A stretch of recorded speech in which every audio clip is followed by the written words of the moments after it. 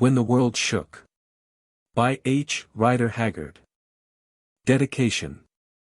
Ditchingham, 1918. My dear Curzon. More than 30 years ago you tried to protect me, then a stranger to you, from one of the falsest and most malignant accusations ever made against a writer. So complete was your exposure of the methods of those at work to blacken a person whom they knew to be innocent, that, as you will remember, they refused to publish your analysis which destroyed their charges and, incidentally, revealed their motives. Although for this reason vindication came otherwise, your kindness is one that I have never forgotten, since, whatever the immediate issue of any effort, in the end it is the intention that avails. Therefore in gratitude and memory I ask you to accept this romance, as I know that you do not disdain the study of romance in the intervals of your imperial work. The application of its parable to our state and possibilities, beneath or beyond these glimpses of the moon, I leave to your discernment. Believe me. Ever sincerely yours. H. Rider Haggard. How do you find this book? Any thoughts about the book or the author? Any suggestion for improvement? Please take a moment to share your thoughts in a comment. If you like it, share it with your friends who might enjoy it as well. Subscribe to keep in touch. Visit CompleteAudiobooks.com for more quality content. Chapter 1. Arbuthnot describes himself. I suppose that I, Humphrey Arbuthnot, should begin this history in which destiny has caused me to play so prominent a part, with some short account of myself and of my circumstances. I was born 40 years ago in this very Devonshire village in which I write, but not in the same house. Now I live in the Priory, an ancient place and a fine one in its way, with its panelled rooms, its beautiful gardens where, in this mild climate, in addition to our own, flourish so many plants which one would only expect to find in countries that lie nearer to the sun, and its green, undulating park studded with great timber trees. The view, too, is perfect, behind and around the rich Devonshire landscape with its hills and valleys and its scarped faces of red sandstone, and at a distance in front, the sea. There are little towns quite near too, that live for the most part on visitors, but these are so hidden away by the contours of the ground that from the Priory one cannot see them. Such is Fulham where I live, though for obvious reasons I do not give it its real name. Many years ago my father, the Rev. Humphrey Arbuthnot, whose only child I am, after whom also I am named Humphrey, was the vicar of this place with which our family is said to have some rather vague hereditary connection. If so, it was severed in the Carolean times because my ancestors fought on the side of Parliament. My father was a recluse, and a widower, for my mother, a Scots woman, died at or shortly after my birth. Being very high church for those days he was not popular with the family that owned the Priory before me. Indeed its head, a somewhat vulgar person of the name of Enfield who had made money in trade, almost persecuted him, as he was in a position to do, being the local magnate and the owner of the rectorial tithes. I mention this fact because owing to it as a boy I made up my mind that one day I would buy that place and sit in his seat, a wild enough idea at the time. Yet it became ingrained in me, as do such aspirations of our youth, and when the opportunity arose in after years I carried it out. Poor old Enfield. He fell on evil fortunes, for in trying to bolster up a favourite son who was a gambler, a spendthrift, and an ungrateful scamp, in the end he was practically ruined and when the bad times came, was forced to sell the Fulham estate. I think of him kindly now, for after all he was good to me and gave me many a day's shooting and leave to fish for trout in the river. By the poor people, however, of all the district round, for the parish itself is very small, my father was much beloved, although he did practice confession, wear vestments and set lighted candles on the altar. And was even said to have openly expressed the wish, to which however he never attained, that he could see a censer swinging in the chancel. Indeed the church which, as monks built it, is very large and fine, was always full on Sundays, though many of the worshippers came from far away, some of them doubtless out of curiosity because of its papistical repute, also because, in a learned fashion, my father's preaching was very good indeed. For my part one feel that I owe much to these high church views. They opened certain doors to me and taught me something of the mysteries which lie at the back of all religions and therefore have their home in the inspired soul of man whence religions are born. Only the pity is that in 99 cases out of 100 he never discovers, never even guesses at that entombed aspiration, never sinks a shaft down onto this secret but most precious vein of ore. I have said that my father was learned. But this is a mild description, for never did I know anyone quite so learned. He was one of those men who is so good all round that he became preeminent in nothing. A classic of the first water, a very respectable mathematician, an expert in theology, a student of sundry foreign languages and literature in his lighter moments, an inquirer into sociology. A theoretical musician though his playing of the organ excruciated most people because it was too correct, a really first-class authority upon flint instruments and the best grower of garden vegetables in the county. Also of apples, such were some of his attainments. That was what made his sermons so popular, since at times one or the other of these subjects would break out into them, his theory being that God spoke to us through all of these things. But if I began to drift into an analysis of my father's abilities, I should never stop. It would take a book to describe them. And yet mark this, with them all his name is as dead to the world today as though he had never been. Light reflected from 100 facets dissipates itself in space and is lost, that concentrated in one tremendous ray pierces to the stars. Now I am going to be frank about myself, for without frankness what is the value of such a record as this? Then it becomes simply another convention, or rather conventional method of expressing the octoroon kind of truths with which the highly civilized races feed themselves. As fastidious ladies eat cakes and bread from which all but the smallest particle of nourishment has been extracted. The fact is, therefore, that I inherited most of my father's abilities, except his love for flint instruments which always bored me to distraction, because although they are by association really the most human of things, somehow to me they never convey any idea of humanity. In addition I have a practical side which he lacked. Had he possessed it surely he must have become an archbishop instead of dying the vicar of an unknown parish.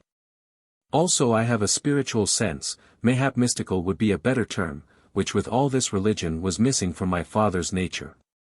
For I think that notwithstanding his charity and devotion he never quite got away from the shell of things, never cracked it and set his teeth in the kernel which alone can feed our souls.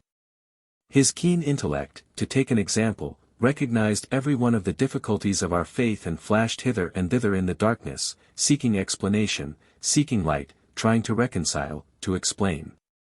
He was not great enough to put all this aside and go straight to the informing soul beneath that strives to express itself everywhere, even through those husks which are called the world, the flesh and the devil. And as yet does not always quite succeed. It is this boggling over exteriors, this peering into pitfalls, this desire to prove that what such senses as we have tell us is impossible, is in fact possible, which causes the overthrow of many an earnest, seeking heart and renders its work conducted on false lines, quite nugatory. These will trust to themselves and their own intelligence and not be content to spring from the cliffs of human experience into the everlasting arms of that infinite which are stretched out to receive them and to give them rest and the keys of knowledge. When will man learn what was taught to him of old, that faith is the only plank wherewith he can float upon this sea and that his miserable works avail him nothing? Also that it is a plank made of many sorts of wood, perhaps to suit our different weights? So to be honest, in a sense I believe myself to be my father's superior, and I know that he agreed with me. Perhaps this is owing to the blood of my Scotch mother which mixed well with his own, perhaps because the essential spirit given to me, though cast in his mold, was in fact quite different, or of another alloy. Do we, I wonder, really understand that there are millions and billions of these alloys, so many indeed that nature, or whatever is behind nature, never uses the same twice over? That is why no two human beings are or ever will be quite identical. Their flesh, the body of their humiliation, is identical in all, any chemist will prove it to you. But that which animates the flesh is distinct and different because it comes from the home of that infinite variety which is necessary to the ultimate evolution of the good and bad that we symbolize as heaven and hell. Further, I had and to a certain extent still have another advantage over my father, which certainly came to me from my mother, who was, as I judge from all descriptions and such likenesses as remain of her, an extremely handsome woman. I was born much better looking. He was small and dark, a little man with deep-set eyes and beetling brows. I am also dark, but tall above the average, and well made. I do not know that I need say more about my personal appearance, to me not a very attractive subject, but the fact remains that they called me Handsome Humphrey at the university. And I was the captain of my college boat and won many prizes at athletic sports when I had time to train for them. Until I went up to Oxford my father educated me, partly because he knew that he could do it better than anyone else, and partly to save school expenses. The experiment was very successful, as my love of all outdoor sports and of any small hazardous adventure that came to my hand, also of associating with fisherfolk whom the dangers of the deep make men among men, saved me from becoming a milksop. For the rest I learned more from my father, whom I always desired to please because I loved him, than I should have done at the best and most costly of schools. This was shown when at last I went to college with a scholarship, for there I did very well indeed, as search would still reveal. Here I had better set out some of my shortcomings, which in their sum have made a failure of me. Yes, a failure in the highest sense, though I trust what Stevenson calls a faithful failure. These have their root in fastidiousness and that lack of perseverance, which really means a lack of faith, again using the word in its higher and wider sense. For if one had real faith one would always persevere, knowing that in every work undertaken with high aim, there is an element of nobility, however humble and unrecognized that work may seem to be. God after all is the God of work, it is written large upon the face of the universe. I will not expand upon the thought, it would lead me too far afield, but those who have understanding will know what I mean. As regards what I interpret as fastidiousness, this is not very easy to express. Perhaps a definition will help. I am like a man with an overdeveloped sense of smell, who when walking through a foreign city, however clean and well kept, can always catch the evil savors that are inseparable from such cities. More, his keen perception of them interferes with all other perceptions and spoils his walks. The result is that in after years, whenever he thinks of that beautiful city, he remembers, not its historic buildings or its wide boulevards, or whatever it has to boast, but rather its ancient, fish-like smell. At least he remembers that first owing to this defect in his temperament. So it is with everything. A lovely woman is spoiled for such a one because she eats too much or has too high a voice. He does not care for his shooting because the scenery is flat, or for his fishing because the gnats bite as well as the trout. In short, he is out of tune with the world as it is. Moreover, this is a quality which, where it exists, cannot be overcome, it affects day laborers as well as gentlemen at large. It is bred in the bone. Probably the second failure breeding fault, lack of perseverance, has its roots in the first, at any rate in my case. At least on leaving college with some reputation, I was called to the bar where, owing to certain solicitor and other connections, I had a good opening. Also, owing to the excellence of my memory and powers of work, I began very well, making money even during my first year. Then, as it happened, a certain case came my way and, my leader falling ill suddenly after it was opened, was left in my hands. The man whose cause I was pleading was, I think, one of the biggest scoundrels it is possible to conceive. It was a will case, and if he won, the effect would be to beggar two most estimable middle-aged women who were justly entitled to the property, to which end personally I am convinced he had committed forgery. The perjury that accompanied it I do not even mention. Well, he did win, thanks to me, and the estimable middle-aged ladies were beggared, and as I heard afterwards, driven to such extremities that one of them died of her misery and the other became a lodging-house keeper. The details do not matter, but I may explain that these ladies were unattractive in appearance and manner and broke down beneath my cross-examination, which made them appear to be telling falsehoods, whereas they were only completely confused. Further, I invented an ingenious theory of the facts which, although the judge regarded it with suspicion, convinced an unusually stupid jury who gave me their verdict. Everybody congratulated me, and at the time I was triumphant, especially as my leader had declared that our case was impossible. Afterwards, however, my conscience smote me sorely, so much so that arguing from the false premise of this business, I came to the conclusion that the practice of the law was not suited to an honest man. I did not take the large view that such matters averaged themselves up and that if I had done harm in this instance, I might live to do good in many others, and perhaps become a just judge, even a great judge. Here I may mention that in after years, when I grew rich, I rescued that surviving old lady from her lodging house, although to this day she does not know the name of her anonymous friend. So by degrees, without saying anything, for I kept on my chambers, I slipped out of practice, to the great disappointment of everybody connected with me, and took to authorship. A marvel came to pass, my first book was an enormous success.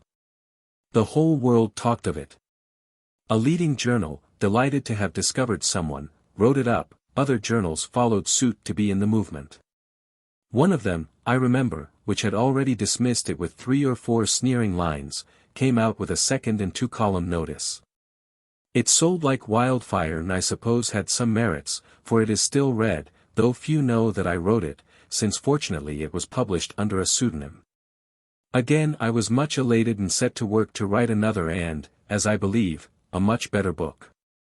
But jealousies had been excited by this leaping into fame of a totally unknown person, which were, moreover, accentuated through a foolish article that I published in answer to some criticisms, wherein I spoke my mind with an insane freedom and biting sarcasm. Indeed, I was even mad enough to quote names and to give the example of the very powerful journal which at first carped at my work and then gushed over it when it became the fashion. All of this made me many bitter enemies, as I found out when my next book appeared. It was torn to shreds, it was reviled as subversive of morality in religion, good arrows in those days. It was called puerile, half-educated stuff, I half-educated. More, an utterly false charge of plagiarism was cooked up against me and so well and venomously run that vast numbers of people concluded that I was a thief of the lowest order. Lastly, my father, from whom the secret could no longer be kept, sternly disapproved of both these books which I admit were written from a very radical and somewhat anti-church point of view. The result was our first quarrel and before it was made up, he died suddenly. Now again fastidiousness and my lack of perseverance did their work, and solemnly I swore that I would never write another book, an oath which I have kept till this moment, at least so far as publication is concerned. And now break only because I consider it my duty so to do and am not animated by any pecuniary object. Thus came to an end my second attempt at carving out a career. By now I had grown savage and cynical, rather revengeful also, I fear. Knowing myself to possess considerable abilities in sundry directions, I sat down, as it were, to think things over and digest my past experiences. Then it was that the truth of a very ancient adage struck upon my mind, namely, that money is power. Had I sufficient money I could laugh at unjust critics for example, indeed they or their papers would scarcely dare to criticize me for fear lest it should be in my power to do them a bad turn. Again I could follow my own ideas in life and perhaps work good in the world, and live in such surroundings as commended themselves to me. It was as clear as daylight, but, how to make the money? I had some capital as the result of my father's death, about £8,000 in all, plus a little more that my 2 books had brought in. In what way could I employ it to the best advantage? I remembered that a cousin of my father and therefore my own, was a successful stockbroker, also that there had been some affection between them. I went to him, he was a good, easy-natured man who was frankly glad to see me, and offered to put £5,000 into his business, for I was not minded to risk everything I had, if he would give me a share in the profits. He laughed heartily at my audacity. "Why, my boy," he said, "being totally inexperienced at this game, you might lose us more than that in a month. But I like your courage, and the truth is that I do want help. I will think it over and write to you." He thought it over and in the end offered to try me for a year at a fixed salary with a promise of some kind of a partnership if I suited him. Meanwhile my £5,000 remained in my pocket. I accepted, not without reluctance since with the impatience of youth I wanted everything at once. I worked hard in that office and soon mastered the business, for my knowledge of figures, I had taken a first-class mathematical degree at college, came to my aid, as in a way did my acquaintance with law and literature. Moreover, I had a certain aptitude for what is called high finance. Further, fortune, as usual, showed me a favorable face. In 1 year I got the partnership with a small share in the large profits of the business. In 2 the partner above me retired, and I took his place with a third share of the firm. In 3 my cousin, satisfied that it was in able hands, began to cease his attendance at the office and betook himself to gardening, which was his hobby. In 4 I paid him out altogether, although to do this I had to borrow money on our credit, for by agreement the title of the firm was continued. Then came that extraordinary time of boom which many will remember to their cost. I made a bold stroke and won. On a certain Saturday when the books were made up, I found that after discharging all liabilities, I should not be worth more than £20,000. On the following Saturday but 2 when the books were made up, I was worth £153,000. Lapidit vint en mangent. It seemed nothing to me when so many were worth millions. For the next year I worked as few have done, and when I struck a balance at the end of it, I found that on the most conservative estimate I was the owner of £1.5 million in hard cash, or its equivalent. I was so tired out that I remember this discovery did not excite me at all. I felt utterly weary of all wealth hunting and of the city and its ways. Moreover, my old fastidiousness and lack of perseverance reasserted themselves. I reflected, rather late in the day perhaps, on the ruin that this speculation was bringing to thousands, of which some lamentable instances had recently come to my notice. And once more considered whether it were a suitable career for an upright man. I had wealth, why should I not take it and enjoy life? Also, and here my business acumen came in, I was sure that these times could not last. It is easy to make money on a rising market, but when it is falling the matter is very different. In 5 minutes I made up my mind. I sent for my junior partners, for I had taken in 2, and told them that I intended to retire at once. They were dismayed both at my loss, for really I was the firm, and because, as they pointed out, if I withdrew all my capital, there would not be sufficient left to enable them to carry on. One of them, a blunt and honest man, said to my face that it would be dishonorable of me to do so. I was inclined to answer him sharply, then remembered that his words were true. Very well, I said, I will leave you £600,000 on which you shall pay me 5% interest, but no share of the profits. On these terms we dissolved the partnership, and in a year they had lost the £600,000, for the slump came with a vengeance. It saved them, however, and today they are earning a reasonable income. But I have never asked them for that £600,000. Chapter 2. Bastin and Bickley.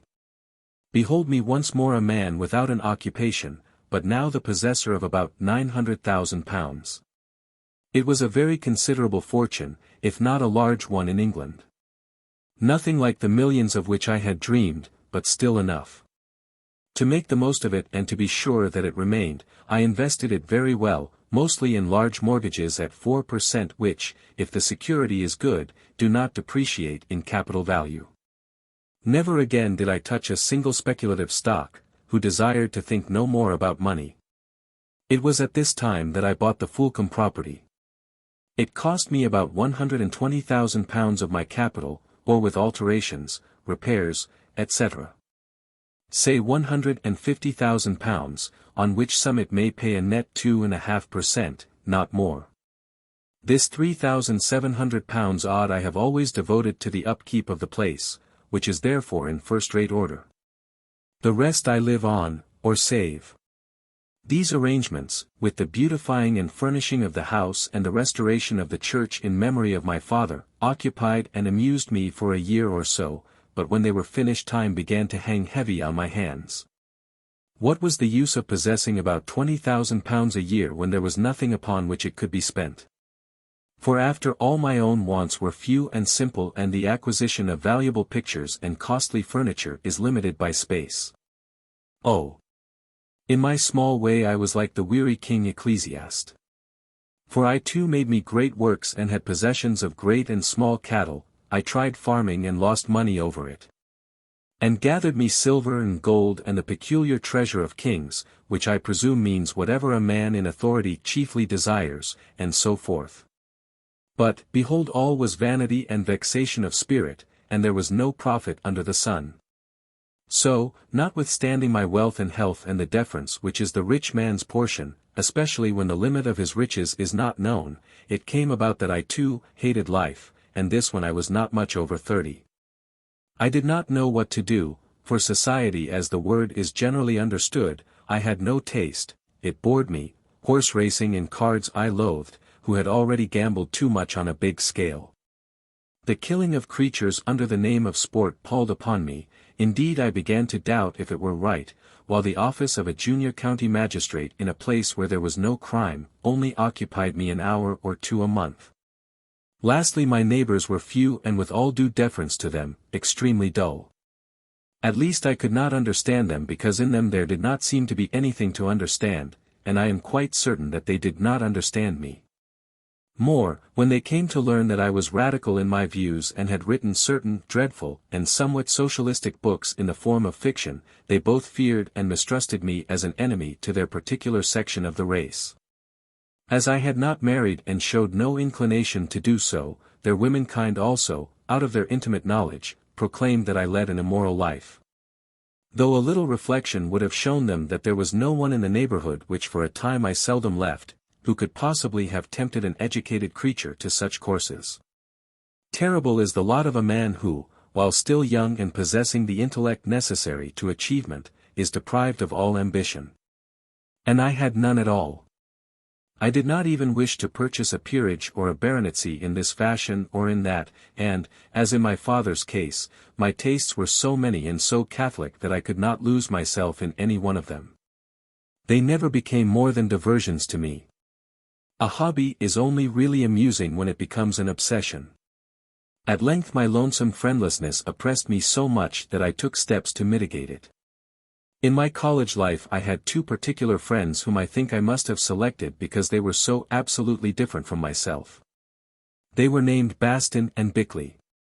Bastin, Basil was his Christian name, was an uncouth, shock-headed, flat-footed person of large, rugged frame and equally rugged honesty, with a mind almost incredibly simple. Nothing surprised him because he lacked the faculty of surprise. He was like that kind of fish which lies at the bottom of the sea and takes every kind of food into its great maw without distinguishing its flavor. Metaphorically speaking, heavenly manna and decayed cabbage were just the same to Bastin. He was not fastidious and both were mental pabulum, of a sort, together with whatever lay between these extremes. Yet he was good, so painfully good that one felt that without exertion to himself he had booked a first-class ticket straight to heaven. Indeed that his guardian angel had tied it round his neck at birth lest he should lose it, already numbered and dated like an identification disc. I am bound to add that Bastin never went wrong because he never felt the slightest temptation to do so. This I suppose constitutes real virtue, since, in view of certain Bible sayings, the person who is tempted and would like to yield to the temptation, is equally a sinner with the person who does yield. To be truly good one should be too good to be tempted, or too weak to make the effort worth the tempter's while, in short not deserving of his powder and shot. I need hardly add that Bastin went into the church. Indeed, he could not have gone anywhere else, it absorbed him naturally, as doubtless heaven will do in due course. Only I think it likely that until they get to know him he will bore the angels so much that they will continually move him up higher. Also if they have any susceptibilities left, probably he will tread upon their toes, an art in which I never knew his equal. However, I always loved Bastin, perhaps because no one else did, a fact of which he remained totally unconscious, or perhaps because of his brutal way of telling one what he conceived to be the truth, which, as he had less imagination than a dormouse, generally it was not. For if the truth is a jewel, it is one-colored and veiled by many different lights and atmospheres. It only remains to add that he was learned in his theological fashion and that among his further peculiarities were the slow, monotonous voice in which he uttered his views in long sentences. And his total indifference to adverse argument however sound and convincing. My other friend, Bickley, was a person of a quite different character. Like Bastin, he was learned, but his tendencies faced another way. If Bastin's omnivorous throat could swallow a camel, especially a theological camel, Bickley's would strain at the smallest gnat, especially a theological gnat. The very best and most upright of men, yet he believed in nothing that he could not taste, see, or handle. He was convinced, for instance, that man is a brute-descended accident and no more, that what we call the soul or the mind is produced by a certain action of the grey matter of the brain.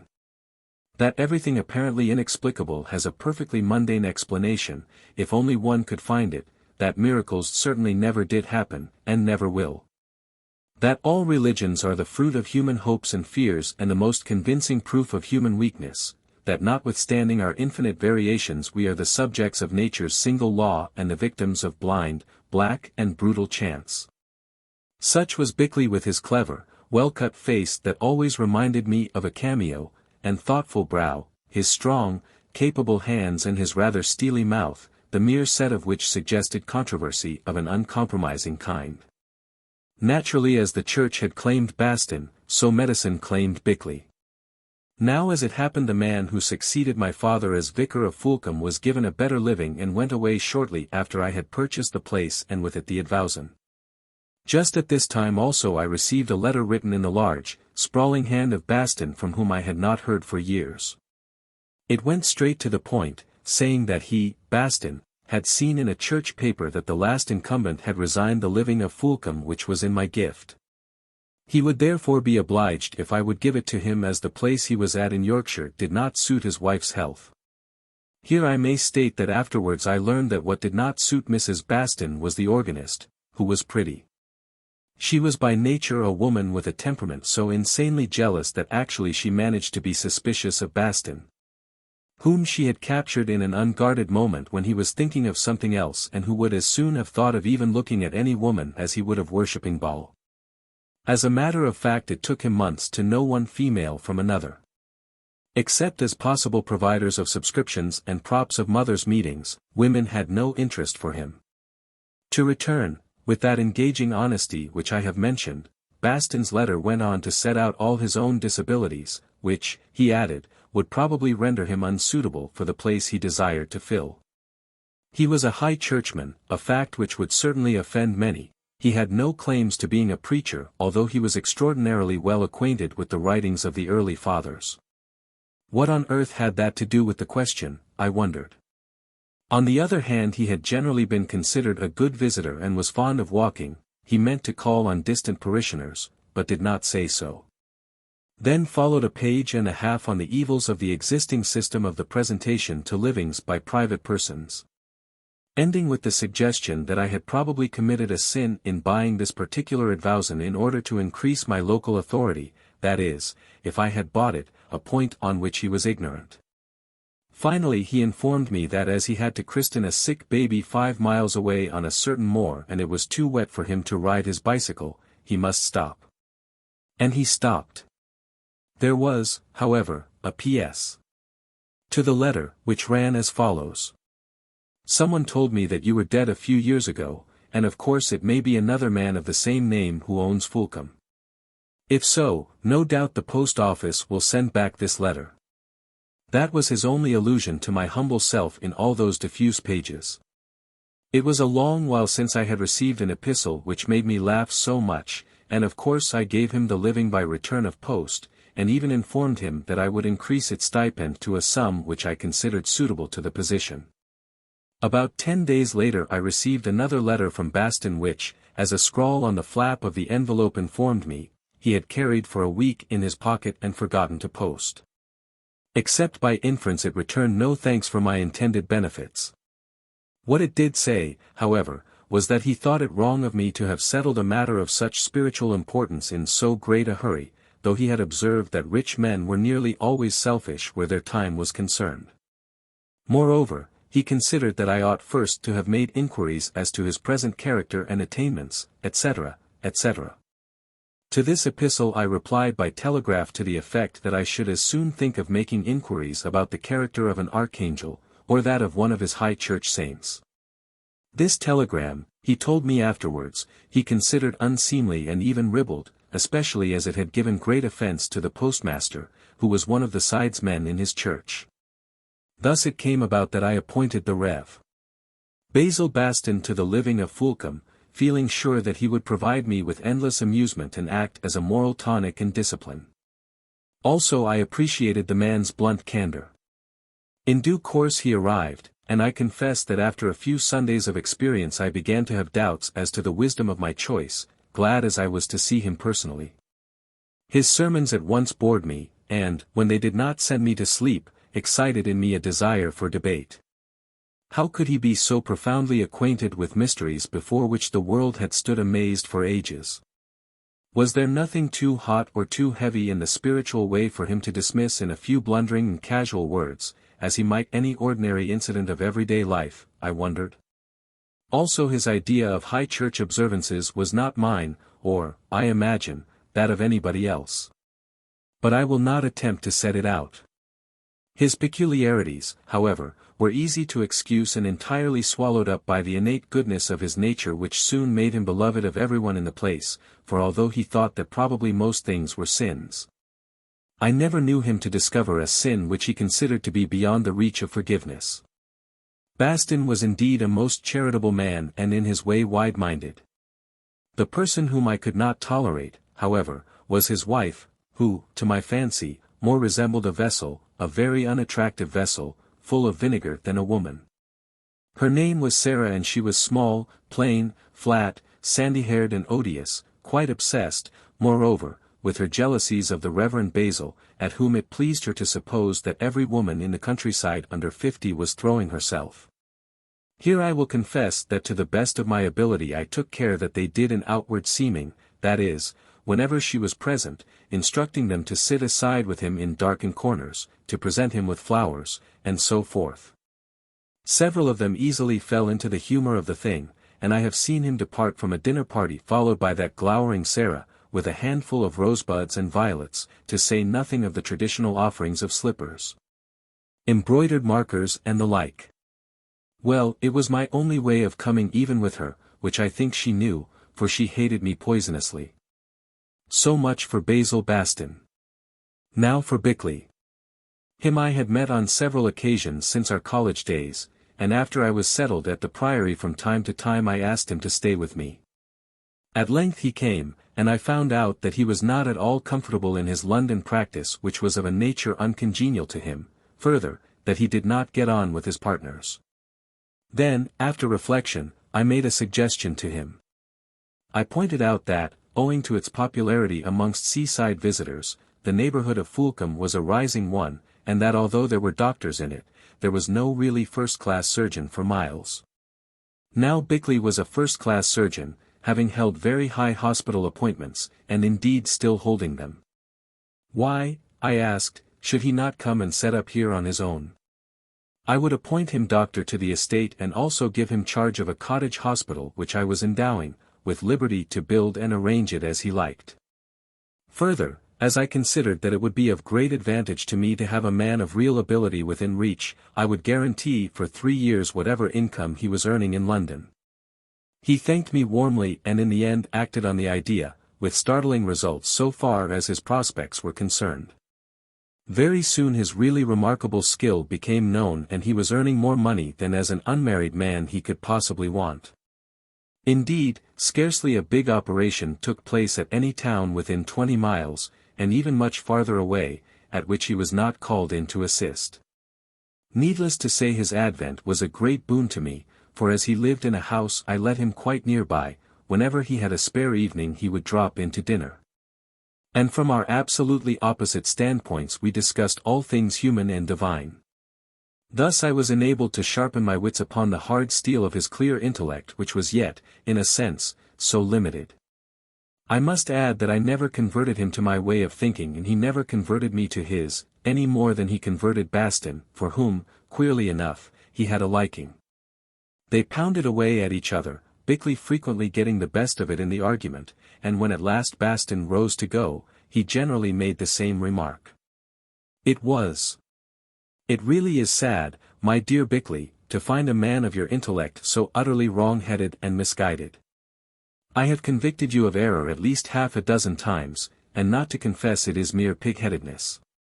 Good night. I am sure that Sarah will be sitting up for me. Silly old idiot. Bickley would say, shaking his fist after him. The only way to get him to see the truth would be to saw his head open and pour it in. Then we would both laugh. Such were my two most intimate friends, although I admit it was rather like the equator cultivating close relationships with the North and South Poles. Certainly Bastin was as far from Bickley as those points of the earth are apart, while I, as it were, sat equally distant between the two. However, we were all very happy together, since in certain characters, there are few things that bind men more closely than profound differences of opinion. Now I must turn to my more personal affairs. After all, it is impossible for a man to satisfy his soul, if he has anything of the sort about him which in the remotest degree answers to that description, with the husks of wealth, luxury and indolence. Supplemented by occasional theological and other arguments between his friends. Becoming profoundly convinced of this truth, I searched round for something to do and, like Noah's dove on the waste of waters, found nothing.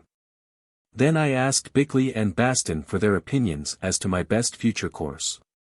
Bickley proved a barren draw.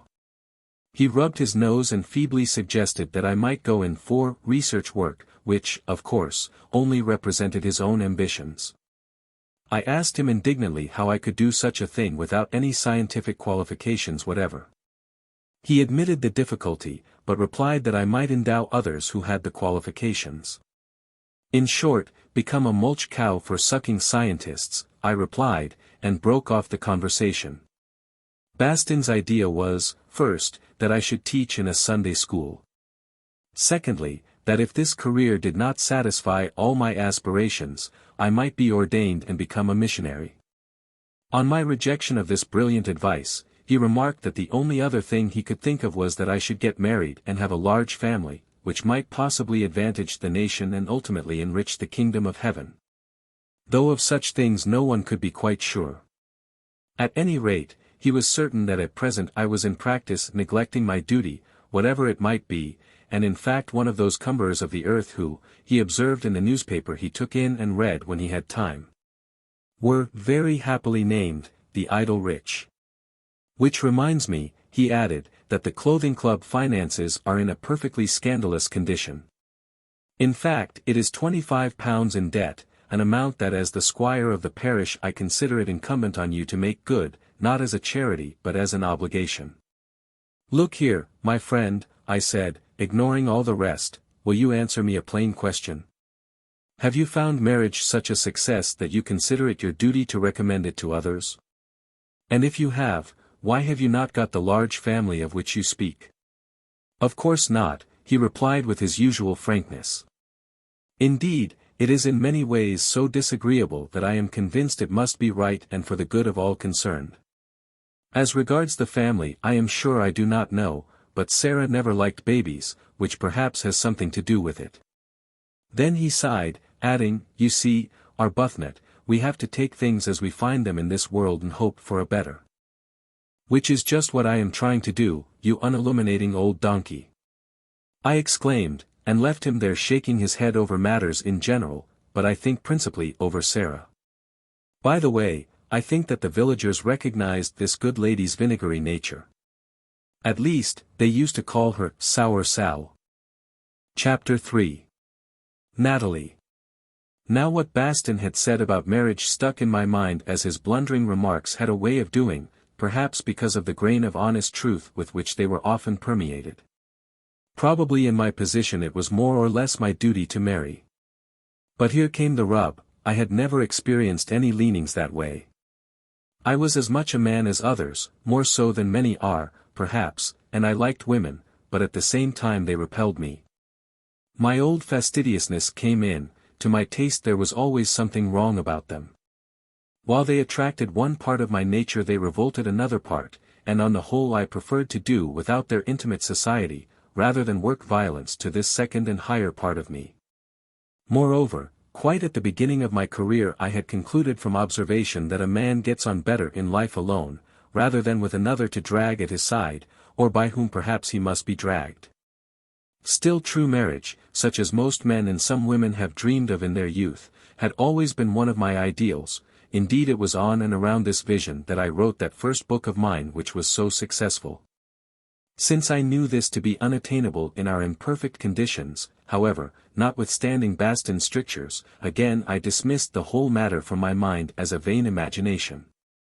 As an alternative I reflected upon a parliamentary career which I was not too old to begin, and even toyed with one or two opportunities that offered themselves, as these do to men of wealth and advanced views. They never came to anything, for in the end I decided that party politics were so hateful and so dishonest, that I could not bring myself to put my neck beneath their yoke. I was sure that if I tried to do so, I should fail more completely than I had done at the bar and in literature. Here, too, I am quite certain that I was right. The upshot of it all was that I sought refuge in that last expedient of weary Englishmen, travel, not as a globe-trotter, but leisurely and with an inquiring mind, learning much but again finding, like the ancient writer whom I have quoted already, that there is no new thing under the sun. That with certain variations it is the same thing over and over again. No, I will make an exception, the East did interest me enormously. There it was, at Benares, that I came into touch with certain thinkers who opened my eyes to a great deal. They released some hidden spring in my nature which hitherto had always been striving to break through the crust of our conventions and inherited ideas. I know now that what I was seeking was nothing less than the infinite. That I had immortal longings in me. I listened to all their solemn talk of epochs and years measureless to man, and reflected with a thrill that after all man might have his part in every one of them.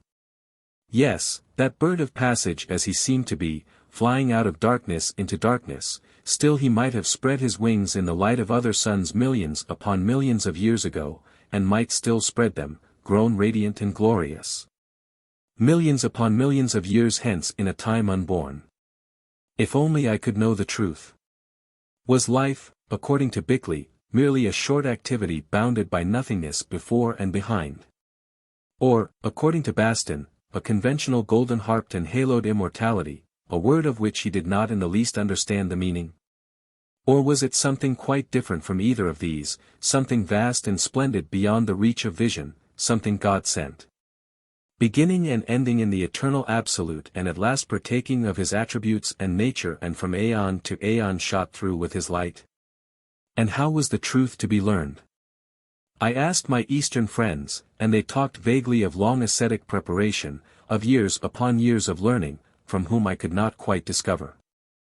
I was sure it could not be from them, because clearly they did not know, they only passed on what they had heard elsewhere, when or how they either could not or would not explain. So at length I gave it up, having satisfied myself that all this was but an effort of oriental imagination called into life by the sweet influences of the eastern stars. I gave it up and went away, thinking that I should forget. But I did not forget. I was quick with a new hope, or at any rate with a new aspiration, and that secret child of holy desire grew and grew within my soul. Till at length it flashed upon me that this soul of mine was itself the hidden master from which I must learn my lesson. No wonder that those Eastern friends could not give his name, seeing that whatever they really knew, as distinguished from what they had heard, and it was little enough, each of them had learned from the teaching of his own soul. Thus, then, I too became a dreamer with only one longing, the longing for wisdom, for that spirit touch which should open my eyes and enable me to see.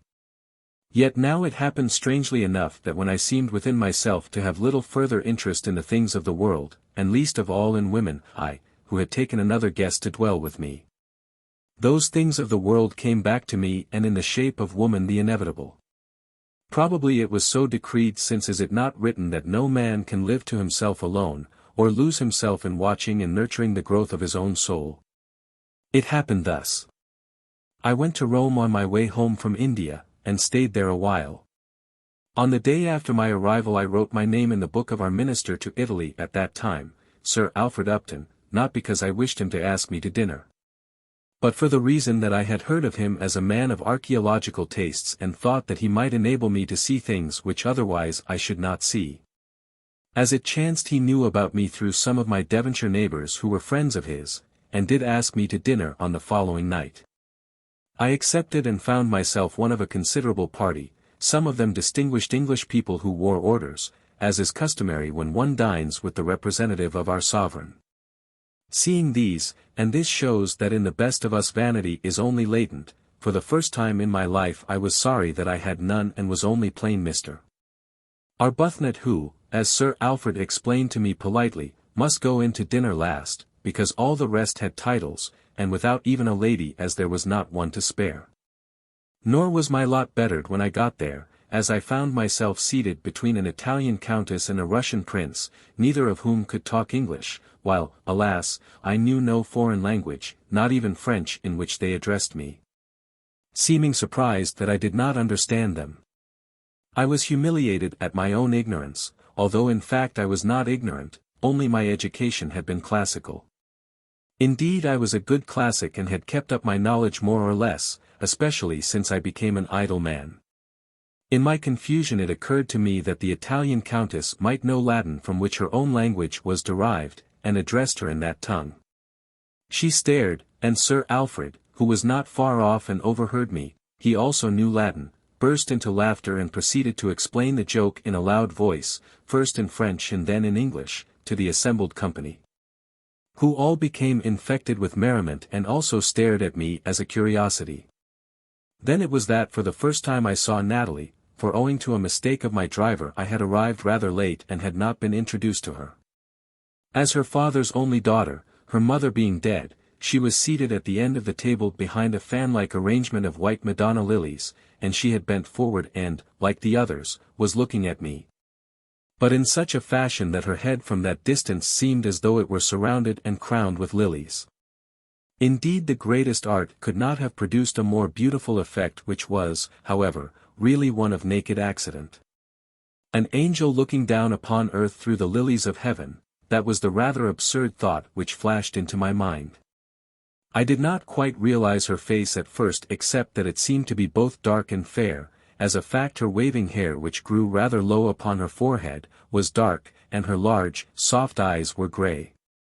I did not know, and to this moment I do not know, if she was really beautiful, but certainly the light that shone through those eyes of hers and seemed to be reflected upon her delicate features, was beauty itself. It was like that glowing through a thin vase of the purest alabaster within which a lamp is placed, and I felt this effect to arise from no chance, like that of the lily setting, but, as it were, from the lamp of the spirit within. Our eyes met, and I suppose that she saw the wonder and admiration in mine. At any rate her amused smile faded, leaving the face rather serious, though still sweetly serious, and a tinge of colour crept over it as the first hue of dawn creeps into a pearly sky. Then she withdrew herself behind the screen of lilies, and for the rest of that dinner, which I thought was never coming to an end, practically I saw her no more. Only I noted as she passed out that although not tall, she was rounded and graceful in shape, and that her hands were peculiarly delicate. Afterwards in the drawing-room her father, with whom I had talked at the table, introduced me to her, saying, "My daughter is the real archaeologist, Mr. Arbuthnot, and I think if you ask her, she may be able to help you." Then he bustled away to speak to some of his important guests, from whom I think he was seeking political information. "My father exaggerates," she said in a soft and very sympathetic voice, "but perhaps," and she motioned me to a seat at her side. Then we talked of the places and things that I more particularly desired to see, and, well, the end of it was that I went back to my hotel in love with Natalie, and as she afterwards confessed, she went to bed in love with me. It was a curious business, more like meeting a very old friend from whom one had been separated by circumstances for a score of years or so than anything else. We were, so to speak, intimate from the first. We knew all about each other, although here and there was something new, something different which we could not remember, lines of thought, veins of memory which we did not possess in common. On one point I am absolutely clear, it was not solely the everyday and ancient appeal of woman to man and man to woman which drew us together, though doubtless this had its part in our attachment as under our human conditions it must do. Seeing that it is nature's bait to ensure the continuance of the race. It was something more, something quite beyond that elementary impulse. At any rate we loved, and one evening in the shelter of the solemn walls of the great Colosseum at Rome, which at that hour were shut to all except ourselves, we confessed our love. I really think we must have chosen the spot by tacit but mutual consent because we felt it to be fitting. It was so old, so impregnated with every human experience, from the direst crime of the tyrant who thought himself a god, to the sublimest sacrifice of the martyr who already was half a god. With every vice and virtue also which lies between these extremes, that it seemed to be the most fitting altar whereon to offer our hearts and all that caused them to beat, each to the other. So Natalie and I were betrothed within a month of our first meeting. Within 3 we were married, for what was there to prevent or delay? Naturally Sir Alfred was delighted.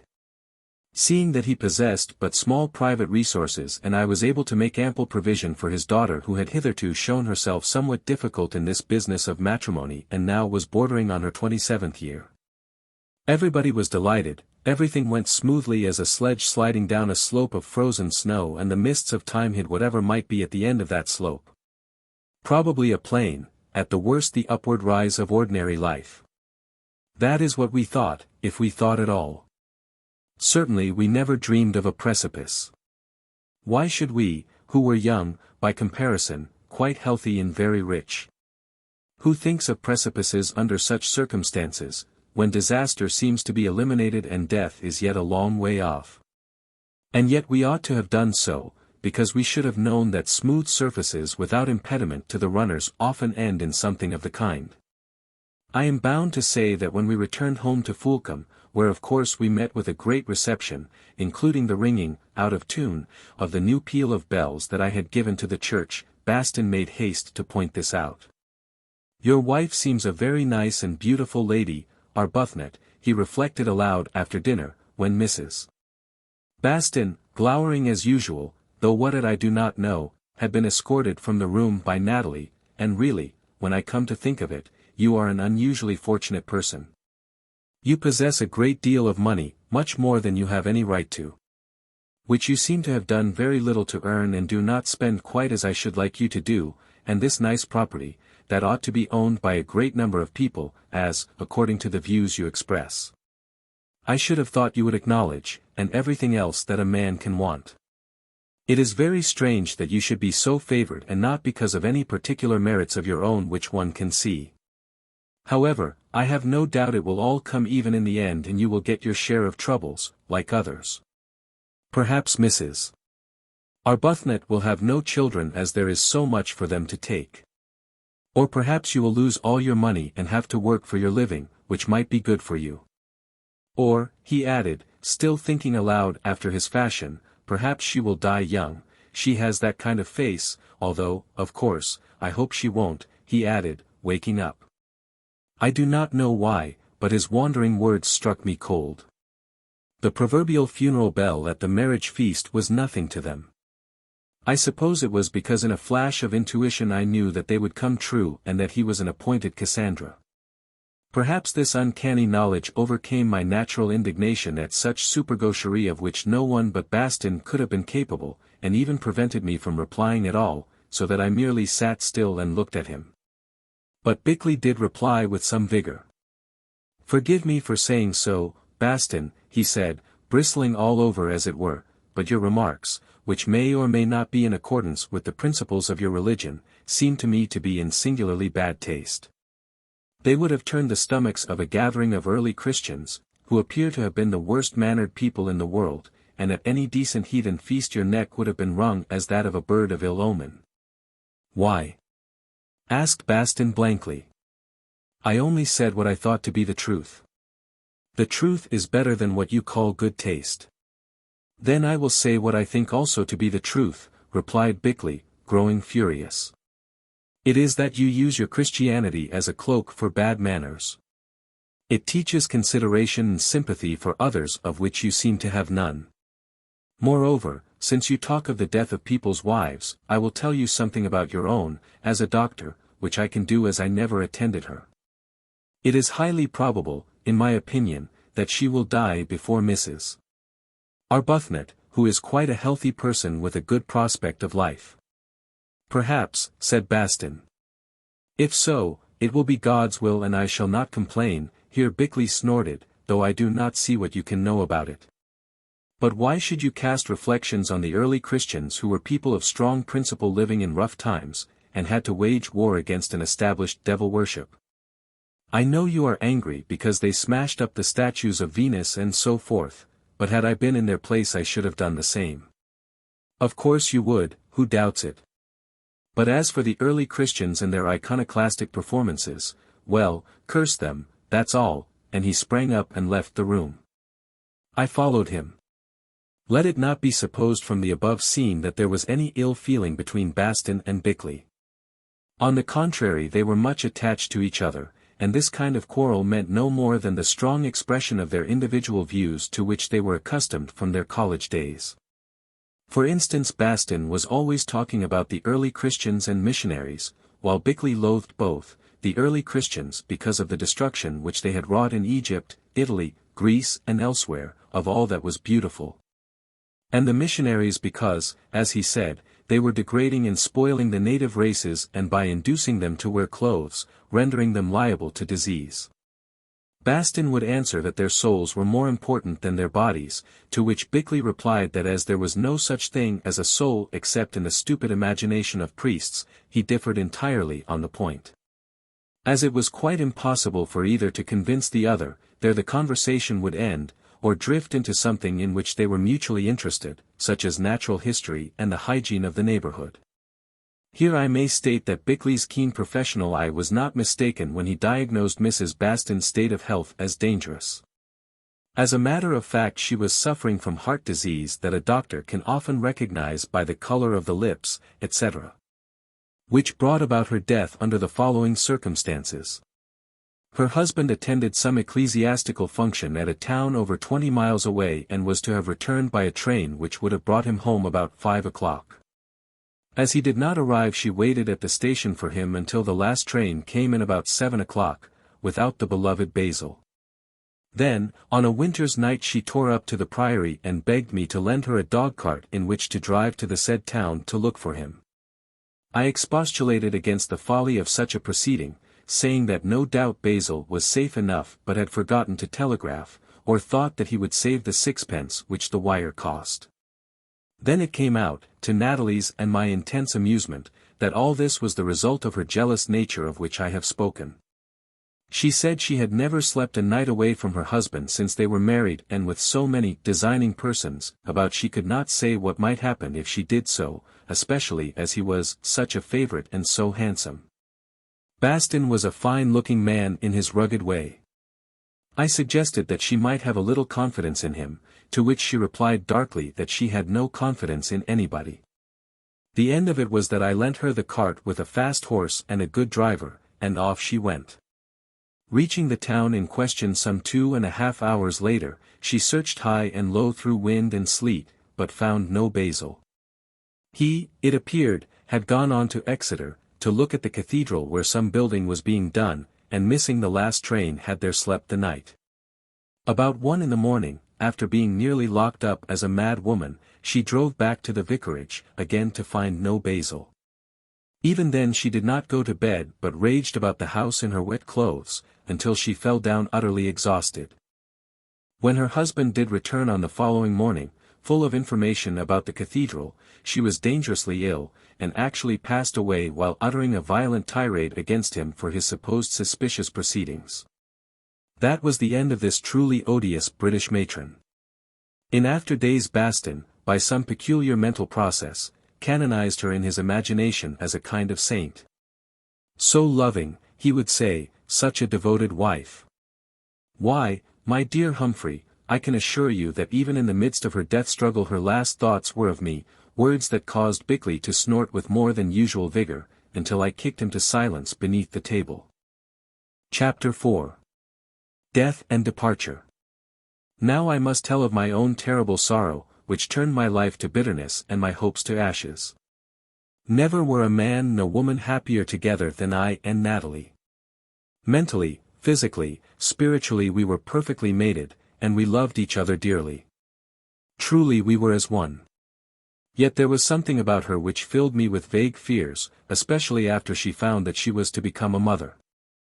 I would talk to her of the child, but she would sigh and shake her head, her eyes filling with tears, and say that we must not count on the continuance of such happiness as ours, for it was too great. I tried to laugh away her doubts, though whenever I did so I seemed to hear Bastin's slow voice remarking casually that she might die, as he might have commented on the quality of the claret. At last, however, I grew terrified and asked her bluntly what she meant. "I don't quite know, dearest," she replied, "especially as I am wonderfully well." But what?" I asked. "But I think that our companionship is going to be broken for a little while." "For a little while?" I exclaimed. "Yes, Humphrey. I think that I shall be taken away from you, you know what I mean," and she nodded towards the churchyard. "Oh, my God!" I groaned. "I want to say this," she added quickly, "that if such a thing should happen, as it happens every day, I implore you, dearest Humphrey, not to be too much distressed, since I am sure that you will find me again. No, I can't explain how or when or where, because I do not know. I have prayed for light, but it has not come to me. All I know is that I am not talking of reunion in Mr. Bastin's kind of conventional heaven, which he speaks about as though to reach it one stumbled through darkness for a minute into a fine new house next door, where excellent servants had made everything ready for your arrival and all the lights were turned up. It is something quite different from that and very much more real."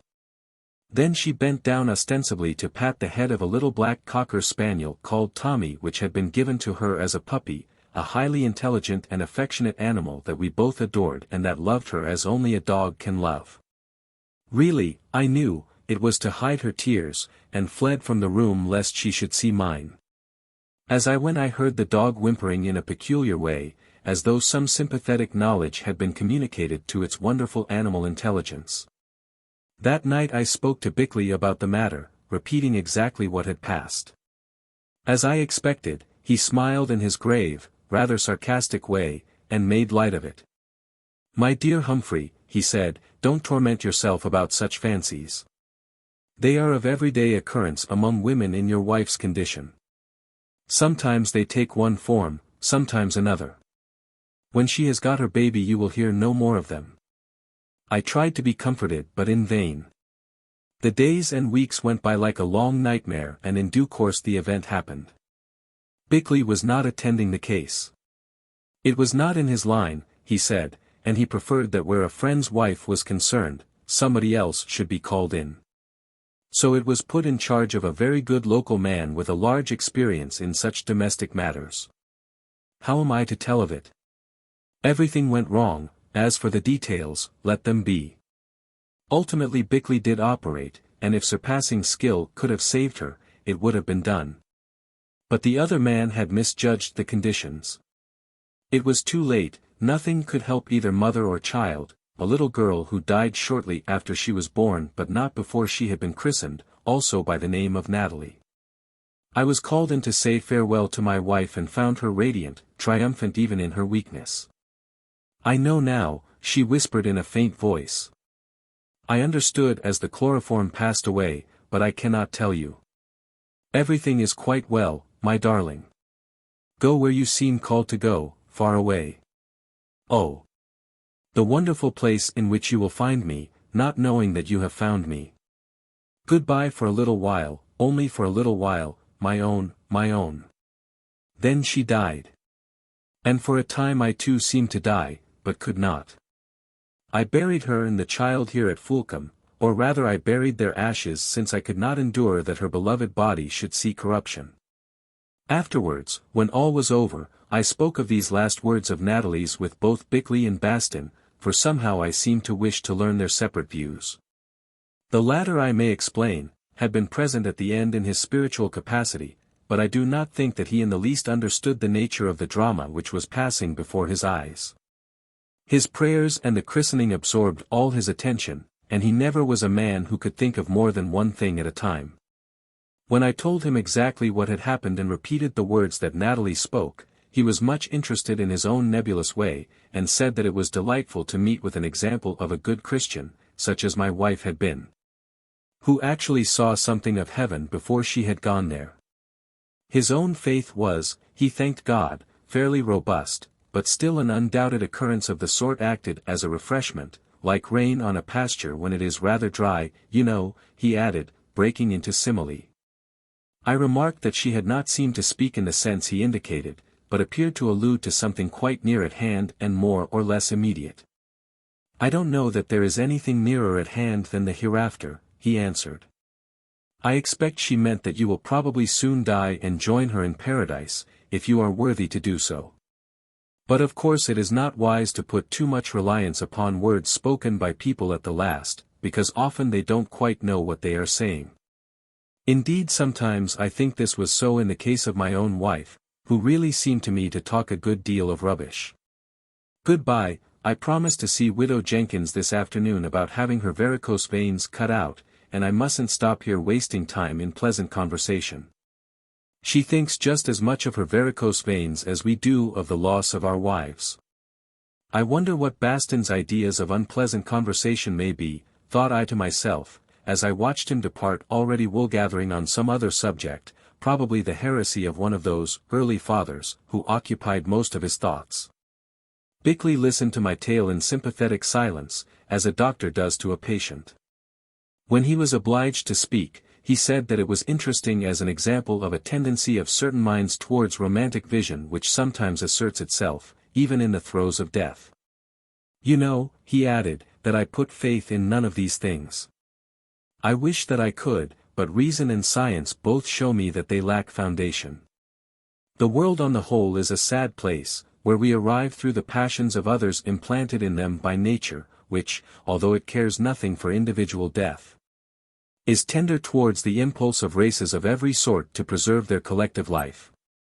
Indeed, the impulse is nature, or at least its chief manifestation. Consequently, whether we be gnats or elephants or anything between and beyond, even stars for aught I know, we must make the best of things as they are, taking the good and the evil as they come and getting all we can out of life until it leaves us, after which we need not trouble. You had a good time for a little while and were happy in it, now you are having a bad time and are wretched. Perhaps in the future, when your mental balance has reasserted itself, you will have other good times in the afternoon of your days, and then follow twilight and the dark. That is all there is to hope for, and we may as well look the thing in the face. Only I confess, my dear fellow, that your experience convinces me that marriage should be avoided at whatever inconvenience. Indeed, I have long wondered that anyone can take the responsibility of bringing a child into the world. But probably nobody does in cold blood, except misguided idiots like Bastin, he added. He would have 20, had not his luck intervened. Then you believe in nothing, friend, I said. Nothing, I am sorry to say, except what I see and my 5 senses appreciate. You reject all possibility of miracle, for instance. That depends on what you mean by miracle. Science shows us all kinds of wonders which our great-grandfathers would have called miracles, but these are nothing but laws that we are beginning to understand. Give me an instance. Well, I replied at hazard, if you were assured by someone that a man could live for 1,000 years? I should tell him that he was a fool or a liar, that is all. It is impossible. Or that the same identity, spirit, animating principle, call it what you will, can flit from body to body, say in successive ages. Or that the dead can communicate with the living. Convince me of any of these things, Arbuthnot, and mind you, I desire to be convinced, and I will take back every word I have said and walk through Fulcum in a white sheet proclaiming myself the fool. Now, I must get off to the cottage hospital to cut out Widow Jenkins's varicose veins. They are tangible and real at any rate, about the largest I ever saw, indeed. Give up dreams, old boy, and take to something useful. You might go back to your fiction writing, you seem to have leanings that way, and you know you need not publish the stories, except privately for the edification of your friends. With this Parthian shaft Bickley took his departure to make a job of Widow Jenkins's legs. I took his advice. During the next few months I did write something which occupied my thoughts for a while, more or less. It lies in my safe to this minute, for somehow I have never been able to make up my mind to burn what cost me so much physical and mental toil. When it was finished my melancholy returned to me with added force. Everything in the house took a tongue and cried to me of past days. Its walls echoed a voice that I could never hear again. In the very looking-glasses I saw the reflection of a lost presence. Although I had moved myself for the purposes of sleep to a little room at the further end of the building, footsteps seemed to creep about my bed at night and I heard the rustle of a remembered dress without the door. The place grew hateful to me. I felt that I must get away from it or I should go mad. One afternoon Bastin arrived carrying a book and in a state of high indignation. This work, written, as he said, by some ribald traveller, grossly traduced the character of missionaries to the South Sea Islands, especially of those of the society to which he subscribed, and he threw it on the table in his righteous wrath. Bickley picked it up and opened it at a photograph of a very pretty South Sea Island girl clad in a few flowers and nothing else, which he held towards Bastin, saying, "Is it to this child of nature that you object? I call her distinctly attractive, though perhaps she does wear her hibiscus blooms with a difference to our women, a little lower down." "The devil is always attractive," replied Bastin gloomily. "Child of nature indeed. I call her child of sin. That photograph is enough to make my poor Sarah turn in her grave." "Why?" asked Bickley, "seeing that wide seas roll between you and this dusky Venus. Also I thought that according to your Hebrew legend sin came in with bark garments." "You should search the scriptures, Bickley," I broke in, "and cultivate accuracy. It was fig leaves that symbolized its arrival. The garments, which I think were of skin, developed later."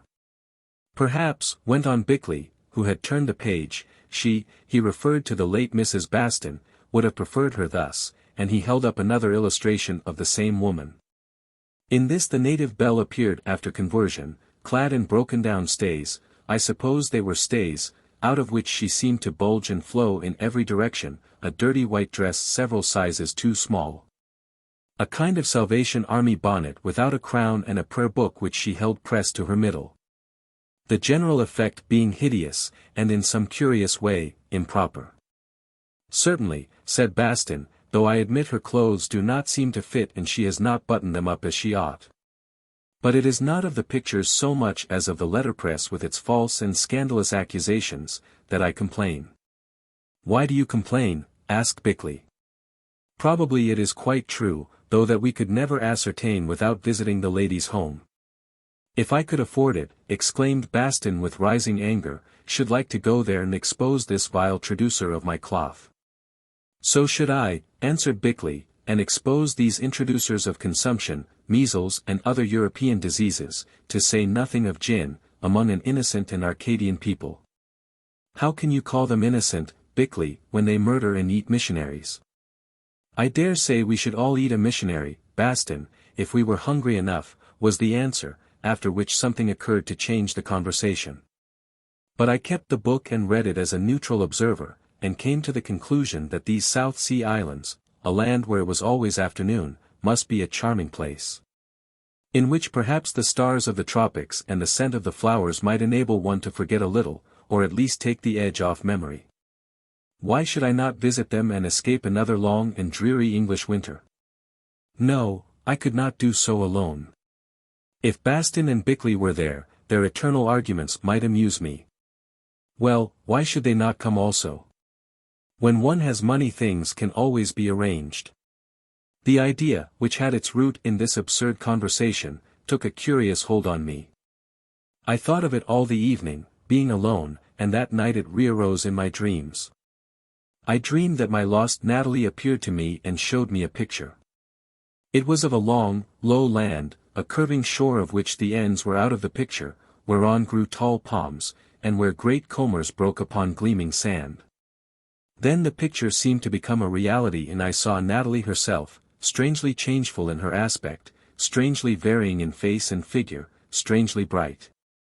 Standing in the mouth of a pass whereof the little bordering cliffs were covered with bushes and low trees, whose green was almost hid in lovely flowers. There in my dream she stood, smiling mysteriously, and stretched out her arms towards me. As I awoke I seemed to hear her voice, repeating her dying words, "Go where you seem called to go, far away. Oh! The wonderful place in which you will find me, not knowing that you have found me." With some variations this dream visited me twice that night. In the morning I woke up quite determined that I would go to the South Sea Islands, even if I must do so alone. On that same evening Bastin and Bickley dined with me. I said nothing to them about my dream, for Bastin never dreamed and Bickley would have set it down to indigestion. But when the cloth had been cleared away and we were drinking our glass of port, both Bastin and Bickley only took one, the former because he considered port a sinful indulgence of the flesh. The latter because he feared it would give him gout. I remarked casually that they both looked very run down and as though they wanted a rest. They agreed, at least each of them said he had noticed it in the other.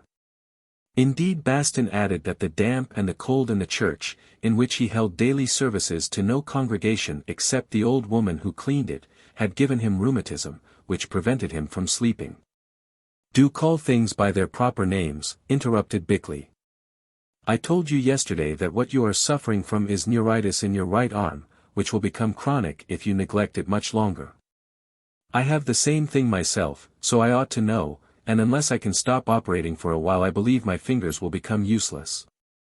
Also something is affecting my sight, overstrain, I suppose, so that I am obliged to wear stronger and stronger glasses. I think I shall have to leave Ogden, his partner, in charge for a while, and get away into the sun. There is none here before June. I would if I could pay a locum tenens and were quite sure it isn't wrong," said Bastin. "I am glad you both think like that," I remarked, "as I have a suggestion to make to you. I want to go to the South Seas about which we were talking yesterday, to get the thorough change that Bickley has been advising for me, and I should be very grateful if you would both come as my guests. You, Bickley, make so much money out of cutting people about, that you can arrange your own affairs during your absence. But as for you, Bastin, I will see to the wherewithal for the locum tenens, and everything else." "You are very kind," said Bastin, "and certainly I should like to expose that misguided author, who probably published his offensive work without thinking that what he wrote might affect the subscriptions to the missionary societies. Also to show Bickley that he is not always right, as he seems to think. But I could never dream of accepting without the full approval of the bishop." "You might get that of your nurse also, if she happens to be still alive," mocked Bickley. "As for his lordship, I don't think he will raise any objection when he sees the certificate I will give you about the state of your health. He is a great believer in me ever since I took that carbuncle out of his neck which he got because he will not eat enough. As for me, I mean to come if only to show you how continually and persistently you are wrong." "But, Arbuthnot, how do you mean to go?" "I don't know. In a mail steamer, I suppose. If you can run to it, a yacht would be much better." "That's a good idea, for one could get out of the beaten tracks and see the places that are never, or seldom, visited. I will make some inquiries. And now, to celebrate the occasion, let us all have another glass of port and drink a toast." They hesitated and were lost, Bastin murmuring something about doing without his stout next day as a penance. Then they both asked what was the toast, each of them, after thought, suggesting that it should be the utter confusion of the other. I shook my head, whereon as a result of further cogitation, Bastin submitted that the unknown would be suitable. Bickley said that he thought this a foolish idea as everything worth knowing was already known, and what was the good of drinking to the rest? A toast to the truth would be better. A notion came to me. "Let us combine them," I said, "and drink to the unknown truth." So we did, though Bastin grumbled that the performance made him feel like Pilate. "We are all Pilates in our way," I replied with a sigh. "That is what I think every time I diagnose a case," exclaimed Bickley. As for me, I laughed and for some unknown reason felt happier than I had done for months. Oh! If only the writer of that tourist tale of the South Sea Islands could have guessed what fruit his light-thrown seed would yield to us and to the world. I made my inquiries through a London agency which hired out yachts or sold them to the idle rich. As I expected, there were plenty to be had, at a price, but wealthy as I was, the figure asked of the buyer of any suitable craft staggered me. In the end, however, I chartered one for 6 months certain and at so much per month for as long as I liked afterwards. The owners paid insurance and everything else on condition that they appointed the captain and first mate, also the engineer, for this yacht, which was named Star of the South, could steam at about 10 knots as well as sail. I know nothing about yachts and therefore shall not attempt to describe her, further than to say that she was of 550 tons burden, very well constructed, and smart to look at, as well she might be. Seeing that a deceased millionaire from whose executors I hired her had spent a fortune in building and equipping her in the best possible style. In all, her crew consisted of 32 hands. A peculiarity of the vessel was that owing to some fancy of the late owner, the passenger accommodation, which was splendid, lay forward of the bridge, this with the ship's storerooms, refrigerating chamber, etc., being almost in the bows. It was owing to these arrangements, which were unusual, that the executors found it impossible to sell, and were therefore glad to accept such an offer as mine in order to save expenses. Perhaps they hoped that she might go to the bottom, being heavily insured. If so, the fates did not disappoint them. The captain, named Astley, was a jovial person who held every kind of certificate. He seemed so extraordinarily able at his business that personally I suspected him of having made mistakes in the course of his career, not unconnected with the worship of Bacchus. In this I believe I was right. Otherwise a man of such attainments would have been commanding something bigger than a private yacht. The first mate, Jacobson, was a melancholy Dane, a spiritualist who played the concertina, and seemed to be able to do without sleep. The crew were a mixed lot, good men for the most part and quite unobjectionable, more than half of them being Scandinavian. I think that is all I need say about the Star of the South. The arrangement was that the Star of the South should proceed through the Straits of Gibraltar to Marseilles, where we would join her, and thence travel via the Suez Canal, to Australia and on to the South Seas. Returning home as our fancy or convenience might dictate. All the first part of the plan we carried out to the letter. Of the remainder I say nothing at present. The Star of the South was amply provided with every kind of store. Among them were medicines and surgical instruments, selected by Bickley, and a case of Bibles and other religious works in sundry languages of the South Seas, selected by Bastin, whose bishop, when he understood the pious objects of his journey, had rather encouraged than hindered his departure on sick leave, and a large number of novels, books of reference, etc. laid in by myself. She duly sailed from the Thames and reached Marseilles after a safe and easy passage, where all 3 of us boarded her. I forgot to add that she had another passenger, the little spaniel, Tommy. I had intended to leave him behind, but while I was packing up he followed me about with such evident understanding of my purpose that my heart was touched. When I entered the motor to drive to the station he escaped from the hands of the servant, whimpering, and took refuge on my knee. After this I felt that destiny intended him to be our companion. Moreover, was he not linked with my dead past, and, had I but known it, with my living future also? Chapter 5. The Cyclone. We enjoyed our voyage exceedingly. In Egypt, a land I was glad to revisit, we only stopped a week while the Star of the South, which we rejoined at Suez, coaled and went through the canal. This, however, gave us time to spend a few days in Cairo, visit the pyramids in Saqqara which Bastin and Bickley had never seen before, and inspect the great museum. The journey up the Nile was postponed until our return. It was a pleasant break and gave Bickley, a most omnivorous reader who was well acquainted with Egyptian history and theology, the opportunity of trying to prove to Bastin that Christianity was a mere development of the ancient Egyptian faith. The arguments that ensued may be imagined. It never seemed to occur to either of them that all faiths may be and indeed probably are progressive. In short, different rays of light thrown from the various facets of the same crystal, as in turn these are shone upon by the Sun of Truth. Our passage down the Red Sea was cool and agreeable. Thence we shaped our course for Ceylon. Here again we stopped a little while to run up to Kandy and to visit the ruined city of Anuradhapura with its great Buddhist topes that once again gave rise to religious argument between my two friends. Leaving Ceylon we struck across the Indian Ocean for Perth in Western Australia. It was a long voyage, since to save our coal we made most of it under canvas. However, we were not dull as Captain Astley was a good companion, and even out of the melancholy Dane, Jacobson, we had entertainment. He insisted on holding séances in the cabin, at which the usual phenomena occurred. The table twisted about, voices were heard and Jacobson's accordion wailed out tunes above our heads.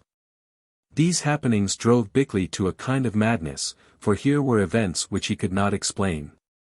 He was convinced that someone was playing tricks upon him, and devised the most elaborate snares to detect the rogue, entirely without result. First he accused Jacobson, who was very indignant, and then me, who laughed. In the end Jacobson and I left the circle and the cabin, which was locked behind us, only Bastin and Bickley remaining there in the dark. Presently we heard sounds of altercation, and Bickley emerged looking very red in the face, followed by Bastin, who was saying, "Can I help it if something pulled your nose and snatched off your eyeglasses? Which anyhow are quite useless to you when there is no light.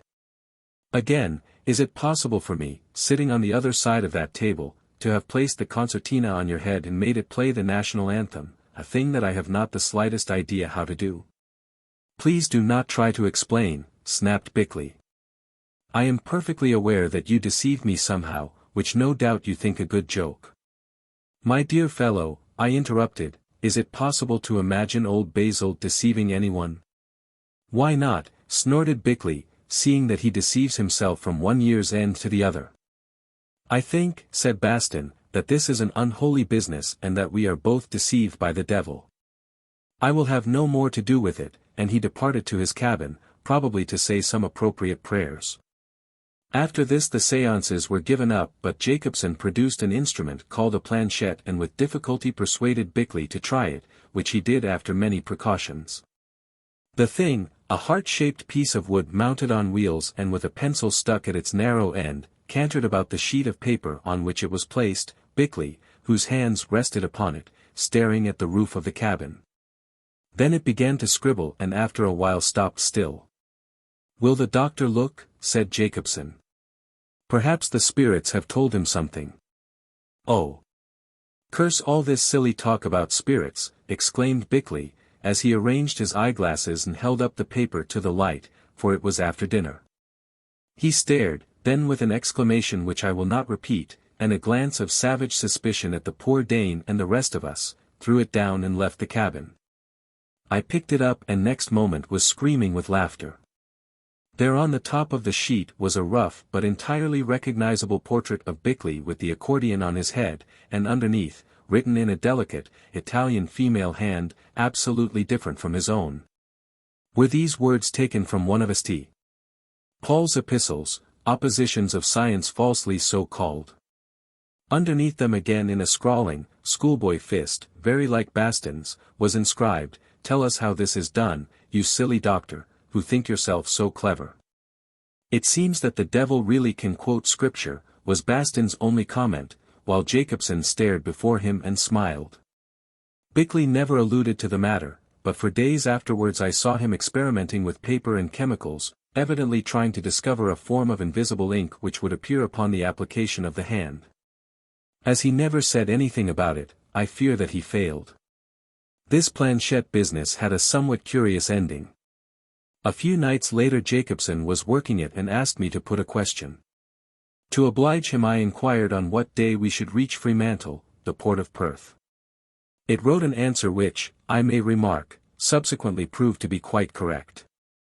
"That is not a good question," said Jacobson, "since as a sailor I might guess the reply. Try again, Mr. Arbuthnot.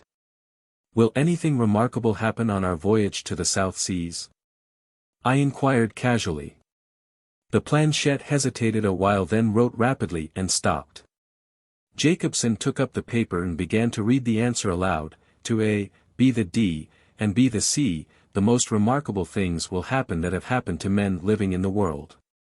That must mean me, Bickley the doctor and Bastin the clergyman, I said, laughing. Jacobson paid no attention, for he was reading what followed. As he did so I saw his face turn white and his eyes begin to start from his head. Then suddenly he tore the paper in pieces which he thrust into his pocket. Lifting his great fist he uttered some Danish oath and with a single blow smashed the planchette to fragments, after which he strode away, leaving me astonished and somewhat disturbed. When I met him the next morning I asked him what was on the paper. "Oh," he said quietly, "something I should not like you two proper English gentlemen to see. Something not nice. You understand. Those spirits not always good. They do that kind of thing sometimes. That's why I broke up this planchette." Then he began to talk of something else and there the matter ended. I should have said that, principally with a view to putting themselves in a position to confute each other. Ever since we had started from Marseilles both Bastin and Bickley spent a number of hours each day in assiduous study of the language of the South Sea Islands. It became a kind of competition between them as to which could learn the most. Now Bastin, although simple and even stupid in some ways, was a good scholar, and as I knew at college, had quite a faculty for acquiring languages in which he had taken high marks at examinations. Bickley, too, was an extraordinarily able person with an excellent memory, especially when he was on his mettle. The result was that before we ever reached a South Sea island they had a good working knowledge of the local tongues. As it chanced, too, at Perth we picked up a Samoan and his wife who, under some of the White Australia regulations, were not allowed to remain in the country and offered to work as servants in return for a passage to Apia where we proposed to call some time or other. With these people Bastin and Bickley talked all day long till really they became fairly proficient in their soft and beautiful dialect. They wished me to learn also, but I said that with two such excellent interpreters and the natives while they remained with us, it seemed quite unnecessary. Still, I picked up a good deal in a quiet way, as much as they did perhaps. At length, traveling on and on as a voyager to the planet Mars might do, we sighted the low shores of Australia and that same evening were towed, for our coal was quite exhausted, to the wharf at Fremantle. Here we spent a few days exploring the beautiful town of Perth and its neighbourhood where it was very hot just then, and eating peaches and grapes till we made ourselves ill. As a visitor often does who is unaware that fruit should not be taken in quantity in Australia while the sun is high. Then we departed for Melbourne almost before our arrival was generally known, since I did not wish to advertise our presence or the object of our journey. We crossed the great Australian bight, of evil reputation, in the most perfect weather.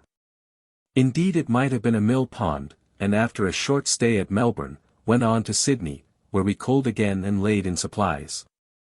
Then our real journey began.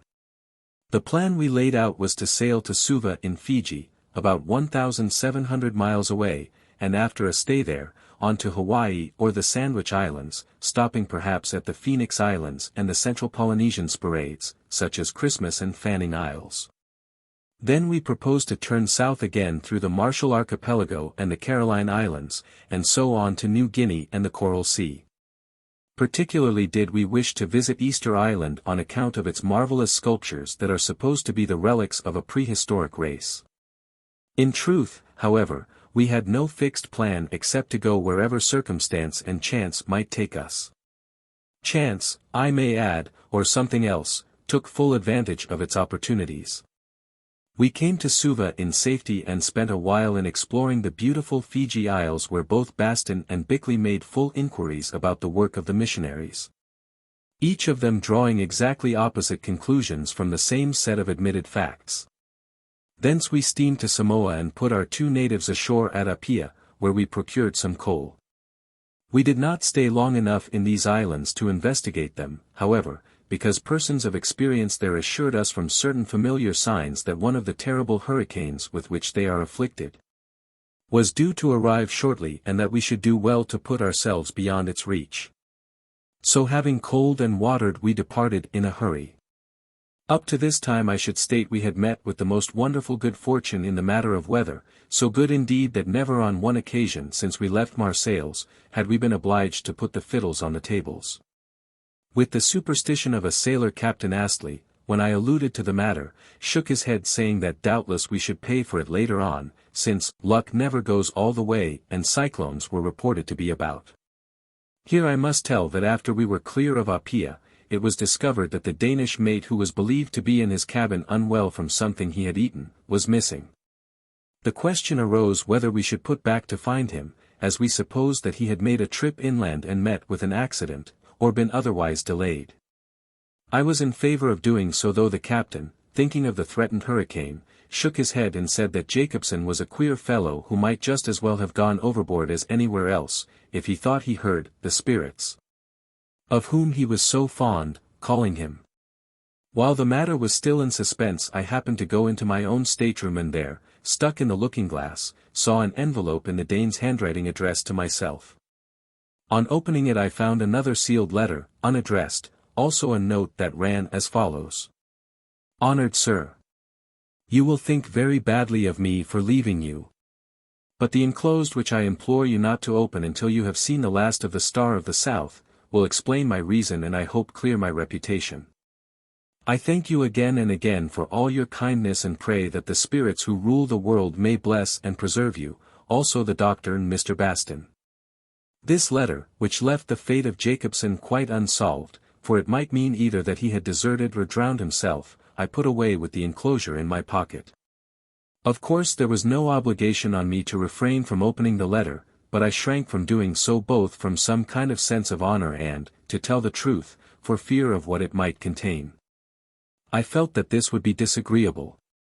Also, although there was nothing to connect them together, I bethought me of the scene when Jacobsen had smashed the planchette.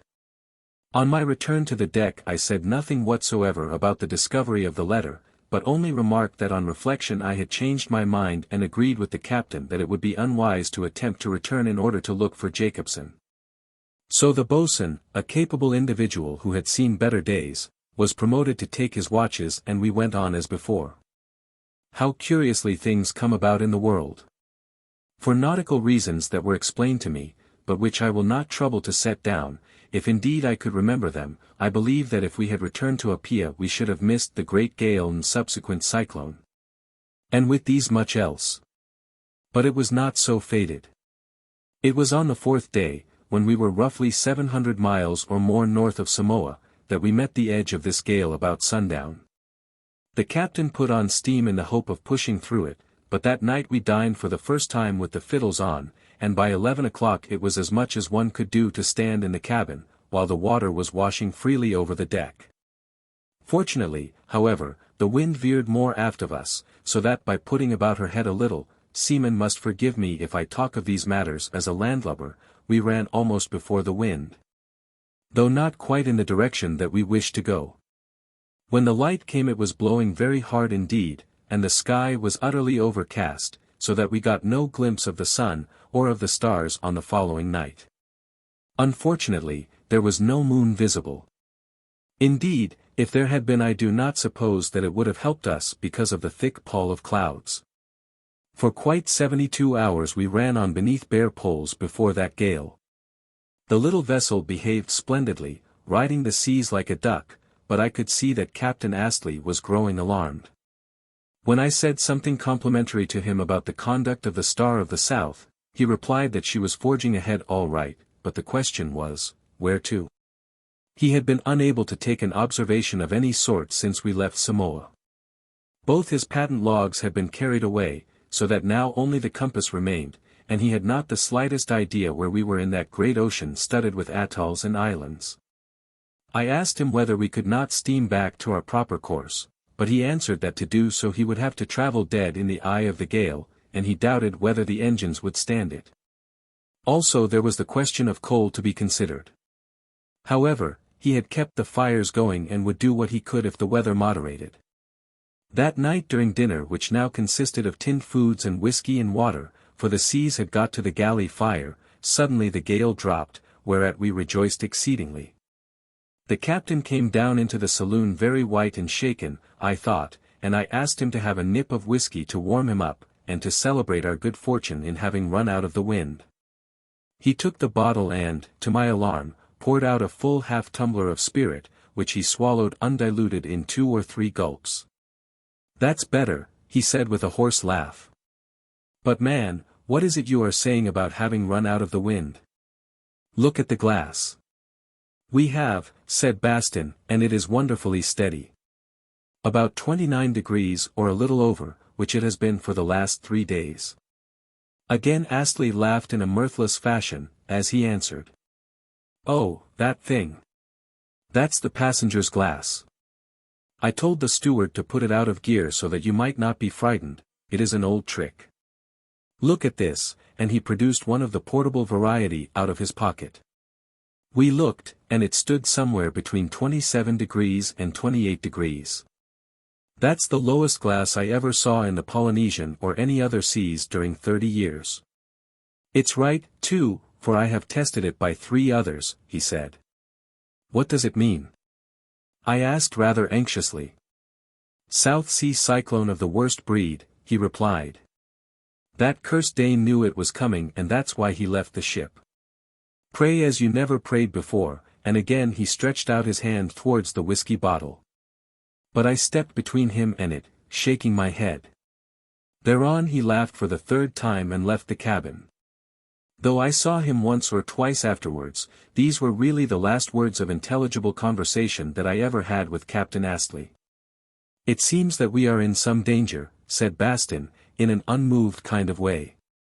"I think that was a good idea of the captain's, to put up a petition, I mean, but as Bickley will scarcely care to join in it I will go into the cabin and do so myself."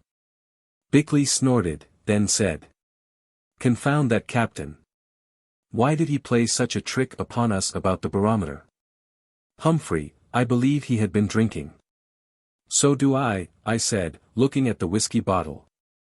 "Otherwise, after taking those precautions to keep us in the dark, he would not have let on like that." "Well," said Bickley, "he can't get to the liquor, except through this saloon, as it is locked up forward with the other stores." "That's nothing," I replied, "as doubtless he has a supply of his own, rum, I expect. We must take our chance." Bickley nodded, and suggested that we should go on deck to see what was happening. So we went. Not a breath of wind was stirring, and even the sea seemed to be settling down a little. At least, so we judged from the motion, for we could not see either it or the sky, everything was as black as pitch. We heard the sailors, however, engaged in rigging guide ropes fore and aft, and battening down the hatches with extra tarpaulins by the light of lanterns. Also they were putting ropes round the boats and doing something to the spars and topmasts. Presently Bastin joined us, having, I suppose, finished his devotions. "Really, it is quite pleasant here," he said. "One never knows how disagreeable so much wind is until it stops." I lit my pipe, making no answer, and the match burned quite steadily there in the open air. "What is that?" exclaimed Bickley, staring at something which now I saw for the first time. It looked like a line of white approaching through the gloom. With it came a hissing sound, and although there was still no wind, the rigging began to moan mysteriously like a thing in pain. A big drop of water also fell from the sides into my pipe and put it out. Then one of the sailors cried in a hoarse voice, "Get down below, governors, unless you want to go out to sea." "Why?" inquired Bastin. "Why? Because the hurricane is coming, that's all. Coming as though the devil had kicked it out of hell." Bastin seemed inclined to remonstrate at this sort of language, but we pushed him down the companion and followed, propelling the spaniel Tommy in front of us. Next moment I heard the sailors battening the hatch with hurried blows, and when this was done to their satisfaction, heard their feet also as they ran into shelter. Another instant and we were all lying in a heap on the cabin floor with poor Tommy on top of us. The cyclone had struck the ship. Above the wash of water and the screaming of the gale we heard other mysterious sounds, which doubtless were caused by the yards hitting the seas, for the yacht was lying on her side.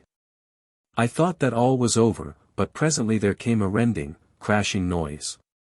The masts, or one of them, had gone, and by degrees we righted. "Near thing," said Bickley. "Good heavens, what's that?" I listened, for the electric light had temporarily gone out, owing, I suppose, to the dynamo having stopped for a moment.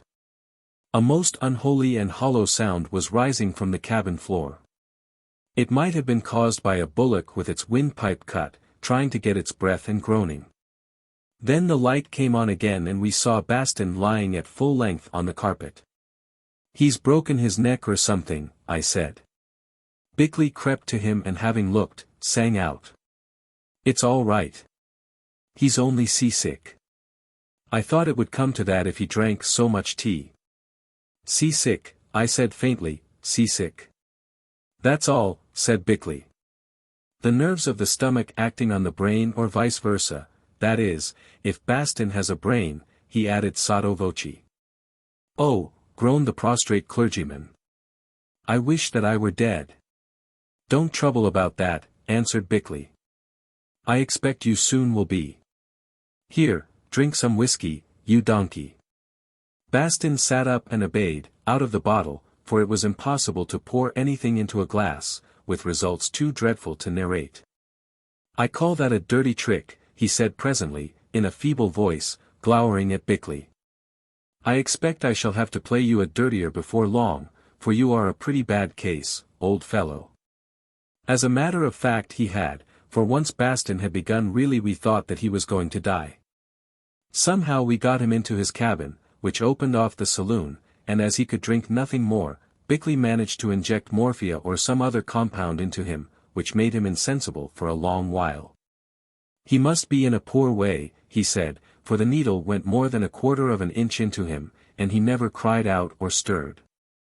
Couldn't help it in that rolling. But now I could hear the engines working, and I think that the bow of the vessel was got head on to the seas, for instead of rolling we pitched, or rather the ship stood first upon one end and then upon the other. This continued for a while until the first burst of the cyclone had gone by. Then suddenly the engines stopped.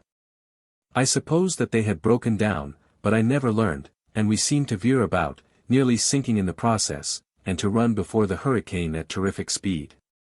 "I wonder where we are going to," I said to Bickley. "To the land of sleep, Humphrey, I imagine," he replied in a more gentle voice than I had often heard him use, adding, "Goodbye, old boy, we have been real friends, haven't we, notwithstanding my peculiarities? I only wish that I could think that there was anything in Bastin's views. But I can't. It's good night for us poor creatures." Chapter 6. Land. At last the electric light really went out. I had looked at my watch just before this happened and wound it up, which, Bickley remarked, was superfluous and a waste of energy. It then marked 3:20 in the morning. We had wedged Bastin, who was now snoring comfortably, into his berth, with pillows, and managed to tie a cord over him. No, it was a large bath towel, fixing one end of it to the little rack over his bed and the other to its framework. As for ourselves, we lay down on the floor between the table legs, which, of course, were screwed, and the settee, protecting ourselves as best we were able by help of the cushions, etc.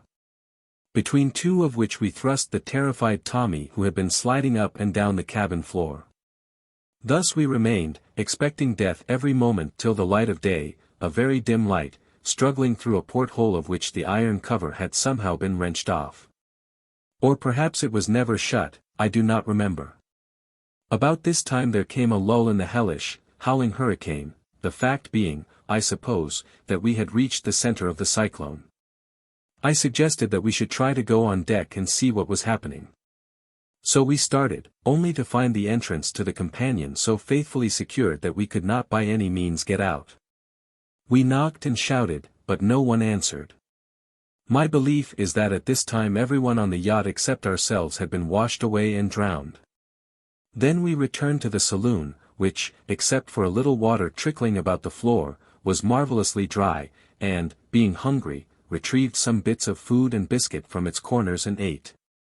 At this moment the cyclone began to blow again worse than ever, but it seemed to us, from another direction, and before it sped our poor derelict bark. It blew all day till for my part one grew utterly weary and even longed for the inevitable end. If my views were not quite those of Bastin, certainly they were not those of Bickley. I had believed from my youth up that the individuality of man, the ego, so to speak, does not die when life goes out of his poor body, and this faith did not desert me then. Therefore, I wished to have it over and learn what there might be upon the other side. We could not speak much because of the howling of the wind, but Bickley did manage to shout to me something to the effect that his partners would, in his opinion, make an end of their great practice within 2 years, which, he added, was a pity. I nodded my head, not caring tuppence what happened to Bickley's partners or their business, or to my own property, or to anything else. When death is at hand most of us do not think much of such things because then we realize how small they are. Indeed, I was wondering whether within a few minutes or hours I should or should not see Natalie again, and if this were the end to which she had seemed to beckon me in that dream. On we sped, and on. About 4 in the afternoon we heard sounds from Bastin's cabin which faintly reminded me of some tune. I crept to the door and listened. Evidently he had awakened and was singing or trying to sing, for music was not one of his strong points, for those in peril on the sea. Devoutly did I wish that it might be heard. Presently it ceased, so I suppose he went to sleep again. The darkness gathered once more. Then of a sudden something fearful happened. There were stupendous noises of a kind I had never heard, there were convulsions. It seemed to us that the ship was flung right up into the air 100 feet or more. Tidal wave, I expect, shouted Bickley. Almost as he spoke she came down with the most appalling crash onto something hard and nearly jarred the senses out of us. Next the saloon was whirling round and yet being carried forward, and we felt air blowing upon us. Then our senses left us. As I clasped Tommy to my side, whimpering and licking my face, my last thought was that all was over, and that presently I should learn everything or nothing. I woke up feeling very bruised and sore and perceived that light was flowing into the saloon. The door was still shut, but it had been wrenched off its hinges, and that was where the light came in. Also some of the teak planks of the decking, jagged and splintered, were sticking up through the carpet. The table had broken from its fastenings and lay upon its side. Everything else was one confusion. I looked at Bickley. Apparently he had not awakened. He was stretched out still wedged in with his cushions and bleeding from a wound in his head. I crept to him in terror and listened. He was not dead, for his breathing was regular and natural. The whiskey bottle which had been corked was upon the floor unbroken and about a third full. I took a good pull at the spirit, to me it tasted like nectar from the gods. Then I tried to force some down Bickley's throat but could not, so I poured a little upon the cut on his head. The smart of it woke him in a hurry. "Where are we now?" he exclaimed. "You don't mean to tell me that Bastin is right after all and that we live again somewhere else?" "Oh! I could never bear that ignominy." "I don't know about living somewhere else," I said, "although my opinions on that matter differ from yours. But I do know that you and I are still on earth in what remains of the saloon of the Star of the South. Thank God for that." "Let's go and look for old Bastin," said Bickley. "I do pray that he is all right also." "It is most illogical of you, Bickley, and indeed wrong," groaned a deep voice from the other side of the cabin door, "to thank a God in whom you do not believe. And to talk of praying for one of the worst and most inefficient of his servants when you have no faith in prayer." "Got you there, my friend," I said. Bickley murmured something about force of habit, and looked smaller than I had ever seen him do before. Somehow we forced that door open. It was not easy because it had jammed. Within the cabin, hanging on either side of the bath towel which had stood the strain nobly, something like a damp garment over a linen line, was Bastin, most of whose bunk seemed to have disappeared. Yes, Bastin, pale and dishevelled and looking shrunk, with his hair tousled and his beard apparently growing all ways, but still Bastin alive, if very weak. Bickley ran at him and made a cursory examination with his fingers. "Nothing broken," he said triumphantly. He's all right. If you had hung over a towel for many hours in most violent weather you would not say that, groaned Bastin. My inside is a pulp. But perhaps you would be kind enough to untie me. Bosh, said Bickley as he obeyed. All you want is something to eat. Meanwhile, drink this, and he handed him the remains of the whiskey. Bastin swallowed at every drop, murmuring something about taking a little wine for his stomach's sake, one of the Pauline injunctions, you know, after which he was much more cheerful. Then we hunted about and found some more of the biscuits and other food with which we filled ourselves after a fashion. I wonder what has happened, said Bastin. I suppose that, thanks to the skill of the captain, we have after all reached the haven where we would be. Here he stopped, rubbed his eyes and looked towards the saloon door which, as I have said, had been wrenched off its hinges, but appeared to have opened wider than when I observed it last. Also Tommy, who was recovering his spirits, uttered a series of low growls. It is a most curious thing, he went on, and I suppose I must be suffering from hallucinations, but I could swear that just now I saw looking through that door the same improper young woman clothed in a few flowers and nothing else. Whose photograph in that abominable and libelous book was indirectly the cause of our tempestuous voyage. Indeed, replied Bickley. Well, so long as she has not got on the broken-down stays and the Salvation Army bonnet without a crown, which you may remember she wore after she had fallen into the hands of your fraternity, I am sure I do not mind. In fact I should be delighted to see anything so pleasant. At this moment a distinct sound of female tittering arose from beyond the door. Tommy barked and Bickley stepped towards it, but I called to him. Look out! Where there are women there are sure to be men. Let us be ready against accidents. So we armed ourselves with pistols, that is Bickley and I did, Bastin being fortified solely with a Bible. Then we advanced, a remarkable and dilapidated trio, and dragged the door wide. Instantly there was a scurry and we caught sight of women's forms wearing only flowers, and but few of these, running over white sand towards groups of men armed with odd-looking clubs. Some of which were fashioned to the shapes of swords and spears. To make an impression I fired 2 shots with my revolver into the air, whereupon both men and women fled into groves of trees and vanished. They don't seem to be accustomed to white people, said Bickley. Is it possible that we have found a shore upon which no missionary has set a foot? I hope so, said Bastin, seeing that unworthy as I am, then the opportunities for me would be very great. We stood still and looked about us. This was what we saw. All the after part of the ship from forward of the bridge had vanished utterly, there was not a trace of it, she had as it were been cut in two. More, we were some considerable distance from the sea which was still raging over a quarter of a mile away where great white combers struck upon a reef and spouted into the air. Behind us was a cliff, apparently of rock but covered with earth and vegetation, and against this cliff, in which the prow of the ship was buried, she, or what remained of her, had come to anchor for the last time. You see what has happened, I said. A great tidal wave has carried us up here and retreated. That's it, exclaimed Bickley. Look at the debris, and he pointed to torn-up palms, bushes and seaweed piled into heaps which still ran salt water. Also to a number of dead fish that lay about among them, adding, well, we are saved anyhow. And yet there are people like you who say that there is no providence, ejaculated Bastin. I wonder what the views of Captain Astley and the crew are, or rather were, upon that matter, interrupted Bickley. I don't know, answered Bastin, looking about him vaguely. It is true that I can't see any of them, but if they are drowned no doubt it is because their period of usefulness in this world had ended. Let's get down and look about us, I remarked, being anxious to avoid further argument.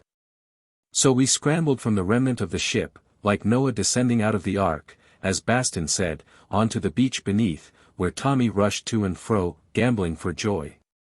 Here we discovered a path which ran diagonally up the side of a cliff which was nowhere more than 50 or 60 feet in height, and possibly had once formed the shore of this land, or perhaps that of a lake. Up this path we went, following the tracks of many human feet, and reaching the crest of the cliff, looked about us, basking as we did so in the beautiful morning sun, for the sky was now clear of clouds, and with that last awful effort, which destroyed our ship, the cyclone had passed away. We were standing on a plain down which ran a little stream of good water whereof Tommy drank greedily, we following his example. To the right and left of this plain, further than we could see, stretched bushland over which towered many palms, rather ragged now because of the lashing of the gale. Looking inland we perceived that the ground sloped gently downwards, ending at a distance of some miles in a large lake. Far out in this lake something like the top of a mountain of a brown color rose above the water, and on the edge of it was what from that distance appeared to be a tumbled ruin. "This is all very interesting," I said to Bickley. "What do you make of it?" "I don't quite know. At first sight I should say that we are standing on the lip of a crater of some vast extinct volcano. Look how it curves to north and south and at the slope running down to the lake." I nodded. "Lucky that the tidal wave did not get over the cliff," I said. "If it had the people here would have all been drowned out. I wonder where they have gone." As I spoke Bastin pointed to the edge of the bush some hundreds of yards away, where we perceived brown figures slipping about among the trees.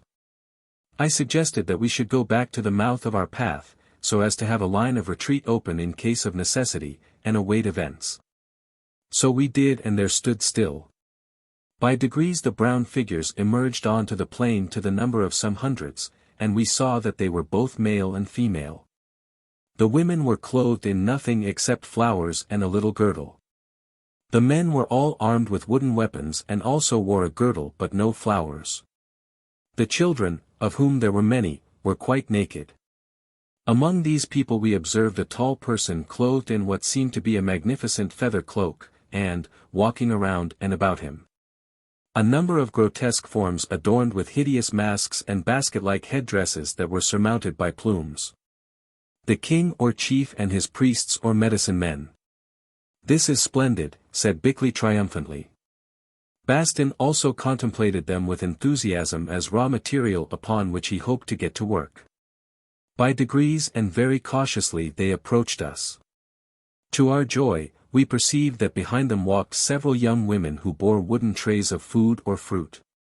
"That looks well," I said. "They would not make offerings unless they were friendly." "The food may be poisoned," remarked Bickley suspiciously.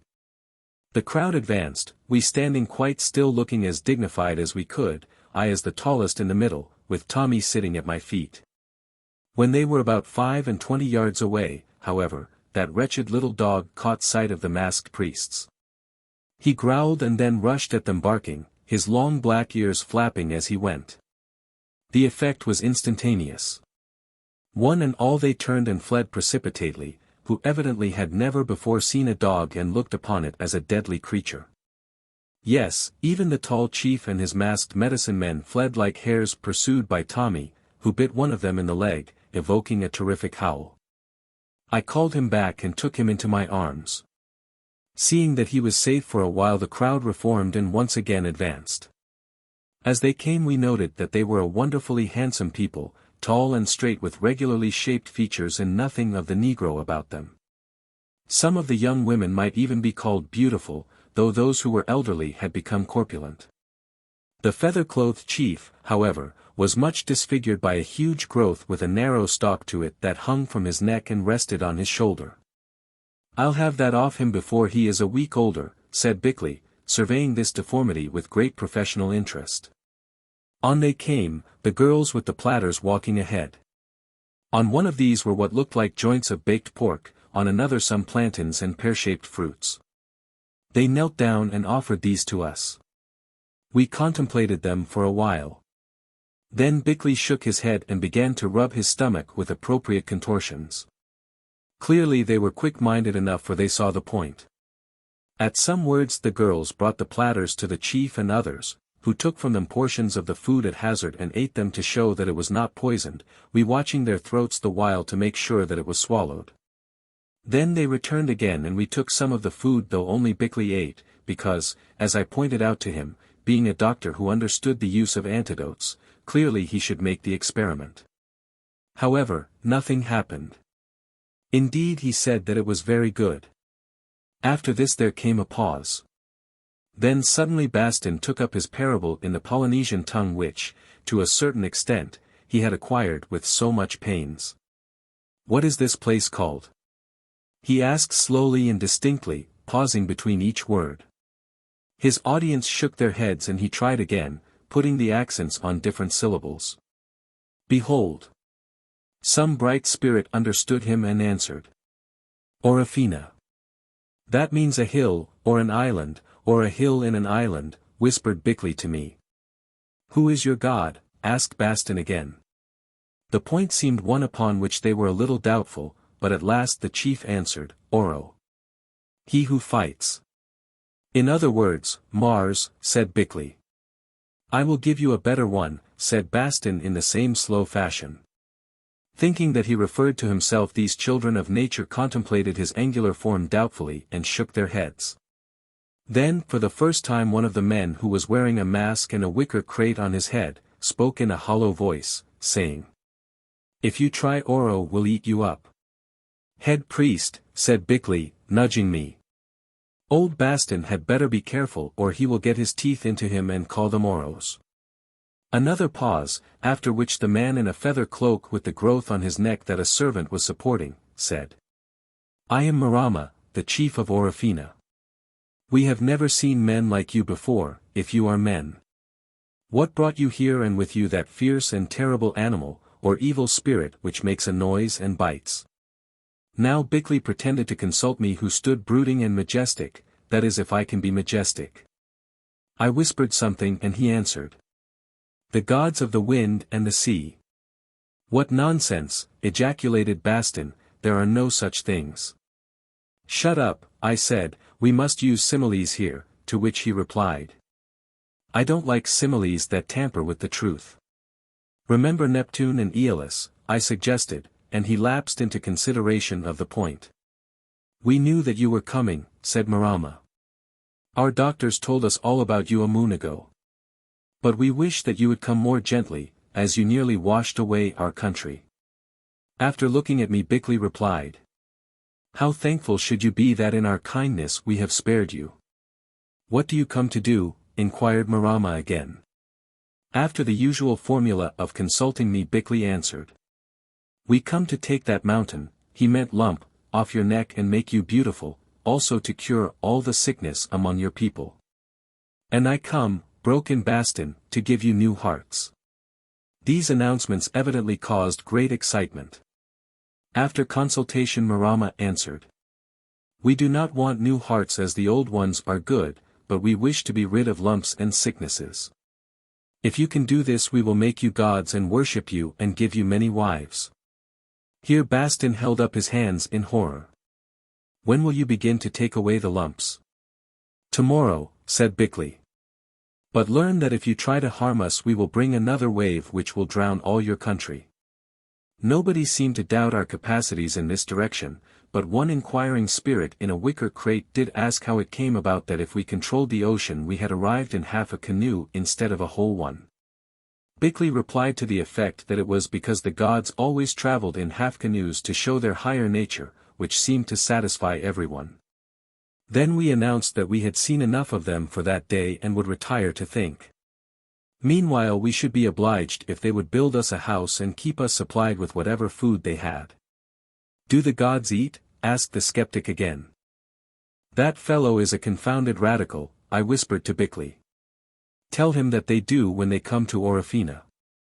He did so, whereon the chief said, "Would the gods like a nice young girl cooked?" At this point Bastin retired down the path, realizing that he had to do with cannibals. We said that we preferred to look at the girls alive and would meet them again tomorrow morning, when we hoped that the house would be ready. So our first interview with the inhabitants of Orofena came to an end, on which we congratulated ourselves. On reaching the remains of the Star of the South we set to work to take stock of what was left to us. Fortunately it proved to be a very great deal. As I think I mentioned, all the passenger part of the yacht lay forward of the bridge, just in front of which the vessel had been broken in two, almost as cleanly as though she were severed by a gigantic knife. Further, our stores were forward and practically everything else that belonged to us, even down to Bickley's instruments and medicines and Bastin's religious works, to say nothing of a great quantity of tinned food and groceries. Lastly, on the deck above the saloon had stood 2 large lifeboats. Although these were amply secured at the commencement of the gale, one of them, that on the port side, was smashed to smithers, probably some spar had fallen upon it. The starboard boat, however, remained intact and so far as we could judge, seaworthy, although the bulwarks were broken by the waves. "There's something we can get away in if necessary," I said. "Where to?" remarked Bastin. "We don't know where we are or if there is any other land within 1,000 miles. I think we had better stop here as Providence seems to have intended, especially when there is so much work to my hand." "Be careful," answered Bickley, "that the work to your hand does not end in the cutting of all our throats. It is an awkward thing interfering with the religion of savages, and I believe that these untutored children of nature sometimes eat missionaries." "Yes, I have heard that," said Bastin, "they bake them first as they do pigs. But I don't know that they would care to eat me," and he glanced at his bony limbs, "especially when you are much plumper. Anyhow, one can't stop for a risk of that sort." Deigning no reply, Bickley walked away to fetch some fine fish which had been washed up by the tidal wave and were still flapping about in a little pool of salt water. Then we took counsel as to how to make the best of our circumstances, and as a result set to work to tidy up the saloon and cabins, which was not difficult as what remained of the ship lay on an even keel. Also we got out some necessary stores, including paraffin for the swinging lamps with which the ship was fitted in case of accident to the electric light, candles. And the guns we had brought with us so that they might be handy in the event of attack. This done, by the aid of the tools that were in the storerooms, Bickley, who was an excellent carpenter, repaired the saloon door, all that was necessary to keep us private, as the bulkhead still remained. "Now," he said triumphantly when he had finished and got the lock and bolts to work to his satisfaction, "we can stand a siege if needed, for as the ship is iron-built they can't even burn us out and that teak door would take some forcing. Also we can shore it up. How about something to eat?" "I want my tea," said Bastin. "Then, my reverend friend," replied Bickley, "take a couple of the fire buckets and fetch some water from the stream. Also collect driftwood, of which there is plenty about, clean those fish and grill them over the saloon stove." "I'll try," said Bastin, "but I never did any cooking before." "No," replied Bickley, "on second thoughts I will see to that myself, but you can get the fish ready." So, with due precautions, Bastin and I fetched water from the stream which we found flowed over the edge of the cliff quite close at hand into a beautiful coral basin that might have been designed for a bath of the nymphs. Indeed, one at a time, while the other watched, we undressed and plunged into it, and never was a tub more welcome than after our long days of tempest. Then we returned to find that Bickley had already set the table and was engaged in frying the fish very skillfully on the saloon stove, which proved to be well adapted to the purpose. He was cross, however, when he found that we had bathed and that it was now too late for him to do likewise. While he was cleaning himself as well as he could in his cabin basin and Bastin was boiling water for tea, suddenly I remembered the letter from the Danish mate Jacobsen. Concluding that it might now be opened as we had certainly parted with most of the Star of the South for the last time, I read it. It was as follows. "The reason, honored sir, that I am leaving the ship is that on the night I tore up the paper. The spirit controlling the planchette wrote these words: after leaving Samoa the Star of the South will be wrecked in a hurricane and everybody on board drowned except A. B and B, get out of her. Get out of her. Don't be a fool, Jacob, unless you want to come over here at once. Take our advice and get out of her and you will live to be old. Skoll. Sir, I am not a coward but I know that this will happen, for that spirit which signs itself Skoll never tells a lie. I did try to give the captain a hint to stop at Apia, but he had been drinking and openly cursed me and called me a sneaking cheat. So I am going to run away, of which I am very much ashamed. But I do not wish to be drowned yet, as there is a girl whom I want to marry, and my mother I support. You will be safe and I hope you will not think too badly of me. Jacob Jacobsen. P.S. It is an awful thing to know the future. Never try to learn that. I gave this letter to Bastin and Bickley to read and ask them what they thought of it. Coincidence, said Bickley. The man is a weak-minded idiot and heard in Samoa that they expected a hurricane. I think, chimed in Bastin, that the devil knows how to look after his own at any rate for a little while. I dare say it would have been much better for him to be drowned. At least he is a deserter and failed in his duty. I never wish to hear of him again, I said. As a matter of fact I never have. But the incident remains quite unexplained either by Bickley or Bastin. Chapter 7. The Orofenans. To our shame we had a very pleasant supper that night off the grilled fish, which was excellent, and some tinned meat. I say to our shame, in a sense, for on our companions the sharks were supping and by rights we should have been sunk in woe. I suppose that the sense of our own escape intoxicated us. Also, notwithstanding his joviality, none of us had cared much for the captain, and his policy had been to keep us somewhat apart from the crew, of whom therefore we knew but little. It is true that Bastin held services on Sundays, for such as would attend, and Bickley had doctored a few of them for minor ailments, but there, except for a little casual conversation, our intercourse began and ended. Now the sad fact is that it is hard to be overwhelmed with grief for those with whom we are not intimate. We were very sorry and that is all that can be said, except that Bastin, being High Church, announced in a matter-of-fact way that he meant to put up some petitions for the welfare of their souls. To this Bickley retorted that from what he had seen of their bodies he was sure they needed them.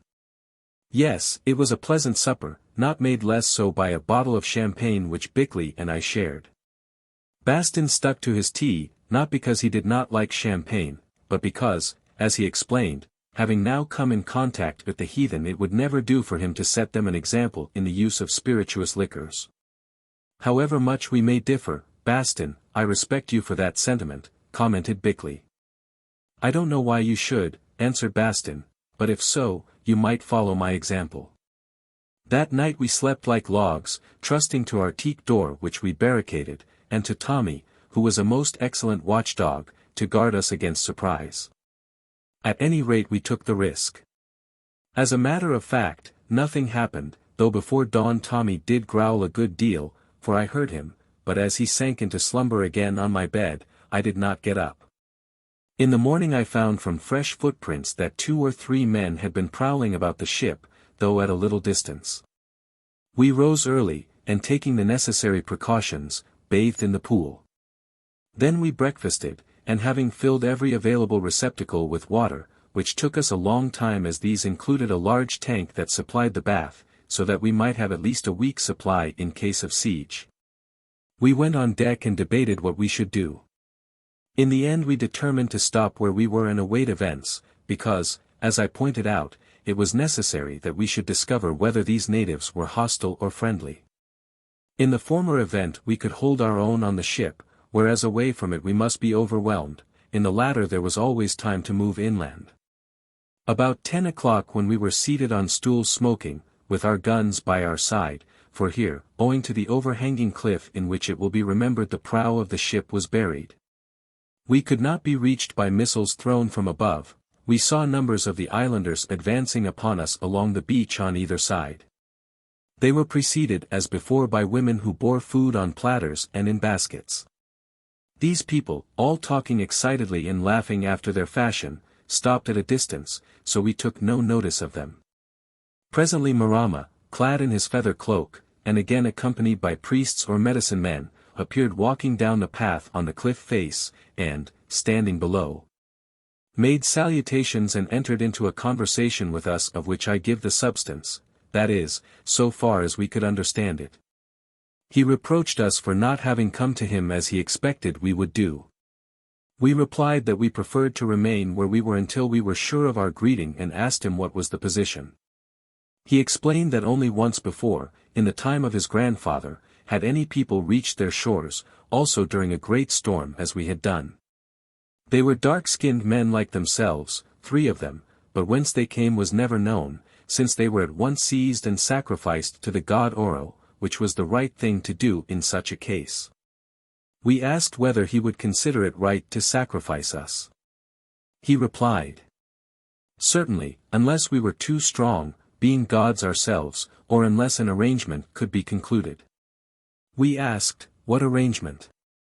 He replied that we must make them gifts. Also that we must do what we had promised and cure him, the chief, of the disease which had tormented him for years. In that event everything would be at our disposal and we, with all our belongings, should become taboo, holy, not to be touched. None would attempt to harm us, nothing should be stolen under penalty of death. We asked him to come up on the deck with only one companion that his sickness might be ascertained, and after much hesitation he consented to do so. Bickley made an examination of the growth and announced that he believed it could be removed with perfect safety as the attachment to the neck was very slight, but of course there was always a risk. This was explained to him with difficulty, and much talk followed between him and his followers who gathered on the beach beneath the ship. They seemed adverse to the experiment, till Marama grew furious with them and at last burst into tears saying that he could no longer drag this terrible burden about with him, and he touched the growth. He would rather die. Then they gave way. I will tell the rest as shortly as I can. A hideous wooden idol was brought on board, wrapped in leaves and feathers, and upon it the chief and his head people swore safety to us whether he lived or died, making us the guests of their land. There were, however, two provisos made, or as such we understood them. These seemed to be that we should offer no insult or injury to their god, and secondly, that we should not set foot on the island in the lake. It was not till afterwards that it occurred to me that this must refer to the mountain top which appeared in the inland sheet of water. To those stipulations we made no answer. Indeed, the Orofenans did all the talking. Finally, they ratified their oaths by a man who, I suppose, was a head priest, cutting his arm and rubbing the blood from it on the lips of the idol, also upon those of the chief. I should add that Bastin had retired as soon as he saw that false god appear, of which I was glad, since I felt sure that he would make a scene. The operation took place that afternoon and on the ship, for when once Marama had made up his mind to trust us he did so very thoroughly. It was performed on deck in the presence of an awed multitude who watched from the shore, and when they saw Bickley appear in a clean nightshirt and wash his hands, uttered a groan of wonder. Evidently they considered it a magical and religious ceremony, indeed ever afterwards they called Bickley the Great Priest, or sometimes the Great Healer in later days. This was a grievance to Bastin who considered that he had been robbed of his proper title, especially when he learned that among themselves he was only known as the Bellower, because of the loud voice in which he addressed them. Nor did Bickley particularly appreciate the compliment. With my help he administered the chloroform, which was done under shelter of a sail for fear lest the people should think that we were smothering their chief. Then the operation went on to a satisfactory conclusion. I omit the details, but an electric battery and a red-hot wire came into play. There, said Bickley triumphantly when he had finished tying the vessels and made everything neat and tidy with bandages, I was afraid he might bleed to death, but I don't think there is any fear of that now, for I have made a real job of it. Then advancing with the horrid tumor in his hands he showed it in triumph to the crowd beneath, who groaned again and threw themselves on to their faces. Doubtless now it is the most sacred relic of Orofena. When Marama came out of the anesthetic, Bickley gave him something which sent him to sleep for 12 hours, during all which time his people waited beneath. This was our dangerous period, for our difficulty was to persuade them that he was not dead, although Bickley had assured them that he would sleep for a time while the magic worked. Still, I was very glad when he woke up on the following morning, and 2 or 3 of his leading men could see that he was alive. The rest was lengthy but simple, consisting merely in keeping him quiet and on a suitable diet until there was no fear of the wound opening. We achieved it somehow with the help of an intelligent native woman who, I suppose, was one of his wives, and 5 days later were enabled to present him healed, though rather tottery, to his affectionate subjects. It was a great scene, which may be imagined. They bore him away in a litter with the native woman to watch him and another to carry the relic preserved in a basket, and us they acclaimed as gods. Thenceforward we had nothing to fear in Orofena, except Bastin, though this we did not know at the time. All this while we had been living on our ship and growing very bored there, although we employed the empty hours in conversation with selected natives, thereby improving our knowledge of the language. Bickley had the best of it, since already patients began to arrive which occupied him.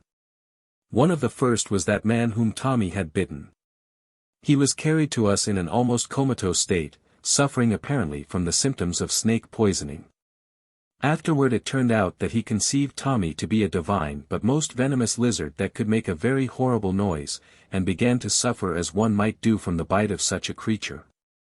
Nothing that Bickley could do was enough to save him, and ultimately he died in convulsions, a circumstance that enormously enhanced Tommy's reputation.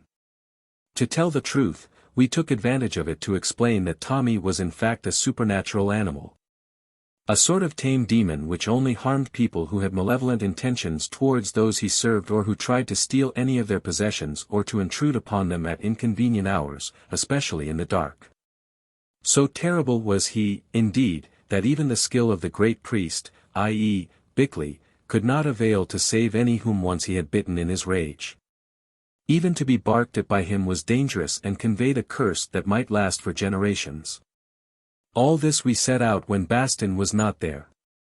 He had wandered off, as he said, to look for shells, but as we knew, to practice religious orations in the Polynesian tongue with the waves for audience, as Demosthenes is said to have done to perfect himself as a political orator.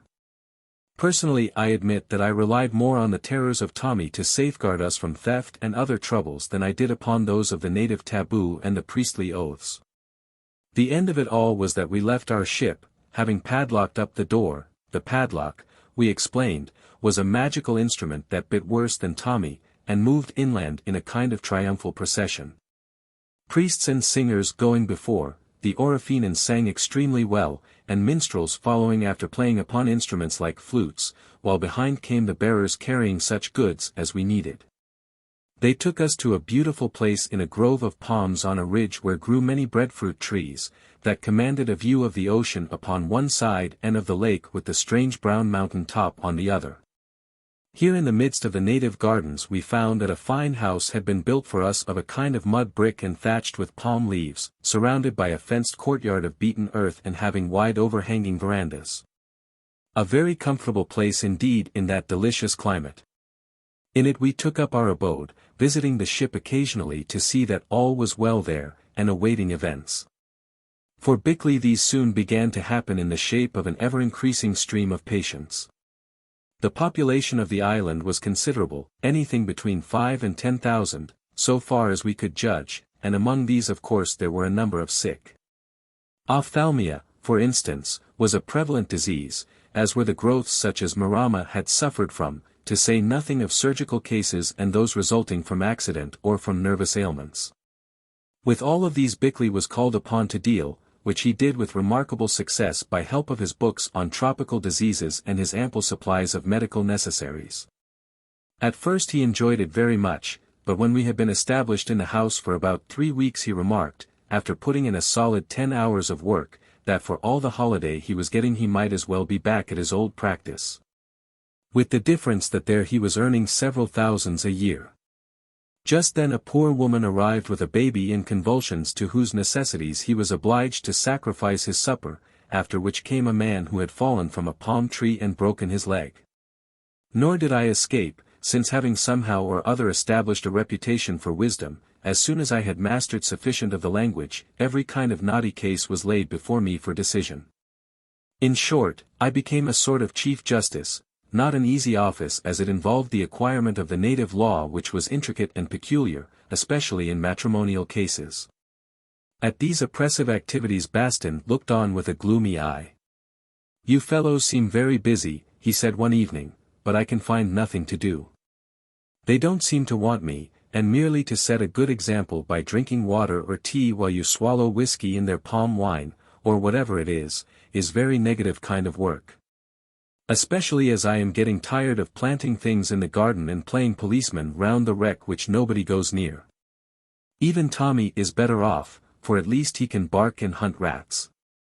"You see," said Bickley, "we are following our trades. Arbuthnot is a lawyer and acts as a judge. I am a surgeon and I may add a very general, practitioner and work at medicine in an enormous and much neglected practice. Therefore, you, being a clergyman, should go and do likewise.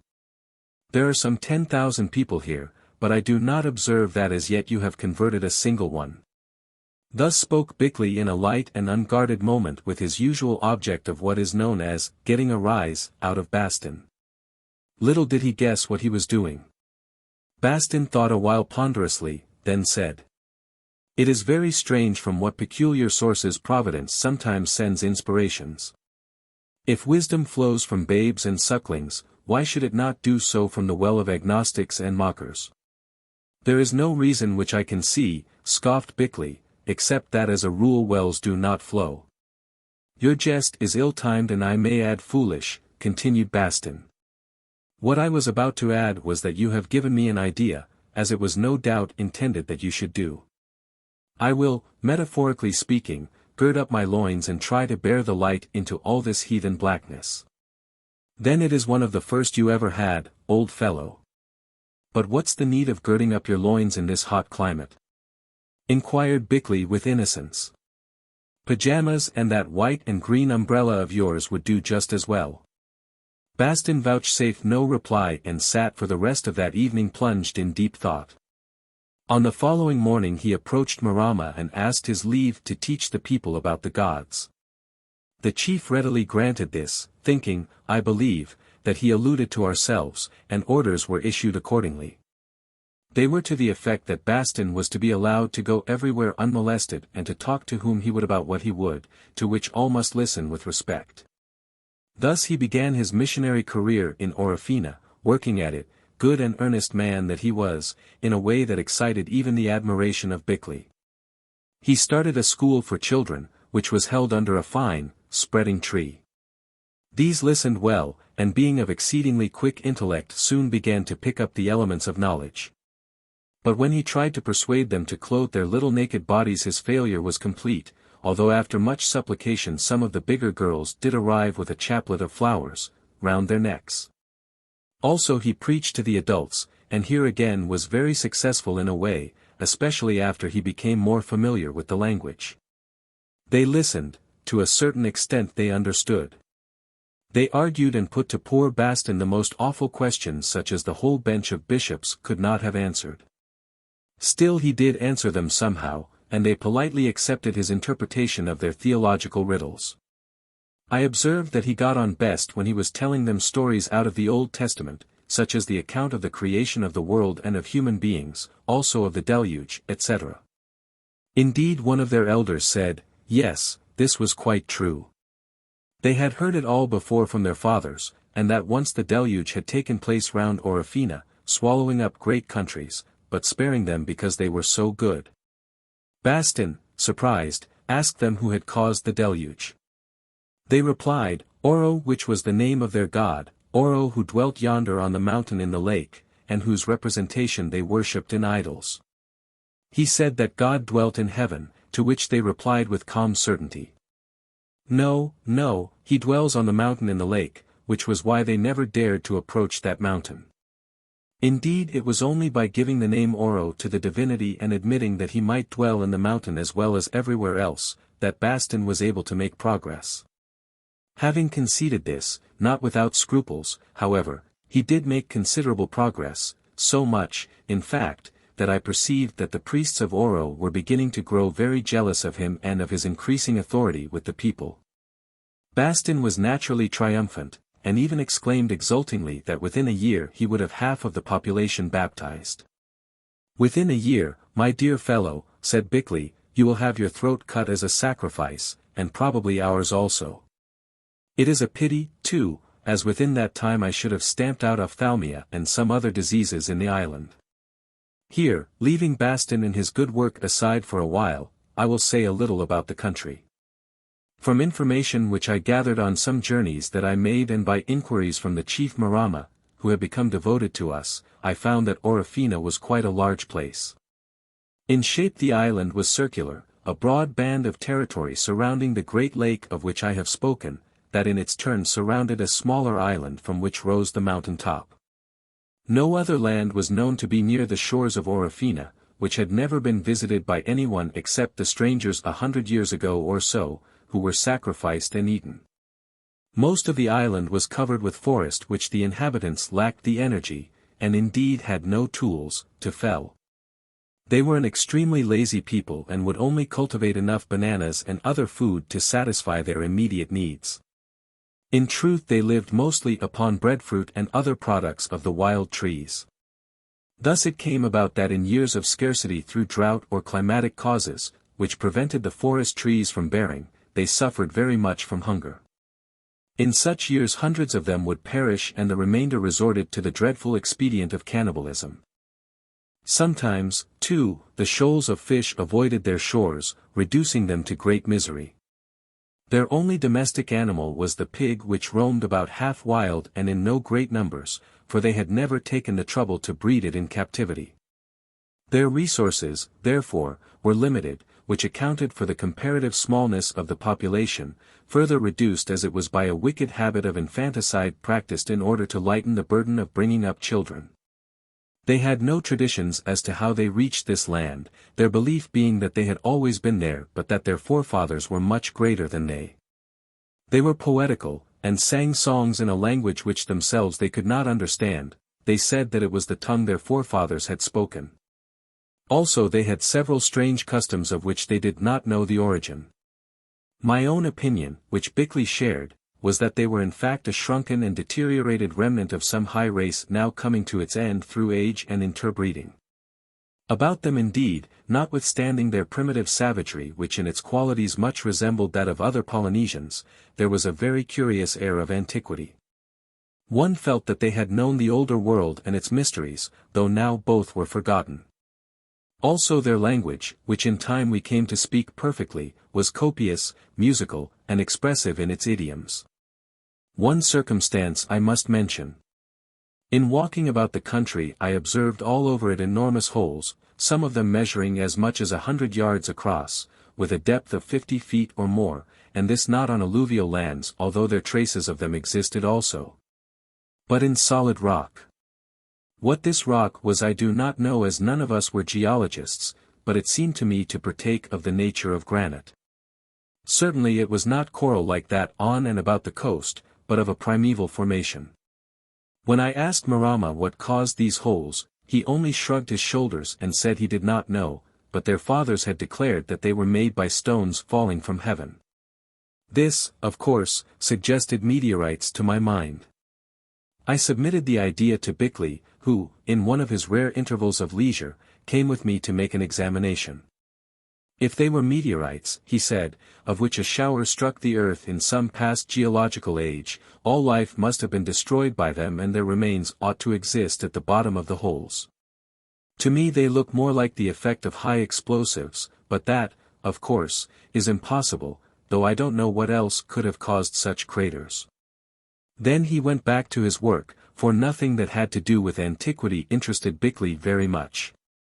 The present and its problems were enough for him, he would say, who neither had lived in the past nor expected to have any share in the future. As I remained curious, I made an opportunity to scramble to the bottom of one of these craters, taking with me some of the natives with their wooden tools. Here I found a good deal of soil either washed down from the surface or resulting from the decomposition of the rock, though oddly enough in it nothing grew. I directed them to dig. After a while, to my astonishment, there appeared a corner of a great worked stone quite unlike that of the crater. Indeed it seemed to me to be a marble. Further examination showed that this block was most beautifully carved in bas-relief, apparently with a design of leaves and flowers. In the disturbed soil also I picked up a life-sized marble hand of a woman exquisitely finished and apparently broken from a statue that might have been the work of one of the great Greek sculptors. Moreover, on the third finger of this hand was a representation of a ring whereof, unfortunately, the bezel had been destroyed. I put the hand in my pocket, but as darkness was coming on, I could not pursue the research and disinter the block. When I wished to return the next day, I was informed politely by Marama that it would not be safe for me to do so, as the priests of Oro declared that if I sought to meddle with the buried things the god would grow angry and bring disaster on me. When I persisted, he said that at least I must go alone, since no native would accompany me, and added earnestly that he prayed me not to go. So to my great regret and disappointment I was obliged to give up the idea. Chapter 8. Bastin attempts the martyr's crown. That carved stone and the marble hand took a great hold of my imagination. What did they mean? How could they have come to the bottom of that hole, unless indeed they were part of some building and its ornaments which had been destroyed in the neighborhood?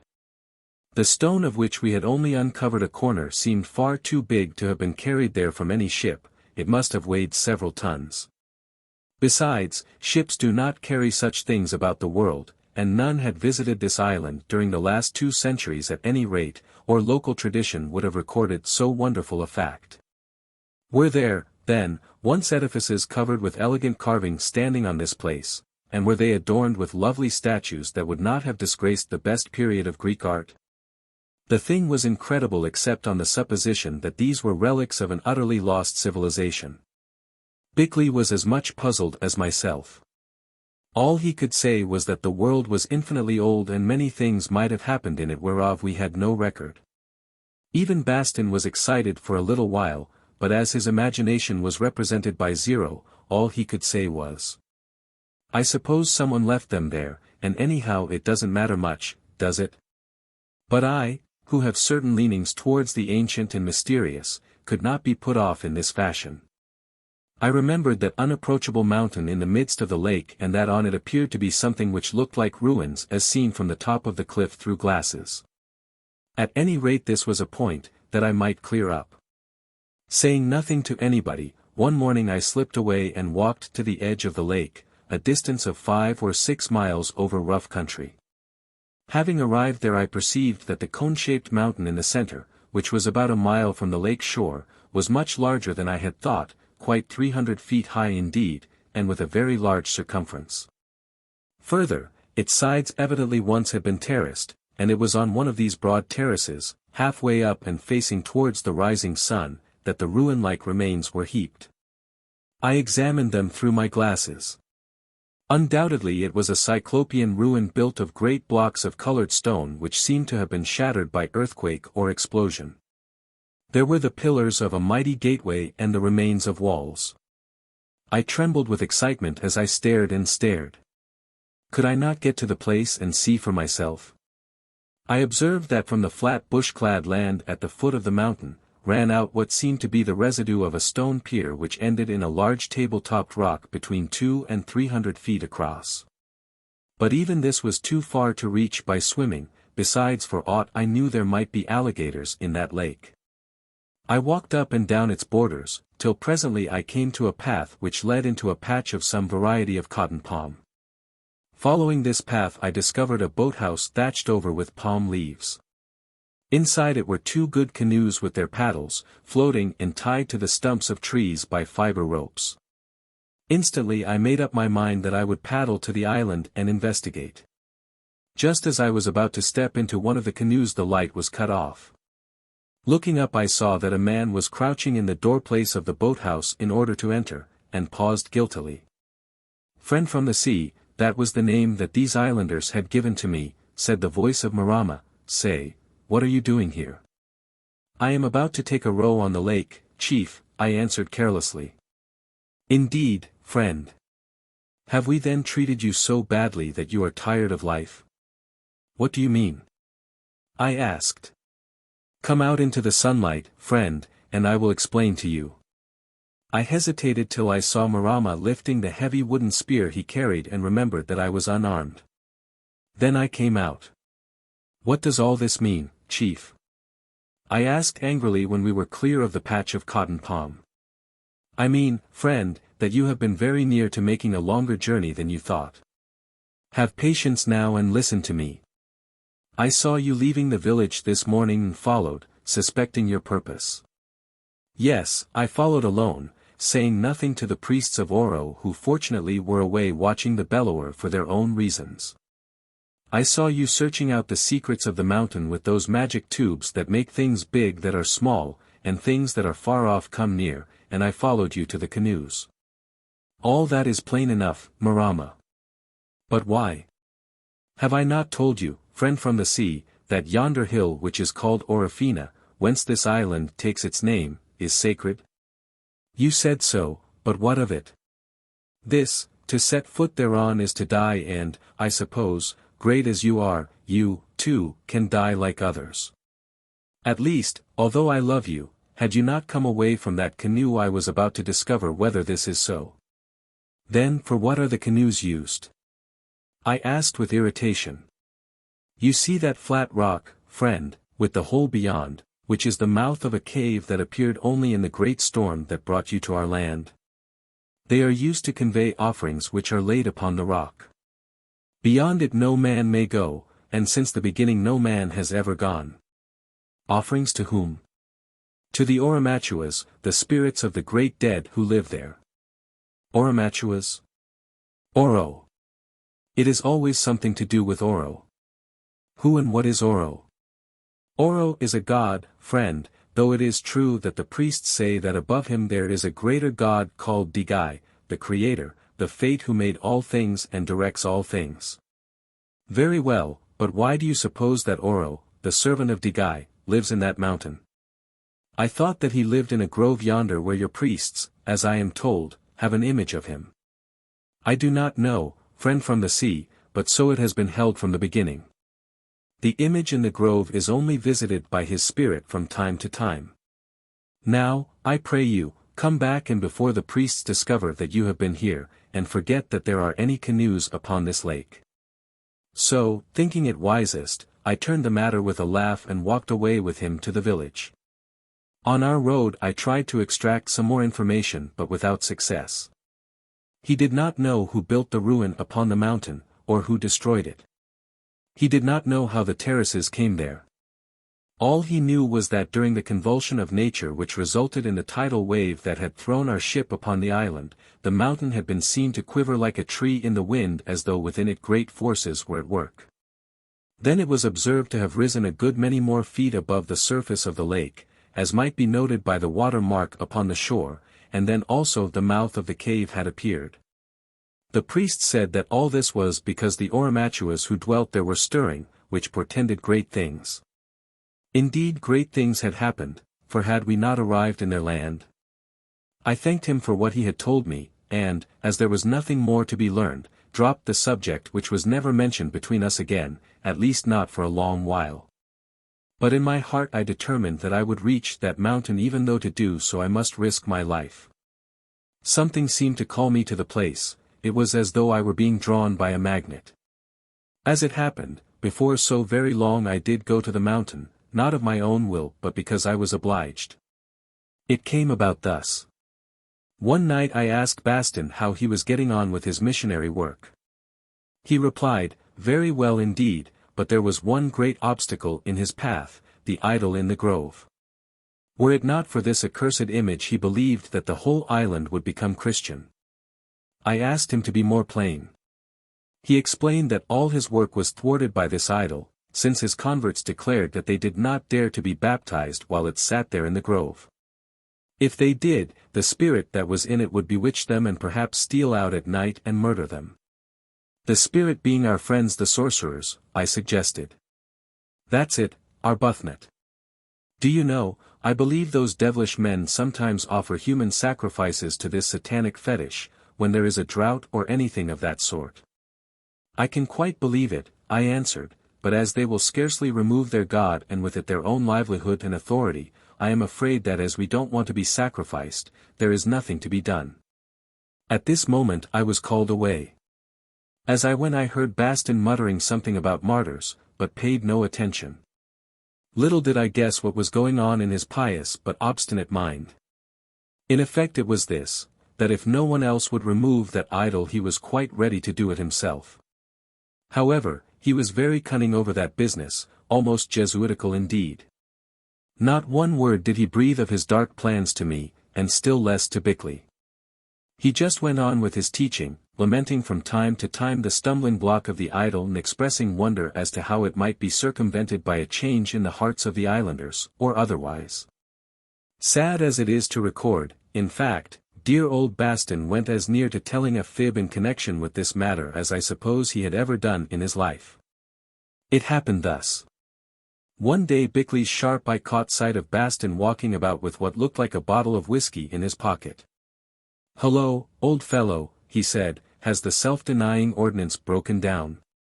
I didn't know that you took pegs on the sly," and he pointed to the bottle. "If you are insinuating, Bickley, that I absorb spirits surreptitiously, you are more mistaken than usual, which is saying a good deal. This bottle contains, not Scotch whiskey but paraffin, although I admit that its label may have misled you, unintentionally, so far as I am concerned." "What are you going to do with the paraffin?" asked Bickley. Bastin colored through his tan and replied awkwardly. "Paraffin is very good to keep away mosquitoes if one can stand the smell of it upon one's skin. Not that I have brought it here with that sole object. The truth is that I am anxious to experiment with a lamp of my own design made, of native wood," and he departed in a hurry. "When next old Bastin wants to tell a lie," commented Bickley, "he should make up his mind as to what it is to be, and stick to it. I wonder what he is after with that paraffin. Not going to dose any of my patients with it, I hope. He was arguing the other day that it is a great remedy taken internally, being quite unaware that the lamp variety is not used for that purpose. Perhaps he means to swallow some himself, just to show that he is right," I suggested. "The stomach pump is at hand," said Bickley, and the matter dropped. Next morning I got up before it was light. Having some elementary knowledge of the main facts of astronomy, which remained with me from boyhood when I had attended lectures on the subject, which I had tried to refresh by help of an encyclopedia I had brought from the ship, I wished to attempt to obtain an idea of our position by help of the stars. In this endeavor, I may say, I failed absolutely, as I did not know how to take a stellar or any other observation. On my way out of our native house I observed, by the lantern I carried, that the compartment of it occupied by Bastin was empty, and wondered whither he had gone at that hour. On arriving at my observation post, a rocky eminence on open ground, where, with Tommy at my side, I took my seat with a telescope, I was astonished to see or rather to hear a great number of the natives walking past the base of the mound towards the bush. Then I remembered that someone, Marama, I think, had informed me that there was to be a great sacrifice to Oro at dawn on that day. After this I thought no more of the matter but occupied myself in a futile study of the heavenly bodies. At length the dawn broke and put a period to my labors. Glancing round me before I descended from the little hill, I saw a flame of light appear suddenly about half a mile or more away among those trees which I knew concealed the image of Oro. On this personally I had never had the curiosity to look, as I knew that it was only a hideous idol stuck over with feathers and other bedizenments. The flame shot suddenly straight into the still air and was followed a few seconds later by the sound of a dull explosion, after which it went out. Also it was followed by something else, a scream of rage from an infuriated mob. At the foot of the hill I stopped to wonder what these sounds might mean. Then of a sudden appeared Bickley, who had been attending some urgent case, and asked me who was exploding gunpowder. I told him that I had no idea. "Then I have," he answered. "It is that ass Bastin up to some game. Now I guess why he wanted that paraffin. Listen to the row. What are they after?" "Sacrificing Bastin, perhaps," I replied, half in jest. "Have you your revolver?" He nodded. "We always wore our pistols if we went out during the dark hours." "Then perhaps we had better go to see." We started, and had not covered 100 yards before a girl, whom I recognized as one of Bastin's converts, came flying towards us and screaming out, "Help! Help! They kill the bellower with fire. They cook him like a pig." "Just what I expected," said Bickley. Then we ran hard, as evidently there was no time to lose.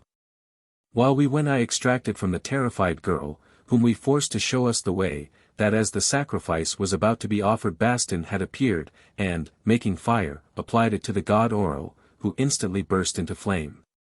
Then he ran back, calling out that the devil was dead. As he did so there was a loud explosion and Oro flew into pieces. His burning head went a long way into the air and, falling on to one of the priests, killed him. Thereon the other priests and the people seized the bellower and made him fast. Now they were engaged in heating an oven in which to put him to cook. When it was ready they would eat him in honor of Oro. And serve him right too, gasped Bickley, who, being stout, was not a good runner. Why can't he leave other people's gods alone instead of blowing them up with gunpowder? Don't know, I answered. Hope we shall get there in time. To be cooked and eaten with Bastin, wheezed Bickley, after which his breath gave out. As it chanced we did, for these stone ovens take a long time to heat. There by the edge of his fiery grave with his hands and legs bound in palm fiber shackles, stood Bastin, quite unmoved, smiling indeed, in a sort of seraphic way which irritated us both extremely. Round him danced the infuriated priests of Oro, and round them, shrieking and howling with rage, was most of the population of Orofena. We rushed up so suddenly that none tried to stop us, and took our stand on either side of him, producing our pistols as we did so. Thank you for coming, said Bastin in the silence which followed, though I don't think it is the least use. I cannot recall that any of the early martyrs were ever roasted and eaten, though, of course, throwing them into boiling oil or water was fairly common. I take it that the rite is sacrificial and even in a low sense, sacramental, not merely one of common cannibalism. I stared at him, and Bickley gasped out. If you are to be eaten, what does it matter why you are eaten? Oh, replied Bastin. There is all the difference in the world, though it is one that I cannot expect you to appreciate. And now please be quiet as I wish to say my prayers. I imagine that those stones will be hot enough to do their office within 20 minutes or so, which is not very long. At that moment Marama appeared, evidently in a state of great perturbation.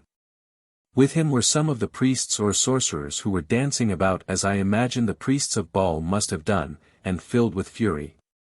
They rolled their eyes, they stuck out their tongues, they uttered weird cries and shook their wooden knives at the placid Bastin. What is the matter? I asked sternly of the chief. This, friend from the sea.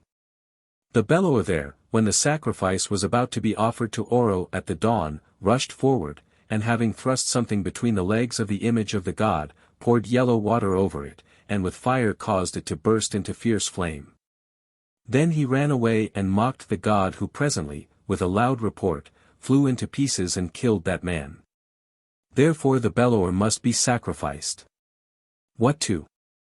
I asked. The image has gone and the piece of it that ascended fell not upon the bellower, as would have happened if the god had been angry with him, but on one of its own priests, whom it killed. Therefore, having been sacrificed by the god itself, he it is that should be eaten, not the bellower, who merely did what his spirit bade him.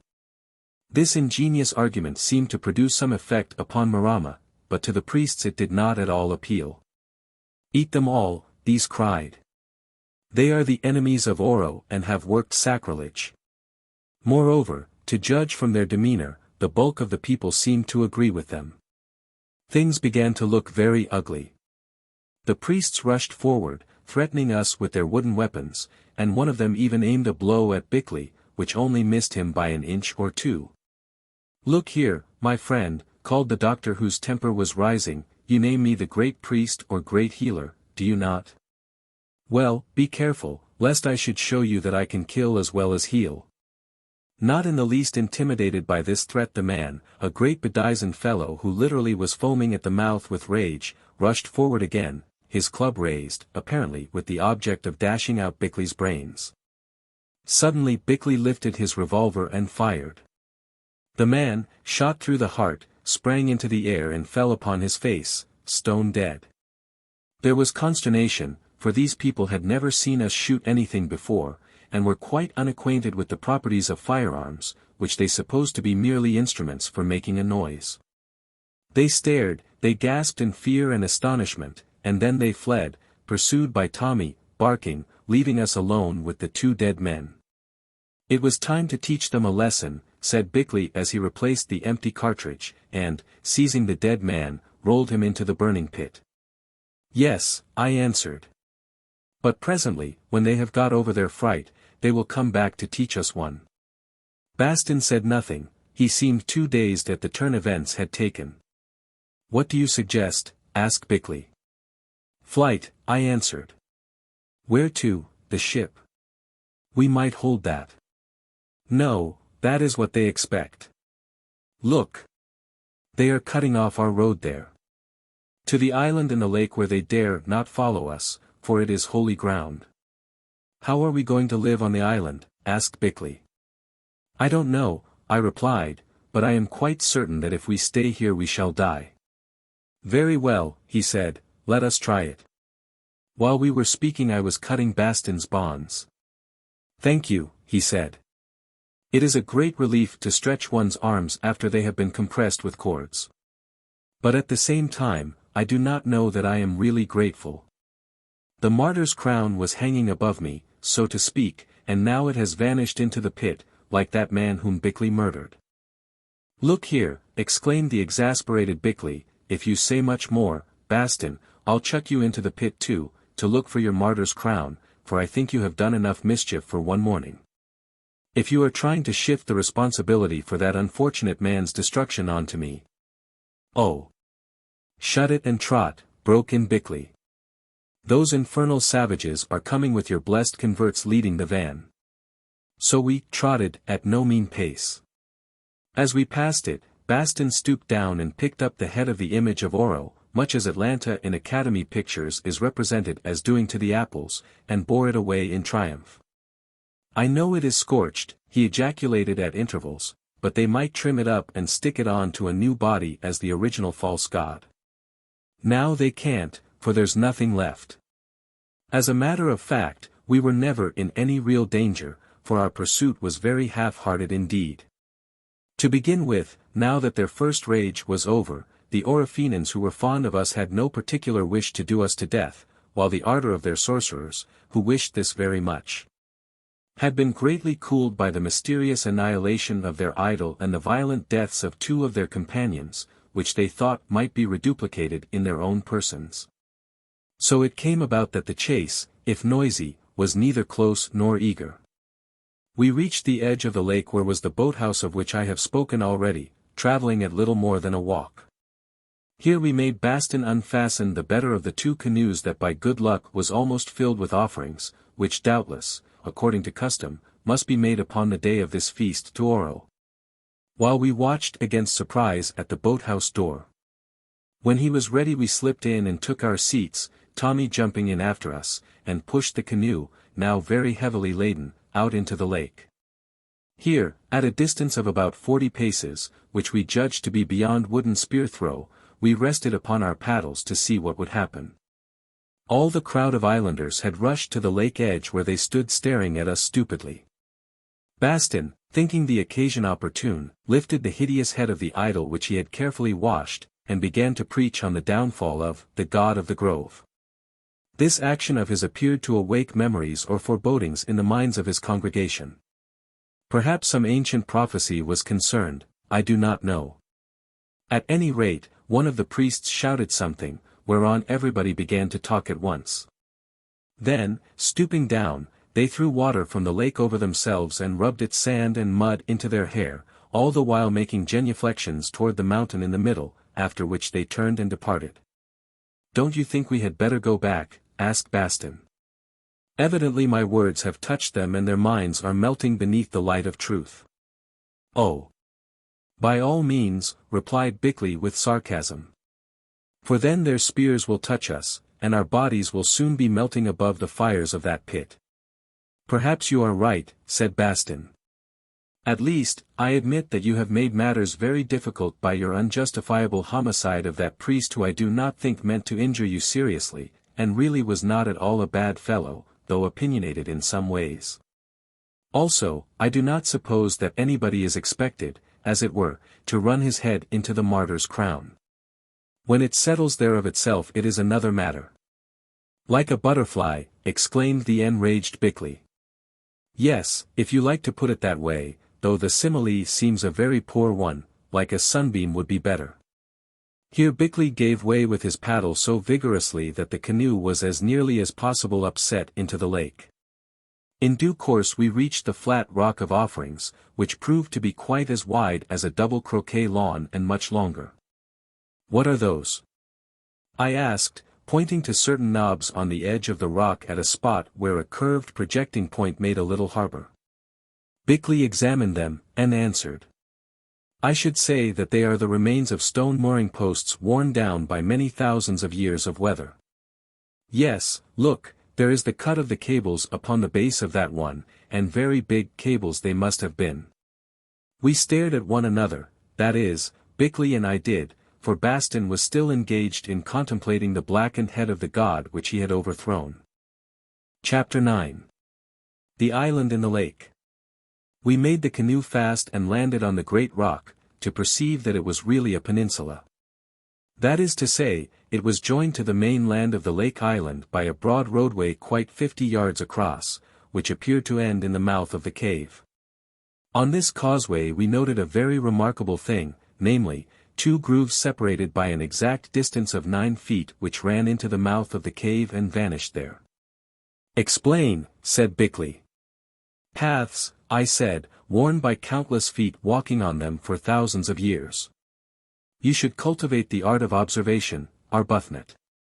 What do you say, Bastin?" He stared at the grooves through his spectacles, and replied. "I don't say anything, except that I can't see anybody to make paths here. Indeed, the place seems quite unpopulated, and all the Orofenans told me that they never landed on it because if they did they would die. It is a part of their superstitious nonsense. If you have any idea in your head you had better tell us quickly before we breakfast." "I am very hungry." "You always are," remarked Bickley, "even when most people's appetites might have been affected. Well, I think that this great plateau was once a landing place for flying machines, and that there is the airshed or garage." Bastin stared at him. "Don't you think we had better breakfast?" he said. "There are 2 roast pigs in that canoe, and lots of other food, enough to last us a week, I should say. Of course, I understand that the blood you have shed has thrown you off your balance. I believe it has that effect, except on the most hardened. Flying machines were only invented a few years ago by the brothers Wright in America." "Bastin," said Bickley, "I begin to regret that I did not leave you to take part in another breakfast yonder, I mean as the principal dish. It was Providence, not you, who prevented it, Bickley, doubtless because I am unworthy of such a glorious end. Then it is lucky that Providence is a good shot with a pistol. Stop talking nonsense and listen. If those were paths worn by feet they would run to the edge of the rock. They do not. They begin there in that gentle depression and slope upward somewhat steeply. The air machines, which were evidently large, lit in the depression, possibly as a bird does, and then ran on wheels or sledge skids along the grooves to the airshed in the mountain. Come to the cave and you will see." "Not till we have breakfast," said Bastin. "I will get out a pig. As a matter of fact, I had no supper last night, as I was taking a class of native boys and making some arrangements of my own. As for me, I only whistled. It all seemed very feasible. And yet how could such things be?" We unloaded the canoe and ate. Bastin's appetite was splendid. Indeed, I had to ask him to remember that when this supply was done I did not know where we should find any more. "Take no thought for the morrow," he replied. "I have no doubt it will come from somewhere," and he helped himself to another chop. Never had I admired him so much. Not a couple of hours before he was about to be cruelly murdered and eaten. But this did not seem to affect him in the least. Bastin was the only man I have ever known with a really perfect faith. It is a quality worth having and one that makes for happiness. What a great thing not to care whether you are breakfasted on, or breakfast. "I see that there is lots of driftwood about here," he remarked, "but unfortunately we have no tea, so in this climate it is of little use, unless indeed we can catch some fish and cook them." "Stop talking about eating and help us to haul up the canoe," said Bickley. Between the 3 of us we dragged and carried the canoe a long way from the lake, fearing lest the natives should come and bear it off with our provisions. Then, having given Tommy his breakfast off the scraps, we walked to the cave. I glanced at my companions. Bickley's face was alight with scientific eagerness. Here are not dreams or speculations, but facts to be learned, it seemed to say, and I will learn them. The past is going to show me some of its secrets, to tell me how men of long ago lived and died and how far they had advanced to that point on the road of civilization at which I stand in my little hour of existence. That of Bastin was mildly interested, no more. Obviously, with half his mind he was thinking of something else, probably of his converts on the main island and of the school class fixed for this hour which circumstances prevented him from attending.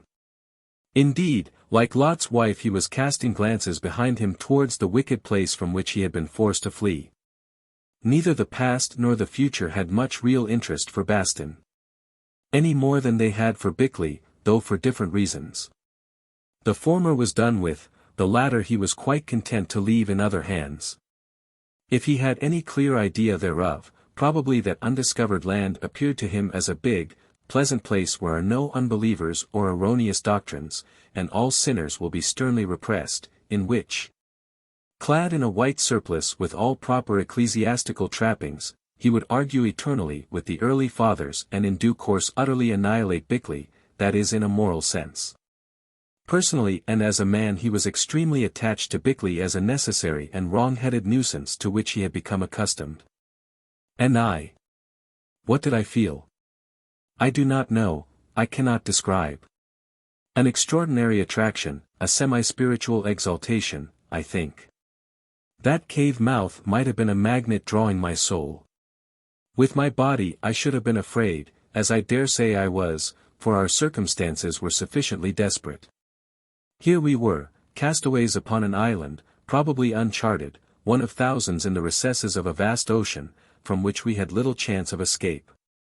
More, having offended the religious instincts of the primeval inhabitants of that island, we had been forced to flee to a rocky mountain in the center of a lake, where, after the food we had brought with us by accident was consumed, we should no doubt be forced to choose between death by starvation, or, if we attempted to retreat, at the hands of justly infuriated savages. Yet these facts did not oppress me, for I was being drawn to I knew not what, and if it were to doom, well, no matter. Therefore, none of us cared, Bastin because his faith was equal to any emergency and there was always that white-robed heaven waiting for him beyond which his imagination did not go. I often wondered whether he pictured Mrs. Bastin as also waiting. If so, he never said anything about her, Bickley because as a child of the present and a servant of knowledge he feared no future, believing it to be for him non-existent, and was careless as to when his strenuous hour of life should end. And I because I felt that yonder lay my true future, yes, and my true past, even though to discover them I must pass through that portal which we know as death. We reached the mouth of the cave. It was a vast place. Perhaps the arch of it was 100 feet high, and I could see that once all this arch had been adorned with sculptures. Protected as these were by the overhanging rock, for the sculptured mouth of the cave was cut deep into the mountain face, they were still so worn that it was impossible to discern their details. Time had eaten them away like an acid. But what length of time? I could not guess, but it must have been stupendous to have worked thus upon that hard and sheltered rock. This came home to me with added force when, from subsequent examination, we learned that the entire mouth of this cave had been sealed up for unnumbered ages. It will be remembered that Marama told me the mountain in the lake had risen much during the frightful cyclone in which we were wrecked and with it the cave mouth which previously had been invisible. From the markings on the mountain side it was obvious that something of the sort had happened very recently, at any rate on this eastern face. That is, either the flat rock had sunk or the volcano had been thrown upwards. Once in the far past the cave had been as it was when we found it. Then it had gone down in such a way that the table rock entirely sealed the entrance. Now this entrance was once more open, and although of course there was a break in them, the grooves of which I have spoken ran on into the cave at only a slightly different level from that at which they lay upon the flat rock. And yet, although they had been thus sheltered by a great stone curtain in front of them, still these sculptures were worn away by the tooth of time. Of course, however, this may have happened to them before they were buried in some ancient cataclysm, to be thus resurrected at the hour of our arrival upon the island. Without pausing to make any closer examination of these crumbled carvings, we entered the yawning mouth of that great place, following and indeed walking in the deep grooves that I have mentioned. Presently it seemed to open out as a courtyard might at the end of a passage, yes, to open on to some vast place whereof in that gloom we could not see the roof or the limits. All we knew was that it must be enormous. The echoes of our voices and footsteps told us as much, for these seemed to come back to us from high, high above and from far, far away. Bickley and I said nothing, we were too overcome. But Bastin remarked. "Did you ever go to Olympia?" "I did once to see a kind of play where the people said nothing, only ran about dressed up. They told me it was religious, the sort of thing a clergyman should study. I didn't think it religious at all. It was all about a nun who had a baby." "Well, what of it?" snapped Bickley. "Nothing particular, except that nuns don't have babies, or if they do the fact should not be advertised. But I wasn't thinking of that. I was thinking that this place is like an underground Olympia." "Oh, be quiet," I said, for though Bastin's description was not bad, his monotonous, drawling voice jarred on me in that solemnity. "Be careful where you walk," whispered Bickley, for even he seemed awed, "there may be pits in this floor." "I wish we had a light," I said, halting. "If candles are of any use," broke in Bastin, "as it happens I have a packet in my pocket. I took them with me this morning for a certain purpose." "Not unconnected with the paraffin and the burning of the idol, I suppose," said Bickley. "Hand them over." "Yes. If I had been allowed a little more time I intended." "Never mind what you intended, we know what you did and that's enough," said Bickley as he snatched the packet from Bastin's hand and proceeded to undo it, adding, "By heaven! I have no matches, nor have you, Arbuthnot." "I have a dozen boxes of wax vestas in my other pocket," said Bastin. "You see, they burn so well when you want to get up a fire on a damp idol. As you may have noticed, the dew is very heavy here." In due course these two were produced. I took possession of them as they were too valuable to be left in the charge of Bastin, and, extracting a box from the packet, lit two of the candles which were of the short thick variety, like those used in carriage lamps. Presently they burned up, making two faint stars of light which, however, were not strong enough to show us either the roof or the sides of that vast place. By their aid we pursued our path, still following the grooves till suddenly these came to an end. Now all around us was a flat floor of rock which, as we perceived clearly when we pushed aside the dust that had gathered thickly on it in the course of ages, doubtless from the gradual disintegration of the stony walls, had once been polished till it resembled black marble. Indeed, certain cracks in the floor appeared to have been filled in with some dark-colored cement. I stood looking at them while Bickley wandered off to the right and a little forward, and presently called to me. I walked to him, Bastin sticking close to me as I had the other candle, as did the little dog, Tommy, who did not like these new surroundings and would not leave my heels. "Look," said Bickley, holding up his candle, "and tell me, what's that?" Before me, faintly shone, was some curious structure of gleaming rods made of yellowish metal, which rods appeared to be connected by wires. The structure might have been 40 feet high and perhaps 100 long. Its bottom part was buried in dust. "What is that?" asked Bickley again. I made no answer, for I was thinking. Bastin, however, replied.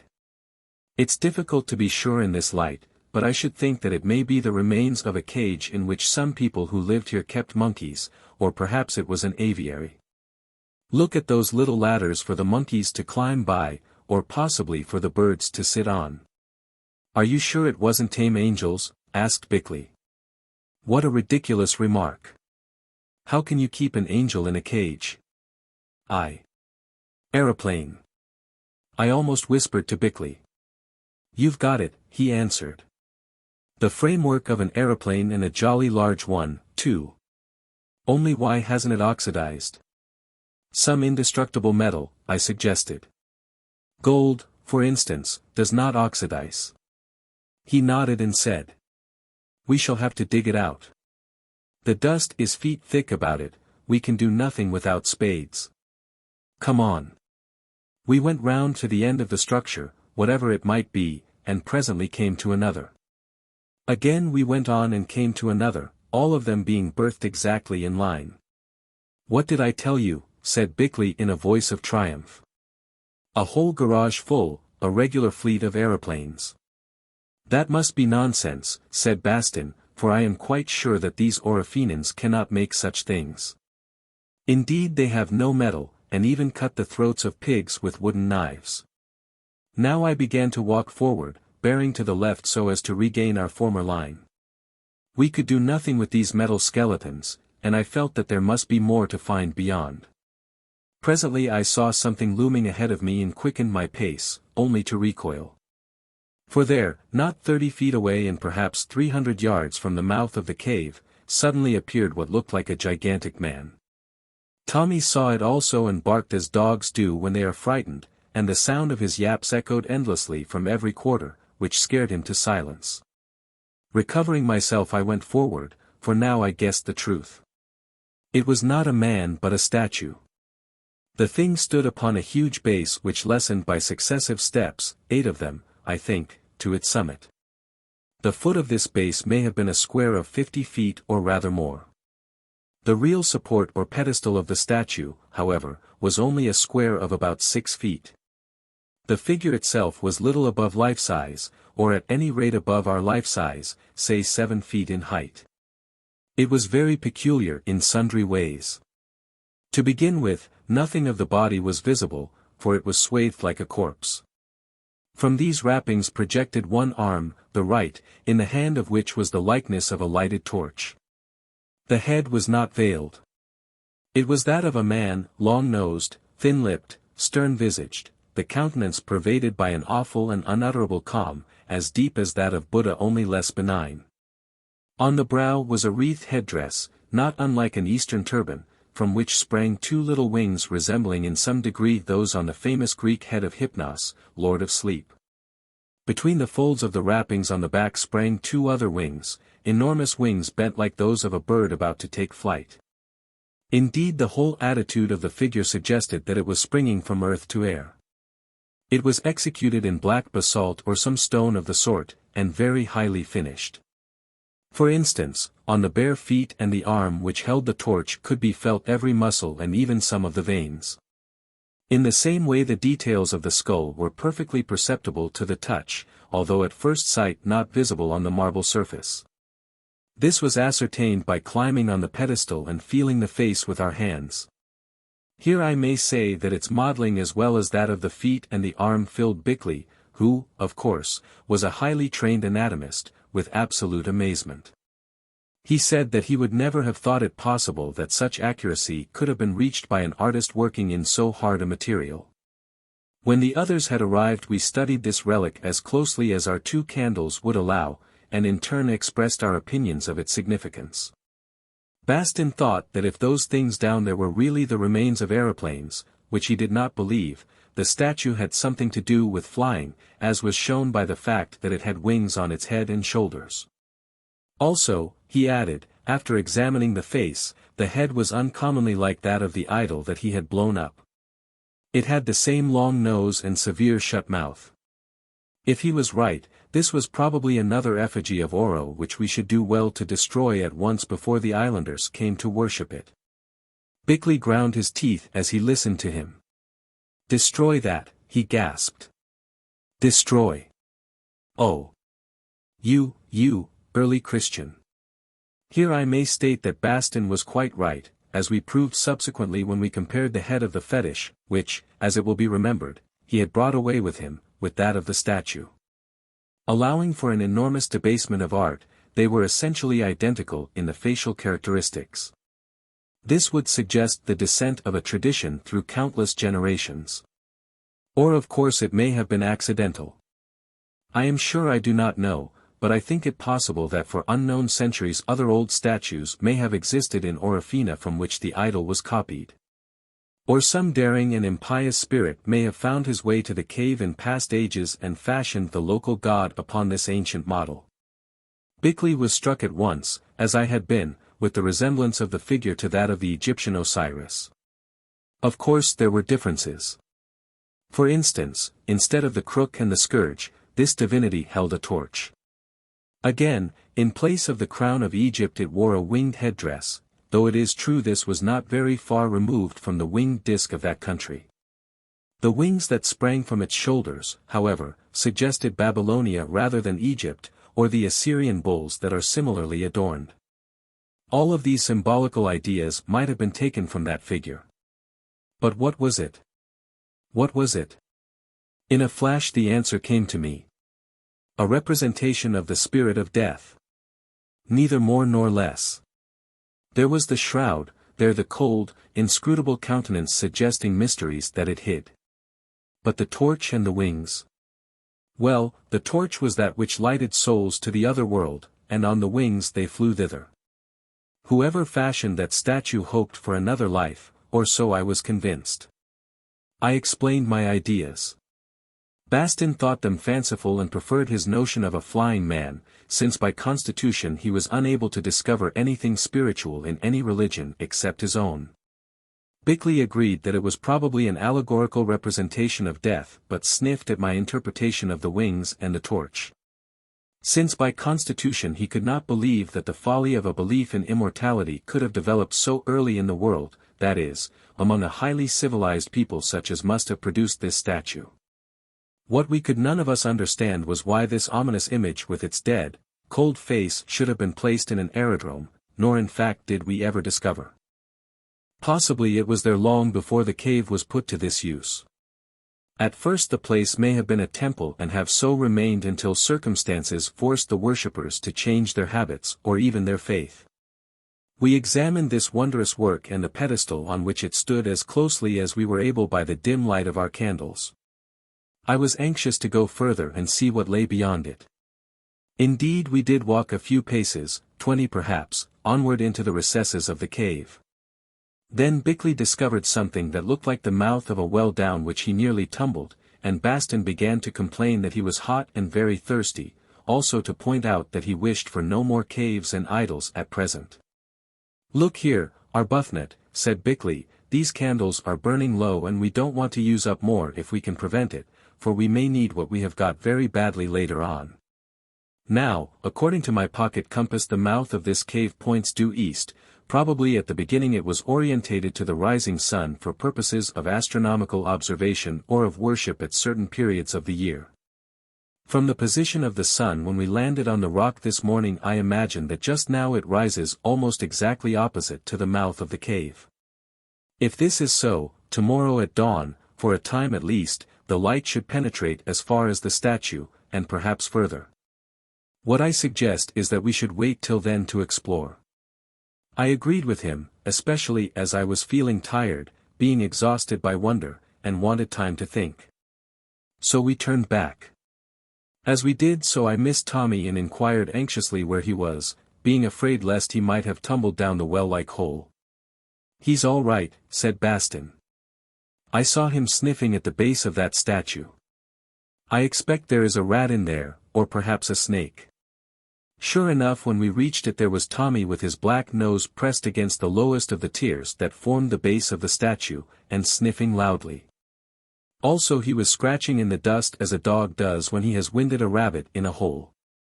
So engrossed was he in this occupation that it was with difficulty that I coaxed him to leave the place.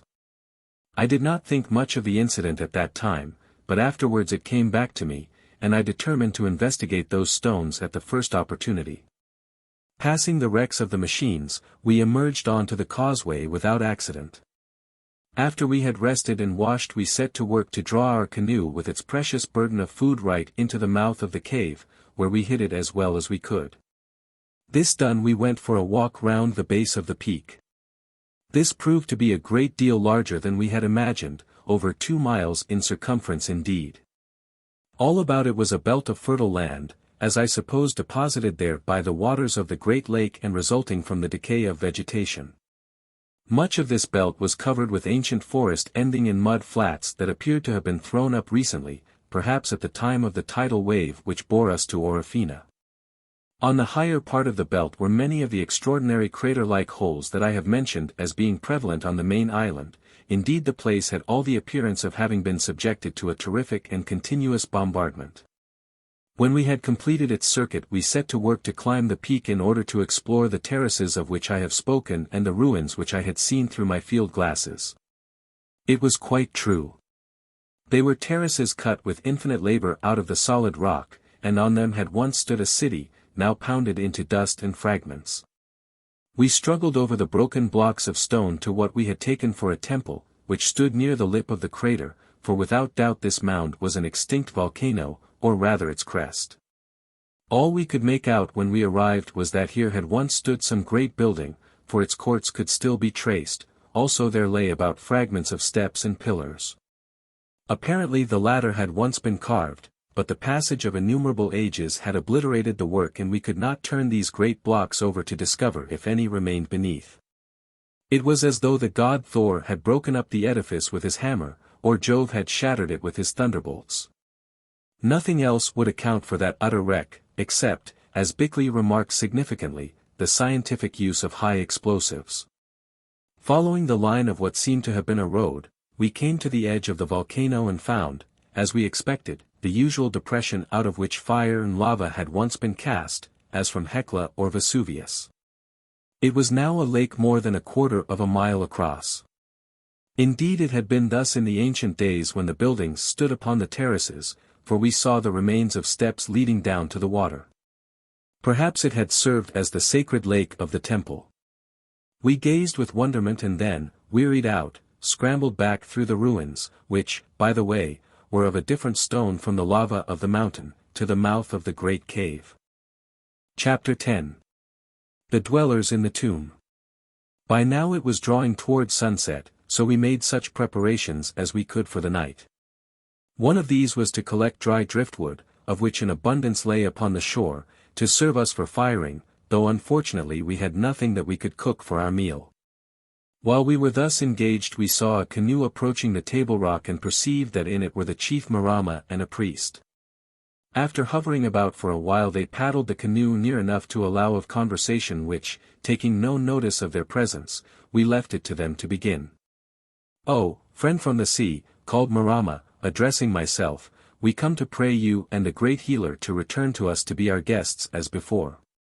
The people are covered with darkness because of the loss of your wisdom, and the sick cry aloud for the healer. Indeed, 2 of those whom he has cut with knives are dying." "And what of the bellower?" I asked, indicating Bastin. "We should like to see him back also, friend from the sea, that we may sacrifice and eat him, who destroyed our god with fire and caused the healer to kill his priest." "That is most unjust," exclaimed Bastin. "I deeply regret the blood that was shed on the occasion, unnecessarily as I think." "Then go and atone for it with your own," said Bickley, "and everybody will be pleased." Waving to them to be silent, I said, "Are you mad, Marama, that you should ask us to return to sojourn among people who tried to kill us, merely because the bellower caused fire to burn an image of wood and its head to fly from its shoulders? Just to show you that it had no power to hold itself together, although you call it a god? Not so, we wash our hands of you, we leave you to go your own way while we go ours, till perchance in a day to come, after many misfortunes have overtaken you, you creep about our feet and with prayers and offerings beg us to return." I paused to observe the effect of my words. It was excellent, for both Marama and the priest wrung their hands and groaned. Then I went on. "Meanwhile we have something to tell you. We have entered the cave where you said no man might set a foot, and have seen him who sits within, the true God." Here Bastin tried to interrupt, but was suppressed by Bickley. They looked at each other in a frightened way and groaned more loudly than before. "He sends you a message, which, as he told us of your approach, we came to the shore to deliver to you." "How can you say that?" began Bastin, but was again violently suppressed by Bickley.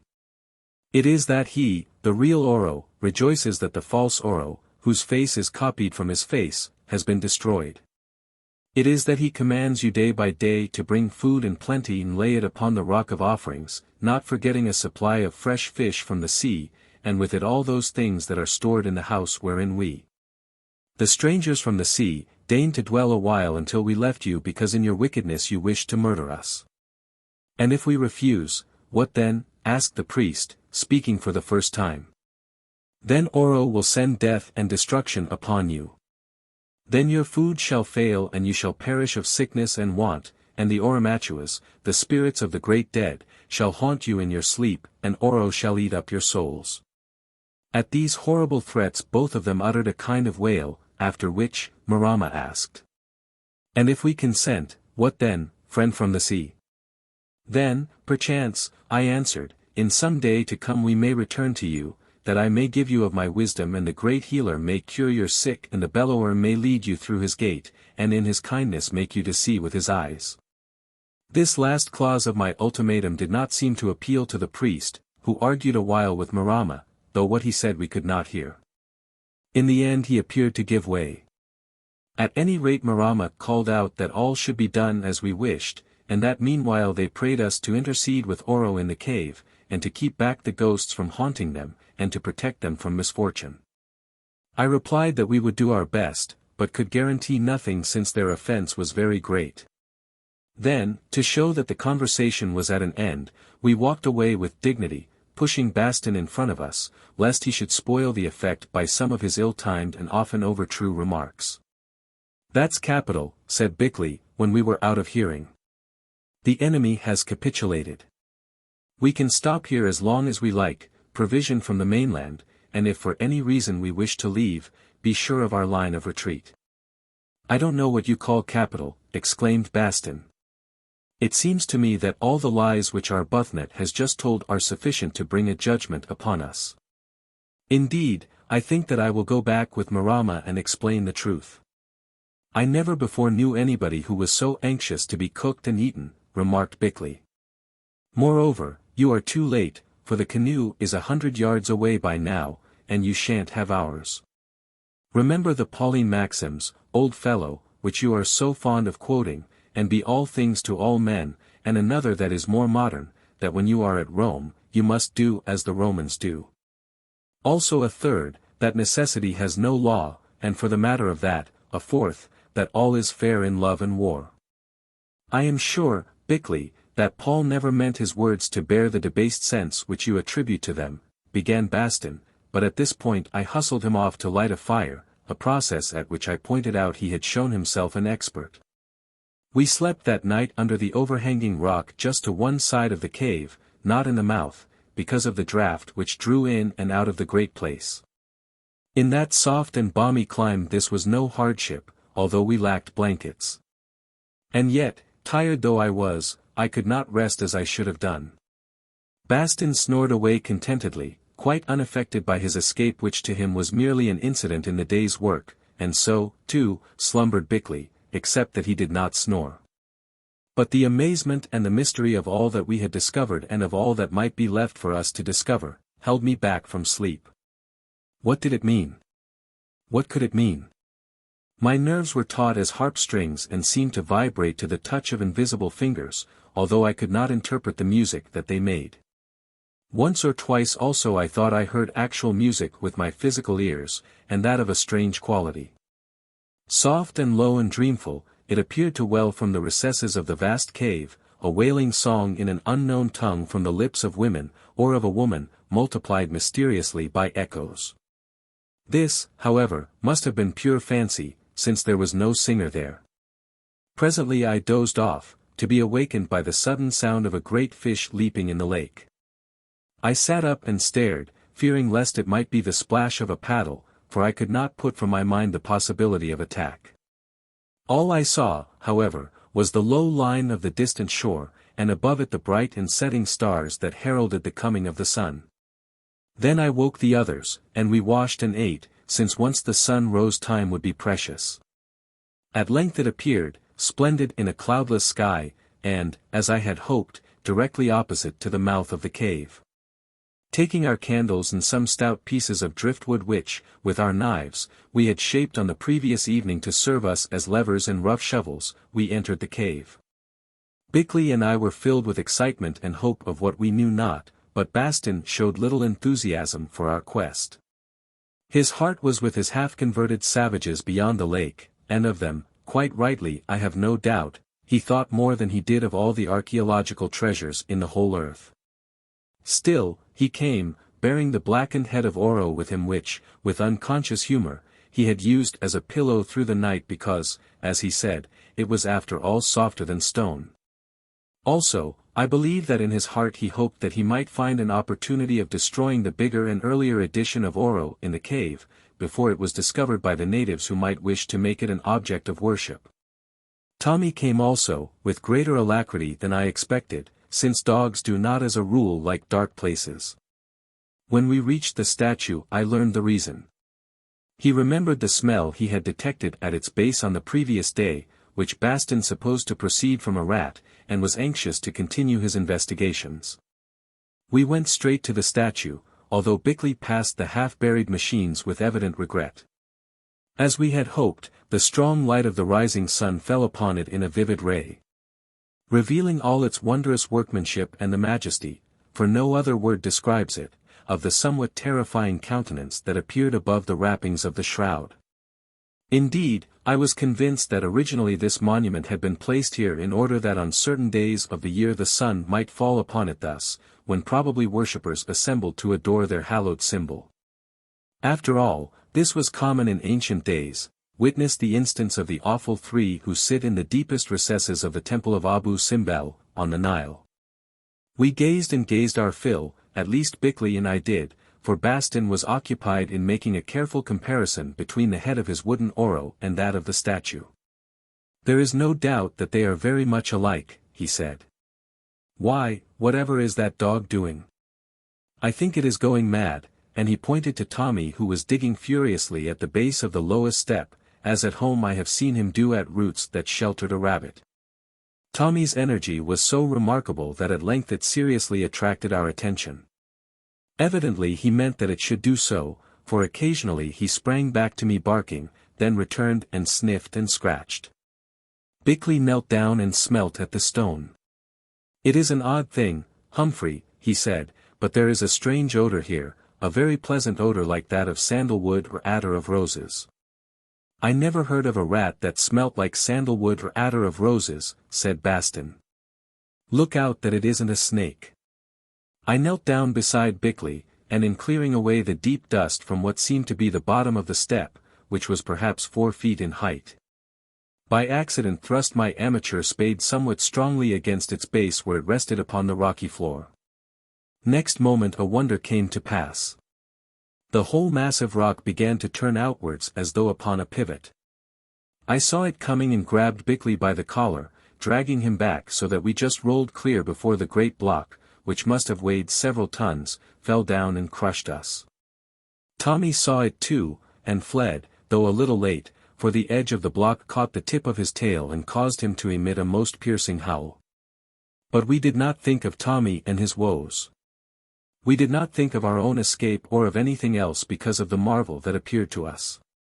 Seated there upon the ground, after our backward tumble, we could see into the space which lay behind the fallen step, for there the light of the sun penetrated. The first idea it gave me was that of the jeweled shrine of some medieval saint which, by good fortune, had escaped the plunderers. There are still such existing in the world. It shone and glittered, apparently with gold and diamonds, although, as a matter of fact, there were no diamonds, nor was it gold which gleamed, but some ancient metal, or rather amalgam, which is now lost to the world. The same that was used in the tubes of the air machines. I think that it contained gold, but I do not know. At any rate, it was equally lasting and even more beautiful, though lighter in color. For the rest this adorned recess which resembled that of a large funeral vault, occupying the whole space beneath the base of the statue that was supported on its arch, was empty save for 2 flashing objects that lay side by side but with nearly the whole width of the vault between them. I pointed at them to Bickley with my finger, for really I could not speak. "Coffins, by Jove," he whispered. "Glass or crystal coffins and people in them. Come on." A few seconds later we were crawling into that vault while Bastin, still nursing the head of Oro as though it were a baby, stood confused outside muttering something about desecrating hallowed graves. Just as we reached the interior, owing to the heightening of the sun, the light passed away, leaving us in a kind of twilight. Bickley produced carriage candles from his pocket and fumbled for matches. While he was doing so I noticed two things: firstly, that the place really did smell like a scent shop, and, secondly, that the coffins seemed to glow with a kind of phosphorescent light of their own, not very strong, but sufficient to reveal their outlines in the gloom. Then the candles burnt up and we saw. Within the coffin that stood on our left hand as we entered, for this crystal was as transparent as plate glass, lay a most wonderful old man, clad in a gleaming, embroidered robe. His long hair, which was parted in the middle, as we could see beneath the edge of the pearl-sewn embroidered cap he wore, also his beard were snowy white. The man was tall, at least 6 feet 4 inches in height, and rather spare. His hands were long and thin, very delicately made, as were his sandaled feet. But it was his face that fixed our gaze, for it was marvelous, like the face of a god, and, as we noticed at once, with some resemblance to that of the statue above. Thus the brow was broad and massive, the nose straight and long, the mouth stern and clear-cut, while the cheekbones were rather high, and the eyebrows arched. Such are the characteristics of many handsome old men of good blood, and as the mummies of Seti and others show us, such they have been for thousands of years. Only this man differed from all others because of the fearful dignity stamped upon his features. Looking at him I began to think at once of the prophet Elijah, as he must have appeared rising to heaven, enhanced by the more earthly glory of Solomon, for although the appearance of these patriarchs is unknown, of them one conceives ideas. Only it seemed probable that Elijah may have looked more benign. Here there was no benignity, only terrible force and infinite wisdom. Contemplating him I shivered a little and felt thankful that he was dead. For to tell the truth I was afraid of that awesome countenance which, I should add, was of the whiteness of paper, although the cheeks still showed tinges of color, so perfect was the preservation of the corpse. I was still gazing at it when Bickley said in a voice of amazement, "I say, look here, in the other coffin." I turned, looked, and nearly collapsed on the floor of the vault, since beauty can sometimes strike us like a blow. Oh! There before me lay all loveliness, such loveliness that there burst from my lips an involuntary cry. Alas! That she should be dead. A young woman, I supposed, at least she looked young, perhaps 5 or 6 and 20 years of age, or so I judged. There she lay, her tall and delicate shape half hidden in masses of rich-hued hair in color of a ruddy blackness. I know not how else to describe it, since never have I seen any of the same tint. Moreover, it shone with a life of its own as though it had been dusted with gold. From between the masses of this hair appeared a face which I can only call divine. There was every beauty that woman can boast, from the curving eyelashes of extraordinary length to the sweet and human mouth. To these charms also were added a wondrous smile and an air of kind dignity, very different from the fierce pride stamped upon the countenance of the old man who was her companion in death. She was clothed in some close-fitting robe of white broidered with gold. Pearls were about her neck, lying far down upon the perfect bosom, a girdle of gold and shining gems encircled her slender waist, and on her little feet were sandals fastened with red stones like rubies. In truth, she was a splendid creature, and yet, I know not how, her beauty suggested more of the spirit than of the flesh. Indeed, in a way, it was unearthly. My senses were smitten, it pulled at my heartstrings, and yet its unutterable strangeness seemed to awake memories within me, though of what I could not tell. A wild fancy came to me that I must have known this heavenly creature in some past life. By now Bastin had joined us, and, attracted by my exclamation and by the attitude of Bickley, who was staring down at the coffin with a fixed look upon his face, not unlike that of a pointer when he scents game, he began to contemplate the wonder within it in his slow way. "Well, I never," he said. "Do you think the glittering lady in there is human?" "The glittering lady is dead, but I suppose that she was human in her life," I answered in an awed whisper. "Of course she is dead, otherwise she would not be in that glass coffin. I think I should like to read the burial service over her, which I dare say was never done when she was put in there. How do you know she is dead? Asked Bickley in a sharp voice and speaking for the first time. I have seen hundreds of corpses, and mummies too, but never any that looked like these. I stared at him. It was strange to hear Bickley, the scoffer at miracles, suggesting that this greatest of all miracles might be possible. They must have been here a long time, I said, for although human, they are not, I think, of any people known to the world today. Their dress, everything, shows it, though perhaps thousands of years ago, and I stopped. Quite so, answered Bickley, I agree. That is why I suggest that they may have belonged to a race who knew what we do not, namely, how to suspend animation for great periods of time. I said no more, nor did Bastin, who was now engaged in studying the old man, and for once, wonderstruck and overcome. Bickley, however, took one of the candles and began to make a close examination of the coffins. So did Tommy, who sniffed along the joint of that of the glittering lady until his nose reached a certain spot, where it remained, while his black tail began to wag in a delighted fashion. Bickley pushed him away and investigated. As I thought, he said, air holes. See. I looked, and there, bored through the crystal of the coffin in a line with the face of its occupant, were a number of little holes that either by accident or design outlined the shape of a human mouth. They are not airtight, murmured Bickley, and if air can enter, how can dead flesh remain like that for ages? Then he continued his search upon the other side. The lid of this coffin works on hinges, he said. Here they are, fashioned of the crystal itself. A living person within could have pulled it down before the senses departed. No, I answered, for look, here is a crystal bolt at the end and it is shot from without. This puzzled him. Then as though struck by an idea, he began to examine the other coffin. I've got it, he exclaimed presently. The old god in here, somehow we all thought of this old man as not quite normal, shut down the glittering lady's coffin and bolted it. His own is not bolted, although the bolt exists in the same place. He just got in and pulled down the lid. Oh! What nonsense I am talking, for how can such things be? Let us get out and think.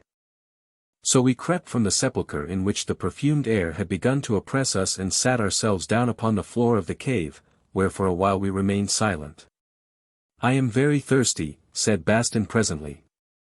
Those smells seem to have dried me up. I am going to get some tea, I mean water, as unfortunately there is no tea, and he set off towards the mouth of the cave. We followed him, I don't quite know why, except that we wished to breathe freely outside, also we knew that the sepulchre and its contents would be as safe as they had been for, well, how long? It proved to be a beautiful morning outside. We walked up and down enjoying it subconsciously, for really that is Bickley's and my own, intelligences were concentrated on that sepulchre and its contents. Where Bastin's may have been I do not know, perhaps in a visionary teapot, since I was sure that it would take him a day or two to appreciate the significance of our discoveries.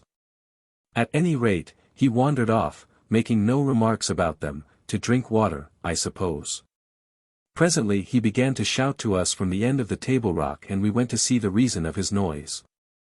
It proved to be very satisfactory, for while we were in the cave the Orofenans had brought absolutely everything belonging to us, together with a large supply of food from the main island. Not a single article was missing. Even our books, a can with the bottom out, and the broken pieces of a little pocket mirror had been religiously transported, and with these a few articles that had been stolen from us, notably my pocket knife. Evidently a great taboo had been laid upon all our possessions. They were now carefully arranged in one of the grooves of the rock that Bickley supposed had been made by the wheels of aeroplanes, which was why we had not seen them at once. Each of us rushed for what we desired most, Bastin for one of the canisters of tea, I for my diaries, and Bickley for his chest of instruments and medicines. These were removed to the mouth of the cave, and after them the other things and the food. Also a bell tent and some camp furniture that we had brought from the ship. Then Bastin made some tea of which he drank 4 large pannikins, having first said grace over it with unwonted fervor. Nor did we disdain our share of the beverage, although Bickley preferred cocoa and I coffee. Cocoa and coffee we had no time to make then, and in view of that sepulchre in the cave, what had we to do with cocoa and coffee? So Bickley and I said to each other, and yet presently he changed his mind and in a special metal machine carefully made some extremely strong black coffee which he poured into a thermos flask, previously warmed with hot water. Adding thereto about a claret glass of brandy.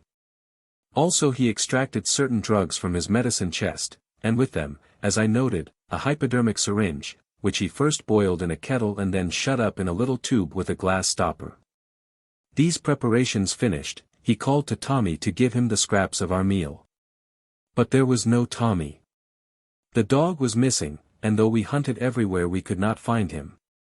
Finally we concluded that he had wandered off down the beach on business of his own and would return in due course. We could not bother about Tommy just then. After making some further preparations and fidgeting about a little, Bickley announced that as we had now some proper paraffin lamps of the powerful sort which are known as hurricane, he proposed by their aid to carry out further examinations in the cave. I think I shall stop where I am, said Bastin, helping himself from the kettle to a fifth pannikin of tea. Those corpses are very interesting, but I don't see any use in staring at them again at present. One can always do that at any time. I have missed Marama once already by being away in that cave, and I have a lot to say to him about my people. I don't want to be absent in case he should return. To wash up the things, I suppose, said Bickley with a sniff. Or perhaps to eat the tea leaves. Well, as a matter of fact, I have noticed that these natives have a peculiar taste for tea leaves. I think they believe them to be a medicine, but I don't suppose they would come so far for them, though perhaps they might in the hope of getting the head of Oro. Anyhow, I am going to stop here. Pray do, said Bickley. Are you ready, Humphrey? I nodded, and he handed to me a felt-covered flask of the non-conducting kind, filled with boiling water, a tin of preserved milk, and a little bottle of meat extract of a most concentrated sort. Then, having lit 2 of the hurricane lamps and seen that they were full of oil, we started back up the cave. Chapter 11. Resurrection. We reached the sepulchre without stopping to look at the parked machines or even the marvelous statue that stood above it, for what did we care about machines or statues now? As we approached we were astonished to hear low and cavernous growlings. There is some wild beast in there, said Bickley, halting. No, by George. It's Tommy. What can the dog be after? We peeped in, and there sure enough was Tommy lying on the top of the glittering lady's coffin and growling his very best with the hair standing up upon his back. When he saw who it was, however, he jumped off and frisked round, licking my hand. That's very strange, I exclaimed. Not stranger than everything else, said Bickley. What are you going to do? I asked. Open these coffins, he answered, beginning with that of the old god, since I would rather experiment on him. I expect he will crumble into dust. But if by chance he doesn't, I'll jam a little strychnine, mixed with some other drugs, of which you don't know the names, into one of his veins and see if anything happens. If it doesn't, it won't hurt him, and if it does, well, who knows? Now give me a hand. We went to the left-hand coffin and by inserting the hook on the back of my knife, of which the real use is to pick stones out of horses' hoofs, into one of the little air holes I have described, managed to raise the heavy crystal lid sufficiently to enable us to force a piece of wood between it and the top. The rest was easy, for the hinges being of crystal had not corroded. In 2 minutes it was open. From the chest came an overpowering spicy odor, and with it a veritable breath of warm air before which we recoiled a little. Bickley took a pocket thermometer which he had at hand and glanced at it. It marked a temperature of 82 degrees in the sepulchre. Having noted this, he thrust it into the coffin between the crystal wall and its occupant. Then we went out and waited a little while to give the odors time to dissipate, for they made the head reel. After 5 minutes or so we returned and examined the thermometer. It had risen to 98 degrees, the natural temperature of the human body. What do you make of that? If the man is dead, he whispered. I shook my head, and as we had agreed, set to helping him to lift the body from the coffin.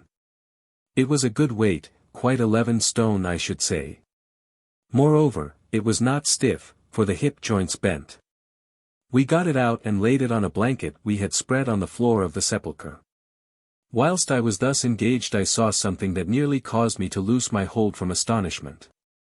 Beneath the head, the center of the back and the feet were crystal boxes about 8 inches square, or rather crystal blocks, for in them I could see no opening, and these boxes emitted a faint phosphorescent light.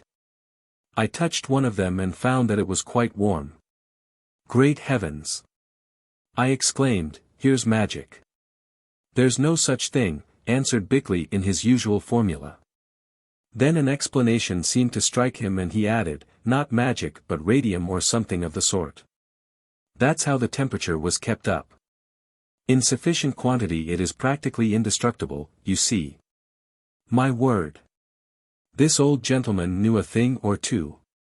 Again we waited a little while to see if the body begun to crumble on exposure to the air, I taking the opportunity to make a rough sketch of it in my pocketbook in anticipation of that event. But it did not, it remained quite sound. Here goes, said Bickley. If he should be alive, he will catch cold in his lungs after lying for ages in that baby incubator, as I suppose he has done. So it is now or never. Then bidding me hold the man's right arm, he took the sterilized syringe which he had prepared, and thrusting the needle into a vein he selected just above the wrist, injected the contents. It would have been better over the heart, he whispered, but I thought I would try the arm first. I don't like risking chills by uncovering him. I made no answer and again we waited and watched. Great heavens, he's stirring. I gasped presently. Stirring he was, for his fingers began to move. Bickley bent down and placed his ear to the heart. I forgot to say that he had tested this before with a stethoscope, but had been unable to detect any movement. I believe it is beginning to beat, he said in an odd voice. Then he applied the stethoscope, and added, it is.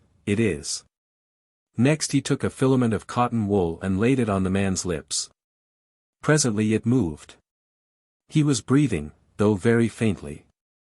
Bickley took more cotton wool and having poured something from his medicine chest onto it, placed it over the mouth beneath the man's nostrils. I believe it was sal volatile. Nothing further happened for a little while, and to relieve the strain on my mind I stared absently into the empty coffin. Here I saw what had escaped our notice, 2 small plates of white metal and cut upon them what I took to be star maps. Beyond these and the glowing boxes which I have mentioned, there was nothing else in the coffin. I had no time to examine them, for at that moment the old man opened his mouth and began to breathe, evidently with some discomfort and effort, as his empty lungs filled themselves with air. Then his eyelids lifted, revealing a wonderful pair of dark glowing eyes beneath. Next he tried to sit up but would have fallen, had not Bickley supported him with his arm. I do not think he saw Bickley, indeed he shut his eyes again as though the light hurt them, and went into a kind of faint. Then it was that Tommy, who all this while had been watching the proceedings with grave interest, came forward, wagging his tail, and licked the man's face. At the touch of the dog's red tongue, he opened his eyes for the second time. Now he saw, not us but Tommy, for after contemplating him for a few seconds, something like a smile appeared upon his fierce but noble face. More, he lifted his hand and laid it on the dog's head, as though to pat it kindly. Half a minute or so later his awakening senses appreciated our presence. The incipient smile vanished and was replaced by a somewhat terrible frown. Meanwhile Bickley had poured out some of the hot coffee laced with brandy into the cup that was screwed on the top of the thermos flask. Advancing to the man whom I supported, he put it to his lips. He tasted and made a wry face, but presently he began to sip, and ultimately swallowed it all. The effect of the stimulant was wonderful, for in a few minutes he came to life completely and was even able to sit up without support. For quite a long while he gazed at us gravely, talking us in and everything connected with us. For instance, Bickley's medicine case which lay open showing the little vulcanite tubes, a few instruments and other outfit, engaged his particular attention, and I saw at once that he understood what it was. Thus his arm still smarted where the needle had been driven in, and on the blanket lay the syringe. He looked at his arm, then looked at the syringe, and nodded. The paraffin hurricane lamps also seemed to interest and win his approval. We two men, as I thought, attracted him least of all. He just summed us up and our garments, more especially the garments, with a few shrewd glances, and then seemed to turn his thoughts to Tommy, who had seated himself quite contentedly at his side, evidently accepting him as a new addition to our party. I confess that this behavior on Tommy's part reassured me not a little. I am a great believer in the instincts of animals, especially of dogs, and I felt certain that if this man had not been in all essentials human like ourselves, Tommy would not have tolerated him. In the same way the sleeper's clear liking for Tommy, at whom he looked much oftener and with greater kindness than he did at us, suggested that there was goodness in him somewhere. Since although a dog in its wonderful tolerance may love a bad person in whom it smells out hidden virtue, no really bad person ever loved a dog, or, I may add, a child or a flower. As a matter of fact, the bold god, as we had christened him while he was in his coffin, during all our association with him, cared infinitely more for Tommy than he did for any of us. A circumstance that ultimately was not without its influence upon our fortunes. But for this there was a reason, as we learned afterwards. Also he was not really so amiable as I hoped. When we had looked at each other for a long while, the sleeper began to arrange his beard, of which the length seemed to surprise him, especially as Tommy was seated on one end of it. Finding this out and apparently not wishing to disturb Tommy, he gave up the occupation, and after one or two attempts, for his tongue and lips still seemed to be stiff, addressed us in some sonorous and musical language, unlike any that we had ever heard. We shook our heads. Then by an afterthought I said, "Good day," to him in the language of the Orofenans. He puzzled over the word as though it were more or less familiar to him, and when I repeated it, gave it back to me with a difference indeed, but in a way which convinced us that he quite understood what I meant. The conversation went no further at the moment because just then some memory seemed to strike him. He was sitting with his back against the coffin of the glittering lady, whom therefore he had not seen. Now he began to turn round, and being too weak to do so, motioned me to help him.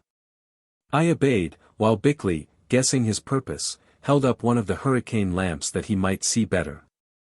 With a kind of fierce eagerness he surveyed her who lay within the coffin, and after he had done so, uttered a sigh as of intense relief. Next he pointed to the metal cup out of which he had drunk. Bickley filled it again from the thermos flask, which I observed excited his keen interest, for, having touched the flask with his hand and found that it was cool, he appeared to marvel that the fluid coming from it should be hot and steaming. Presently he smiled as though he had got the clue to the mystery, and swallowed his second drink of coffee and spirit. This done, he motioned to us to lift the lid of the lady's coffin, pointing out a certain catch in the bolts which at first we could not master, for it will be remembered that on this coffin these were shot. In the end, by pursuing the same methods that we had used in the instance of his own, we raised the coffin lid and once more were driven to retreat from the sepulchre for a while by the overpowering odor like to that of a whole greenhouse full of tuberoses, that flowed out of it, inducing a kind of stupefaction from which even Tommy fled. When we returned it was to find the man kneeling by the side of the coffin, for as yet he could not stand, with his glowing eyes fixed upon the face of her who slept therein and waving his long arms above her. Hypnotic business. "Wonder if it will work," whispered Bickley. Then he lifted the syringe and looked inquiringly at the man, who shook his head, and went on with his mesmeric passes. I crept round him and took my stand by the sleeper's head, that I might watch her face, which was well worth watching, while Bickley, with his medicine at hand, remained near her feet, I think engaged in disinfecting the syringe in some spirit or acid. I believe he was about to make an attempt to use it when suddenly, as though beneath the influence of the hypnotic passes, a change appeared on the glittering lady's face. Hitherto, beautiful as it was, it had been a dead face, though one of a person who had suddenly been cut off while in full health and vigor a few hours, or at the most a day or so before. Now it began to live again. It was as though the spirit were returning from afar, and not without toil and tribulation. Expression after expression flitted across the features. Indeed, these seemed to change so much from moment to moment that they might have belonged to several different individuals, though each was beautiful. The fact of these remarkable changes with the suggestion of multiform personalities which they conveyed impressed both Bickley and myself very much indeed. Then the breast heaved tumultuously, it even appeared to struggle. Next the eyes opened. They were full of wonder, even of fear, but oh! What marvelous eyes! I do not know how to describe them, I cannot even state their exact color, except that it was dark, something like the blue of sapphires of the deepest tint, and yet not black. Large, too, and soft as a deer's. They shut again as though the light hurt them, then once more opened and wandered about, apparently without seeing. At length they found my face, for I was still bending over her, and, resting there, appeared to take it in by degrees. More, it seemed to touch and stir some human spring in the still sleeping heart. At least the fear passed from her features and was replaced by a faint smile, such as a patient sometimes gives to one known and well loved, as the effects of chloroform pass away. For a while she looked at me with an earnest, searching gaze, then suddenly, for the first time moving her arms, lifted them and threw them round my neck. The old man stared, bending his imperial brows into a little frown, but did nothing. Bickley stared also through his glasses and sniffed as though in disapproval, while I remained quite still, fighting with a wild impulse to kiss her on the lips as one would an awakening and beloved child. I doubt if I could have done so, however, for really I was immovable, my heart seemed to stop and all my muscles to be paralyzed. I do not know for how long this endured, but I do know how it ended. Presently in the intense silence I heard Bastin's heavy voice and looking round, saw his big head projecting into the sepulchre. "Well, I never," he said, "you seem to have woke them up with a vengeance. If you begin like that with the lady, there will be complications before you have done, Arbuthnot. Talk of being brought back to earth with a rush. I could have killed Bastin," and Bickley, turning on him like a tiger, told him to be off, find wood and light a large fire in front of the statue. I think he was about to argue when the ancient gave him a glance of his fierce eyes, which alarmed him, and he departed, bewildered, to return presently with the wood. But the sound of his voice had broken the spell. The lady let her arms fall with a start, and shut her eyes again, seeming to faint. Bickley sprang forward with his sal volatile and applied it to her nostrils, the ancient not interfering, for he seemed to recognize that he had to deal with a man of skill and one who meant well by them. In the end we brought her round again and, to omit details, Bickley gave her, not coffee and brandy, but a mixture he compounded of hot water, preserved milk and meat essence. The effect of it on her was wonderful, since a few minutes after swallowing it she sat up in the coffin. Then we lifted her from that narrow bed in which she had slept for, how long? And perceived that beneath her also were crystal boxes of the radiant, heat-giving substance. We sat her on the floor of the sepulchre, wrapping her also in a blanket. Now it was that Tommy, after frisking round her as though in welcome of an old friend, calmly established himself beside her and laid his black head upon her knee. She noted it and smiled for the first time, a marvelously sweet and gentle smile. More, she placed her slender hand upon the dog and stroked him feebly. Bickley tried to make her drink some more of his mixture, but she refused, motioning him to give it to Tommy. This, however, he would not do because there was but one cup. Presently both of the sleepers began to shiver, which caused Bickley anxiety. Abusing Bastin beneath his breath for being so long with the fire, he drew the blankets closer about them. Then an idea came to him and he examined the glowing boxes in the coffin. They were loose, being merely set in prepared cavities in the crystal. Wrapping our handkerchiefs about his hand, he took them out and placed them around the wakened patients, a proceeding of which the ancient nodded approval. Just then, too, Bastin returned with his first load of firewood, and soon we had a merry blaze going just outside the sepulchre. I saw that they observed the lighting of this fire by means of a match with much interest. Now they grew warm again, as indeed we did also, too warm. Then in my turn I had an idea. I knew that by now the sun would be beating hotly against the rock of the mount, and suggested to Bickley, that, if possible, the best thing we could do would be to get them into its life-giving rays. He agreed, if we could make them understand and they were able to walk. So I tried. First I directed the ancient's attention to the mouth of the cave which at this distance showed as a white circle of light. He looked at it and then at me with grave inquiry. I made motions to suggest that he should proceed there, repeating the word sun in the Orofenan tongue. He understood at once, though whether he read my mind rather than what I said I am not sure. Apparently the glittering lady understood also and seemed to be most anxious to go. Only she looked rather pitifully at her feet and shook her head. This decided me. I do not know if I have mentioned anywhere that I am a tall man and very muscular. She was tall, also, but as I judged not so very heavy after her long fast. At any rate I felt quite certain that I could carry her for that distance. Stooping down, I lifted her up, signing to her to put her arms round my neck, which she did. Then calling to Bickley and Bastin to bring along the ancient between them, with some difficulty I struggled out of the sepulchre, and started down the cave. She was more heavy than I thought, and yet I could have wished the journey longer. To begin with she seemed quite trustful and happy in my arms, where she lay with her head against my shoulder, smiling a little as a child might do, especially when I had to stop and throw her long hair round my neck like a muffler, to prevent it from trailing in the dust. A bundle of lavender, or a truss of new-mown hay, could not have been more sweet to carry, and there was something electric about the touch of her, which went through and through me. Very soon it was over, and we were out of the cave into the full glory of the tropical sun.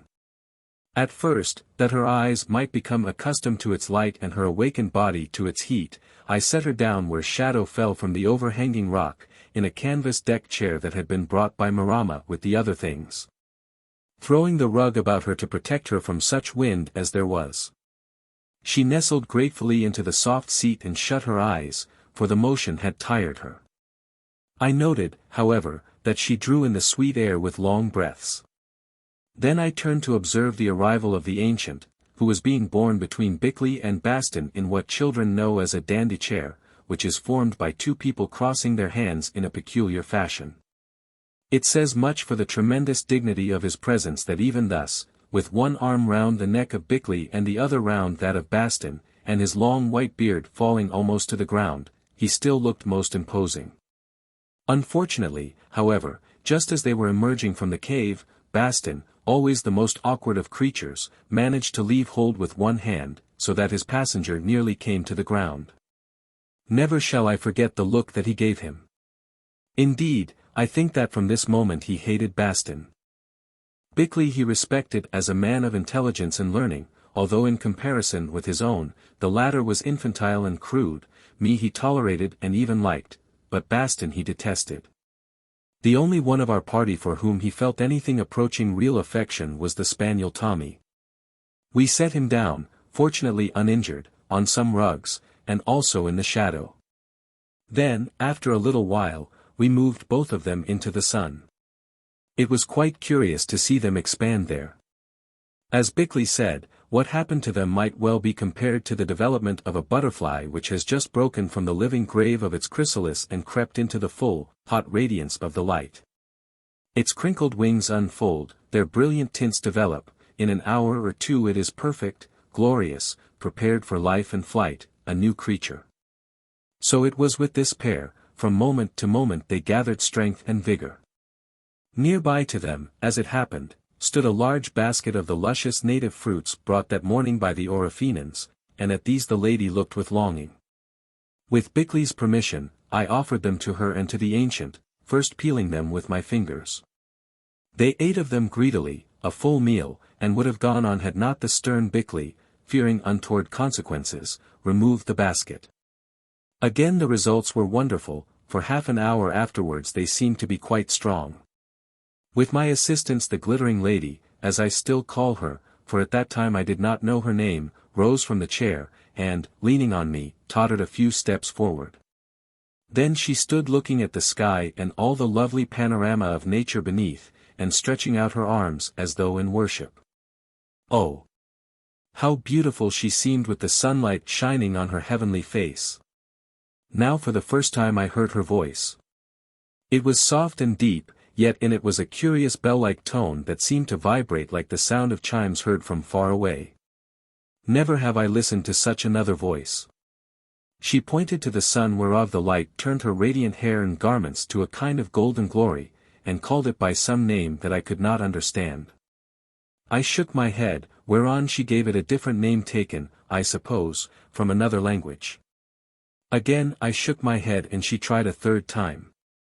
To my delight this word was practically the same that the Orofenans used for sun. Yes, I said, speaking very slowly, so it is called by the people of this land. She understood, for she answered in much the same language. What, then, do you call it? Sun in the English tongue, I replied. Sun. English, she repeated after me, then added, how are you named, wanderer? Humphrey, I answered. Humphrey, she said as though she were learning the word, and those? Bastin and Bickley, I replied. Over these patronymics she shook her head, as yet they were too much for her. How are you named, sleeper? I asked. Yva, she answered. A beautiful name for one who is beautiful, I declared with enthusiasm, of course always in the rich Orofenan dialect which by now I could talk well enough. She repeated the words once or twice, then of a sudden caught their meaning, for she smiled and even colored, saying hastily with a wave of her hand towards the ancient who stood at a distance between Bastin and Bickley, my father, Oro. Great man, great king, great God. At this information I started, for it was startling to learn that here was the original Oro, who was still worshipped by the Orofenans, although of his actual existence they had known nothing for uncounted time. Also I was glad to learn that he was her father and not her old husband, for to me that would have been horrible, a desecration too deep for words. How long did you sleep, Yva? I asked, pointing towards the sepulchre in the cave. After a little thought she understood and shook her head hopelessly, then, by an afterthought, she said. Stars tell Oro tonight. So Oro was an astronomer as well as a king and a god. I had guessed as much from those plates in the coffin which seemed to have stars engraved on them. At this point our conversation came to an end, for the ancient himself approached, leaning on the arm of Bickley who was engaged in an animated argument with Bastin. For heaven's sake, said Bickley, keep your theology to yourself at present. If you upset the old fellow and put him in a temper he may die. If a man tells me that he is a god it is my duty to tell him that he is a liar, replied Bastin obstinately. Which you did, Bastin, only fortunately he did not understand you. But for your own sake I advise you not to take liberties. He is not one, I think, with whom it is wise to trifle. I think he seems thirsty. Go and get some water from the rain pool, not from the lake. Bastin departed and presently returned with an aluminum jug full of pure water and a glass. Bickley poured some of it into a glass and handed it to Yva who bent her head in thanks. Then she did a curious thing. Having first lifted the glass with both hands to the sky and held it so for a few seconds, she turned and with an obeisance poured a little of it on the ground before her father's feet. A libation, thought I to myself, and evidently Bastin agreed with me, for I heard him mutter. I believe she is making a heathen offering. Doubtless we were right, for Oro accepted the homage by a little motion of the head. After this, at a sign from him she drank the water. Then the glass was refilled and handed to Oro who also held it towards the sky. He, however, made no libation but drank at once, 2 tumblers of it in rapid succession. By now the direct sunlight was passing from the mouth of the cave, and though it was hot enough, both of them shivered a little. They spoke together in some language of which we could not understand a word, as though they were debating what their course of action should be. The dispute was long and earnest. Had we known what was passing, which I learned afterwards, it would have made us sufficiently anxious, for the point at issue was nothing less than whether we should or should not be forthwith destroyed, and, it appears, that Oro was quite capable of bringing about if he so pleased. Yva, however, had very clear views of her own on the matter and, as I gather, even dared to threaten that she would protect us by the use of certain powers at her command, though what these were I do not know. While the event hung doubtful, Tommy, who was growing bored with these long proceedings, picked up a bough still covered with flowers which, after their pretty fashion, the Orofenans had placed on the top of one of the baskets of food. This small bough he brought and laid at the feet of Oro, no doubt in the hope that he would throw it for him to fetch, a game in which the dog delighted. For some reason Oro saw an omen in this simple canine performance, or he may have thought that the dog was making an offering to him, for he put his thin hand to his brow and thought a while. Then motioned to Bastin to pick up the bough and give it to him. Next he spoke to his daughter as though assenting to something, for I saw her sigh in relief. No wonder, for he was conveying his decision to spare our lives and admit us to their fellowship. After this again they talked, but in quite a different tone and manner. Then the glittering lady said to me in her slow and archaic Orofenan, "We go to rest. You must not follow. We come back perhaps tonight, perhaps next night. We are quite safe. You are quite safe under the beard of Oro. Spirit of Oro watch you. You understand?" I said I understood, whereon she answered, "Goodbye, O Humphrey." "Goodbye, O Yva," I replied, bowing. Thereon they turned and refusing all assistance from us, vanished into the darkness of the cave leaning upon each other and walking slowly. Chapter 12. 250,000 years. "You seem to have made the best of your time, old fellow," said Bickley in rather a sour voice. "I never knew people begin to call each other by their Christian names so soon," added Bastin, looking at me with a suspicious eye. "I know no other," I said. "Perhaps not, but at any rate you have another, though you don't seem to have told it to her. Anyway, I am glad they are gone, for I was getting tired of being ordered by everybody to carry about wood and water for them. Also I am terribly hungry as I can't eat before it is light. They have taken most of the best fruit to which I was looking forward, but thank goodness they do not seem to care for pork." "So am I," said Bickley, who really looked exhausted. "Get the food, there's a good fellow. We'll talk afterwards." When we had eaten, somewhat silently, I asked Bickley what he made of the business, also whither he thought the sleepers had gone. "I think I can answer the last question," interrupted Bastin. "I expect it is to a place well known to students of the Bible which even Bickley mentions sometimes when he is angry. At any rate, they seem to be very fond of heat, for they wouldn't part from it even in their coffins, and you will admit that they are not quite natural, although that glittering lady is so attractive as regards her exterior." Bickley waved these remarks aside and addressed himself to me. "I don't know what to think of it," he said. "But as the experience is not natural and everything in the universe, so far as we know it, has a natural explanation, I am inclined to the belief that we are suffering from hallucinations, which in their way are also quite natural. It does not seem possible that two people can really have been asleep for an unknown length of time enclosed in vessels of glass or crystal, kept warm by radium or some such substance, and then emerge from them comparatively strong and well. It is contrary to natural law." "How about microbes?" I asked. "They are said to last practically forever, and they are living things. So in their case your natural law breaks down." "That is true," he answered. "Some microbes in a sealed tube and under certain conditions do appear to possess indefinite powers of life.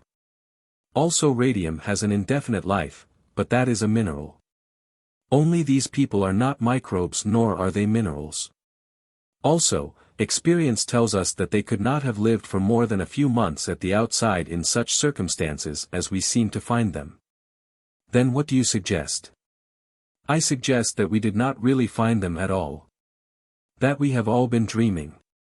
You know that there are certain gases which produce illusions, laughing gas is one of them, and that these gases are sometimes met with in caves.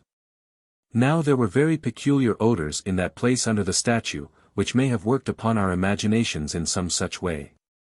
Otherwise we are up against a miracle, and, as you know, I do not believe in miracles. I do, said Bastin calmly. You'll find all about it in the Bible if you will only take the trouble to read. Why do you talk such rubbish about gases? Because only gas, or something of the sort, could have made us imagine them. Nonsense, Bickley. Those people were here right enough. Didn't they eat our fruit and drink the water I brought them without ever saying thank you? Only, they are not human. They are evil spirits, and for my part one don't want to see any more of them, though I have no doubt Arbuthnot does, as that glittering lady threw her arms round his neck when she woke up, and already he is calling her by her Christian name. If the word Christian can be used in connection with her. The old fellow had the impudence to tell us that he was a god, and it is remarkable that he should have called himself Oro, seeing that the devil they worship on the island is also called Oro and the place itself is named Orofena. As to where they have gone, continued Bickley, taking no notice of Bastin, I really don't know. My expectation is, however, that when we go to look tomorrow morning, and I suggest that we should not do so before then in order that we may give our minds time to clear, we shall find that sepulchre place quite empty. Even perhaps without the crystal coffins we have imagined to stand there. Perhaps we shall find that there isn't a cave at all and that we are not sitting on a flat rock outside of it, suggested Bastin with heavy sarcasm, adding, you are clever in your way, Bickley. But you can talk more rubbish than any man I ever knew. They told us they would come back tonight or tomorrow, I said. If they do, what will you say then, Bickley? I will wait till they come to answer that question. Now let us go for a walk and try to change our thoughts. We are all overstrained and scarcely know what we are saying. One more question, I said as we rose to start. Did Tommy suffer from hallucinations as well as ourselves? Why not, answered Bickley. He is an animal just as we are, or perhaps we thought we saw Tommy do the things he did. When you found that basket of fruit, Bastin, which the natives brought over in the canoe, was there a bough covered with red flowers lying on the top of it? Yes, Arbuthnot, one bough only. I threw it down on the rock as it got in the way when I was carrying the basket. Which flowering bough we all thought we saw the sleeper Oro carry away after Tommy had brought it to him. Yes. He made me pick it up and give it to him, said Bastin. Well, if we did not see this it should still be lying on the rock, as there has been no wind and there are no animals here to carry it away. You will admit that, Bickley? He nodded. Then if it has gone you will admit also that the presumption is that we saw what we thought we did see. I do not know how that conclusion can be avoided, at any rate so far as the incident of the bough is concerned, replied Bickley with caution. Then, without more words, we started to look. At the spot where the bough should have been, there was no bough, but on the rock lay several of the red flowers, bitten off, I suppose, by Tommy while he was carrying it. Nor was this all. I think I have mentioned that the glittering lady wore sandals which were fastened with red studs that looked like rubies or carbuncles. On the rock lay one of these studs. I picked it up and we examined it. It had been sewn to the sandal strap with golden thread or silk. Some of this substance hung from the hole drilled in the stone which served for an eye. It was as rotten as tinder, apparently with extreme age. Moreover, the hard gem itself was pitted as though the passage of time had taken effect upon it, though this may have been caused by other agencies, such as the action of the radium rays. I smiled at Bickley who looked disconcerted and even sad. In a way it is painful to see the effect upon an able and earnest man of the upsetting of his lifelong theories. We went for our walk, keeping to the flat lands at the foot of the volcano cone, for we seemed to have had enough of wonders and to desire to reassure ourselves, as it were, by the study of natural and familiar things. As it chanced, too, we were rewarded by sundry useful discoveries. Thus we found a place where the bread tree and other fruits, most of them now ripe, grew in abundance, as did the yam.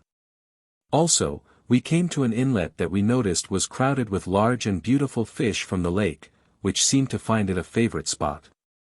Perhaps this was because a little stream of excellent water ran in here, overflowing from the great pool or mere which filled the crater above.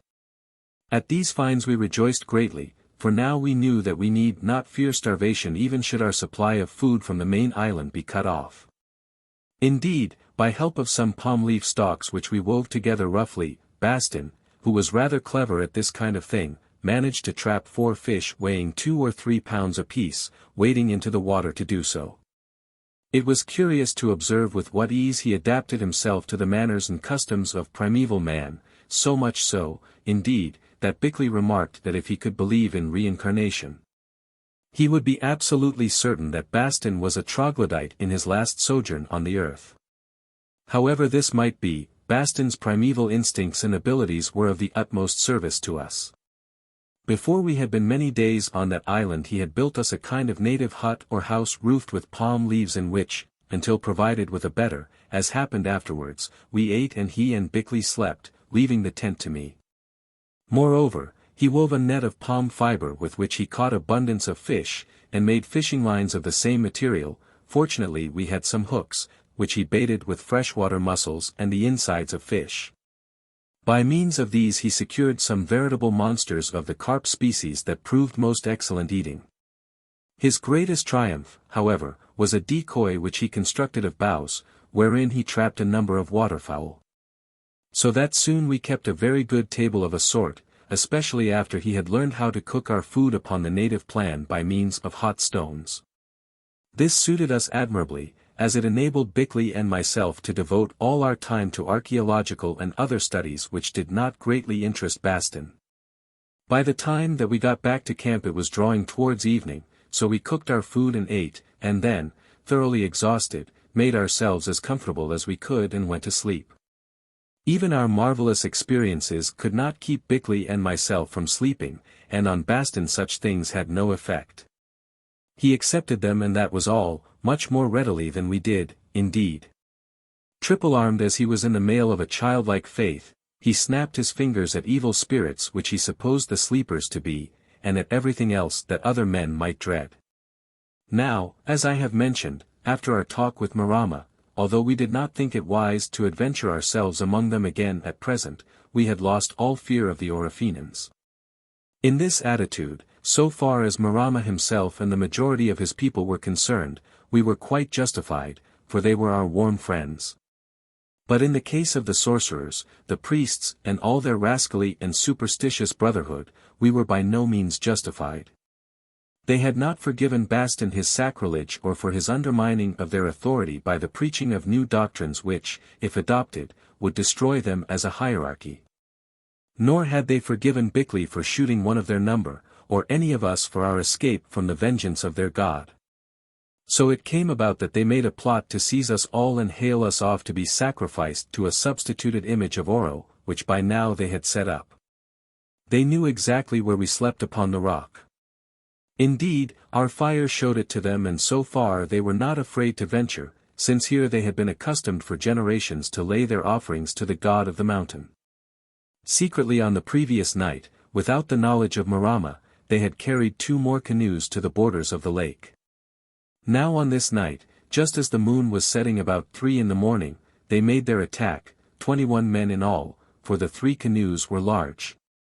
Relying on the following darkness to get us away and convey us to the place of sacrifice to be offered up at dawn and before Marama could interfere. The first we knew of the matter, for most foolishly we had neglected to keep a watch, was the unpleasant sensation of brawny savages kneeling on us and trussing us up with palm fiber ropes. Also they thrust handfuls of dry grass into our mouths to prevent us from calling out, although as air came through the interstices of the grass, we did not suffocate. The thing was so well done that we never struck a blow in self-defense, and although we had our pistols at hand, much less could we fire a shot. Of course, we struggled as well as we were able, but it was quite useless. In 3 minutes we were as helpless as calves in a net and like calves were being conveyed to the butcher. Bastin managed to get the gag out of his mouth for a few seconds, and I heard him say in his slow, heavy voice, This, Bickley, is what comes of trafficking with evil spirits in museum cases. There his speech stopped. For the grass wad was jammed down his throat again, but distinctly I heard the inarticulate Bickley snort as he conceived the repartee he was unable to utter. As for myself, I reflected that the business served us right for not keeping a watch, and abandoned the issue to fate. Still, to confess the truth, I was infinitely more sorry to die than I should have been 48 hours earlier. This is a dull and in most ways a dreadful world, one, if we could only summon the courage, that some of us would be glad to leave in search of new adventures. But here a great and unprecedented adventure had begun to befall me, and before its mystery was solved, before even I could formulate a theory concerning it, my body must be destroyed, and my intelligence that was caged therein, sent far afield. Or, if Bickley were right, eclipsed. It seemed so sad just when the impossible, like an unguessed wandering moon, had risen over the grey flats of the ascertained and made them shine with hope and wonder. They carried us off to the canoes, not too gently. Indeed, I heard the bony frame of Bastin bump into the bottom of one of them and reflected, not without venom, that it served him right as he was the fount and origin of our woes.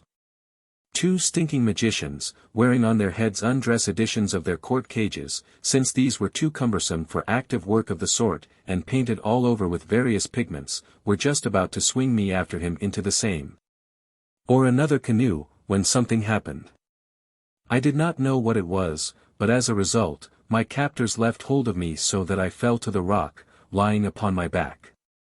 Then, within my line of vision, which, it must be remembered, was limited because I could not lift my head, appeared the upper part of the tall person of the ancient who said that he was named Oro. I could only see him down to his middle, but I noted vaguely that he seemed to be much changed. For instance, he wore a different colored dress, or rather robe. This time it was dark blue, which caused me to wonder where on earth it came from. Also, his tremendous beard had been trimmed and dressed, and on his head there was a simple black cap, strangely quilted, which looked as though it were made of velvet. Moreover, his face had plumped out. He still looked ancient, it is true, and unutterably wise, but now he resembled an antique youth, so great were his energy and vigor. Also, his dark and glowing eyes shone with a fearful intensity. In short, he seemed impressive and terrible almost beyond imagining. He looked about him slowly, then asked in a deep, cold voice, speaking in the Orofenan tongue. "What do you, slaves?" No one seemed able to answer. They were too horror-stricken at this sudden vision of their fabled god, whose fierce features of wood had become flesh. They only turned to fly. He waved his thin hand and they came to a standstill, like animals which have reached the end of their tether and are checked by the chains that bind them. There they stood in all sorts of postures, immovable and looking extremely ridiculous in their paint and feathers, with dread unutterable stamped upon their evil faces. The sleeper spoke again. "You would murder as did your forefathers, O children of snakes and hogs fashioned in the shape of men. You would sacrifice those who dwell in my shadow to satisfy your hate because they are wiser than you. Come hither thou," and he beckoned with a bony finger to the chief magician. The man advanced towards him in short jumps, as a mechanical toy might do, and stood before him, his miniature crate and feathers all awry and the sweat of terror melting the paint in streaks upon his face. "Look into the eyes of Oro, O worshipper of Oro," said the sleeper, and he obeyed, his own eyes starting out of his head. "Receive the curse of Oro," said the ancient again. Then followed a terrible spectacle. The man went raving mad. He bounded into the air to a height inconceivable. He threw himself upon the ground and rolled upon the rock. He rose again and staggered round and round, tearing pieces out of his arms with his teeth. He yelled hideously like one possessed. He grovelled, beating his forehead against the rock. Then he sat up, slowly choked and died. His companions seemed to catch the infection of death as terrified savages often do. They too performed dreadful antics, all except 3 of them who stood paralyzed. They rushed about battering each other with their fists and wooden weapons, looking like devils from hell in their hideous painted attire. They grappled and fought furiously. They separated and plunged into the lake, where with a last grimace they sank like stones. It seemed to last a long while, but I think that as a matter of fact within 5 minutes it was over, they were all dead. Only the 3 paralyzed ones remained standing and rolling their eyes. The sleeper beckoned to them with his thin finger, and they walked forward in step like soldiers. "Lift that man from the boat," he said, pointing to Bastin, "cut his bonds and those of the others." They obeyed with a wonderful alacrity. In a minute we stood at liberty and were pulling the grass gags from our mouths. The ancient pointed to the head magician who lay dead upon the rock, his hideous, contorted countenance staring open-eyed at heaven. "Take that sorcerer and show him to the other sorcerers yonder," he said, "and tell them where your fellows are if they would find them. Know by these signs that the Oro, god of the mountain, who has slept a while, is awake, and ill will it go with them who question his power or dare to try to harm those who dwell in his house. Bring food day by day and await commands. Begone." The dreadful-looking body was bundled into one of the canoes, that out of which Bastin had emerged. A rower sprang into each of them and presently was paddling as he had never done before. As the setting moon vanished, they vanished with it, and once more there was a great silence. "I am going to find my boots," said Bastin. "This rock is hard and I hurt my feet kicking at those poor fellows who appear to have come to a bad end. How, I do not exactly understand. Personally, I think that more allowances should have been made for them, as I hope will be the case elsewhere, since after all they only acted according to their lights." "Curse their lights!" ejaculated Bickley, feeling his throat which was bruised. "I'm glad they are out." Bastin limped away in search of his boots, but Bickley and I stood where we were contemplating the awakened sleeper. All recollection of the recent tumultuous scene seemed to have passed from his mind, for he was engaged in a study of the heavens. They were wonderfully brilliant now that the moon was down, brilliant as they only can be in the tropics when the sky is clear. Something caused me to look round, and there, coming towards us, was she who said her name was Yva. Evidently all her weakness had departed also, for now she needed no support, but walked with a peculiar gliding motion that reminded me of a swan floating forward on the water. Well had we named her the glittering lady, for in the starlight literally she seemed to glitter. I suppose the effect came from her golden raiment, which, however, I noticed, as in her father's case, was not the same that she had worn in the coffin. Also from her hair that seemed to give out a light of its own. At least, she shimmered as she came, her tall shape swaying at every step like a willow in the wind. She drew near, and I saw that her face, too, had filled out and now was that of one in perfect health and vigor, while her eyes shone softly and seemed wondrous large. In her hand she carried those 2 plates of metal which I had seen lying in the coffin of the sleeper Oro. These she gave to him, then fell back out of his hearing, if it were ever possible to do this, a point on which I am not sure, and began to talk to me. I noted at once that in the few hours during which she was absent, her knowledge of the Orofenan tongue seemed to have improved greatly as though she had drunk deeply from some hidden fount of memory. Now she spoke it with readiness, as Oro had done when he addressed the sorcerers, although many of the words she used were not known to me, and the general form of her language appeared archaic. As for instance that of Spencer is compared with modern English. When she saw I did not comprehend her, however, she would stop and cast her sentences in a different shape, till at length I caught her meaning. Now I give the substance of what she said. "You are safe," she began, glancing first at the palm ropes that lay upon the rock and then at my wrists, one of which was cut. "Yes, Lady Yva, thanks to your father. You should say thanks to me. My father was thinking of other things, but I was thinking of you strangers, and from where I was I saw those wicked ones coming to kill you." "Oh. From the top of the mountain, I suppose." She shook her head and smiled but vouchsafed no further explanation, unless her following words can be so called. These were: "I can see otherwise than with my eyes, if I choose." A statement that caused Bickley, who was listening, to mutter. "Impossible. What the deuce can she mean? Telepathy, perhaps." "I saw," she continued, "and told the Lord, my father. He came forth. Did he kill them? I did not look to learn. Yes. They lie in the lake, all except 3 whom he sent away as messengers. I thought so.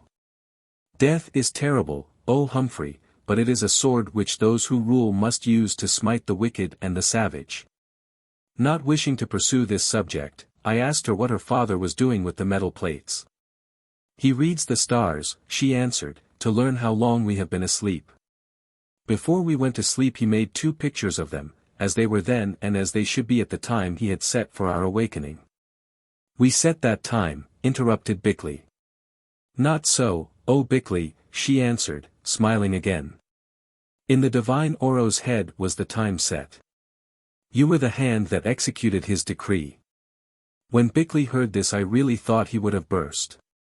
However, he controlled himself nobly, being anxious to hear the end of this mysterious fib.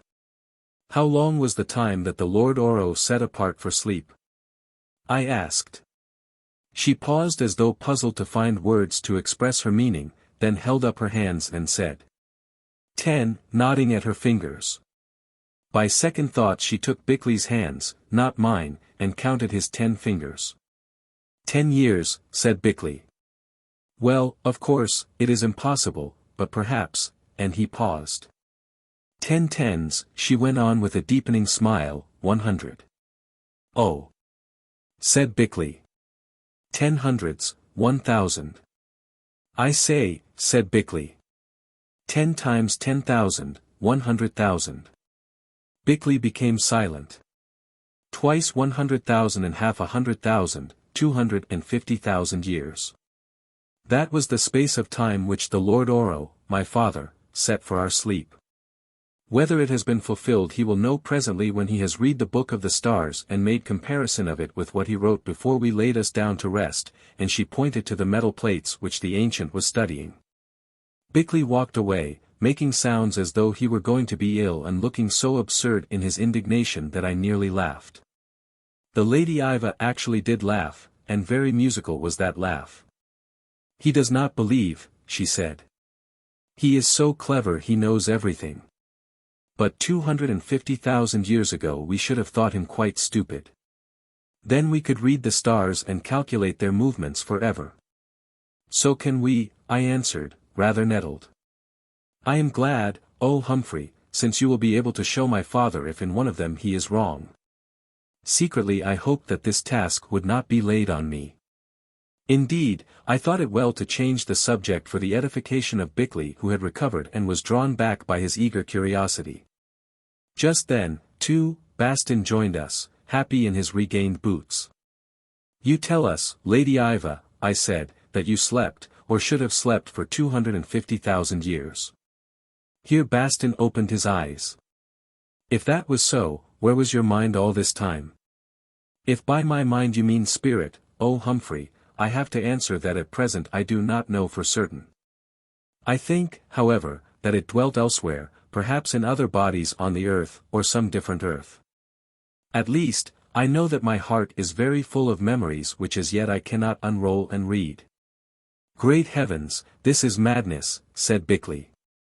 In the great heavens, she answered slowly, there are many things which you, poor man, would think to be madness, but yet are truth and perfect wisdom. These things, or some of them, soon I shall hope to show you. Do if you can, said Bickley. Why not, interrupted Bastin. I think the lady's remarks quite reasonable.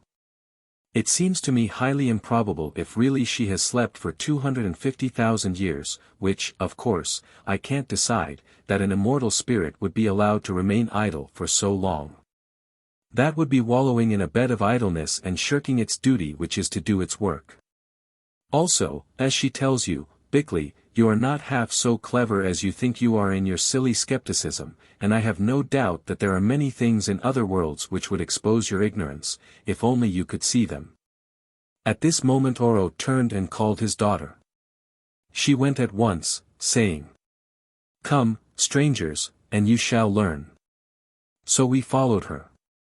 Daughter, he said, speaking in Orofenan, I think that we might understand. Ask these strangers to bring one of those lamps of theirs that by the light of it I may study these writings. "Perhaps this may serve," said Bickley, suddenly producing an electric torch from his pocket and flashing it into his face. It was his form of repartee for all he had suffered at the hands of this incomprehensible pair.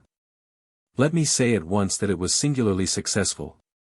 Perhaps the wisdom of the ages in which Oro flourished had overlooked so small a matter as electric torches, or perhaps he did not expect to meet with them in these degenerate days. At any rate, for the first and last time in my intercourse with him I saw the god, or lord. The native word bears either meaning. Oro genuinely astonished. He started and stepped back, and for a moment or two seemed a little frightened. Then muttering something as to the cleverness of this light-producing instrument, he motioned to his daughter to take it from Bickley and hold it in a certain position. She obeyed, and in its illumination he began to study the engraved plates, holding one of them in either hand. After a while he gave me one of the plates to hold, and with his disengaged hand pointed successively to the constellation of Orion, to the stars Castor, Pollux, Aldebaran, Rigel, the Pleiades, Sirius and others which with my very limited knowledge I could not recognize offhand. Then on the plate which I held, he showed us those same stars and constellations, checking them one by one.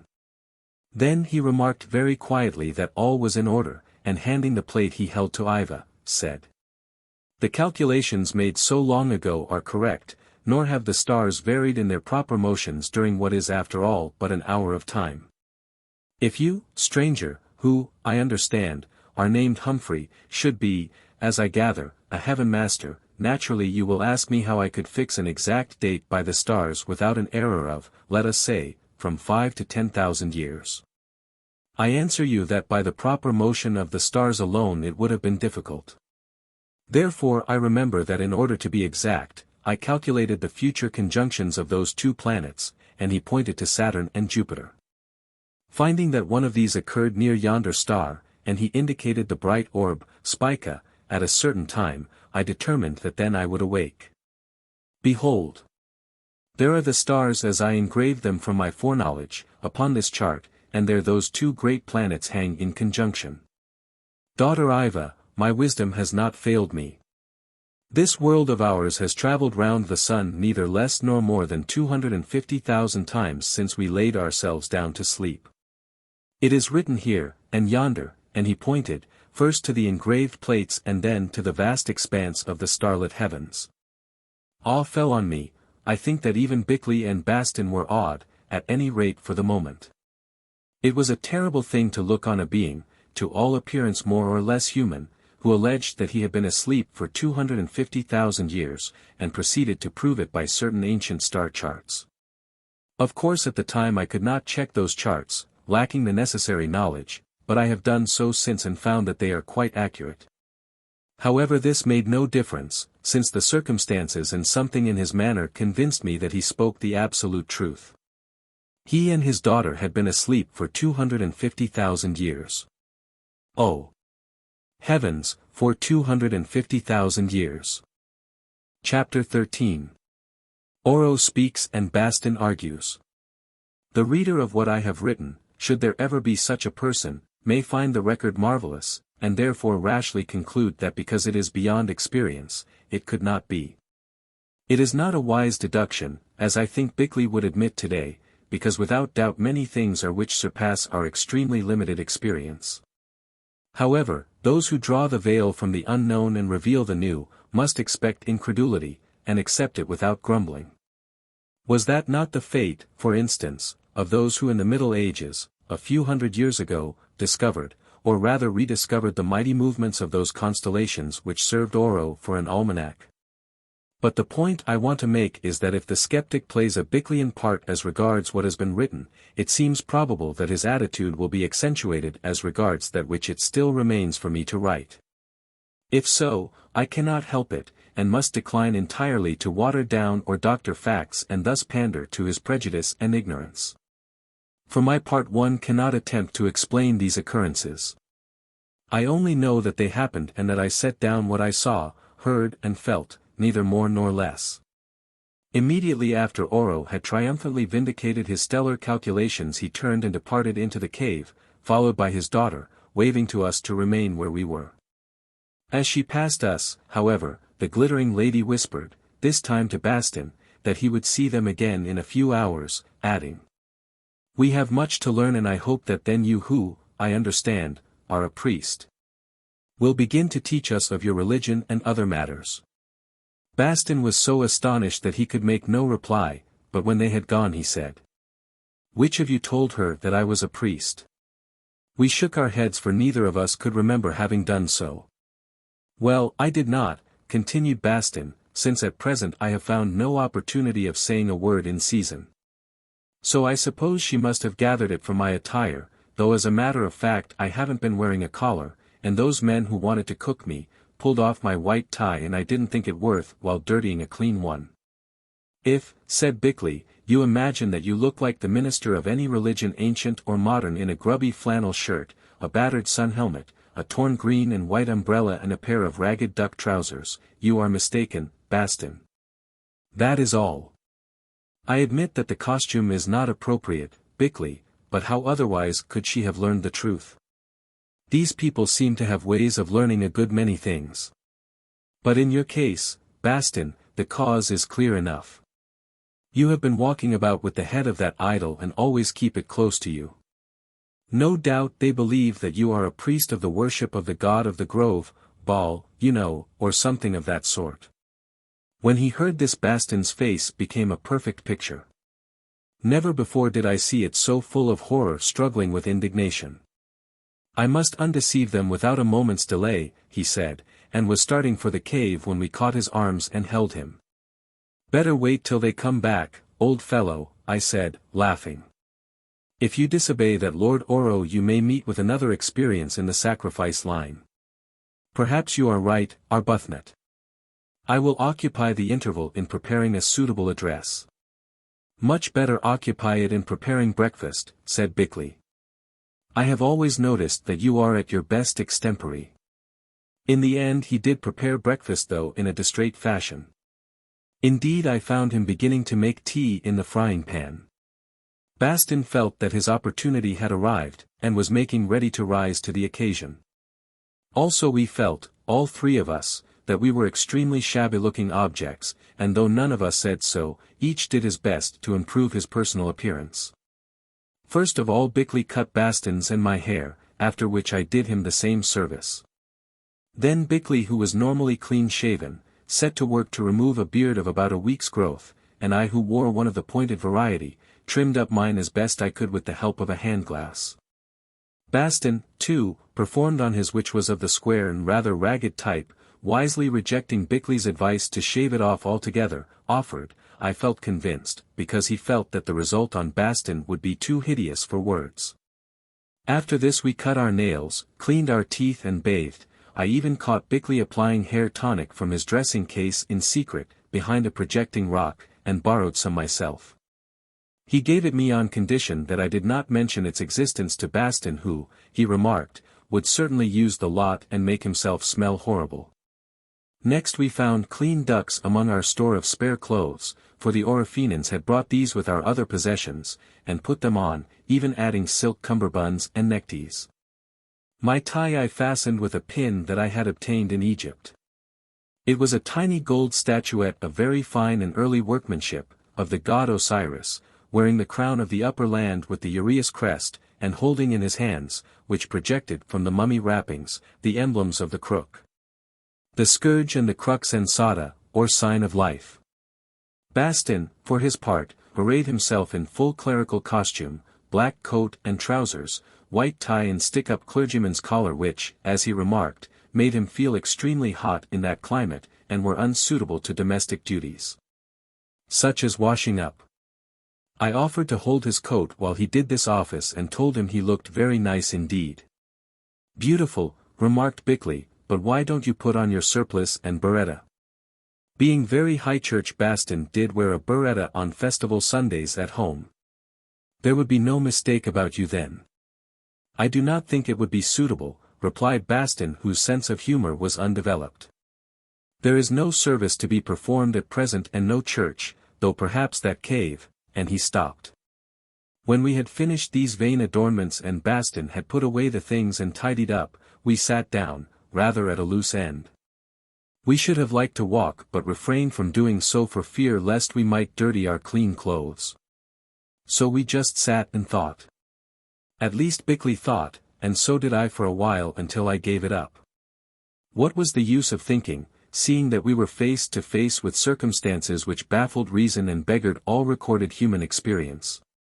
What Bastin did I am sure I do not know, but I think from the expression of his countenance that he was engaged in composing sermons for the benefit of Oro and the glittering lady. One diversion we did have.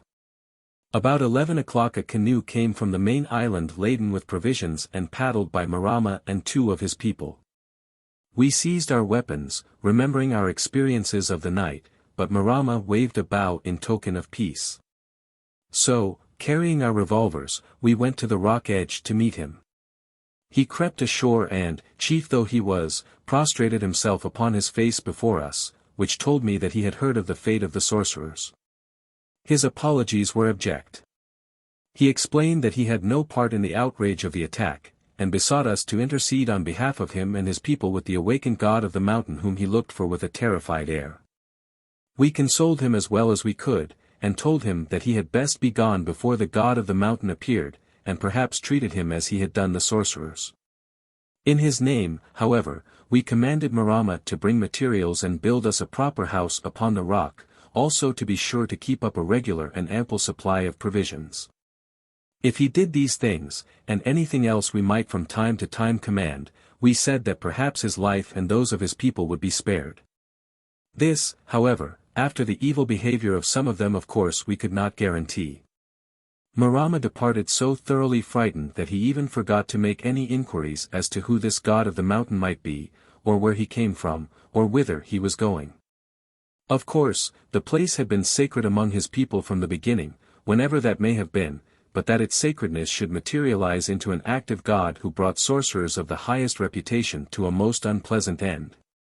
Just because they wished to translate their preaching into practice, was another matter. It was not to be explained even by the fact of which he himself had informed me, that during the dreadful storm of some months before, the cave mouth which previously was not visible on the volcano, had suddenly been lifted up above the level of the rock of offerings, although, of course, all religious and instructed persons would have expected something peculiar to happen after this event. Such I knew were his thoughts, but, as I have said, he was too frightened and too hurried to express them in questions that I should have found it extremely difficult to answer. As it was he departed quite uncertain as to whether one of us was not the real god of the mountain, who had power to bring hideous death upon his molesters. After all, what had he to go on to the contrary, except the word of 3 priests who were so terrified that they could give no coherent account of what had happened? Of these events, it was true, there was evidence in the twisted carcass of their lamented high sorcerer, and, for the matter of that, of certain corpses which he had seen, that lay in shallow water at the bottom of the lake. Beyond all was vague, and in his heart I am sure that Marama believed that Bastin was the real god of the mountain. Naturally, he would desire to work vengeance on those who tried to sacrifice and eat him. Moreover, had he not destroyed the image of the god of the grove and borne away its head whence he had sucked magic and power? Thus argued Marama, disbelieving the tale of the frightened sorcerers, for he admitted as much to me in after days. Marama departed in a great hurry, fearing lest the god of the mountain, or Bastin, whose new and splendid garb he regarded with much suspicion, might develop some evil energy against him. Then we went back to our camp, leaving the industrious Bastin, animated by a suggestion from Bickley that the fruit and food might spoil if left in the sun, to carry it into the shade of the cave. Owing to the terrors of the Orofenans the supply was so large that to do this he must make no fewer than 7 journeys, which he did with great goodwill since Bastin loved physical exercise. The result on his clerical garments, however, was disastrous. His white tie went awry, squashed fruit and roast pig gravy ran down his waistcoat and trousers, and his high collar melted into limp crinkles in the moisture engendered by the tropical heat. Only his long coat escaped, since that Bickley kindly carried for him. It was just as he arrived with the 7th load in this extremely disheveled condition that Oro and his daughter emerged from the cave.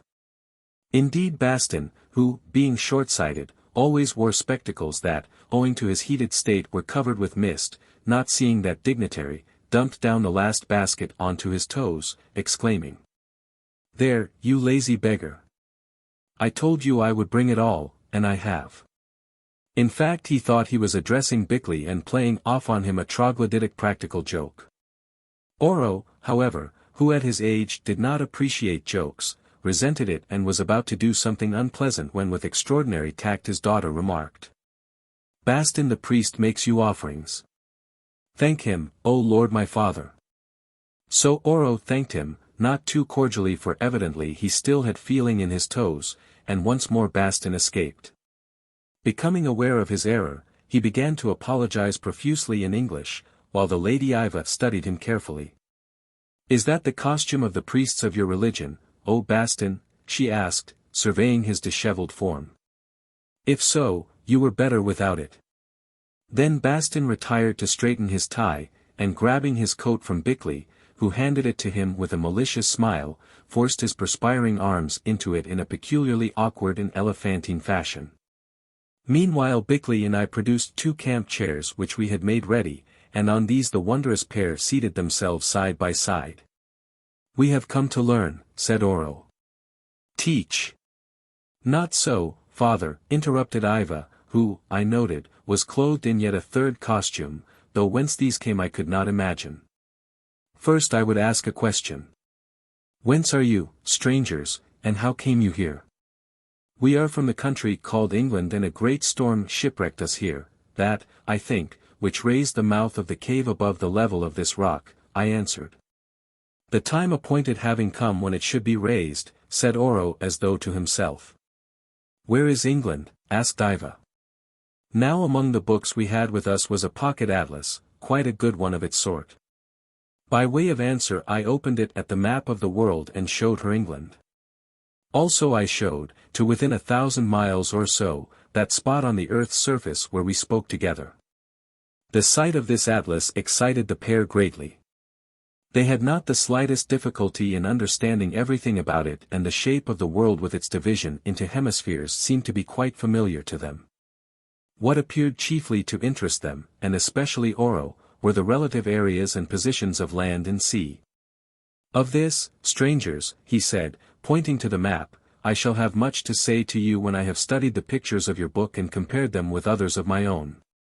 "So he has got maps," said Bickley in English, "as well as star charts. I wonder where he keeps them." "With his clothes, I expect," suggested Bastin. Meanwhile Oro had hidden the atlas in his ample robe and motioned to his daughter to proceed. "Why do you come here from England so far away?" the Lady Yva asked, a question to which each of us had an answer. "To see new countries," I said. "Because the cyclone brought us," said Bickley. "To convert the heathen to my own Christian religion," said Bastin, which was not strictly true. It was on this last reply that she fixed. "What does your religion teach?" she asked. "It teaches that those who accept it and obey its commands will live again after death forever in a better world where is neither sorrow nor sin," he answered. When he heard this saying I saw Oro start as though struck by a new thought and look at Bastin with a curious intentness. "Who are the heathen?" Yva asked again after a pause, for she also seemed to be impressed. "All who do not agree with Bastin's spiritual views," answered Bickley. "Those who, whether from lack of instruction or from hardness of heart, do not follow the true faith." "For instance, I suppose that your father and you are heathen," replied Bastin stoutly. This seemed to astonish them, but presently Yva caught his meaning and smiled, while Oro said, "Of this great matter of faith we will talk later. It is an old question in the world." "Why," went on Yva, "if you wish to travel so far did you come in a ship that so easily is wrecked? Why did you not journey through the air, or better still, pass through space, leaving your bodies asleep as, being instructed, doubtless you can do?" "As regards your first question," I answered, "there are no aircraft known that can make so long a journey." "And as regards the second," broke in Bickley, "we did not do so because it is impossible for men to transfer themselves to other places through space either with or without their bodies." At this information the glittering lady lifted her arched eyebrows and smiled a little, while Oro said, I perceive that the new world has advanced but a little way on the road of knowledge. Fearing that Bastin was about to commence an argument, I began to ask questions in my turn. Lord Oro and Lady Yva, I said, we have told you something of ourselves and will tell you more when you desire it. But pardon us if first we pray you to tell us what we burn to know. Who are you? Of what race and country? And how came it that we found you sleeping yonder? If it be your pleasure, answer, my father, said Yva. Oro thought a moment, then replied in a calm voice. I am a king who once ruled most of the world as it was in my day, though it is true that much of it rebelled against me, my counselors and servants. Therefore I destroyed the world as it was then, save only certain portions whence life might spread to the new countries that I raised up. Having done this I put myself and my daughter to sleep for a space of 250,000 years, that there might be time for fresh civilizations to arise. Now I begin to think that I did not allot a sufficiency of ages, since I perceive from what you tell me, that the learning of the new races is as yet but small. Bickley and I looked at each other and were silent. Mentally we had collapsed.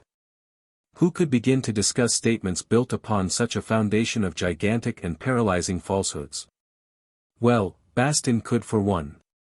With no more surprise in his voice than if he were talking about last night's dinner, he said. There must be a mistake somewhere, or perhaps I misunderstand you. It is obvious that you, being a man, could not have destroyed the world. That could only be done by the power which made it in you. I trembled for the results of Bastin's methods of setting out the truth. To my astonishment, however, Oro replied. You speak wisely, priest, but the power you name may use instruments to accomplish its decrees. I am such an instrument. Quite so, said Bastin, just like anybody else. You have more knowledge of the truth than I thought. But pray, how did you destroy the world?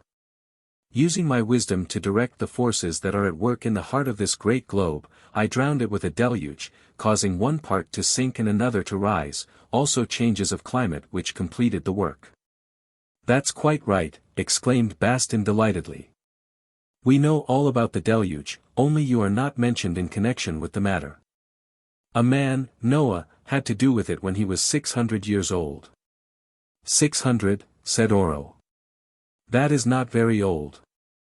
I myself had seen more than 1,000 years when I lay down to sleep. 1,000, remarked Bastin, mildly interested.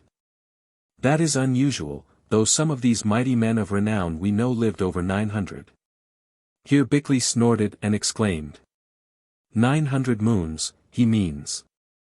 I did not know Noah, went on Oro. Perhaps he lived after my time and caused some other local deluge. Is there anything else you wish to ask me before I leave you that I may study this map writing? Yes, said Bastin. Why were you allowed to drown your world? Because it was evil, priest, and disobeyed me in the power I serve. Oh. Thank you, said Bastin, that fits in exactly. It was just the same in Noah's time. I pray that it is not just the same now, said Oro, rising. Tomorrow we will return, or if I do not who have much that I must do, the lady my daughter will return and speak with you further. He departed into the cave, Yva following at a little distance. I accompanied her as far as the mouth of the cave, as did Tommy, who all this time had been sitting contentedly upon the hem of her gorgeous robe, quite careless of its immemorial age, if it was immemorial and not woven yesterday. A point on which I had no information. Lady Yva, I said, did I rightly understand the Lord Oro to say that he was 1,000 years old? Yes, oh Humphrey, and really he is more, or so I think. Then are you 1,000 years old also? I asked, aghast. No, no, she replied, shaking her head, I am young, quite young, for I do not count my time of sleep. Certainly you look it, I said. But what, Lady Yva, do you mean by young? She answered my question by another. What age are your women when they are as I am? None of our women were ever quite like you, Lady Yva. Yet, say from 25 to 30 years of age. Ah! I have been counting and now I remember. When my father sent me to sleep I was 27 years old. No, I will not deceive you, I was 27 years and 3 moons. Then, saying something to the effect that she would return, she departed, laughing a little in a mischievous way, and, although I did not observe this till afterwards, Tommy departed with her. When I repeated what she had said to Bastin and Bickley, who were standing at a distance straining their ears and somewhat aggrieved, the former remarked. If she is 27 her father must have married late in life. Though of course it may have been a long while before he had children. Then Bickley, who had been suppressing himself all this while, went off like a bomb. Do you tell us, Bastin, he asked, that you believe one word of all this ghastly rubbish? I mean as to that antique charlatan being 1,000 years old and having caused the flood and the rest. If you ask me, Bickley, I see no particular reason to doubt it at present. A person who can go to sleep in a glass coffin kept warm by a pocketful of radium together with very accurate maps of the constellations at the time he wakes up, can, I imagine, do most things. Even cause the deluge, jeered Bickley. I don't know about the deluge, but perhaps he may have been permitted to cause a deluge. Why not? You can't look at things from far enough off, Bickley. And if something seems big to you, you conclude that therefore it is impossible. The same power which gives you skill to succeed in an operation, that hitherto was held impracticable, as I know you have done once or twice, may have given that old fellow power to cause a deluge. You should measure the universe and its possibilities by worlds and not by acres, Bickley. And believe, I suppose, that a man can live 1,000 years, whereas we know well that he cannot live more than about 100. You don't know anything of the sort, Bickley. All you know is that over the brief period of history with which we are acquainted, say 10,000 years at most, men have only lived to about 100. But the very rocks which you are so fond of talking about, tell us that even this planet is millions upon millions of years of age.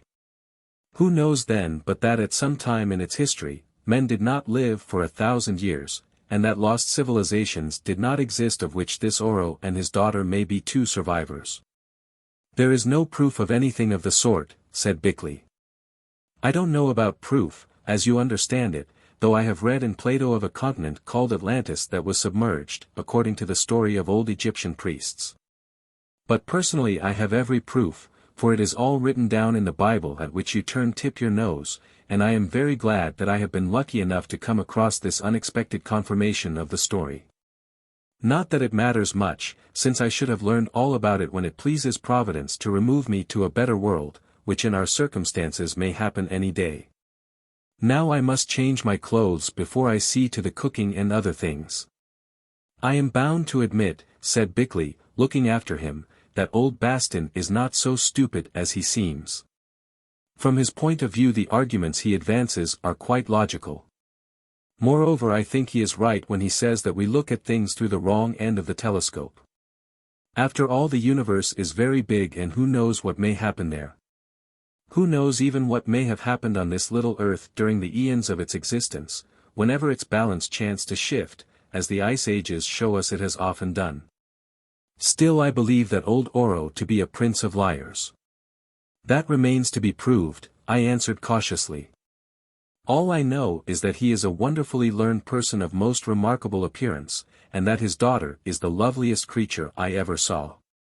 There I agree, said Bickley decidedly, and as brilliant as she is lovely. If she belongs to a past civilization, it is a pity that it ever became extinct. Now let's go and have a nap. Bastin will call us when supper is ready. Chapter 14. The Underworld. That night we slept well and without fear, being quite certain that after their previous experience the Orofenans would make no further attempts upon us. Indeed our only anxiety was for Tommy, whom we could not find when the time came to give him his supper. Bastin, however, seemed to remember having seen him following the glittering lady into the cave. This, of course, was possible, as certainly he had taken an enormous fancy to her and sat himself down as close to her as he could on every occasion. He even seemed to like the ancient Oro, and was not afraid to jump up and plant his dirty paws upon that terrific person's gorgeous robe. Moreover, Oro liked him, for several times I observed him pat the dog upon the head. As I think I have said, the only human touch that I had perceived about him. So we gave up searching and calling in the hope that he was safe with our supernatural friends. The next morning quite early the Lady Yva appeared alone. No, not alone, for with her came our lost Tommy looking extremely spry and well at ease. The faithless little wretch just greeted us in a casual fashion and then went and sat by Yva.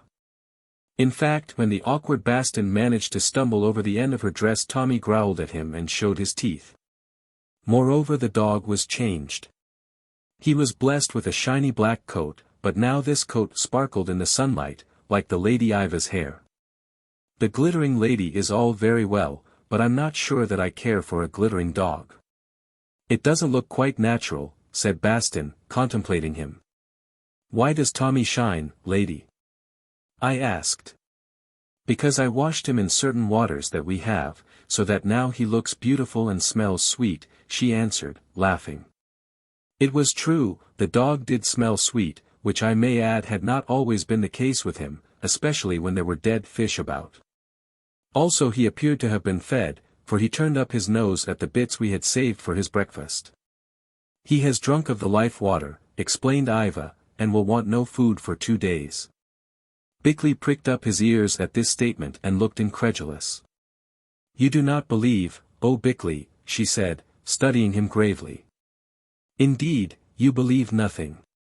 You think my father and I tell you many lies. Bastin there, he believes all. Humphrey. He is not sure, he thinks to himself, I will wait and find out whether or no these funny people cheat me. Bickley colored and made some remark about things which were contrary to experience, also that Tommy in a general way was rather a greedy little dog. You, too, like to eat, Bickley, this was true, he had an excellent appetite, but when you have drunk the life water you will care much less. I am glad to hear it, interrupted Bastin, for Bickley wants a lot of cooking done, and I find it tedious.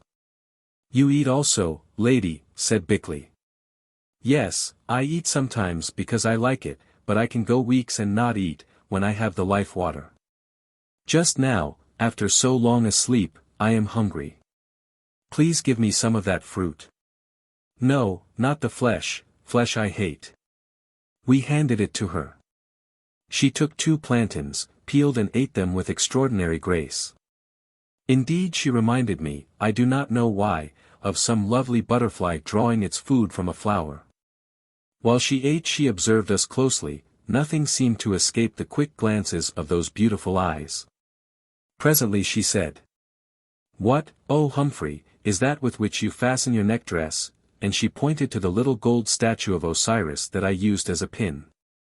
I told her that it was a statuette of a god named Osiris and very, very ancient, probably quite 5,000 years old, a statement at which she smiled a little, also that it came from Egypt. Ah, she answered, is it so? I asked because we have figures that are very like to that one, and they also hold in their hands a staff surmounted by a loop. They are figures of Sleep's brother, Death. So is this, I said. Among the Egyptians Osiris was the god of death. She nodded and replied that doubtless the symbol had come down to them. One day you shall take me to see this land which you call so very old. Or I will take you, which would be quicker, she added. We all bowed and said we should be delighted. Even Bastin appeared anxious to revisit Egypt in such company, though when he was there it seemed to bore him. But what she meant about taking us I could not guess. Nor had we time to ask her, for she went on, watching our faces as she spoke. The Lord Oro sends you a message, strangers. He asks whether it is your wish to see where we dwell. He adds that you are not to come if you do not desire, or if you fear danger. We all answered that there was nothing we should like better, but Bastin added that he had already seen the tomb. Do you think, Bastin, that we live in a tomb because we slept there for a while, awaiting the advent of you wanderers at the appointed hour? I don't see where else it could be, unless it is further down that cave, said Bastin. The top of the mountain would not be convenient as a residence. It has not been convenient for many an age, for reasons that I will show you. Think now, before you come. You have naught to fear from us, and I believe that no harm will happen to you. But you will see many strange things that will anger Bickley because he cannot understand them, and perhaps will weary Bastin because his heart turns from what is wondrous and ancient. Only Humphrey will rejoice in them because the doors of his soul are open and he longs. What do you long for, Humphrey? That which I have lost and fear I shall never find again, I answered boldly. I know that you have lost many things. Last night, for instance, you lost Tommy, and when he slept with me he told me much about you and others. This is ridiculous, broke in Bastin. Can a dog talk? Everything can talk, if you understand its language, Bastin. But keep a good heart, Humphrey, for the bold seeker finds in the end. Oh! Foolish man, do you not understand that all is yours if you have but the soul to conceive and the will to grasp? All, below, between, above. Even I know that, I who have so much to learn. So she spoke and became suddenly magnificent. Her face which had been but that of a super-lovely woman, took on grandeur. Her bosom swelled, her presence radiated some subtle power, much as her hair radiated light. In a moment it was gone and she was smiling and jesting. Will you come, strangers, where Tommy was not afraid to go, down to the underworld? Or will you stay here in the sun? Perhaps you will do better to stay here in the sun, for the underworld has terrors for weak hearts that were born but yesterday, and feeble feet may stumble in the dark. I shall take my electric torch, said Bastin with decision, and I advise you fellows to do the same. I always hated cellars, and the catacombs at Rome are worse, though full of sacred interest. Then we started, Tommy frisking on ahead in a most provoking way as though he were bored by a visit to a strange house and going home, and Yva gliding forward with a smile upon her face that was half mystic and half mischievous. We passed the remains of the machines, and Bickley asked her what they were. Carriages in which once we travelled through the skies, until we found a better way, and that the uninstructed used till the end, she answered carelessly, leaving me wondering what on earth she meant. We came to the statue and the sepulchre beneath without trouble, for the glint of her hair, and I may add of Tommy's back, were quite sufficient to guide us through the gloom. The crystal coffins were still there, for Bastin flashed his torch and we saw them, but the boxes of radium had gone. Let that light die, she said to Bastin. Humphrey, give me your right hand and give your left to Bickley. Let Bastin cling to him and fear nothing. We passed to the end of the tomb and stood against what appeared to be a rock wall, all close together, as she directed. Fear nothing, she said again, but next second I was never more full of fear in my life, for we were whirling downwards at a speed that would have made an American elevator attendant turn pale. Don't choke me, I heard Bickley say to Bastin, and the latter's murmured reply of, I never could bear these moving staircases and tube lifts. They always make me feel sick. I admit that for my part one also felt rather sick and clung tightly to the hand of the glittering lady. She, however, placed her other hand upon my shoulder, saying in a low voice, Did I not tell you to have no fear? Then I felt comforted, for somehow I knew that it was not her desire to harm and much less to destroy me. Also Tommy was seated quite at his ease with his head resting against my leg, and his absence of alarm was reassuring. The only stoic of the party was Bickley. I have no doubt that he was quite as frightened as we were, but rather than show it he would have died. I presume this machinery is pneumatic, he began when suddenly and without shock, we arrived at the end of our journey. How far we had fallen I am sure I do not know, but I should judge from the awful speed at which we travelled, that it must have been several thousand feet, probably 4 or 5. Everything seems steady now, remarked Bastin, so I suppose this luggage lift has stopped. The odd thing is that I can't see anything of it. There ought to be a shaft, but we seem to be standing on a level floor. The odd thing is, said Bickley, that we can see it all. Where the devil does the light come from thousands of feet underground? I don't know, answered Bastin, unless there is natural gas here, as I am told there is at a town called Medicine Hat in Canada. Natural gas be blowed, said Bickley. It is more like moonlight magnified 10 times. So it was. The whole place was filled with a soft radiance, equal to that of the sun at noon, but gentler and without heat. Where does it come from? I whispered to Yva. Oh, she replied, as I thought evasively. It is the light of the underworld which we know how to use. The earth is full of light, which is not wonderful, is it, seeing that its heart is fire? Now look about you. I looked and leant on her harder than ever, since amazement made me weak. We were in some vast place whereof the roof seemed almost as far off as the sky at night. At least all that I could make out was a dim and distant arch which might have been one of cloud. For the rest, in every direction stretched vastness, illuminated far as the eye could reach by the soft light of which I have spoken, that is, probably for several miles. But this vastness was not empty. On the contrary, it was occupied by a great city. There were streets much wider than Piccadilly, all bordered by houses, though these, I observed, were roofless, very fine houses, some of them, built of white stone or marble. There were roadways and pavements worn by the passage of feet.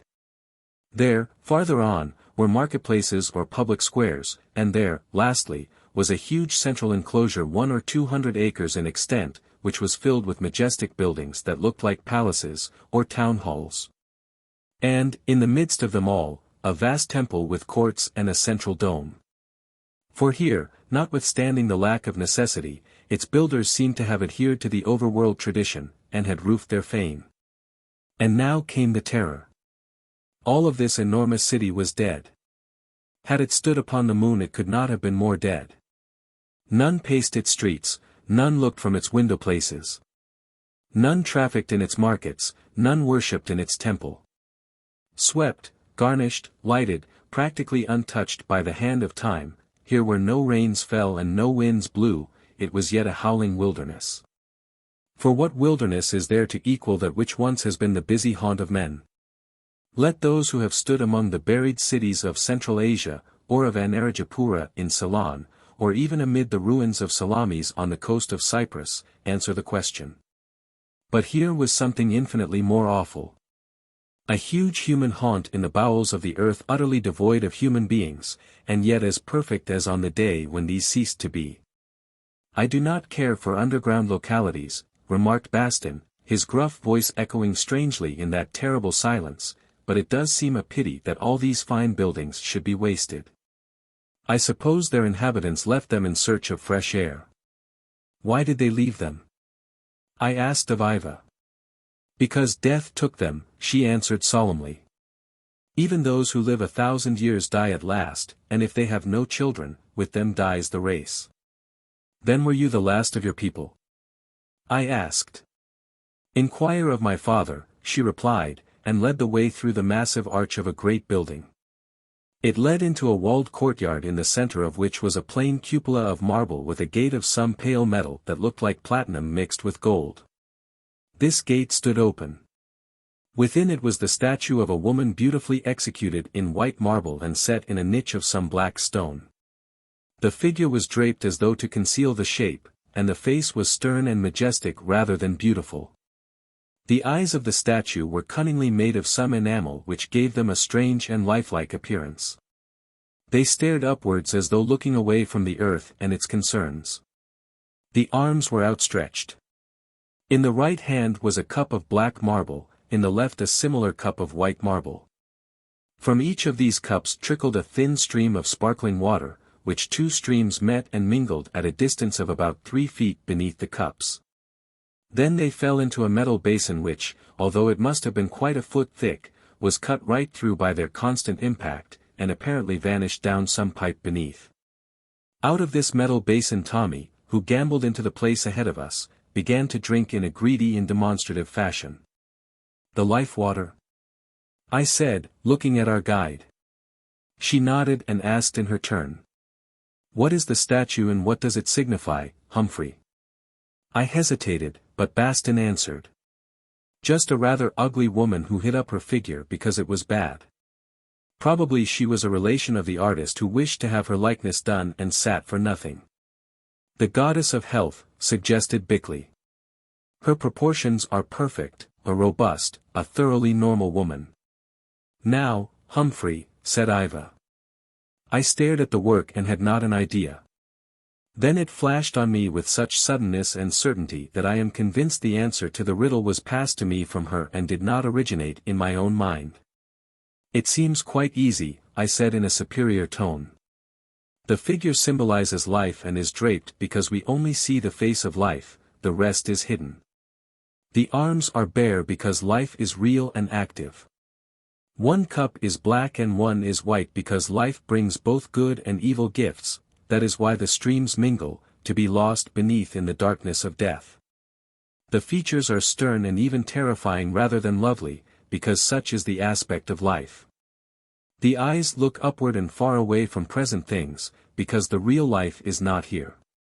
Of course one may say anything, said Bastin, but I don't understand all that.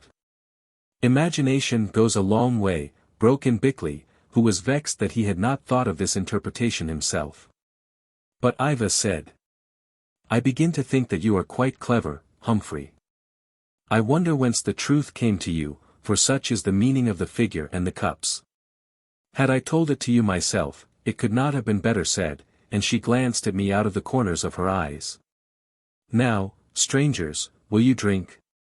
Once that gate was guarded, and only at a great price or as a great reward were certain of the highest blood given the freedom of this fountain which might touch no common lips. Indeed it was one of the causes of our last war, for all the world which was, desired this water which now is lapped by a stranger's hound.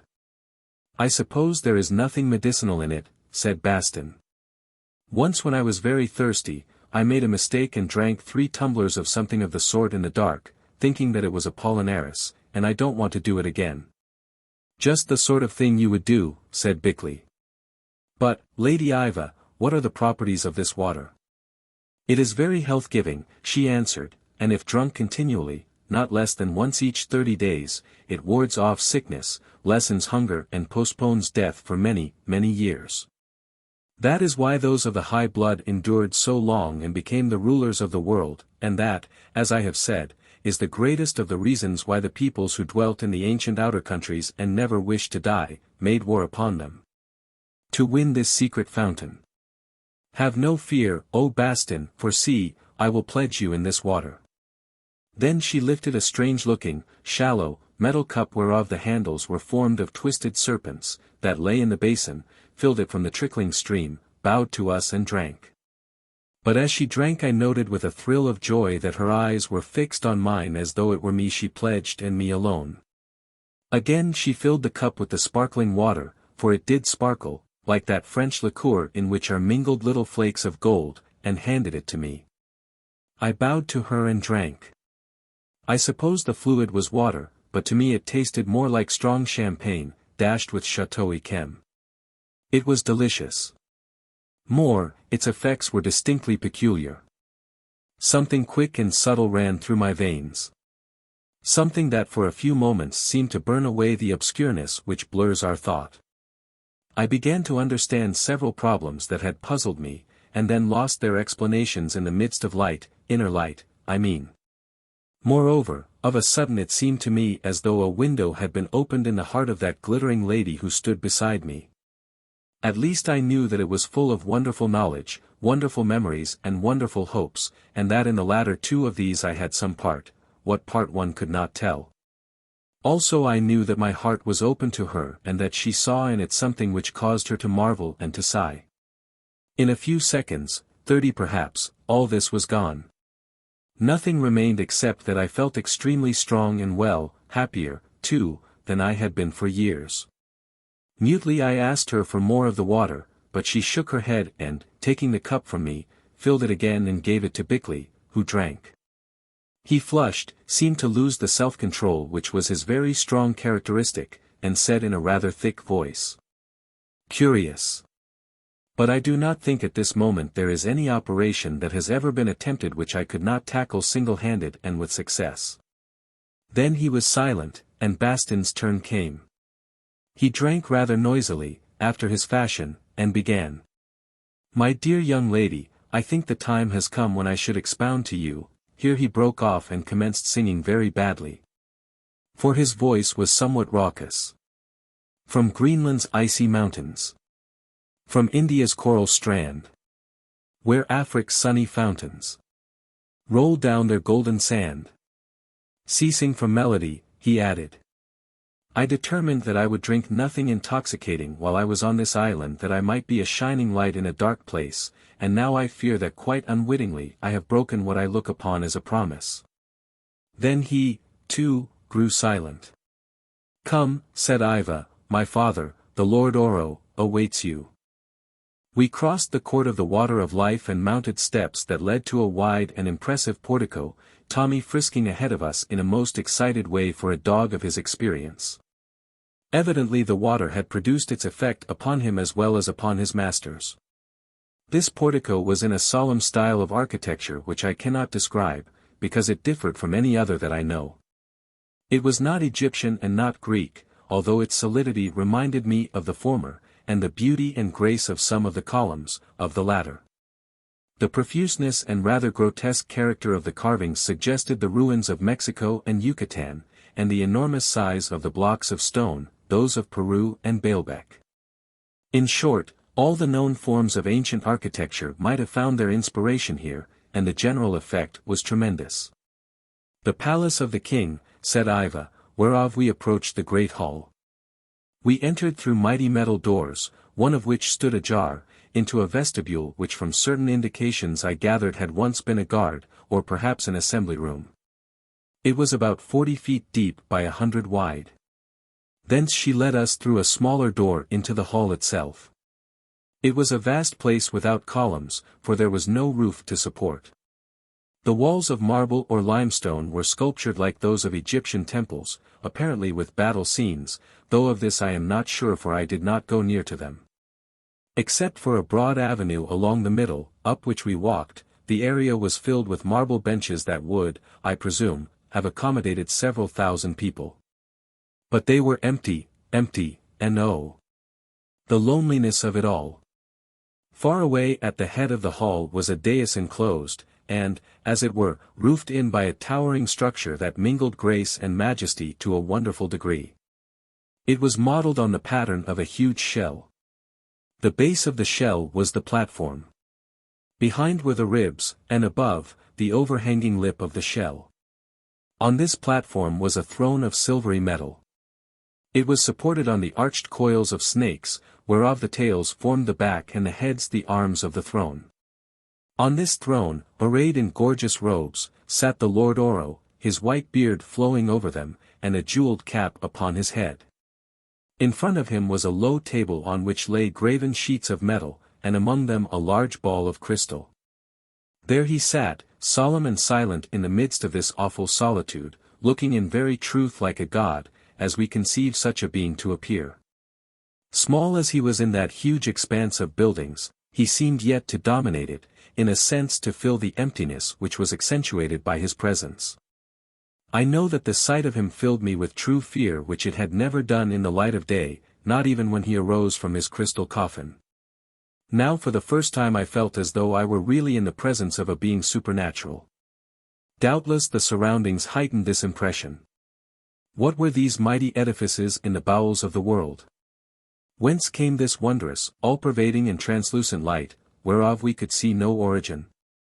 Whither had vanished those who had reared and inhabited them? How did it happen that of them all, this man, if he were a man, and this lovely woman at my side, who, if I might trust my senses and instincts, was certainly a woman, alone survived of their departed multitudes? The thing was crushing. I looked at Bickley for encouragement, but got none, for he only shook his head. Even Bastin, now that the first effects of the life water had departed, seemed overwhelmed, and muttered something about the halls of Hades. Only the little dog Tommy remained quite cheerful. He trotted down the hall, jumped on to the dais and sat himself comfortably at the feet of its occupant. "I greet you," Oro said in his slow, resonant voice. "Daughter, lead these strangers to me. I would speak with them." Chapter 15. Oro in his house. We climbed onto the dais by some marble steps, and sat ourselves down in 4 curious chairs of metal that were more or less copied from that which served Oro as a throne. At least the arms ended in graven heads of snakes. These chairs were so comfortable that I concluded the seats were fixed on springs, also we noticed that they were beautifully polished. "I wonder how they keep everything so clean," said Bastin as we mounted the dais. "In this big place it must take a lot of housemaids, though I don't see any. But perhaps there is no dust here." I shrugged my shoulders while we seated ourselves, the Lady Yva and I on Oro's right, Bickley and Bastin on his left, as he indicated by pointing with his finger. "What say you of this city?" Oro asked after a while of me. "We do not know what to say," I replied. "It amazes us. In our world there is nothing like to it. Perchance there will be in the future when the nations grow more skilled in the arts of war," said Oro darkly. "Be pleased, Lord Oro," I went on, "if it is your will, to tell us why the people who built this place chose to live in the bowels of the earth instead of upon its surface." "They did not choose, it was forced upon them," was the answer. "This is a city of refuge that they occupied in time of war, not because they hated the sun. In time of peace and before the barbarians dared to attack them, they dwelt in the city Pani, which signifies above. You may have noted some of its remaining ruins on the mount and throughout the island. The rest of them are now beneath the sea. But when trouble came and the foe rained fire on them from the air, they retreated to this town, Nyo, which signifies beneath. And then they died. The water of life may prolong life, but it cannot make women bear children. That they will only do beneath the blue of heaven, not deep in the belly of the world where nature never designed that they should dwell. How would the voices of children sound in such halls as these? Tell me, you, Bickley, who are a physician. I cannot imagine children in such a place, and if born here they would die," said Bickley. Oro nodded. "They did die, and if they went above to Pani they were murdered. So soon the habit of birth was lost and the sons of wisdom perished one by one. Yes, they who ruled the world and by tens of thousands of years of toil had gathered into their bosoms all the secrets of the world, perished, till only a few, and among them I and this daughter of mine, were left. And then, Humphrey, having power so to do, I did what long I had threatened, and unchained the forces that work at the world's heart and destroyed them who were my enemies and evil, so that they perished by millions, and with them all their works. Afterwards we slept, leaving the others, our subjects who had not the secret of this sleep, to die, as doubtless they did in the course of nature or by the hand of the foe. The rest you know. Can such a thing happen again?" asked Bickley in a voice that did not hide his disbelief. "Why do you question me, Bickley, you who believe nothing of what I tell you, and therefore make wrath? Still I will say this, that what I cause to happen I can cause once more, only once, I think, as perchance you shall learn before all is done.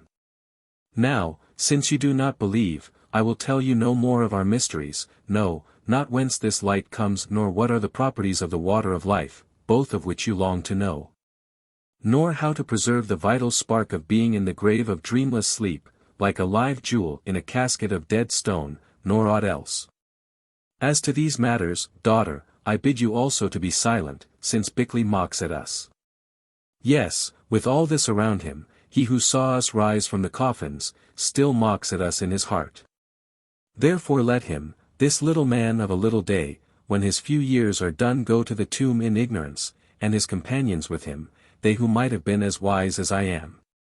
Thus Oro spoke in a voice of icy rage, his deep eyes glowing like coals.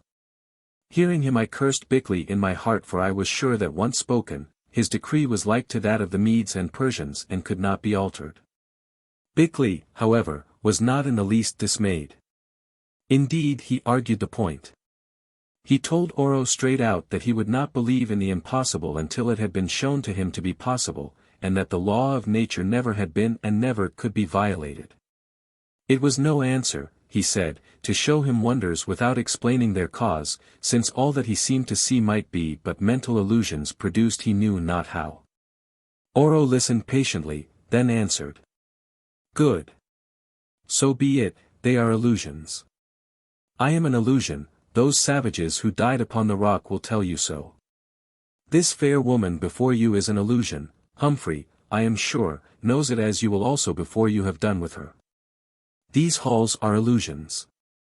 Live on in your illusions, O little man of science, who because you see the face of things, think that you know the body and the heart, and can read the soul at work within. You are a worthy child of tens of thousands of your breed who were before you and are now forgotten. Bickley looked up to answer, then changed his mind and was silent, thinking further argument dangerous, and Oro went on. Now I differ from you, Bickley, in this way. I who have more wisdom in my finger point than you with all the physicians of your world added to you, have in your brains and bodies, yet desire to learn from those who can give me knowledge. I understand from your words to my daughter that you, Bastin, teach a faith that is new to me, and that this faith tells of life eternal for the children of earth. Is it so? It is, said Bastin eagerly. I will set out. Oro cut him short with a wave of the hand. Not now in the presence of Bickley who doubtless disbelieves your faith, as he does all else, holding it with justice or without, to be but another illusion. Yet you shall teach me and on it I will form my own judgment. I shall be delighted, said Bastin. Then a doubt struck him, and he added, but why do you wish to learn? Not that you may make a mock of my religion, is it? I mock at no man's belief, because I think that what men believe is true, for them. I will tell you why I wish to hear of yours, since I never hide the truth. I who am so wise and old, yet must die. Though that time may be far away, still I must die, for such is the lot of man born of woman. And I do not desire to die. Therefore I shall rejoice to learn of any faith that promises to the children of earth a life eternal beyond the earth. Tomorrow you shall begin to teach me. Now leave me, strangers, for I have much to do, and he waved his hand towards the table. We rose and bowed, wondering what he could have to do down in this luminous hole, he who had been for so many thousands of years out of touch with the world. It occurred to me, however, that during this long period he might have got in touch with other worlds, indeed he looked like it. Wait, he said, I have something to tell you. I have been studying this book of writings, or world pictures, and he pointed to my atlas which, as I now observed for the first time, was also lying upon the table. It interests me much. Your country is small, very small. When I caused it to be raised up I think that it was larger, but since then that seas have flowed in. Here Bickley groaned aloud. This one is much greater, went on Oro, casting a glance at Bickley that must have penetrated him like a searchlight. Then he opened the map of Europe and with his finger indicated Germany and Austria-Hungary. I know nothing of the peoples of these lands, he added, but as you belong to one of them and are my guests, I trust that yours may succeed in the war. What war? We asked with one voice. Since Bickley is so clever, surely he should know better than an illusion such as I. All I can tell you is that I have learned that there is war between this country and that, and he pointed to Great Britain and to Germany upon the map. Also between others. It is quite possible, I said, remembering many things. But how do you know? If I told you, Humphrey, Bickley would not believe, so I will not tell. Perhaps I saw it in that crystal, as did the necromancers of the early world. Or perhaps the crystal served some different purpose and I saw it otherwise, with my soul. At least what I say is true. Then who will win? Asked Bastin. I cannot read the future, preacher. If I could, should I ask you to expound to me your religion which probably is of no more worth than a score of others I have studied, just because it tells of the future. If I could read the future I should be a god instead of only an earth lord. Your daughter called you a god and you said that you knew we were coming to wake you up, which is reading the future, answered Bastin. Every father is a god to his daughter, or should be, also in my day millions named me a god because I saw further and struck harder than they could. As for the rest, it came to me in a vision. Oh! Bickley, if you were wiser than you think you are, you would know that all things to come are born elsewhere and travel hither like the light from stars. Sometimes they come faster before their day into a single mind, and that is what men call prophecy. But this is a gift which cannot be commanded, even by me. Also I did not know that you would come. I knew only that we should awaken and by the help of men, for if none had been present at that destined hour we must have died for lack of warmth and sustenance. I deny your hypothesis in toto, exclaimed Bickley, but nobody paid any attention to him. My father, said Yva, rising and bowing before him with her swan-like grace, I have noted your commands. But do you permit that I show the temple to these strangers, also something of our past? Yes, yes, he said. It will save much talk in a savage tongue that is difficult to me. But bring them here no more without my command, save Bastin only. When the sun is 4 hours high in the upper world, let him come tomorrow to teach me, and afterwards if so I desire. Or if he wills, he can sleep here. I think I would rather not, said Bastin hurriedly. I make no pretense to being particular, but this place does not appeal to me as a bedroom. There are degrees in the pleasures of solitude and, in short, I will not disturb your privacy at night. Oro waved his hand and we departed down that awful and most dreary hall. I hope you will spend a pleasant time here, Bastin, I said, looking back from the doorway at its cold, illuminated vastness. I don't expect to, he answered, but duty is duty, and if I can drag that old sinner back from the pit that awaits him, it will be worth doing. Only I have my doubts about him. To me he seems to bear a strong family resemblance to Beelzebub, and he's a bad companion week in and week out. We went through the portico, Yva leading us, and past the fountain of life water, of which she cautioned us to drink no more at present, and to prevent him from doing so, dragged Tommy past it by his collar. Bickley, however, lingered under the pretense of making a further examination of the statue. As I had seen him emptying into his pocket the contents of a corked bottle of quinine tabloids which he always carried with him, I guessed very well that his object was to procure a sample of this water for future analysis. Of course I said nothing, and Yva and Bastin took no note of what he was doing.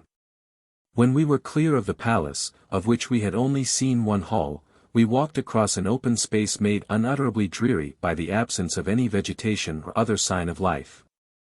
Towards a huge building of glorious proportions that was constructed of black stone or marble. It is impossible for me to give any idea of the frightful solemnity of this doomed edifice, for as I think I have said, it alone had a roof, standing there in the midst of that brilliant, unvarying and most unnatural illumination which came from nowhere and yet was everywhere. Thus, when one lifted a foot, there it was between the sole of the boot and the floor, or to express it better, the boot threw no shadow. I think this absence of shadows was perhaps the most terrifying circumstance connected with that universal and pervading light. Through it we walked on to the temple.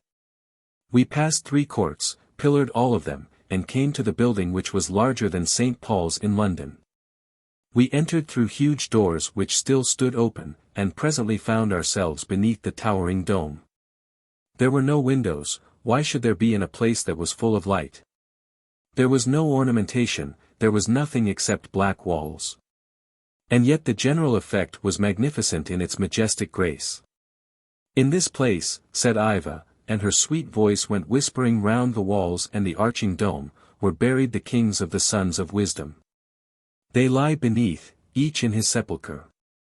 Its entrance is yonder, and she pointed to what seemed to be a chapel on the right. Would you wish to see them? Somehow I don't care to, said Bastin. The place is dreary enough as it is without the company of a lot of dead kings. I should like to dissect one of them, but I suppose that would not be allowed, said Bickley. No, she answered. I think that the Lord Oro would not wish you to cut up his forefathers. When you and he went to sleep, why did you not choose the family vault? Asked Bastin. Would you have found us there? She queried by way of answer. Then, understanding that the invitation was refused by general consent, though personally I should have liked to accept it, and have never ceased regretting that I did not. She moved towards a colossal object which stood beneath the center of the dome. On a stepped base, not very different from that in the cave but much larger, sat a figure, draped in a cloak on which was graved a number of stars, doubtless to symbolize the heavens. The fastening of the cloak was shaped like the crescent moon, and the footstool on which rested the figure's feet was fashioned to suggest the orb of the sun. This was of gold or some such metal, the only spot of brightness in all that temple. It was impossible to say whether the figure were male or female, for the cloak falling in long, straight folds hid its outlines. Nor did the head tell us, for the hair also was hidden beneath the mantle and the face might have been that of either man or woman. It was terrible in its solemnity and calm, and its expression was as remote and mystic as that of Buddha, only more stern. Also without doubt it was blind, it was impossible to mistake the sightlessness of those staring orbs. Across the knees lay a naked sword and beneath the cloak the arms were hidden. In its complete simplicity the thing was marvelous. On either side upon the pedestal knelt a figure of the size of life. One was an old and withered man with death stamped upon his face, the other was a beautiful, naked woman, her hands clasped in the attitude of prayer and with vague terror written on her vivid features. Such was this glorious group of which the meaning could not be mistaken. It was Fate throned upon the sun, wearing the constellations as his garment, armed with the sword of destiny and worshipped by life and death. This interpretation I set out to the others. Yva knelt before the statue for a little while, bowing her head in prayer, and really I felt inclined to follow her example, though in the end I compromised, as did Bickley, by taking off my hat, which, like the others, I still wore from force of habit, though in this place none were needed. Only Bastin remained covered. "Behold the God of my people," said Yva. "Have you no reverence for it, O Bastin?" "Not much," he answered, "except as a work of art. You see I worship Fate's master. I might add that your God doesn't seem to have done much for you, Lady Yva, as out of all your greatness there's nothing left but 2 people and a lot of old walls and caves." At first she was inclined to be angry, for I saw her start. Then her mood changed, and she said with a sigh, "Fate's master. Where does he dwell?" "Here amongst other places," said Bastin. "I'll soon explain that to you." "I thank you," she replied gravely. "But why have you not explained it to Bickley?" Then waving her hand to show that she wished for no answer, she went on. "Friends, would you wish to learn something of the history of my people?" "Very much," said the irrepressible Bastin, "but I would rather the lecture took place in the open air." "That is not possible," she answered. "It must be here and now, or not at all. Come, stand by me. Be silent and do not move. I am about to set loose forces that are dangerous if disturbed." Chapter 16. Visions of the Past. She led us to the back of the statue and pointed to each of us where we should remain. Then she took her place at right angles to us, as a showman might do, and for a while stood immovable. Watching her face, once more I saw it, and indeed all her body, informed with that strange air of power, and noted that her eyes flashed and that her hair grew even more brilliant than was common. As though some abnormal strength were flowing through it in her. Presently she spoke, saying, "I shall show you first our people in the day of their glory. Look in front of you." We looked and by degrees the vast space of the apse before us became alive with forms. At first these were vague and shadowy, not to be separated or distinguished. Then they became so real that until he was reproved by a kick, Tommy growled at them and threatened to break out into one of his peals of barking. A wonderful scene appeared. There was a palace of white marble and in front of it a great courtyard upon which the sun beat vividly. At the foot of the steps of the palace, beneath a silken awning, sat a king enthroned, a crown upon his head and wearing glorious robes. In his hand was a jeweled scepter. He was a noble-looking man of middle age and about him were gathered the glittering officers of his court. Fair women fanned him and to right and left, but a little behind, sat other fair and jeweled women who, I suppose, were his wives or daughters. One of the kings of the children of wisdom new crowned, receives the homage of the world, said Yva. As she spoke there appeared, walking in front of the throne one by one, other kings, for all were crowned and bore scepters. At the foot of the throne each of them kneeled and kissed the foot of him who sat thereon, as he did so laying down his scepter which at a sign he lifted again and passed away. Of these kings there must have been quite 50, men of all colors and of various types, white men, black men, yellow men, red men. Then came their ministers bearing gifts, apparently of gold and jewels, which were piled on trays in front of the throne. I remember noting an incident.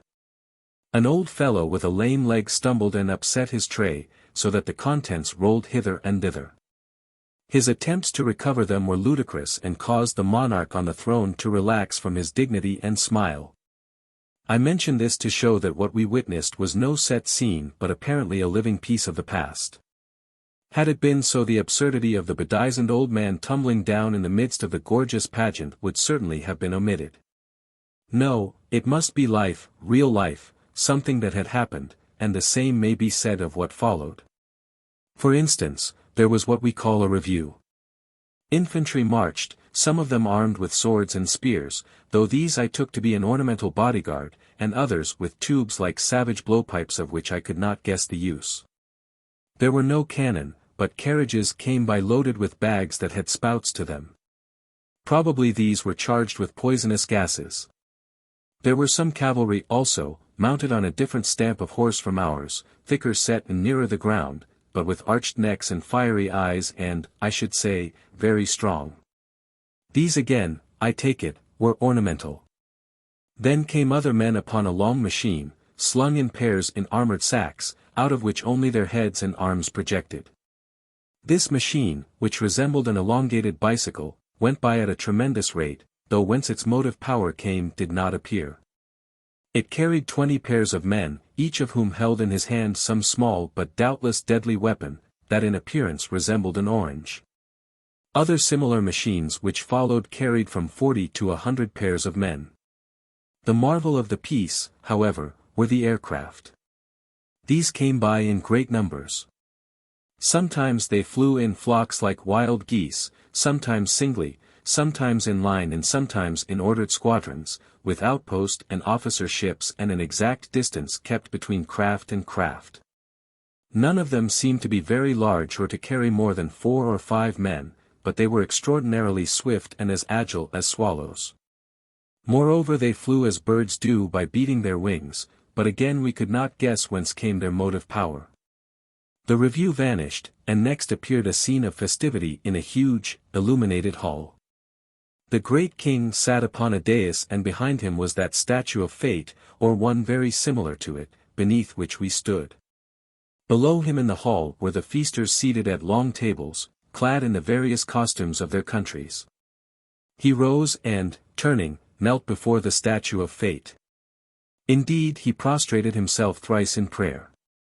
Then taking his seat again, he lifted a cup of wine and pledged that vast company. They drank back to him and prostrated themselves before him as he had done before the image of Fate. Only I noted that certain men clad in sacerdotal garments not at all unlike those which are worn in the Greek church today, remained standing. Now all this exhibition of terrestrial pomp faded. The next scene was simple, that of the deathbed of this same king. We knew him by his wizened features. There he lay, terribly old and dying. Physicians, women, courtiers, all were there watching the end. The tableau vanished and in place of it appeared that of the youthful successor amidst cheering crowds, with joy breaking through the clouds of simulated grief upon his face. It vanished also. Thus did great king succeed great king for ages upon ages, said Yva. There were 80 of them and the average of their reigns was 700 years. They ruled the earth as it was in those days. They gathered up learning, they wielded power, their wealth was boundless. They nurtured the arts, they discovered secrets.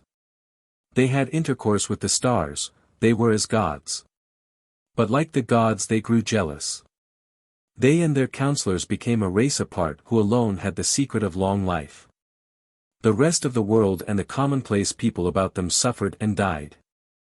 They of the household of wisdom lived on in pomp for generations till the earth was mad with envy of them.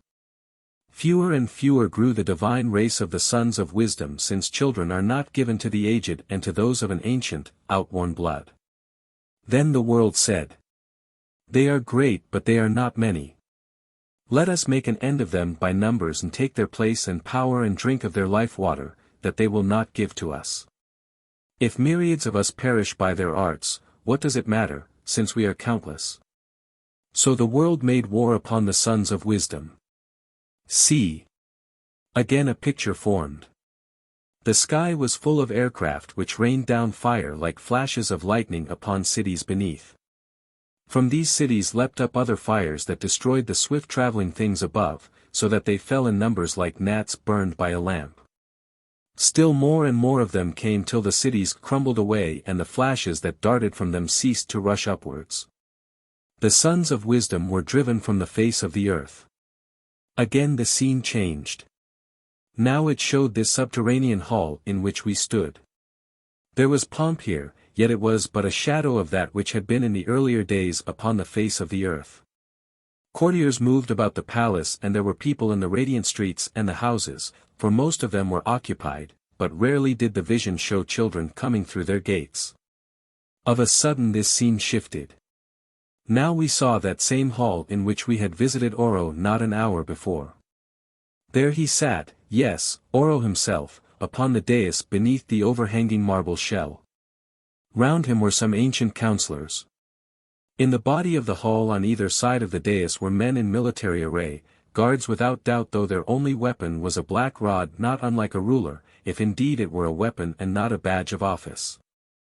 Yva, whose face had suddenly grown strange and fixed, began to detail to us what was passing in this scene, in a curious monotone such as a person might use who was repeating something learned by heart.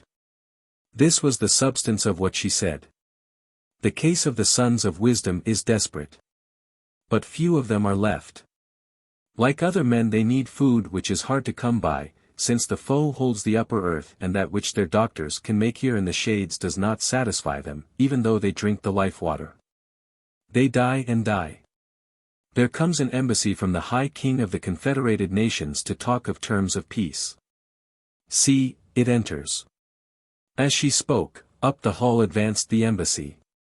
At the head of it walked a young man, tall, dark, handsome and commanding, whose aspect seemed in some way to be familiar to me. He was richly clothed in a purple cloak and wore upon his head a golden circlet that suggested royal rank. Those who followed him were mostly old men who had the astute faces of diplomatists, but a few seemed to be generals. Yva continued in her monotonous voice. Comes the son of the king of the Confederated Nations, the prince who will be king. He bows before the Lord Oro. He says, "Great and ancient monarch of the divine blood, heaven-born one, your strait, and that of those who remain to you, is sore. Yet on behalf of the nations I am sent to offer terms of peace, but this I may only do in the presence of your child who is your heiress and the queen-to-be of the sons of wisdom." Here, in the picture, Oro waved his hand and from behind the marble shell appeared Yva herself, gloriously apparelled, wearing royal ornaments and with her train held by waiting ladies. She bowed to the prince and his company and they bowed back to her. More, we saw a glance of recognition pass between her and the prince. Now the real Yva by our side pointed to the shadow Yva of the vision or the picture, whichever it might be called, a strange thing to see her do, and went on. The daughter of the Lord Oro comes. The prince of the nations salutes her. He says that the great war has endured for hundreds of years between the children of wisdom fighting for absolute rule and the common people of the earth fighting for liberty. In that war many millions of the sons of the nations had perished, brought to their death by fearful arts, by wizardries and by plagues sown among them by the sons of wisdom. Yet they were winning, for the glorious cities of the sons of wisdom were destroyed and those who remained of them were driven to dwell in the caves of the earth where with all their strength and magic they could not increase, but faded like flowers in the dark. The Lord Oro asks what are the terms of peace proposed by the nations. The prince answers that they are these, that the sons of wisdom shall teach all their wisdom to the wise men among the nations. That they shall give them to drink of the life water, so that their length of days also may be increased. That they shall cease to destroy them by sickness and their mastery of the forces which are hid in the womb of the world. If they will do these things, then the nations on their part will cease from war, will rebuild the cities they have destroyed by means of their flying ships that rain down death. And will agree that the Lord Oro and his seed shall rule them forever as the King of Kings. The Lord Oro asks if that be all. The prince answers that it is not all. He says that when he dwelt a hostage at the court of the sons of wisdom, he and the divine lady, the daughter of the Lord Oro, and his only living child, learned to love each other. He demands, and the nations demand, that she shall be given to him to wife, that in a day to come he may rule with her and their children after them. See, went on Yva in her chanting, dreamy voice, the Lord Oro asks his daughter if this be true. She says, here the real Yva at my side turned and looked me straight in the eyes, that it is true. That she loves the prince of the nations and that if she lives 1,000,000 years she will wed no other man, since she who is her father's slave in all else is still the mistress of herself, as has ever been the right of her royal mothers. See again. The Lord Oro, the divine king, the ancient, grows wroth. He says that it is enough and more than enough that the barbarians should ask to eat of the bread of hidden learning and to drink of the life water of the sons of wisdom. Gifts that were given to them of old by heaven whence they sprang in the beginning. But that one of them, however highly placed, should dare to ask to mix his blood with that of the divine lady, the heiress, the queen of the earth to be, and claim to share her imperial throne that had been held by her pure race from age to age, was an insult that could only be purged by death. Sooner would he give his daughter in marriage to an ape than to a child of the barbarians who had worked on them so many woes and striven to break the golden fetters of their rule. Look again, continued Yva. The Lord Oro, the divine, grows angrier still, which in truth he did, for never did I see such dreadful rage as that which the picture revealed in him. He warns, he threatens.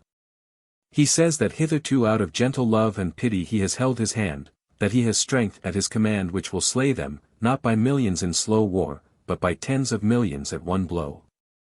That will blot them and their peoples from the face of earth, and that will cause the deep seas to roll where now their pleasant lands are fruitful in the sun. They shrink before his fury. Behold, their knees tremble because they know that he has this power. He mocks them, does the Lord Oro. He asks for their submission here and now, and that in the name of the nations they should take the great oath which may not be broken, swearing to cease from war upon the sons of wisdom and to obey them in all things to the ends of the earth. Some of the ambassadors would yield. They look about them like wild things that are trapped. But madness takes the prince. He cries that the oath of an ape is of no account, but that he will tear up the children of wisdom as an ape tears leaves, and afterwards take the divine lady to be his wife. Look on the Lord Oro, continued the living Yva, his wrath leaves him. He grows cold and smiles. His daughter throws herself upon her knees and pleads with him. He thrusts her away. She would spring to the side of the prince, he commands his counselors to hold her. She cries to the prince that she loves him and him only, and that in a day to come him she will wed and no other. He thanks her, saying that as it is with her, so it is with him, and that because of his love he fears nothing. She swoons. The Lord Oro motions with his hand to the guard. They lift their death rods. Fire leaps from them. The prince and his companions, all save those who were afraid and would have sworn the oath, twist and writhe. They turn black, they die. The Lord Oro commands those who are left to enter their flying ships and bear to the nations of the earth tidings of what befalls those who dare to defy and insult him. To warn them also to eat and drink and be merry while they may, since for their wickedness they are about to perish. The scene faded and there followed another which really I cannot describe.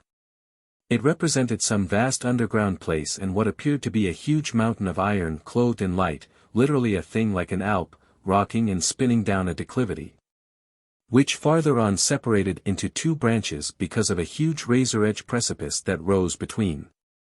There in the middle of this vast space with the dazzling mountain whirling towards him, stood Oro encased in some transparent armor, as though to keep off heat. And with him his daughter who under his direction was handling something in the rock behind her. Then there was a blinding flash and everything vanished.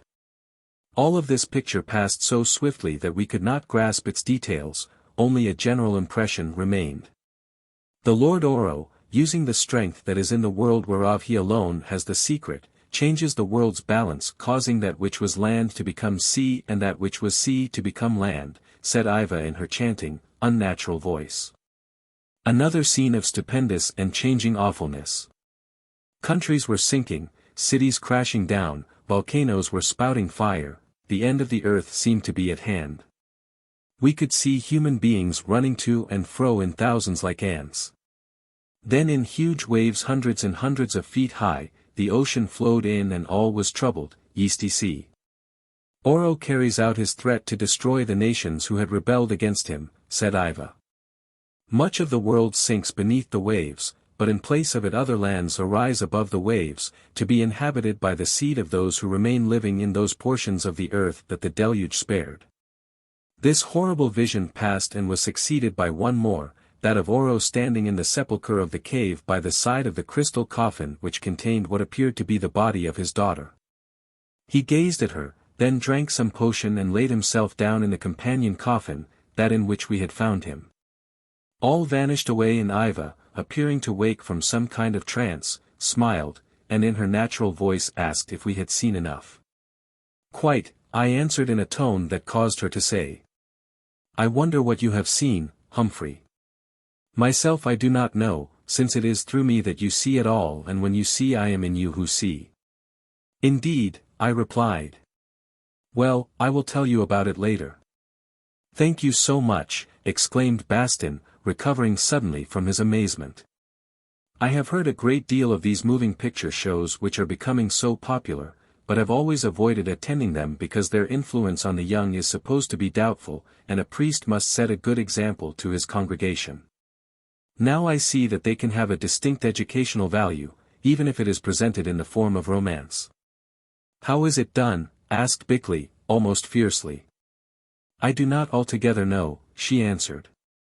This I do know, however, that everything which has happened on this world can be seen from moment to moment at some point in the depths of space, for thither the sun's light takes it.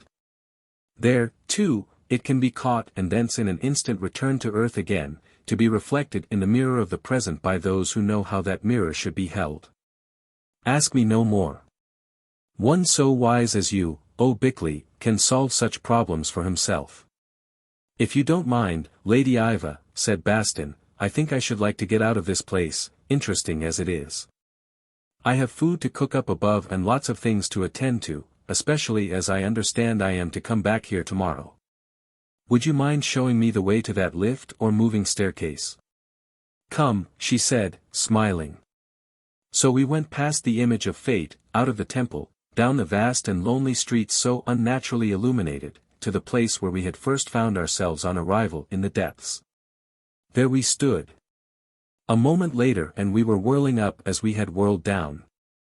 I suppose that Yva came with us though I never saw her do so, and the odd thing was that when we arrived in the sepulchre, she seemed already to be standing there waiting to direct us. Really, remarked Bastin, this is exactly like Maskelyne and Cook. Did you ever see their performance, Bickley? If so, it must have given you lots to explain for quite a long while. Jugglery never appealed to me, whether in London or in Orofena, replied Bickley in a sour voice as he extracted from his pocket an end of candle to which he set light. What is jugglery? Asked Bastin, and they departed arguing, leaving me alone with Yva in the sepulchre. What have I seen? I asked her. I do not know, Humphrey. Everyone sees different things, but perhaps something of the truth. I hope not, Yva, for amongst other things I seem to see you swear yourself to a man forever. Yes, and this I did. What of it? Only that it might be hard for another man. Yes, for another man it might be hard. You were once married, were you not, Humphrey, to a wife who died? Yes, I was married. And did you not swear to that wife that you would never look in love upon another woman? I did, I answered in a shamed voice. But how do you know? I never told you so. Oh. I know you and therefore guessed. Well, what of it, Yva? Nothing, except that you must find your wife before you love again, and before I love again I must find him whom I wish to be my husband. How can that happen, I asked, when both are dead? How did all that you have seen today in Nyo happen? She replied, laughing softly. Perhaps you are very blind, Humphrey, or perhaps we both are blind. If so, mayhap light will come to us. Meanwhile do not be sad. Tomorrow I will meet you and you shall teach me, your English tongue, Humphrey, and other things. Then let it be in the sunlight, Yva. I do not love those darksome halls of Nyo that glow like something dead. It is fitting, for are they not dead, she answered, with a little laugh. So be it. Bastin shall teach my father down below, since sun and shade are the same to him who only thinks of his religion, and you shall teach me up above. I am not so certain about Bastin and of what he thinks, I said doubtfully.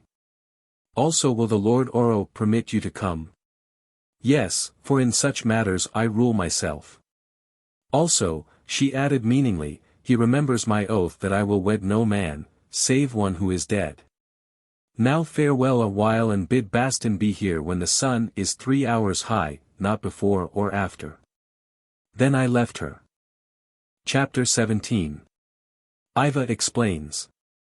When I reached the rock I was pleased to find Marama and about 20 of his people engaged in erecting the house that we had ordered them to build for our accommodation.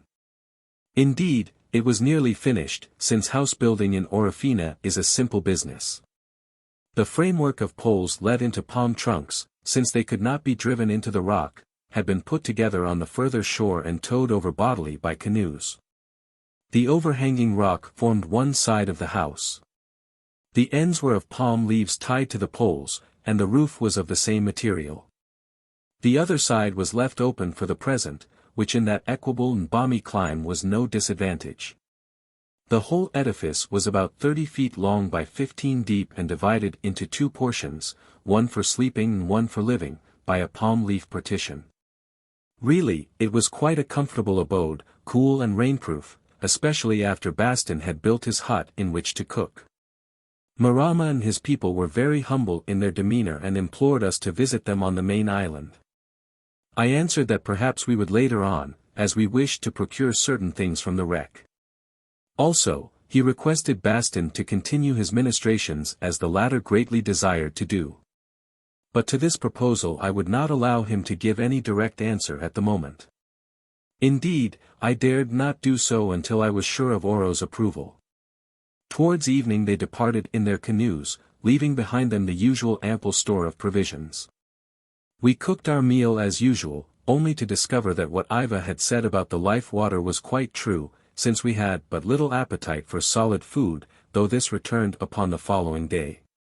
The same thing happened upon every occasion after drinking of that water, which certainly was a most invigorating fluid. Never for years had any of us felt so well as it caused us to do.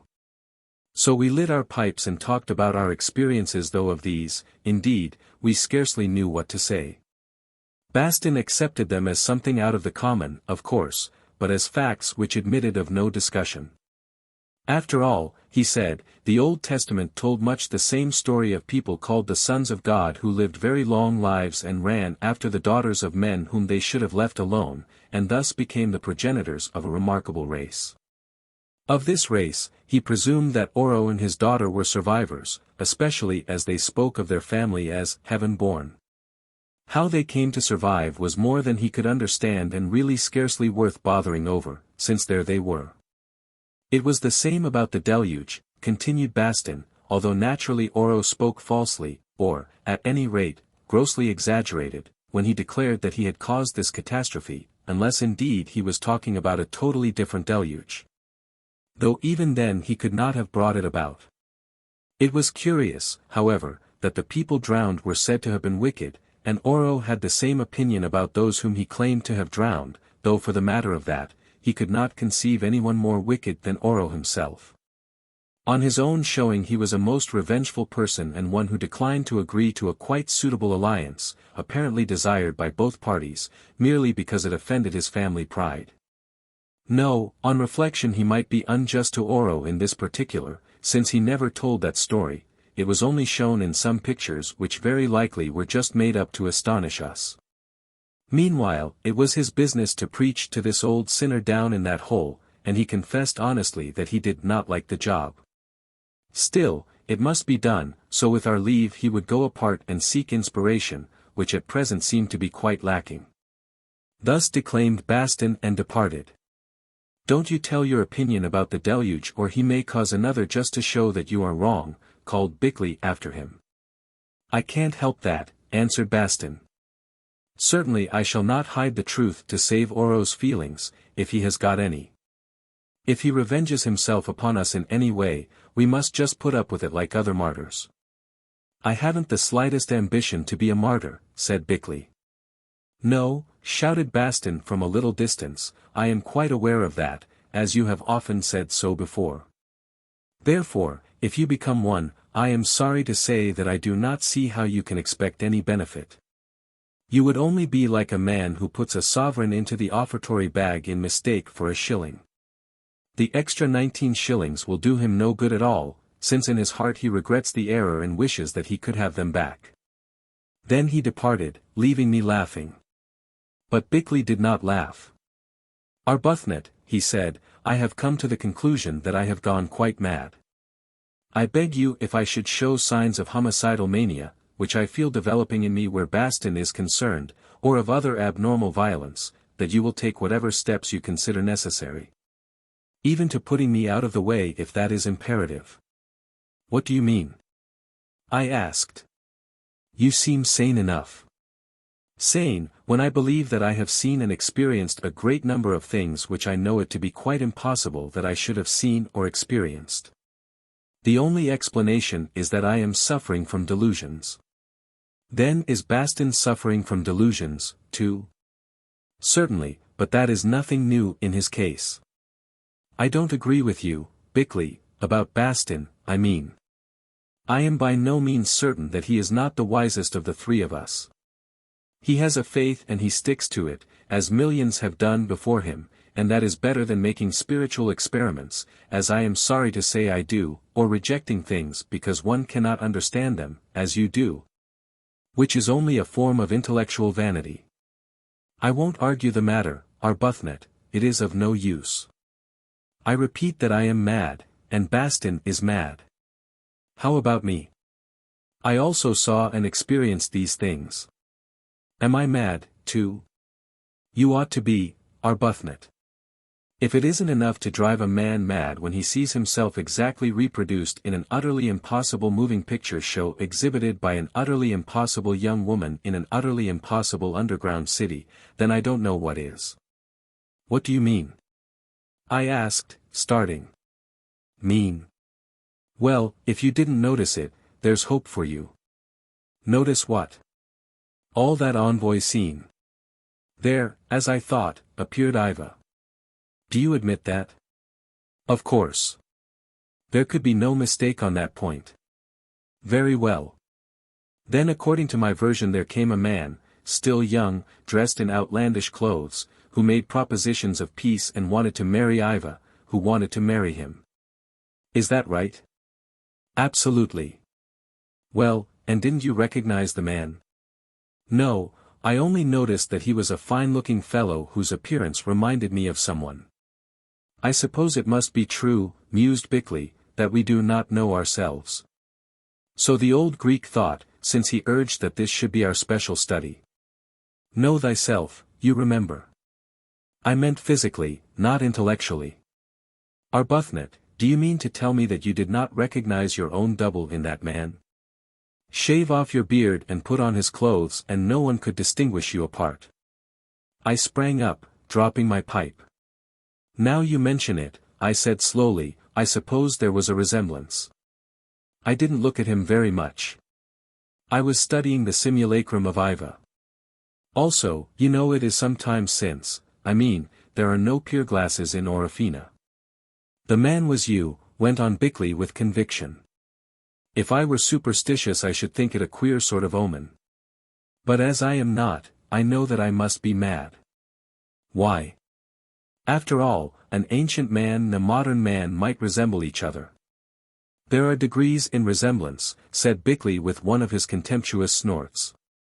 It won't do, Humphrey, my boy, he added.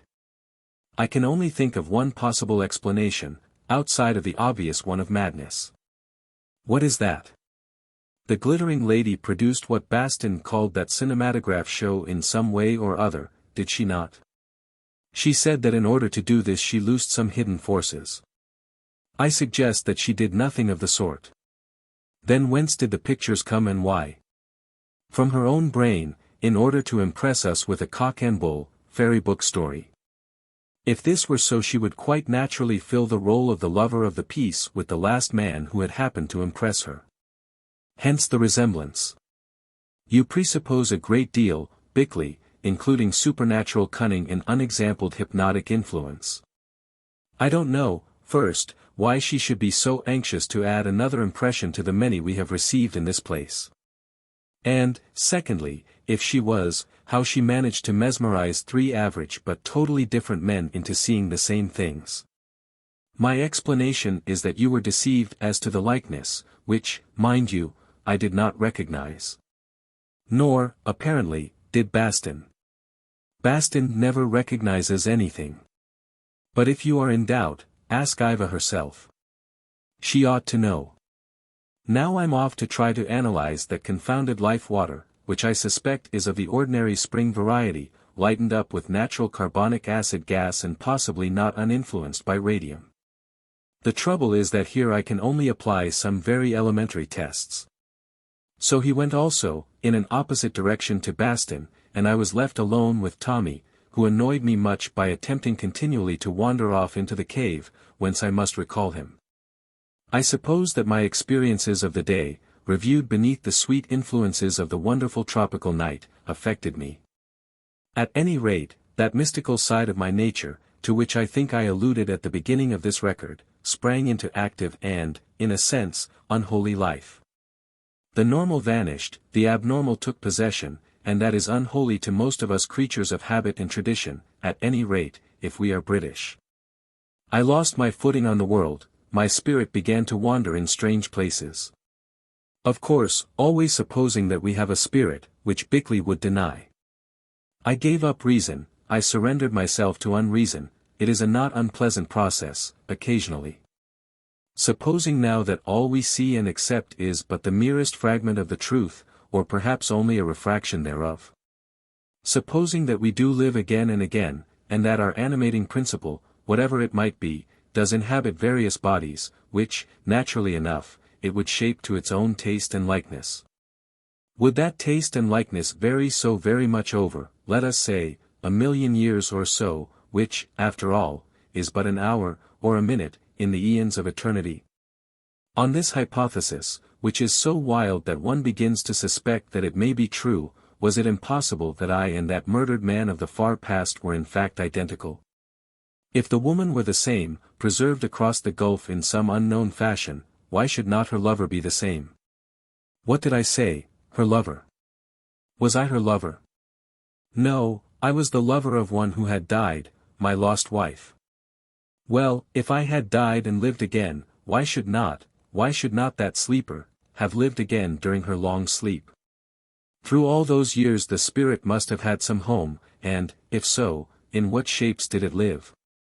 There were points, similarities, which rushed in upon me, oh. It was ridiculous. Bickley was right. We were all mad.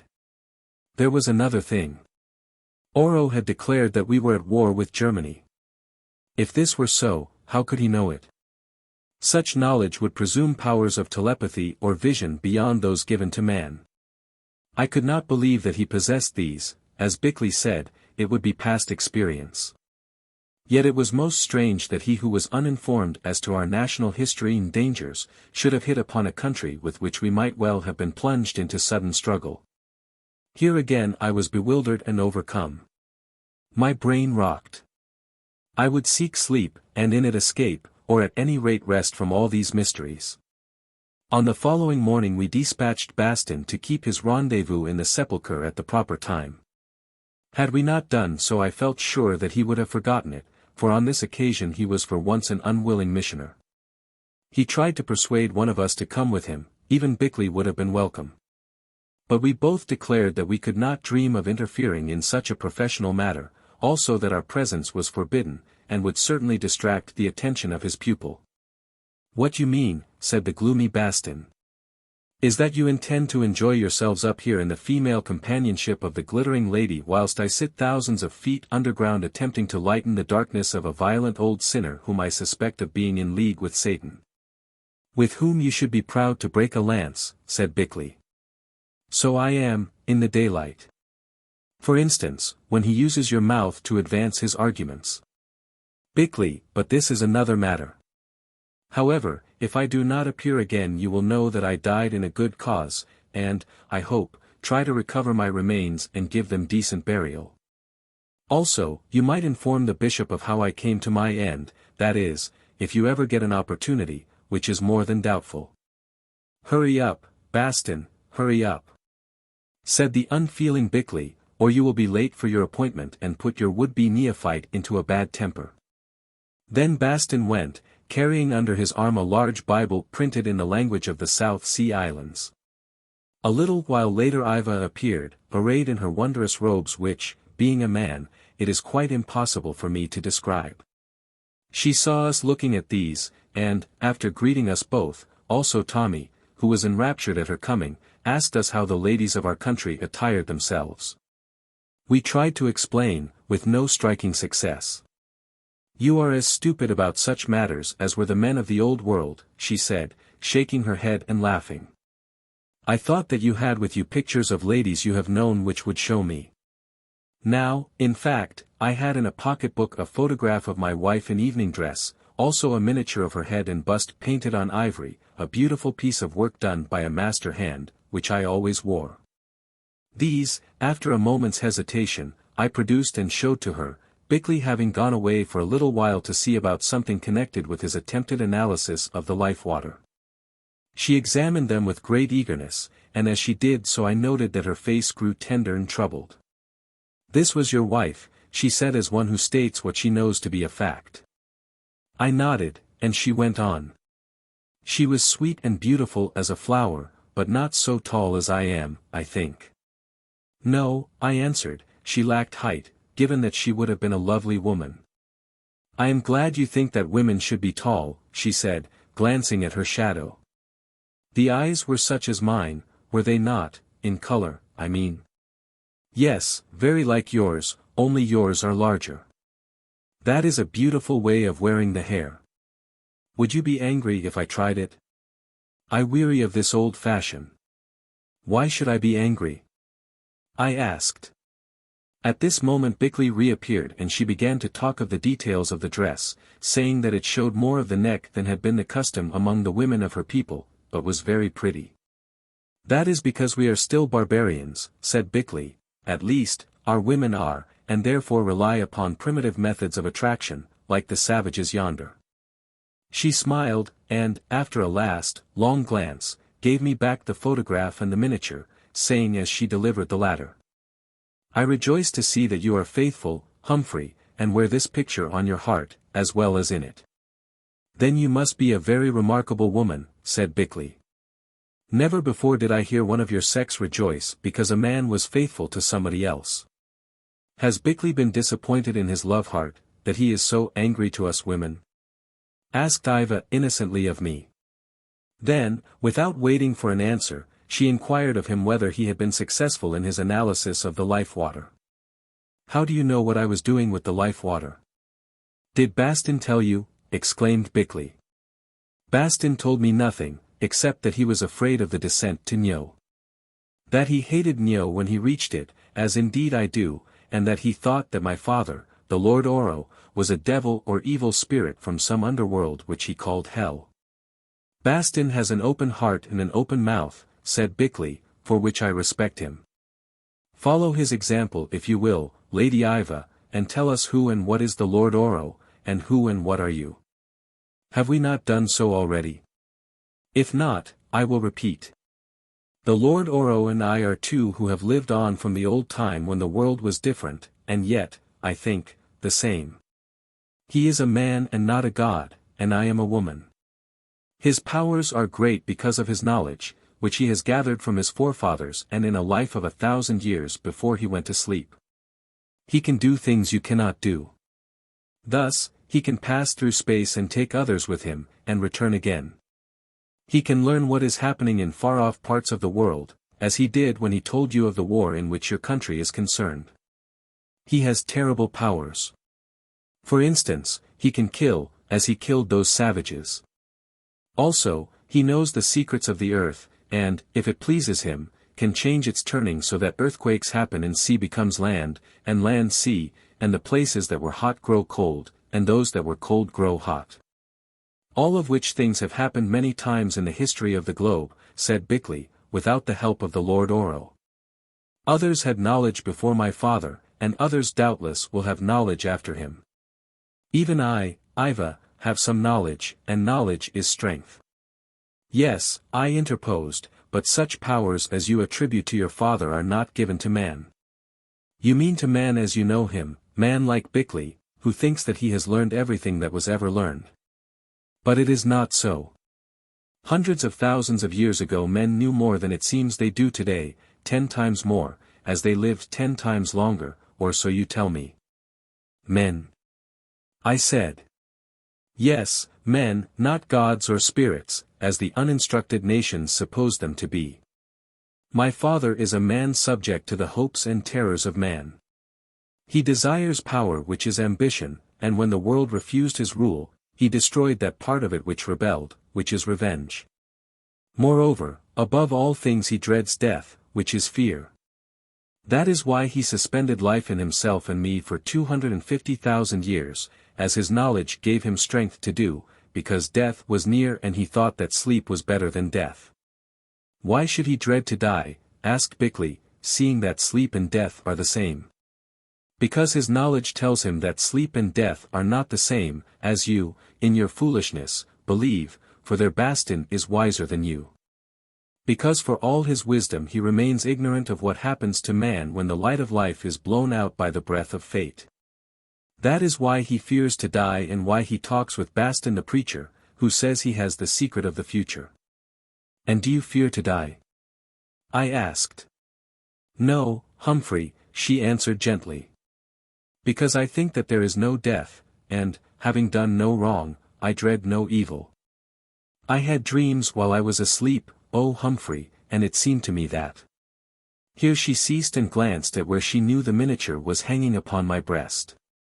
Now, she continued, after a little pause, tell me of your world, of its history, of its languages, of what happens there, for I long to know. So then and there, assisted by Bickley, I began the education of the Lady Yva. I do not suppose that there was ever a more apt pupil in the whole earth. To begin with, she was better acquainted with every subject on which I touched than I was myself, all she lacked was information as to its modern aspect. Her knowledge ended 250,000 years ago, at which date, however, it would seem that civilization had already touched a higher watermark than it has ever since attained. Thus, this vanished people understood astronomy, natural magnetism, the force of gravity, steam, also electricity to some subtle use of which, I gathered, the lighting of their underground city was to be attributed. They had mastered architecture and the arts, as their buildings and statues showed, they could fly through the air better than we have learned to do within the last few years. More, they, or some of them, had learned the use of the fourth dimension, that is their most instructed individuals, could move through opposing things, as well as over them, up into them and across them. This power these possessed in a twofold form. I mean, that they could either disintegrate their bodies at one spot and cause them to integrate again at another, or they could project what the old Egyptians called the ka or double, and modern theosophists named the astral shape, to any distance. Moreover, this double, or astral shape, while itself invisible, still, so to speak, had the use of its senses. It could see, it could hear, and it could remember, and, on returning to the body, it could avail itself of the experience thus acquired. Thus, at least, said Yva, while Bickley contemplated her with a cold and unbelieving eye. She even went further and alleged that in certain instances, individuals of her extinct race had been able to pass through the ether and to visit other worlds in the depths of space. Have you ever done that? Asked Bickley. Once or twice I dreamed that I did, she replied quietly. We can all dream, he answered. As it was my lot to make acquaintance with this strange and uncanny power at a later date, I will say no more of it now. Telepathy, she declared, was also a developed gift among the sons of wisdom. Indeed, they seem to have used it as we use wireless messages. Only, in their case, the sending and receiving stations were skilled and susceptible human beings who went on duty for so many hours at a time. Thus intelligence was transmitted with accuracy and dispatch. Those who had this faculty were, she said, also very apt at reading the minds of others and therefore not easy to deceive. Is that how you know that I had been trying to analyze your life water? Asked Bickley. Yes, she answered, with her unvarying smile. At the moment I spoke thereof you were wondering whether my father would be angry if he knew that you had taken the water in a little flask. She studied him for a moment, then added, now you are wondering, first, whether I did not see you take the water from the fountain and guess the purpose, and, secondly, whether perhaps Bastin did not tell me what you were doing with it when we met in the sepulchre. Look here, said the exasperated Bickley, I admit that telepathy and thought-reading are possible to a certain limited extent. But supposing that you possess those powers, as I think in English, and you do not know English, how can you interpret what is passing in my mind? Perhaps you have been teaching me English all this while without knowing it, Bickley. In any case, it matters little, seeing that what I read is the thought, not the language with which it is clothed. The thought comes from your mind to mine, that is, if I wish it, which is not often, and I interpret it in my own or other tongues. I am glad to hear it is not often, Lady Yva, since thoughts are generally considered private. Yes, and therefore I will read yours no more. Why should I, when they are so full of disbelief of all I tell you, and sometimes of other things about myself which I do not seek to know? No wonder that, according to the story in the pictures, those nations, whom you named barbarians, made an end of your people, Lady Yva. You are mistaken, Bickley. The Lord Oro made an end of the nations, though against my prayer, she added with a sigh. Then Bickley departed in a rage, and did not appear again for an hour. He is angry, she said, looking after him, nor do I wonder. It is hard for the very clever like Bickley, who think that they have mastered all things, to find that after all they are quite ignorant. I am sorry for him, and I like him very much. Then you would be sorry for me also, Lady Yva? Why? She asked with a dazzling smile, when your heart is athirst for knowledge, gaping for it like a fledgling's mouth for food, and, as it chances, though I am not very wise, I can satisfy something of your soul hunger. Not very wise? I repeated. No, Humphrey. I think that Bastin, who in many ways is so stupid, has more true wisdom than I have, because he can believe and accept without question. After all, the wisdom of my people is all of the universe and its wonders. What you think magic is not magic, it is only gathered knowledge and the finding out of secrets. Bickley will tell you the same, although as yet he does not believe that the mind of man can stretch so far. You mean that your wisdom has in it nothing of the spirit? Yes, Humphrey, that is what I mean. I do not even know if there is such a thing as spirit. Our God was fate, Bastin's God is a spirit, and I think yours also. Yes. Therefore, I wish you and Bastin to teach me of your God, as does Oro, my father. I want, oh, so much, Humphrey, to learn whether we live after death. You! I exclaimed. You who, according to the story, have slept for 250,000 years. You, who have, unless I mistake, hinted that during that sleep you may have lived in other shapes. Do you doubt whether we can live after death? Yes. Sleep induced by secret arts is not death, and during that sleep the eye within might wander and inhabit other shapes, because it is forbidden to be idle. Moreover, what seems to be death may not be death, only another form of sleep from which the eye awakes again upon the world. But at last comes the real death, when the eye is extinguished to the world. That much I know, because my people learned it. You mean, you know that men and women may live again and again upon the world? Yes, Humphrey, I do. For in the world there is only a certain store of life which in many forms travels on, till the lot of each eye is fulfilled. Then comes the real death, and after that, what, oh, what? You must ask Bastin, I said humbly. I cannot dare to teach of such matters. No, but you can and do believe, and that helps me, Humphrey, who am in tune with you. Yes, it helps me much more than do Bastin and his new religion, because such is woman's way. Now, I think Bickley will soon return, so let us talk of other matters. Tell me of the history of your people, Humphrey, that my father says are now at war. Chapter 18. The Accident. Bickley did return, having recovered his temper, since after all it was impossible for anyone to remain angry with the Lady Yva for long, and we spent a very happy time together. We instructed and she was the humble pupil. How swift and nimble was her intelligence! In that one morning she learned all our alphabet and how to write our letters. It appeared that among her people, at any rate in their later periods, the only form of writing that was used was a highly concentrated shorthand which saved labor.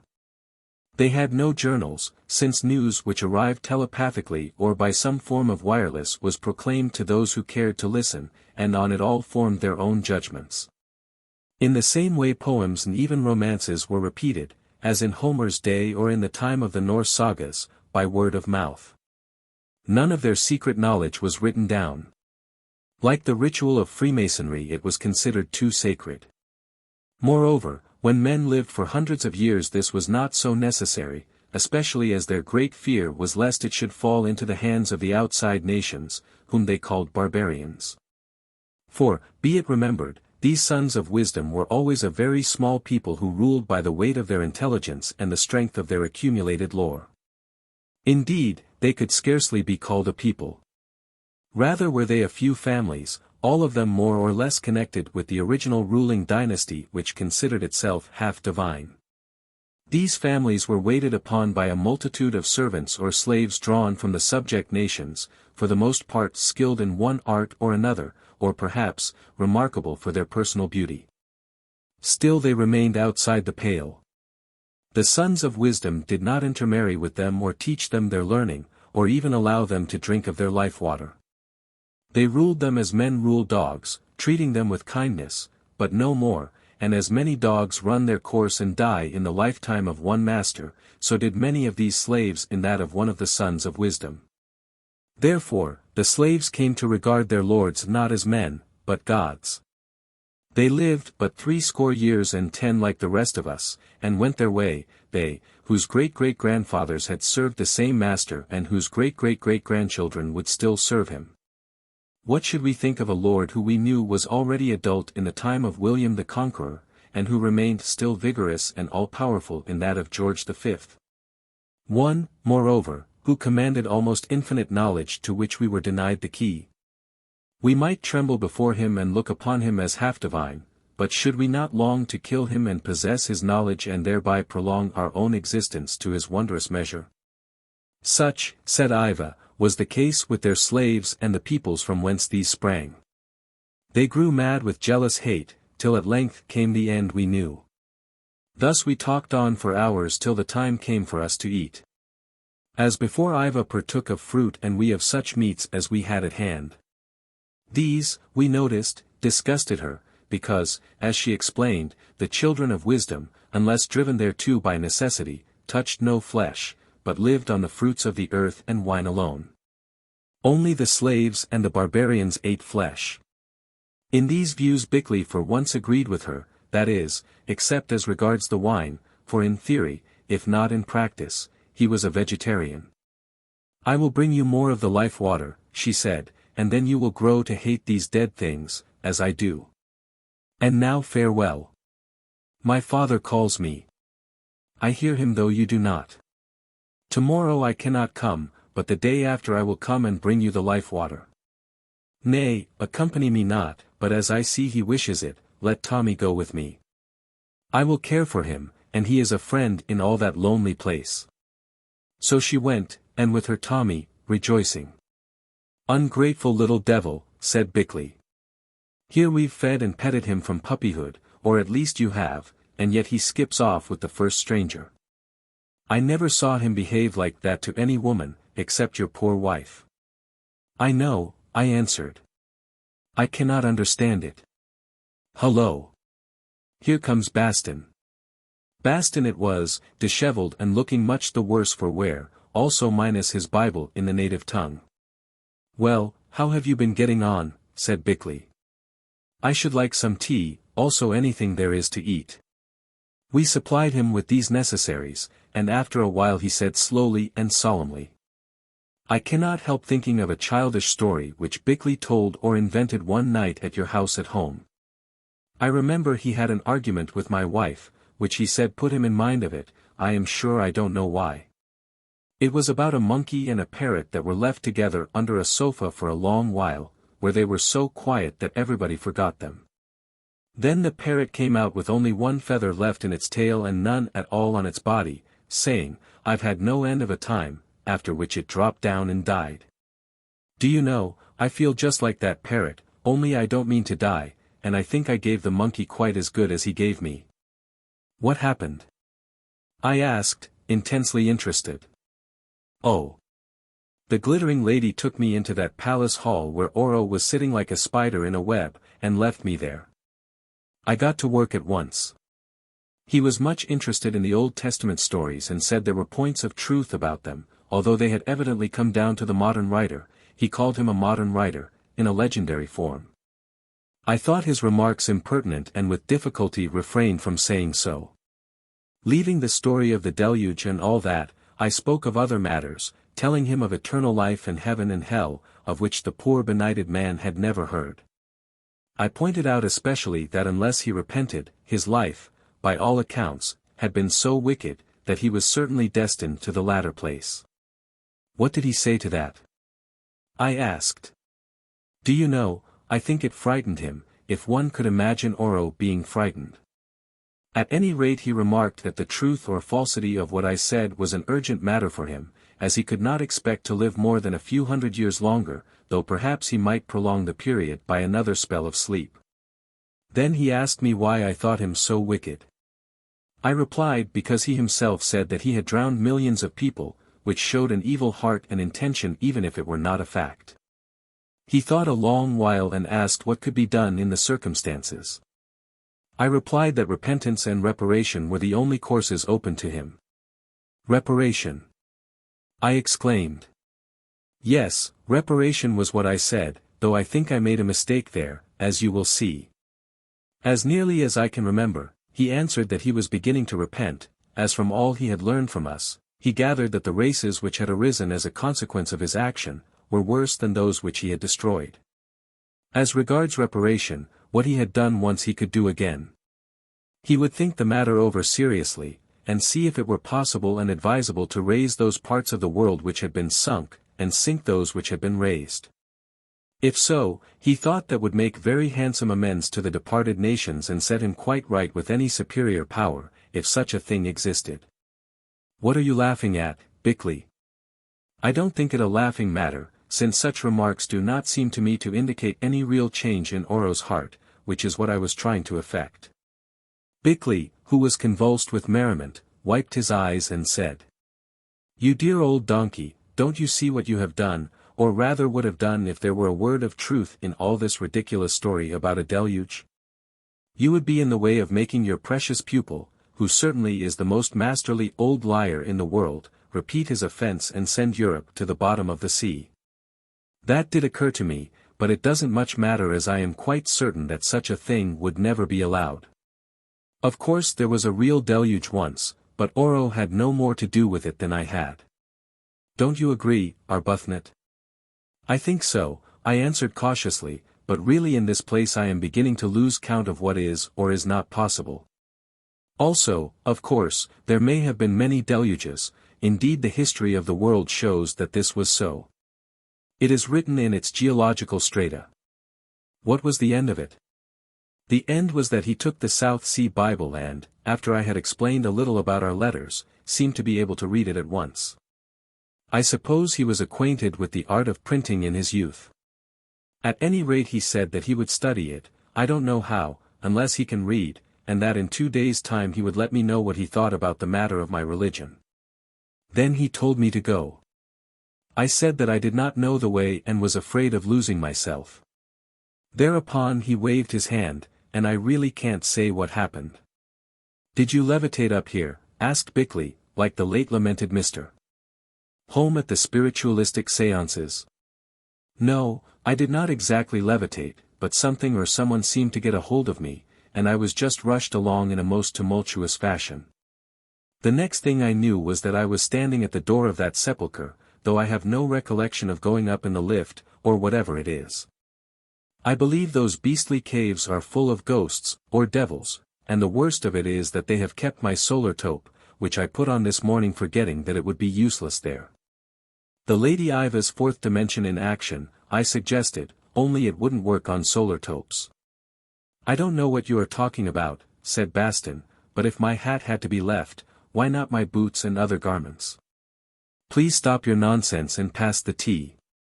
Thank goodness I haven't got to go down there tomorrow, as he seems to have had enough of me for the present, so I vote we all pay a visit to the ship. It will be a very pleasant change. I couldn't stand 2 days running with that old fiend, and his ghosts or devils in the cave." Next morning accordingly, fearing no harm from the Orofenans, we took the canoe and rowed to the main island. Marama had evidently seen us coming, for he and a number of his people met us with every demonstration of delight, and escorted us to the ship. Here we found things just as we had left them, for there had been no attempt at theft or other mischief. While we were in the cabin a fit of moral weakness seemed to overcome Bickley, the first and I may add the last from which I ever saw him suffer. "Do you know," he said, addressing us, "I think that we should do well to try to get out of this place. Eliminating a great deal of the marvelous with which we seem to have come in touch here, it is still obvious that we find ourselves in very peculiar and unhealthy surroundings. I mean mentally unhealthy. Indeed I think that if we stay here much longer we shall probably go off our heads. Now that boat on the deck remains sound and seaworthy. Why should not we provision her and take our chance? We know more or less which way to steer." Bastin and I looked at each other. It was he who spoke first. "Wouldn't it be rather a risky job in an open boat?" he asked. "However, that doesn't matter much because I don't take any account of risks, knowing that I am of more value than a sparrow and that the hairs of my head are all numbered." "They might be numbered under water as well as above it," muttered Bickley, "and I feel sure that on your own showing, you would be as valuable dead as alive." "What I seem to feel," went on Bastin, "is that I have work to my hand here. Also, the locum tenens at Fulcum no doubt runs the parish as well as I could. Indeed I consider him a better man for the place than I am. That old Oro is a tough proposition, but I do not despair of him yet, and besides him there is the glittering lady, a most open-minded person, whom I have not yet had any real opportunity of approaching in a spiritual sense. Then there are all these natives who cannot learn without a teacher. So on the whole I think I would rather stay where I am until Providence points out some other path." "I am of the same opinion, if for somewhat different reasons," I said. "I do not suppose that it has often been the fortune of men to come in touch with such things as we have found upon this island. They may be illusions, but at least they are very interesting illusions.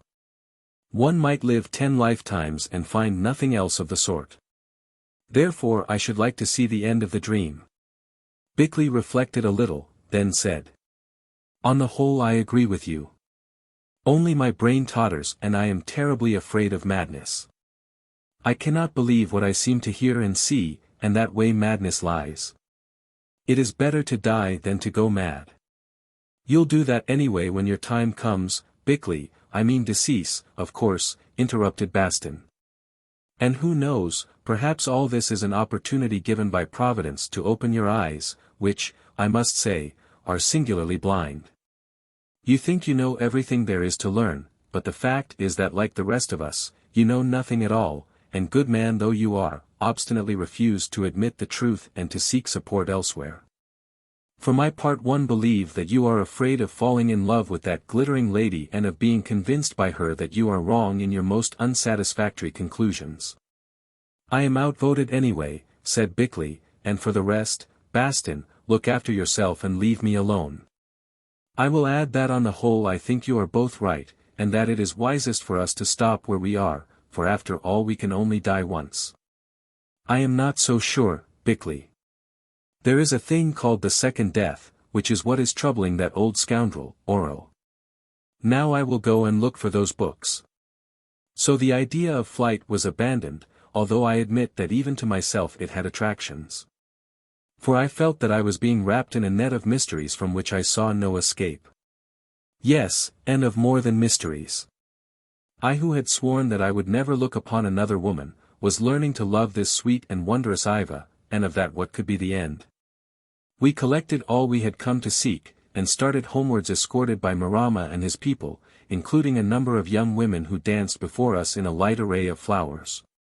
Passing our old house, we came to the grove where the idol Oro had stood and Bastin was so nearly sacrificed.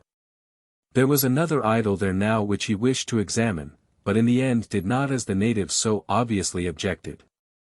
Indeed, Marama told me that notwithstanding the mysterious death of the sorcerers on the Rock of Offerings, there was still a strong party in the island who would be glad to do us a mischief if any further affront were offered to their hereditary god. He questioned us also tentatively about the apparition, for such he conceived it to be, which had appeared upon the rock and killed the sorcerers, and I answered him as I thought wisest, telling him that a terrible power was afoot in the land, which he would do well to obey. Yes, he said, the god of the mountain of whom the tradition has come down to us from our forefathers. He is awake again, he sees, he hears, and we are afraid. Plead with him for us, O friend from the sea. As he spoke we were passing through a little patch of thick bush. Suddenly from out of this bush, I saw a lad appear. He wore a mask upon his face, but from his shape could not have been more than 13 or 14 years of age. In his hand was a wooden club. He ran forward, stopped, and with a yell of hate hurled it, I think at Bastin, but it hit me. At any rate I felt a shock and remembered no more. Dreams. Dreams. Endless dreams. What were they all about? I do not know. It seemed to me that through them continually I saw the stately figure of old Oro contemplating me gravely, as though he were making up his mind about something in which I must play a part. Then there was another figure, that of the gracious but imperial Yva, who from time to time, as I thought, leant over me and whispered in my ear words of rest and comfort. Nor was this all, since her shape had a way of changing suddenly into that of my lost wife who would speak with her voice. Or perhaps my wife would speak with Yva's voice. To my disordered sense it was as though they were one personality, having two shapes, either of which could be assumed at will. It was most strange and yet to me most blessed, since in the living I seemed to have found the dead, and in the dead the living. More, I took journeys, or rather some unknown part of me seemed to do so. One of these I remember, for its majestic character stamped itself upon my mind in such a fashion that all the waters of delirium could not wash it out nor all its winds blow away that memory.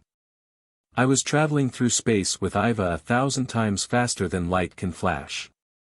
We passed sun after sun. They drew near, they grew into enormous, flaming glories round which circled world upon world. They became small, dwindled to points of light and disappeared.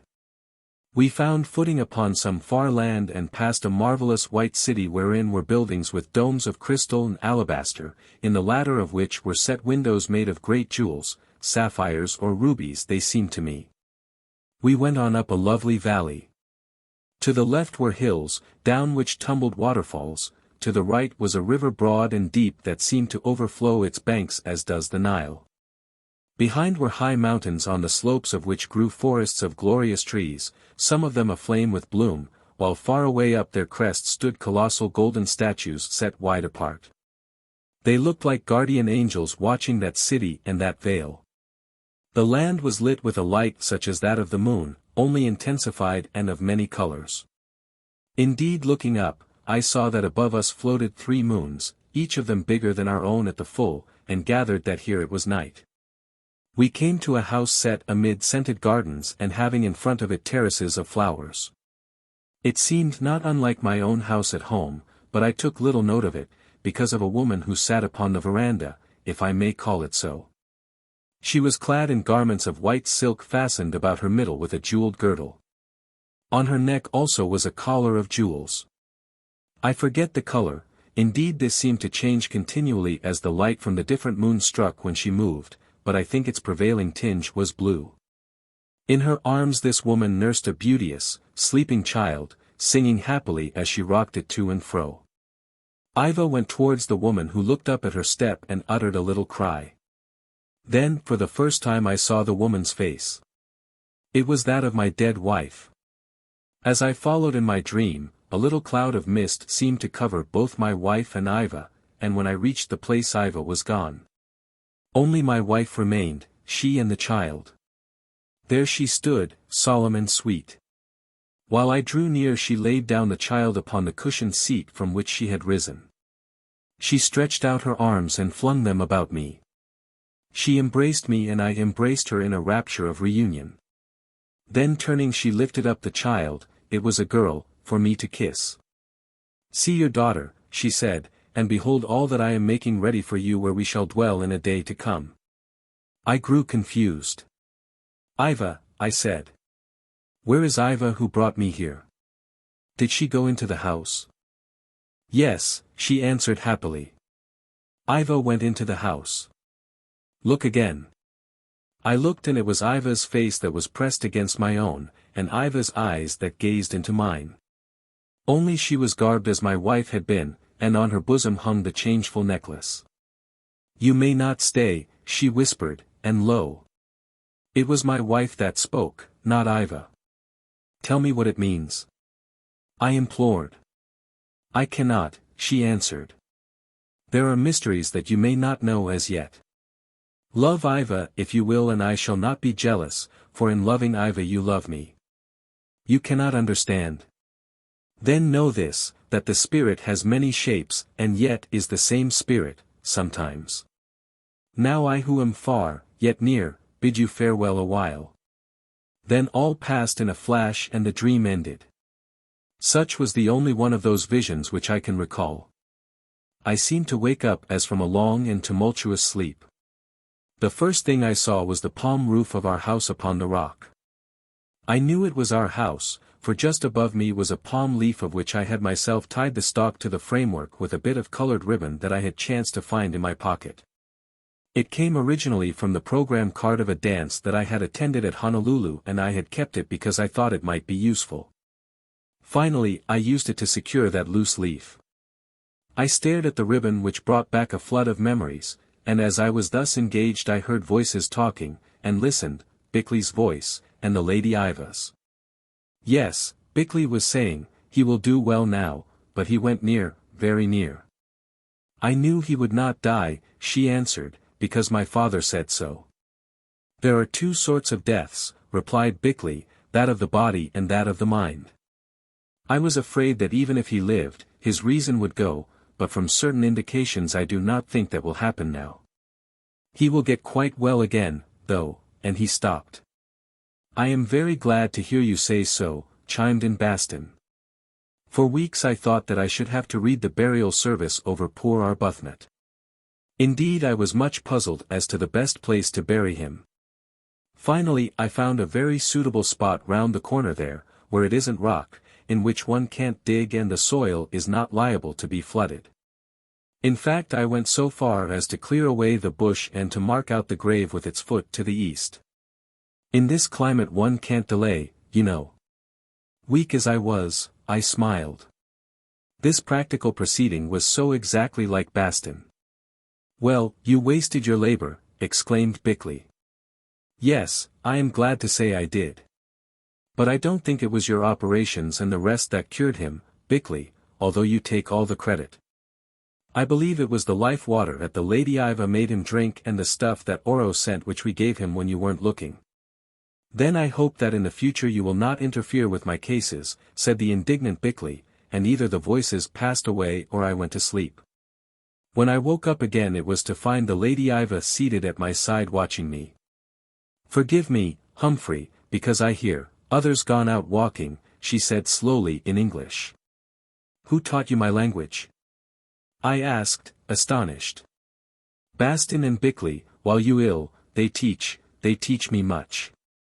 Man just same now as he was 100,000 years ago, she added enigmatically. All think one woman beautiful when no other woman there. Indeed, I replied, wondering to what proceedings on the part of Bastin and Bickley she alluded. Could that self-centered pair, oh. It was impossible.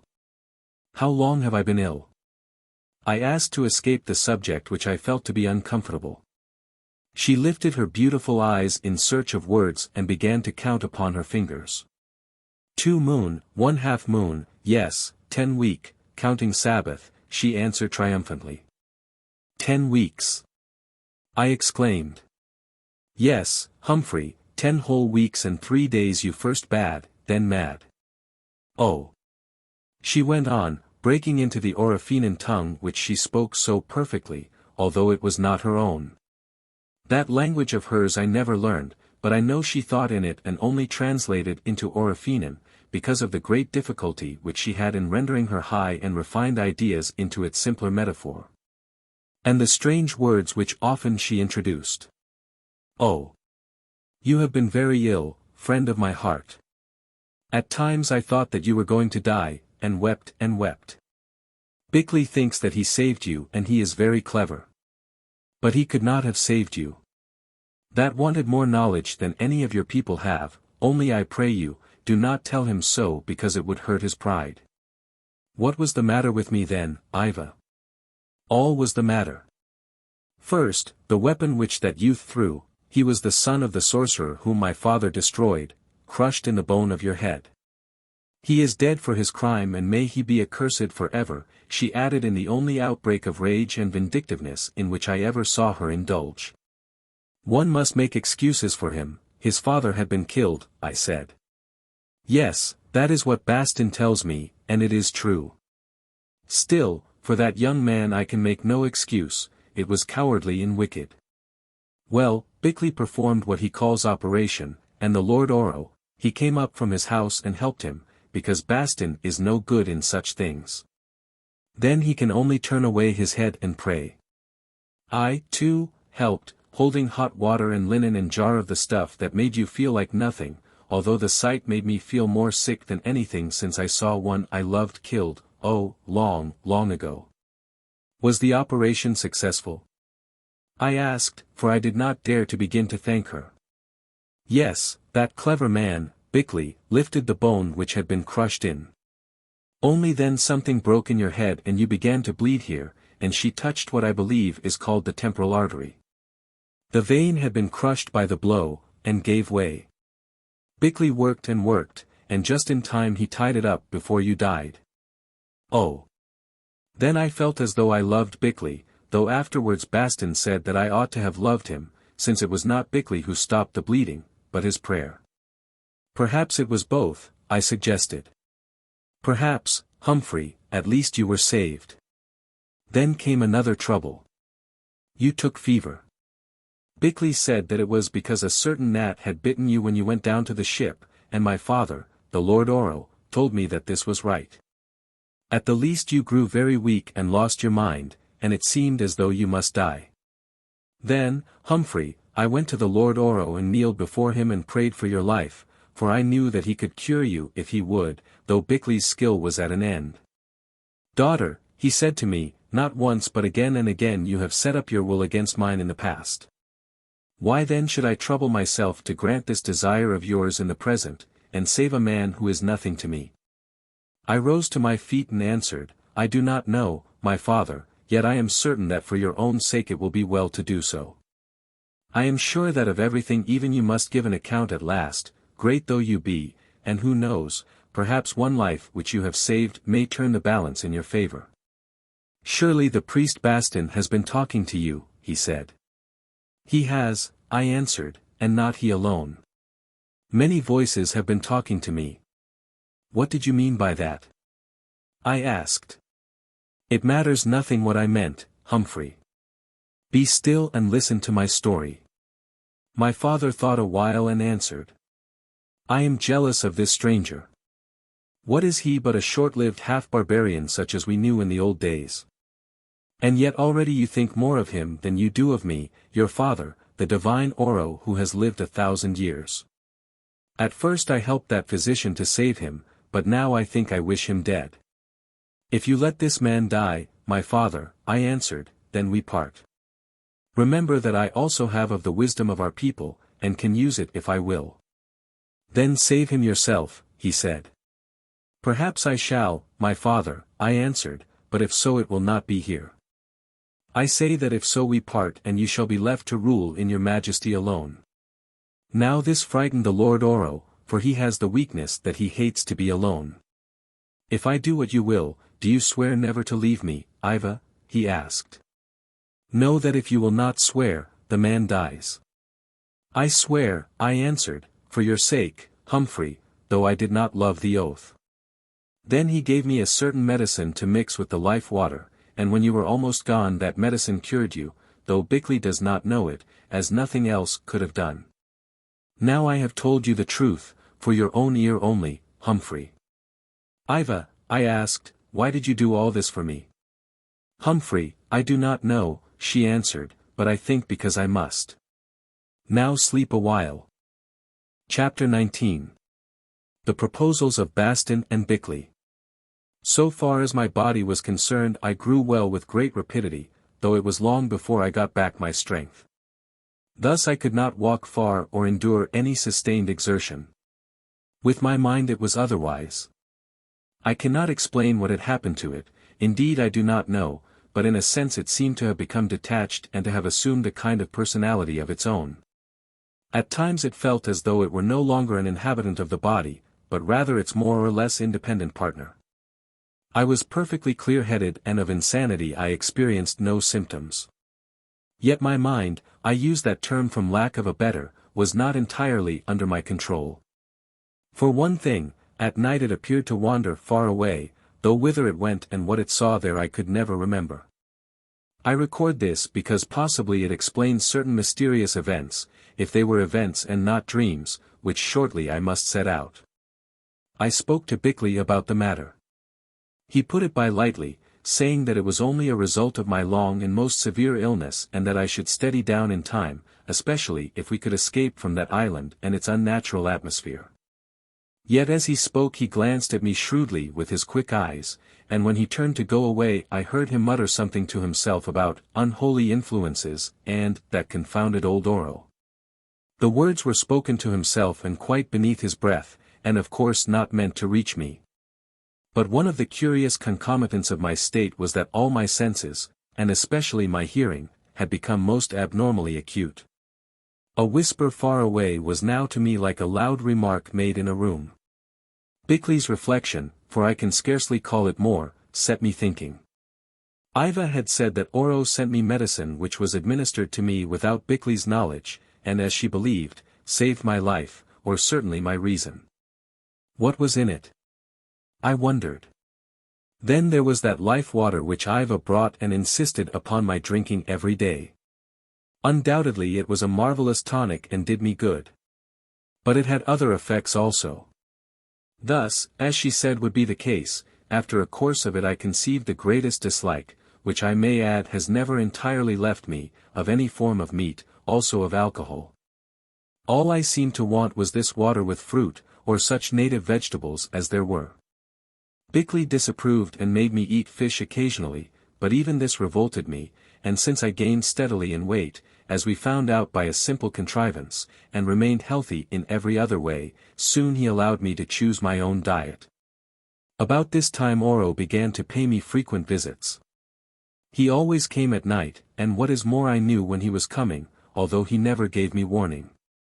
Here I should explain that during my illness Bastin, who was so ingenious in such matters, had built another hut in which he and Bickley slept, of course when they were not watching me, leaving our old bedchamber to myself.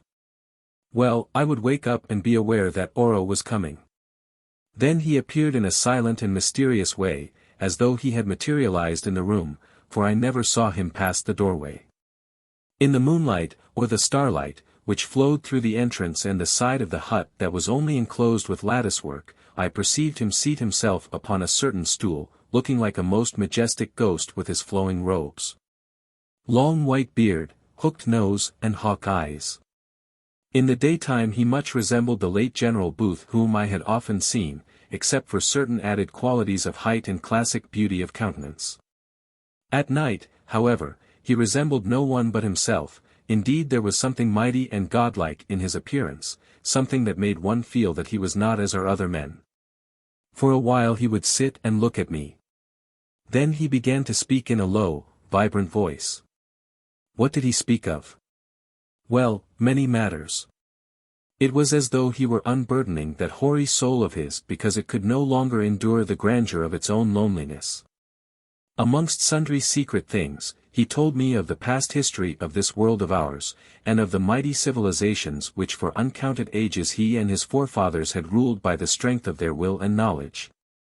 Of the dwindling of their race and of the final destruction of its enemies, although I noticed that now he no longer said that this was his work alone. One night I asked him if he did not miss all such pomp and power. Then suddenly he broke out, and for the first time I really learned what ambition can be when it utterly possesses the soul of man. Are you mad, he asked, that you suppose that I, Oro, the King of Kings, can be content to dwell solitary in a great cave with none but the shadows of the dead to serve me? Nay, I must rule again and be even greater than before, or else I too will die. Better to face the future, even if it means oblivion, than to remain thus a relic of a glorious past, still living and yet dead, like that statue of the great god Fate which you saw in the temple of my worship. Bastin does not think that the future means oblivion, I remarked. I know it. I have studied his faith and find it too humble for my taste, also too new. Shall I, Oro, creep a suppliant before any power, and confess what Bastin is pleased to call my sins? Nay, I who am great will be the equal of all greatness, or nothing. He paused a while, then went on.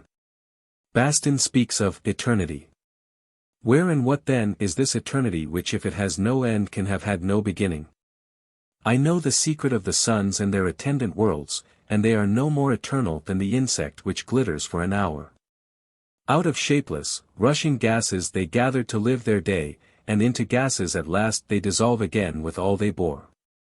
Yes, I answered, but they reform into new worlds that have no part with the old. This world, too, will melt, departing to whence it came, as your sacred writings say, and what then of those who dwelt and dwell thereon? No, man of today, give me time in which I rule and keep your dreams of an eternity that is not, and in which you must still crawl and serve, even if it were. Yet, if I might, I confess it, I would live on forever, but as master not as slave. On another night he began to tempt me, very subtly. I see a spark of greatness in you, Humphrey, he said, and it comes into my heart that you, too, might learn to rule. With Yva, the last of my blood, it is otherwise. She is the child of my age and of a race outworn, too gentle, too much all-womanly. The soul that triumphs must shine like steel in the sun, and cut if need be, not merely be beauteous and shed perfume like a lily in the shade. Yet she is very wise and fair, here he looked at me, perchance of her might come children such as were their forefathers, who again would wield the scepter of the dominion of the earth. I made no answer, wondering what he meant exactly and thinking it wisest to be silent. You are of the short-lived races, he went on, yet very much a man, not without intelligence, and by the arts I can so strengthen your frame that it will endure the shocks of time for 3 such lives as yours, or perchance for more. And then. Again he paused and went on. The daughter of kings likes you also, perhaps because you resemble, here he fixed me with his piercing eyes, a certain kinglet of base blood whom once she also liked, but whom it was my duty to destroy. Well, I must think. I must study this world of yours also, and therein you may help me. Perhaps afterwards I will tell you how. Now sleep. In another moment he was gone, but notwithstanding his powerful command, for a while I could not sleep. I understood that he was offering Yva to me, but upon what terms? That was the question. With her was to go great dominion over the kingdoms of the earth. I could not help remembering that always this has been and still is Satan's favorite bait. To me it did not particularly appeal. I had been ambitious in my time, who is not that is worth his salt? I could have wished to excel in something, literature or art, or whatever it might be, and thus to ensure the memory of my name in the world. Of course this is a most futile desire, seeing that soon or late every name must fade out of the world like an unfixed photograph which is exposed to the sun. Even if it could endure, as the old demigod, or demi-devil, Oro, had pointed out, very shortly, by comparison with time's unmeasured vastness, the whole solar system will also fade. So of what use is this feeble love of fame and this vain attempt to be remembered that animates us so strongly? Moreover, the idea of enjoying mere temporal as opposed to intellectual power, appealed to me not at all. I am a student of history and I know what has been the lot of kings and the evil that, often enough, they work in their little day. Also if I needed any further example, there was that of Oro himself. He had outlived the greatness of his house, as a royal family is called, and after some gigantic murder, if his own story was to be believed, indulged in a prolonged sleep. Now he awoke to find himself quite alone in the world, save for a daughter with whom he did not agree or sympathize. In short, he was but a kind of animated mummy inspired by one idea which I felt quite sure would be disappointed, namely, to renew his former greatness. To me he seemed as miserable a figure as one could imagine, brooding and plotting in his illuminated cave, at the end of an extended but misspent life. Also I wondered what he, or rather his ego, had been doing during all those 250,000 years of sleep.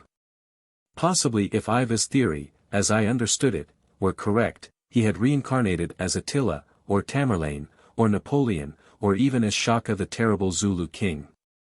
At any rate there he was still in the world, filled with the dread of death, but consumed now as ever by his insatiable and most useless finite ambitions.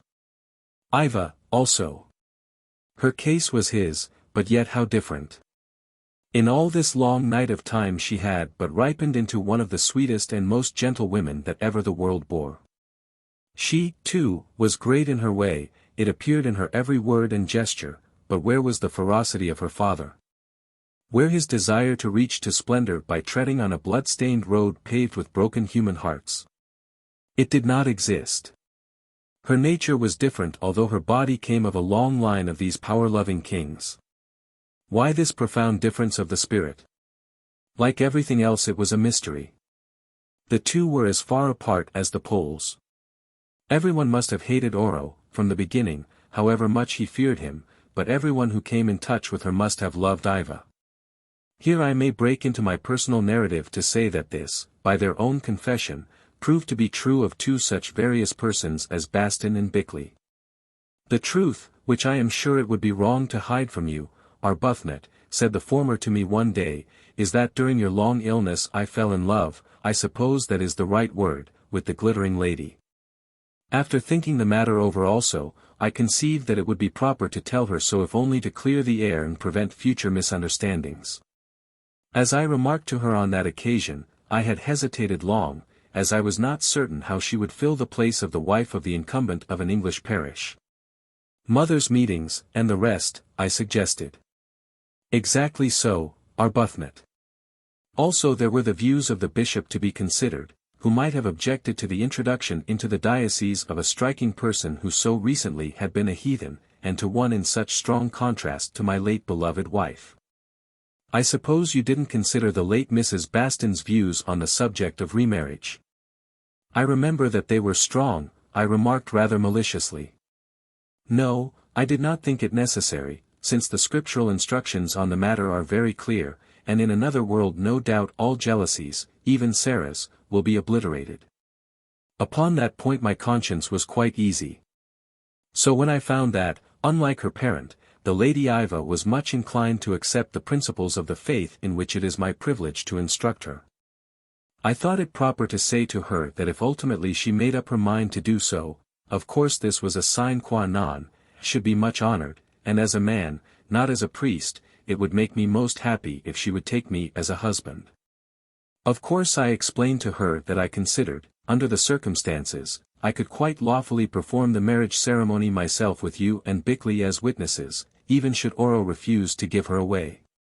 Also I told her that although after her varied experiences in the past, life at Fulcum, if we could ever get there, might be a little monotonous, still it would not be entirely devoid of interest. You mean Christmas decorations and that sort of thing? Yes, and choir treats and entertaining deputations and attending other church activities. Well, and what did she say, Bastin? Oh. She was most kind and flattering. Indeed that hour will always remain the pleasantest of my life. I don't know how it happened, but when it was over I felt quite delighted that she had refused me. Indeed on second thoughts, I am not certain but that I shall be much happier in the capacities of a brother and teacher which she asked me to fill, than I should have been as her husband. To tell you the truth, Arbuthnot, there are moments when I am not sure whether I entirely understand the Lady Yva. It was rather like proposing to one's guardian angel. Yes, I said, that's about it, old fellow.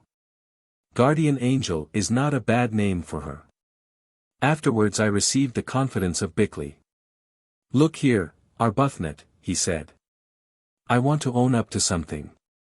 I think I ought to, because of certain things I have observed, in order to prevent possible future misunderstandings. What's that? I asked innocently. Only this. As you know, I have always been a confirmed bachelor on principle. Women introduce too many complications into life, and although it involves some sacrifice, on the whole, I have thought it best to do without them and leave the carrying on of the world to others. Well, what of it? Your views are not singular, Bickley. Only this. While you were ill the sweetness of that Lady Yva and her wonderful qualities as a nurse overcame me. I went to pieces all of a sudden. I saw in her a realization of every ideal I had ever entertained of perfect womanhood. So to speak, my resolves of a lifetime melted like wax in the sun. Notwithstanding her queer history and the marvels with which she is mixed up, I wished to marry her. No doubt her physical loveliness was at the bottom of it, but, however that may be, there it was. She is beautiful, I commented. Though I dare say older than she looks. That is a point on which I made no inquiries, and I should advise you, when your turn comes, as no doubt it will, to follow my example. You know, Arbuthnot, he mused, however lovely a woman may be, it would put one off if suddenly she announced that she was, let us say, 150 years old. Yes, I admitted, for nobody wants to marry the contemporary of his great-grandmother. However, she gave her age as 27 years and 3 moons. And doubtless for once did not tell the truth. But, as she does not look more than 25, I think that we may all agree to let it stand at that, namely, 27, plus an indefinite period of sleep. At any rate, she is a sweet and most gracious woman, apparently in the bloom of youth, and, to cut it short, I fell in love with her. Like Bastin, I said. Bastin, exclaimed Bickley indignantly. You don't mean to say that clerical oaf presumed, well, after all, I suppose that he is a man, so one mustn't be hard on him. But who could have thought that he would run so cunning, even when he knew my sentiments towards the lady? I hope she told him her mind. The point is, what did she tell you, Bickley? Me? Oh, she was perfectly charming. It really was a pleasure to be refused by her, she puts one so thoroughly at one's ease. Here, remembering Bastin and his story, I turned away my face to hide a smile. She said, what did she say exactly? Such a lot that it is difficult to remember. Oh. That she was not thinking of marriage. Also, that she had not yet recovered from some recent love affair which left her heart sore, since the time of her sleep did not count. Also, that her father would never consent, and that the mere idea of such a thing would excite his animosity against all of us. "Is that all?" I asked. "Not quite." She added that she felt wonderfully flattered and extremely honored by what I had been so good as to say to her. She hoped, however, that I should never repeat it or even allude to the matter again, as her dearest wish was to be able to look upon me as her most intimate friend to whom she could always come for sympathy and counsel. What happened then? Nothing, of course, except that I promised everything that she wished, and mean to stick to it, too. Naturally, I was very sore and upset, but I am getting over it, having always practiced self-control. "I am sorry for you, old fellow." "Are you?" he asked suspiciously. "Then perhaps you have tried your luck, too." "No, Bickley." His face fell a little at this denial, and he answered. "Well, it would have been scarcely decent if you had, seeing how lately you were married. But then, so was that artful Bastin. Perhaps you will get over it, recent marriage, I mean, as he has." He hesitated a while, then went on, "Of course you will, old fellow. I know it, and, what is more, I seem to know that when your turn comes you will get a different answer. If so, it will keep her in the family as it were, and good luck to you." Only what?" I asked anxiously. "To be honest, Arbuthnot, I don't think that there will be real good luck for any one of us over this woman, not in the ordinary sense, I mean. The whole business is too strange and superhuman. Is she quite a woman, and could she really marry a man as others do?" "It is curious that you should talk like that," I said uneasily. "I thought that you had made up your mind that the whole business was either illusion or trickery, I mean, the odd side of it. If it is illusion, Arbuthnot, then a man cannot marry an illusion. And if it is trickery, then he will certainly be tricked. But, supposing that I am wrong, what then?" "You mean, supposing things are as they seem to be?" "Yes. In that event, Arbuthnot, I am sure that something will occur to prevent your being united to a woman who lived thousands of years ago. I am sorry to say it, but fate will intervene. Remember, it is the God of her people that I suppose she worships, and, I may add, to which the whole world bows." At his words a kind of chill fell upon me. I think he saw or divined it, for after a few remarks upon some indifferent matter, he turned and went away. Shortly after this Yva came to sit with me. She studied me for a while and I studied her. I had reason to do so, for I observed that of late her dress had become much more modern, and on the present occasion this struck me forcibly. I do not know exactly in what the change, or changes, consisted, because I am not skilled in such matters and can only judge of a woman's garments by their general effect. At any rate, the gorgeous sweeping robes were gone, and though her attire still looked foreign and somewhat oriental, with a touch of barbaric splendor about it, it was simpler than it had been and showed more of her figure, which was delicate. Yet gracious. "You have changed your robes, lady," I said. "Yes, Humphrey. Bastin gave me pictures of those your women wear." On further investigation I found that this referred to an old copy of the Queen newspaper, which, somehow or other, had been brought with the books from the ship.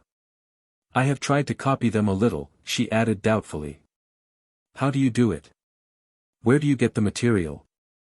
I asked. "Oh," she answered with an airy wave of her hand, "I make it, it is there." "I don't understand," I said, but she only smiled radiantly, offering no further explanation. Then, before I could pursue the subject, she asked me suddenly. "What has Bickley been saying to you about me?" I fenced, answering, "I don't know. Bastin and Bickley talk of little else." "You seem to have been a great deal with them while I was ill." "Yes, a great deal. They are the nearest to you who were so sick.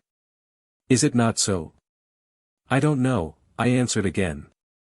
"In my illness it seemed to me that you were the nearest." "About Bastin's words I can guess," she went on. "But I ask again, what has Bickley been saying to you about me?"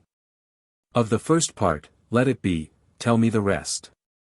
I intended to evade her question, but she fixed those violet, compelling eyes upon me and I was obliged to answer. I believe you know as well as I do, I said. But if you will have it, it was that you are not as other human women are, and that he who would treat you as such, must suffer, that was the gist of it. Some might be content to suffer for such as I, she answered with quiet sweetness. Even Bastin and Bickley may be content to suffer in their own little ways. You know that is not what I meant, I interrupted angrily, for I felt that she was throwing reflections on me. No. You meant that you agreed with Bickley that I am not quite a woman, as you know women. I was silent, for her words were true. Then she blazed out into one of her flashes of splendor, like something that takes fire on an instant. Like the faint and distant star which flames into sudden glory before the watcher's telescope. It is true that I am not as your women are, your poor, pale women, the shadows of an hour with night behind them and before. Because I am humble and patient, do you therefore suppose that I am not great? Man from the little country across the sea, I lived when the world was young, and gathered up the ancient wisdom of a greater race than yours, and when the world is old I think that I still shall live, though not in this shape or here. With all that wisdom's essence burning in my breast, and with all beauty in my eyes. Bickley does not believe although he worships. You only half believe and do not worship, because memory holds you back, and I myself do not understand. I only know though knowing so much, still I seek roads to learning, even the humble road called Bastin, that yet may lead my feet to the gate of an immortal city. Nor do I understand how all this can be, Yva, I said feebly, for she dazzled and overwhelmed me with her blaze of power. No, you do not understand. How can you, when even I cannot? Thus for 250,000 years I slept, and they went by as a lightning flash. One moment my father gave me the draught and I laid me down, the next I awoke with you bending over me, or so it seemed. Yet where was I through all those centuries when for me time had ceased? Tell me, Humphrey, did you dream at all while you were ill? I ask because down in that lonely cavern where I sleep a strange dream came to me one night. It was of a journey which, as I thought, you and I seemed to make together, past suns and universes to a very distant earth. It meant nothing, Humphrey. If you and I chanced to have dreamed the same thing, it was only because my dream traveled to you. It is most common, or used to be. Humphrey, Bickley is quite right, I am not altogether as your women are, and I can bring no happiness to any man, or at the least, to one who cannot wait. Therefore, perhaps you would do well to think less of me, as I have counseled Bastin and Bickley. Then again she gazed at me with her wonderful, great eyes, and, shaking her glittering head a little, smiled and went. But oh! That smile drew my heart after her. Chapter 20.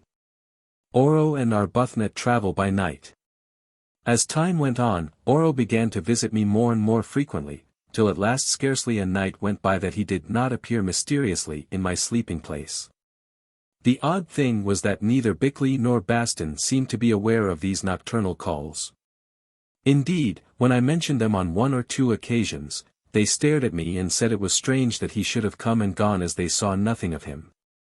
On my speaking again of the matter, Bickley at once turned the conversation, from which I gathered that he believed me to be suffering from delusions consequent on my illness, or perhaps to have taken to dreaming. This was not wonderful since, as I learned afterwards, Bickley, after he was sure that I was asleep, made a practice of tying a thread across my doorway and of ascertaining at the dawn that it remained unbroken. But Oro was not to be caught in that way. I suppose, as it was impossible for him to pass through the latticework of the open side of the house, that he undid the thread and fastened it again when he left. At least, that was Bastin's explanation, or, rather, one of them. Another was that he crawled beneath it, but this I could not believe. I am quite certain that during all his prolonged existence Oro never crawled. At any rate, he came, or seemed to come, and pumped me, I can use no other word, most energetically as to existing conditions in the world, especially those of the civilized countries, their methods of government, their social state. The physical characteristics of the various races, their religions, the exact degrees of civilization that they had developed, their attainments in art, science and literature, their martial capacities, their laws, and I know not what besides.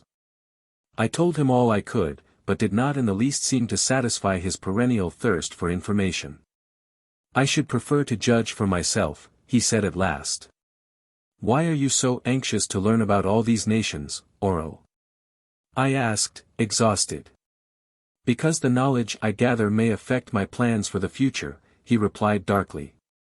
I am told, Oro, that your people acquired the power of transporting themselves from place to place. It is true that the lords of the Sons of Wisdom had such power, and that I have it still, O Humphrey. Then why do you not go to look with your own eyes? I suggested. Because I should need a guide. One who could explain much in a short time, he said, contemplating me with his burning glance until I began to feel uncomfortable. To change the subject I asked him whether he had any further information about the war, which he had told me was raging in Europe. He answered, not much. Only that it was going on with varying success, and would continue to do so until the nations involved therein were exhausted, or so he believed. The war did not seem greatly to interest Oro. It was, he remarked, but a small affair compared to those which he had known in the old days. Then he departed, and I went to sleep. Next night he appeared again, and, after talking a little on different subjects, remarked quietly that he had been thinking over what I had said as to his visiting the modern world, and intended to act upon the suggestion. When? I asked. Now, he said. I am going to visit this England of yours and the town you call London, and you will accompany me. It is not possible. I exclaimed. We have no ship. We can travel without a ship, said Oro. I grew alarmed, and suggested that Bastin or Bickley would be a much better companion than I should in my present weak state. An empty-headed man, or one who always doubts and argues, would be useless, he replied sharply. You shall come and you only. I expostulated. I tried to get up and fly, which, indeed, I did do, in another sense. But Oro fixed his eyes upon me and slowly waved his thin hand to and fro above my head. My senses reeled. Then came a great darkness. They returned again.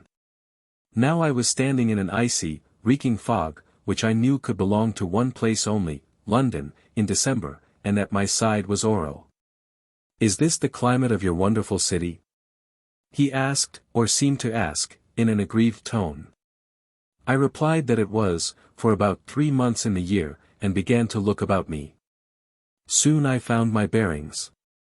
In front of me were great piles of buildings, looking dim and mysterious in the fog, in which I recognized the Houses of Parliament and Westminster Abbey, for both could be seen from where we stood in front of the Westminster Bridge Station.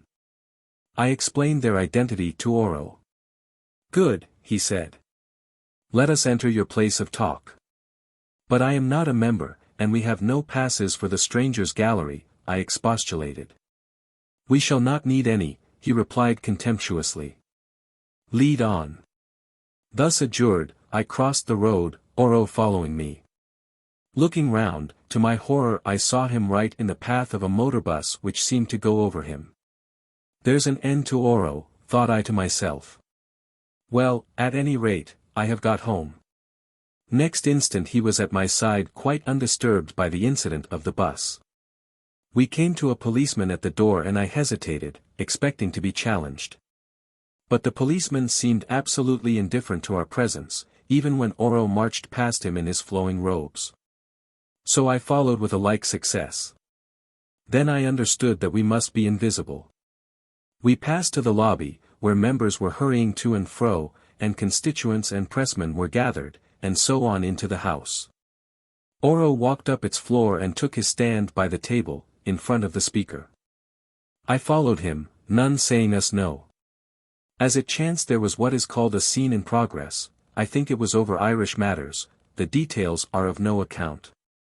Members shouted, ministers prevaricated and grew angry, the speaker intervened. On the whole, it was rather a degrading spectacle. I stood, or seemed to stand, and watched it all. Oro, in his sweeping robes, which looked so incongruous in that place, stepped, or seemed to step, up to the principal personages of the government and opposition, whom I indicated to him, and inspected them one by one, as a naturalist might examine strange insects. Then, returning to me, he said, "Come away, I have seen and heard enough. Who would have thought that this nation of yours was struggling for its life in war?" We passed out of the house and somehow came to Trafalgar Square. A meeting was in progress there, convened, apparently, to advocate the rights of labor, also those of women, also to protest against things in general, especially the threat of conscription in the service of the country. Here the noise was tremendous, and, the fog having lifted somewhat, we could see everything. Speakers bawled from the base of Nelson's column. Their supporters cheered, their adversaries rushed at them, and in one or two instances succeeded in pulling them down. A woman climbed up and began to scream out something which could only be heard by a few reporters gathered round her. I thought her an unpleasant-looking person, and evidently her remarks were not palatable to the majority of her auditors.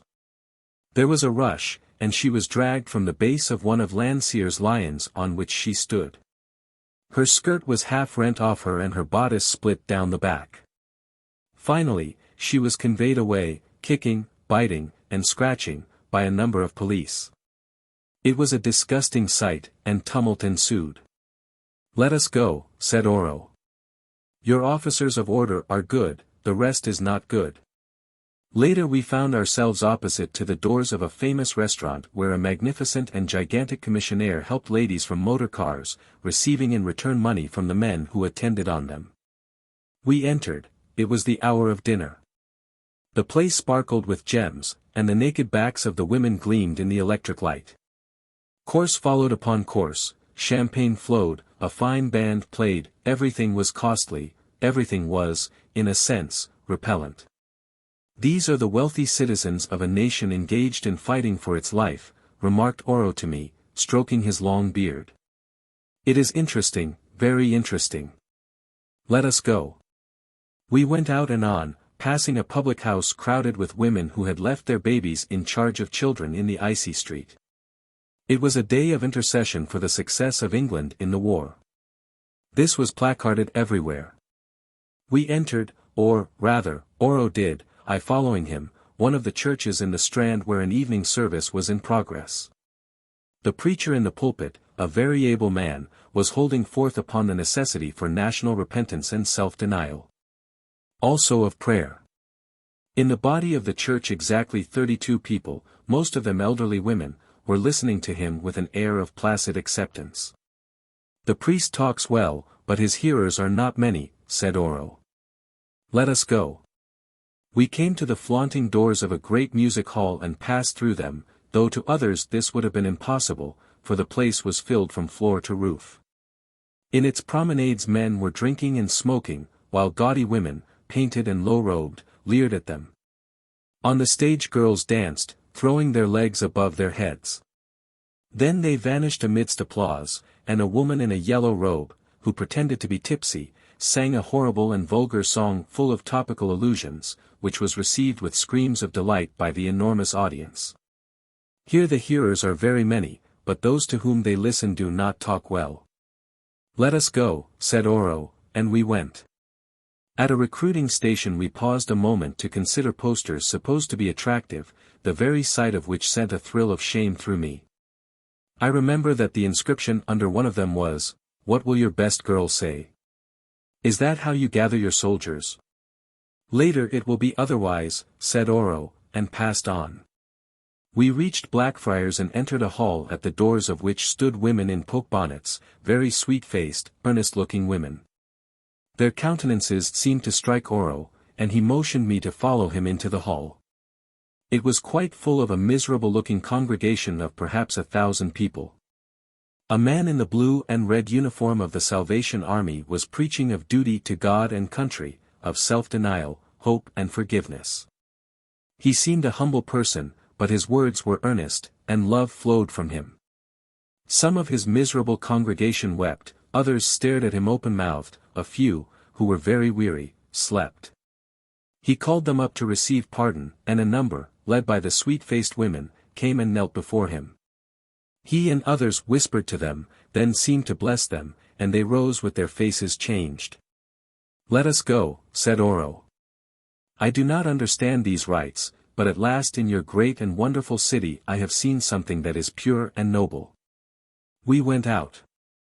In the streets there was great excitement. People ran to and fro pointing upwards. Searchlights, like huge fingers of flame, stole across the sky, guns boomed. At last, in the glare of a searchlight, we saw a long and sinister object floating high above us and gleaming as though it were made of silver. Flashes came from it followed by terrible booming reports that grew nearer and nearer. A house collapsed with a crash just behind us. "Ah," said Oro, with a smile. "I know this, it is war as it was when the world was different and yet the same." As he spoke, a motorbus rumbled past. Another flash and explosion.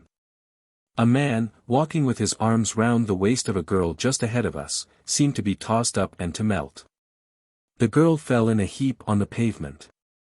Somehow her head and her feet had come quite close together and yet she appeared to be sitting down.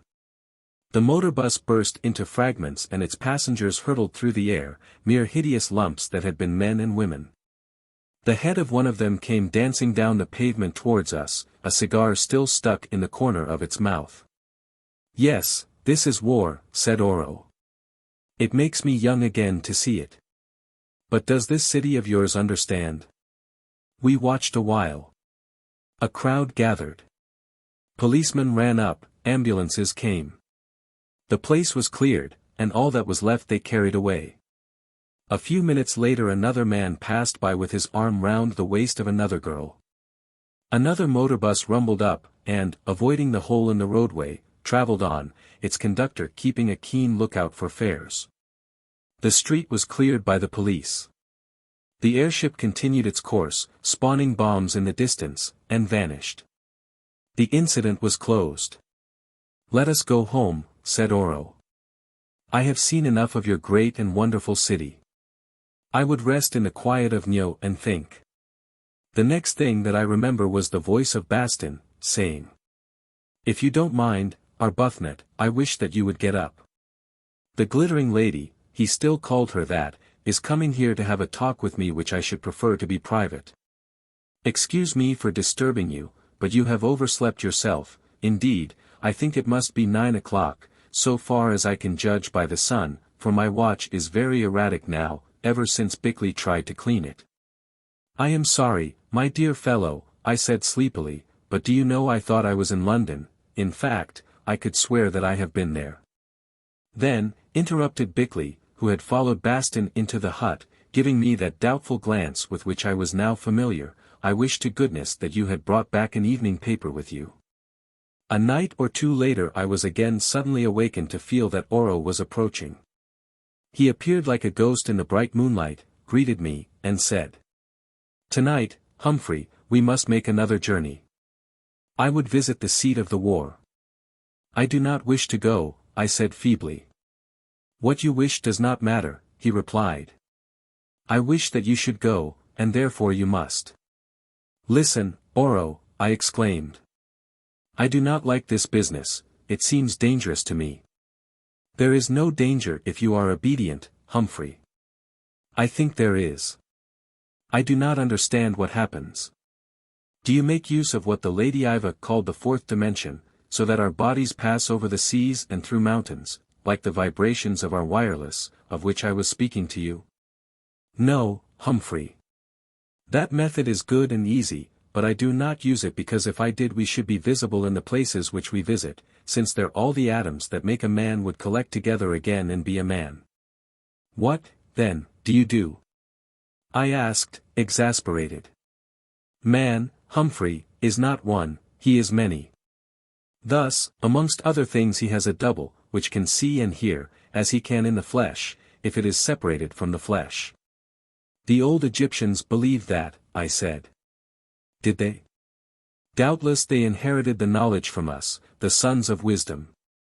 The cup of our learning was so full that, keep it secret as we would, from time to time some of it overflowed among the vulgar, and doubtless thus the light of our knowledge still burns feebly in the world. I reflected to myself that whatever might be their other characteristics, the sons of wisdom had lost that of modesty, but I only asked how he used his double, supposing that it existed. Very easily, he answered. In sleep it can be drawn from the body and sent upon its mission by one that is its master. Then while you were asleep for all those thousands of years your double must have made many journeys. Perhaps, he replied quietly, and my spirit also, which is another part of me that may have dwelt in the bodies of other men. But unhappily, if so I forget, and that is why I have so much to learn and must even make use of such poor instruments as you, Humphrey. Then if I sleep and you distill my double out of me, I suppose that you sleep too. In that case who distills your double out of you, Lord Oro? He grew angry and answered. Ask no more questions, blind and ignorant as you are. It is your part not to examine, but to obey. Sleep now, and again he waved his hand over me. In an instant, as it seemed, we were standing in a grey old town that I judged from its appearance must be either in northern France or Belgium. It was much shattered by bombardment. The church, for instance, was a ruin. Also many of the houses had been burnt. Now, however, no firing was going on for the town had been taken. The streets were full of armed men wearing the German uniform and helmet. We passed down them and were able to see into the houses. In some of these were German soldiers engaged in looting and in other things so horrible that even the unmoved Oro turned away his head. We came to the marketplace. It was crowded with German troops, also with a great number of the inhabitants of the town, most of them elderly men and women with children, who had fallen into their power. The Germans, under the command of officers, were dragging the men from the arms of their wives and children to one side, and with rifle butts beating back the screaming women. Among the men I noticed 2 or 3 priests who were doing their best to suit their companions and even giving them absolution in hurried whispers.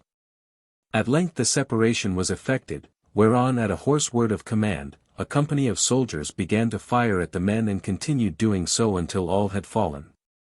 Then petty officers went among the slaughtered and with pistols blew out the brains of any who still moved. These butchers, you say, are Germans? Asked Oro of me. Yes, I answered, sick with horror, for though I was in the mind and not in the body, I could feel as the mind does. Had I been in the body also, I should have fainted. Then we need not waste time in visiting their country.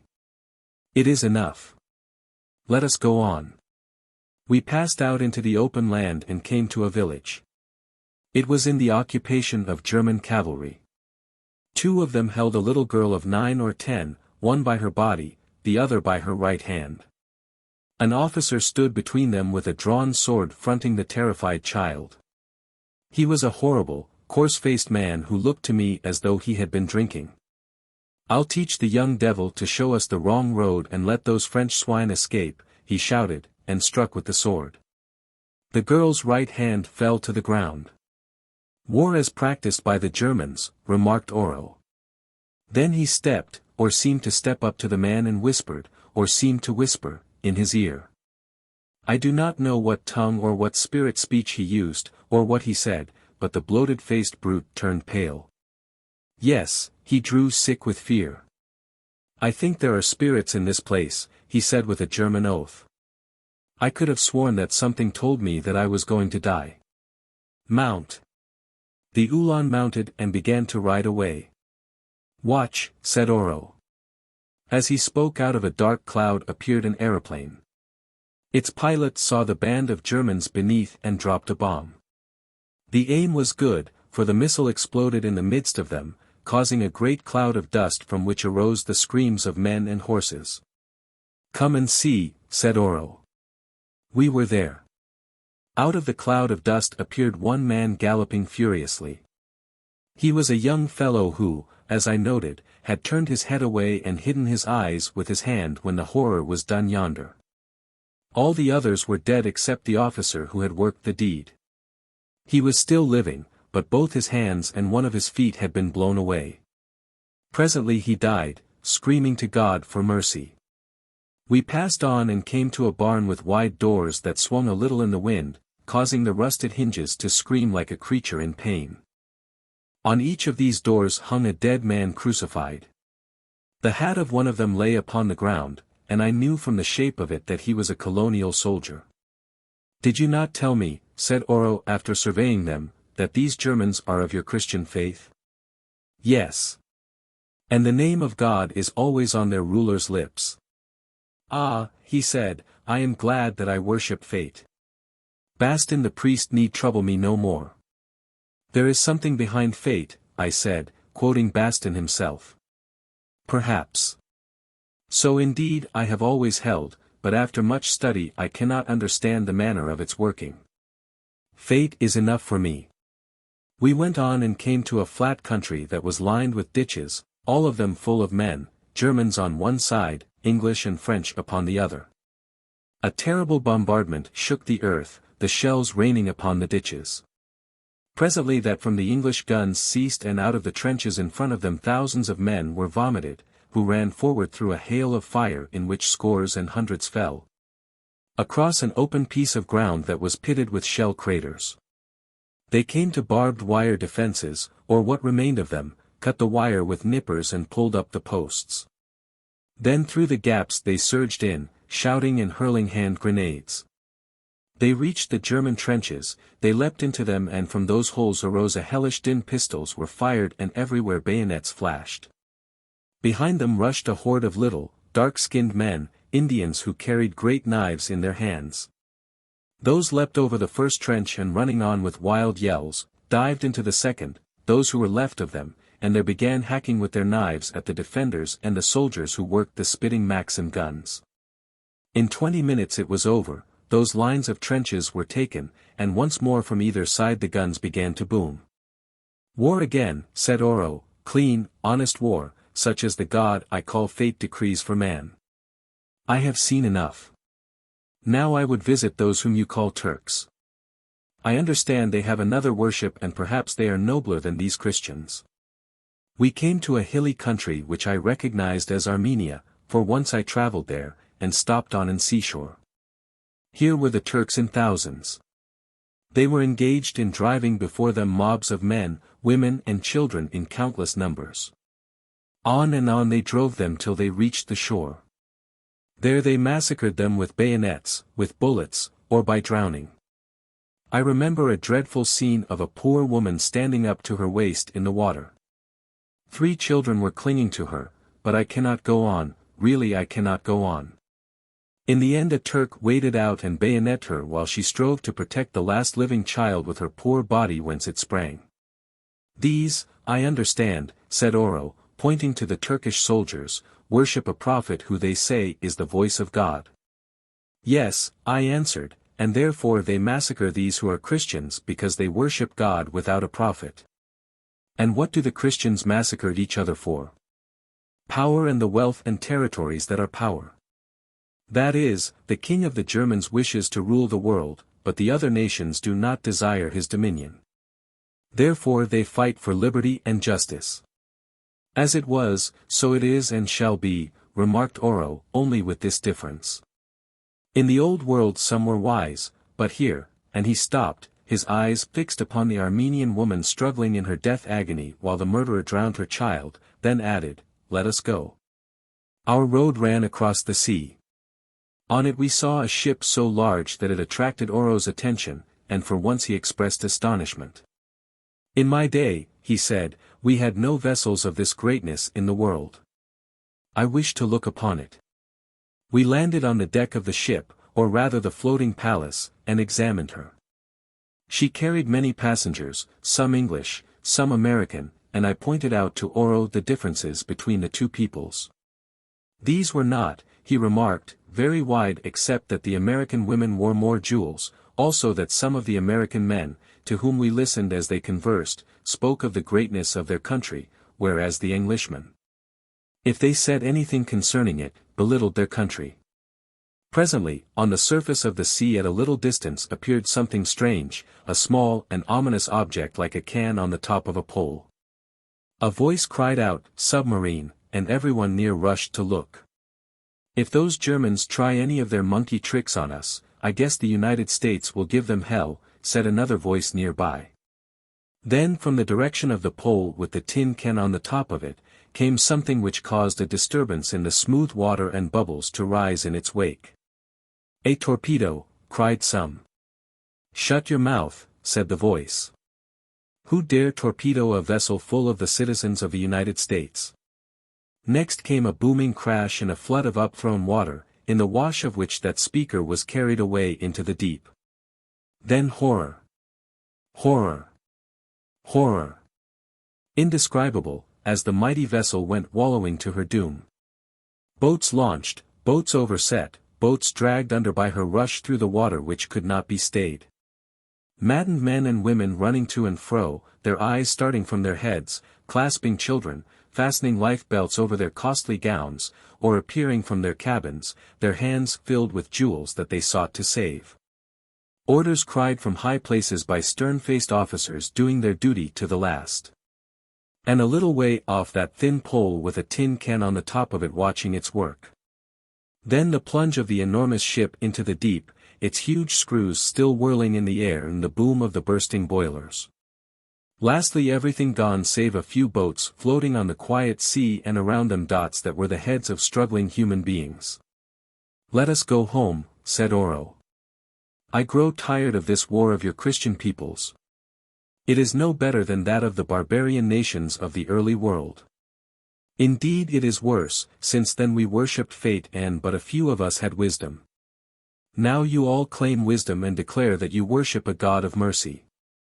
With these words still ringing in my ears I woke up upon the island of Orofena, filled with terror at the horrible possibilities of nightmare. What else could it be? There was the brown and ancient cone of the extinct volcano.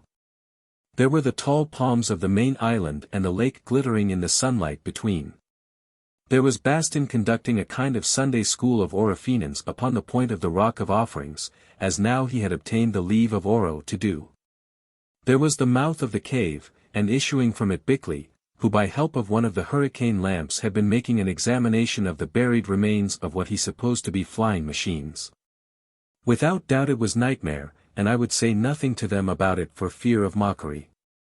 Yet 2 nights later Oro came again and after the usual preliminaries, said, "Humphrey, this night we will visit that mighty American nation, of which you have told me so much, and the other neutral countries." At this point there is a gap in Mr. Arbuthnot's M.S., so Oro's reflections on the neutral nations, if any, remain unrecorded. It continues. On our homeward way we passed over Australia, making a detour to do so. Of the cities Oro took no account. He said that they were too large and too many, but the country interested him so much that I gathered he must have given great attention to agriculture at some time in the past. He pointed out to me that the climate was fine, and the land so fertile that with a proper system of irrigation and water storage it could support tens of millions and feed not only itself but a great part of the outlying world. "But where are the people?" he asked. "Outside of those huge hives," and he indicated the great cities, "I see few of them, though doubtless some of the men are fighting in this war. Well, in the days to come this must be remedied." Over New Zealand, which he found beautiful, he shook his head for the same reason. On another night we visited the East. China with its teeming millions interested him extremely, partly because he declared these to be the descendants of one of the barbarian nations of his own day. He made a remark to the effect that this race had always possessed points and capacities, and that he thought that with proper government and instruction their Chinese offspring would be of use in a regenerated world. For the Japanese and all that they had done in 2 short generations, he went so far as to express real admiration, a very rare thing with Oro, who was by nature critical. I could see that mentally he put a white mark against their name. India, too, really moved him. He admired the ancient buildings at Delhi and Agra, especially the Taj Mahal. This, he declared, was reminiscent of some of the palaces that stood at Pani, the capital city of the Sons of Wisdom, before it was destroyed by the barbarians. The English administration of the country also attracted a word of praise from him, I think because of its rather autocratic character. Indeed, he went so far as to declare that, with certain modifications, it should be continued in the future, and even to intimate that he would bear the matter in mind. Democratic forms of government had no charms for Oro. Amongst other places, we stopped at Benares and watched the funeral rites in progress upon the banks of the holy Ganges. The bearers of the dead brought the body of a woman wrapped in a red shroud that glittered with tinsel ornaments. Coming forward at a run and chanting as they ran, they placed it upon the stones for a little while, then lifted it up again and carried it down the steps to the edge of the river. Here they took water and poured it over the corpse, thus performing the rite of the baptism of death.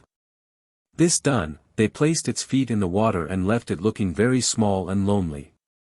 Presently appeared a tall, white-draped woman who took her stand by the body and wailed. It was the dead one's mother. Again the bearers approached and laid the corpse upon the flaming pyre. These rites are ancient, said Oro. When I ruled as king of the world they were practiced in this very place. It is pleasant to me to find something that has survived the changefulness of time. Let it continue till the end. Here I will cease.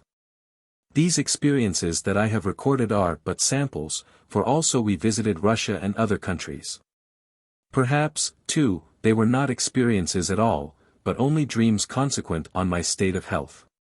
I cannot say for certain, though much of what I seem to see fitted in very well indeed with what I learned in after days, and certainly at the time they appeared as real as though Oro and I had stood together upon those various shores. Chapter 21. Love's Eternal Altar. Now of all these happenings I said very little to Bastin and Bickley. The former would not have understood them, and the latter attributed what I did tell him to mental delusions following on my illness. To Yva I did speak about them, however, imploring her to explain their origin and to tell me whether or not they were but visions of the night. She listened to me, as I thought not without anxiety, from which I gathered that she too feared for my mind. It was not so, however, for she said, I am glad, O Humphrey, that your journeyings are done, since such things are not without danger. He who travels far out of the body may chance to return there no more. But were they journeyings, or dreams? I asked. She evaded a direct answer. I cannot say. My father has great powers. I do not know them all. It is possible that they were neither journeyings nor dreams. Mayhap he used you as the sorcerers in the old days used the magic glass, and after he had put his spell upon you, read in your mind that which passes elsewhere.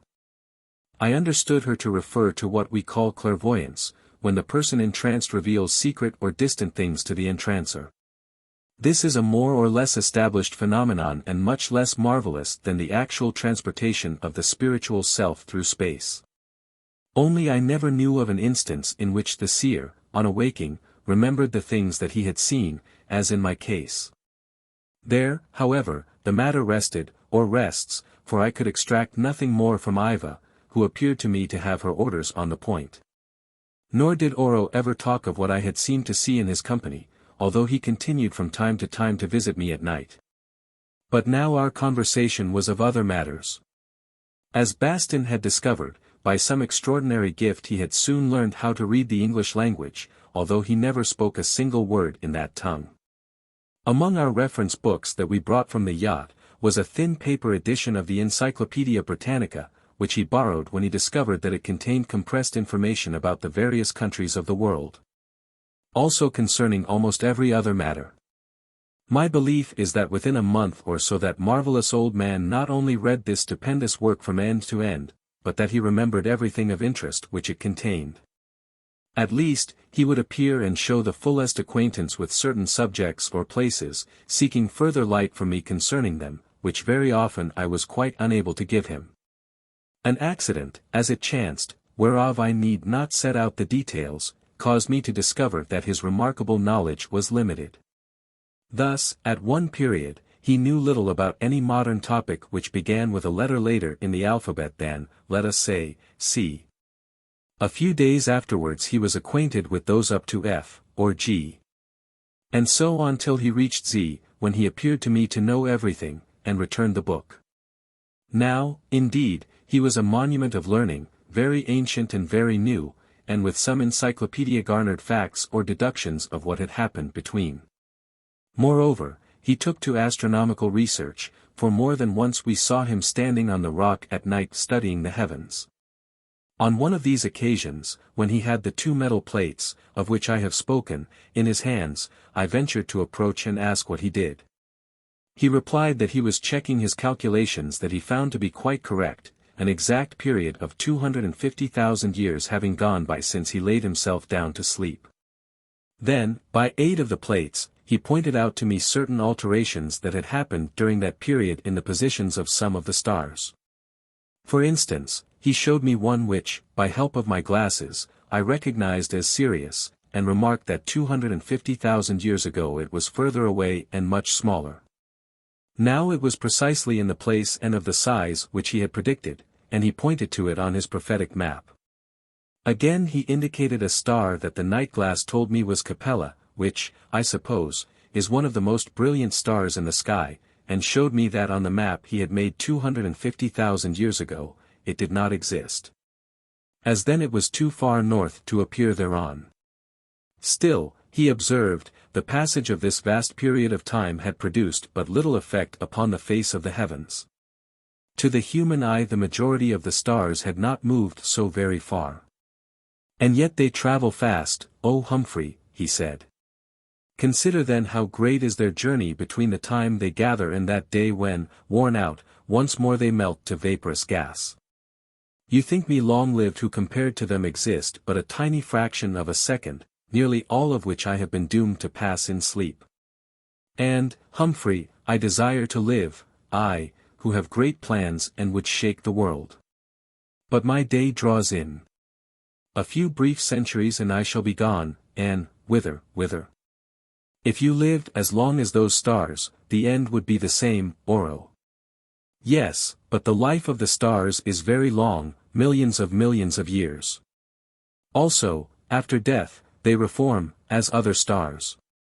But shall I reform as another Oro? With all my wisdom, I do not know.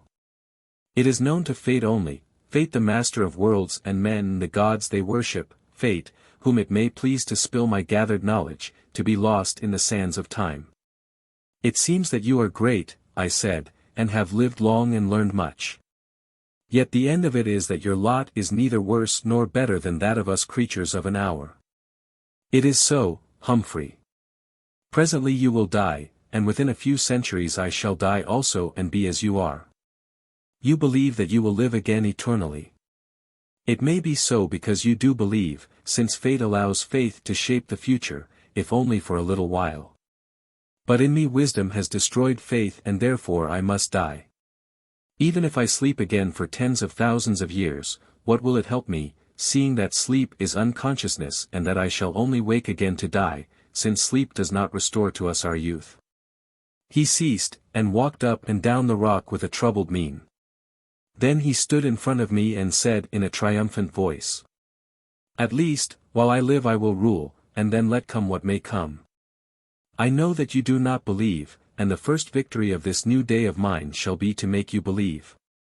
I have great powers and you shall see them at work, and afterwards, if things go right, rule with me for a little while, perhaps, as the first of my subjects.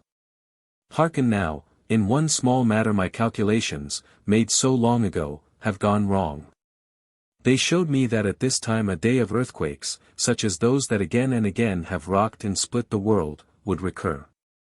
But now it seems that there is an error, a tiny error of 1100 years, which must go by before those earthquakes come. Are you sure, I suggested humbly, that there is not also an error in those star maps you hold? I am sure, Humphrey. Some day, who knows? You may return to your world of modern men who, I gather, have knowledge of the great science of astronomy. Take now these maps with which I have done, and submit them to the most learned of those men, and let them tell you whether I was right or wrong in what I wrote upon this metal 250,000 years ago. Whatever else is false, at least the stars in their motions can never die." Then he handed me the maps and was gone. I have them today, and if ever this book is published, they will appear with it, that those who are qualified may judge of them and of the truth or otherwise of Oro's words. From that night forward for quite a long time I saw Oro no more. Nor indeed did any of us, since for some reason of his own he forbade us to visit the underground city of Nyo. Oddly enough, however, he commanded Yva to bring down the spaniel, Tommy, to be with him from time to time. When I asked her why, she said it was because he was lonely and desired the dog's companionship. It seemed to us very strange that this Superman, who had the wisdom of 10 Solomons gathered in one within his breast, should yet desire the company of a little dog. What then was the worth of learning and long life, or, indeed, of anything? Well, Solomon himself asked the question ages since, and could give no answer save that all is vanity. I noted about this time that Yva began to grow very sad and troubled. Indeed, looking at her suddenly on 2 or 3 occasions, I saw that her beautiful eyes were aswim with tears. Also, I noted that always as she grew sadder she became, in a sense, more human.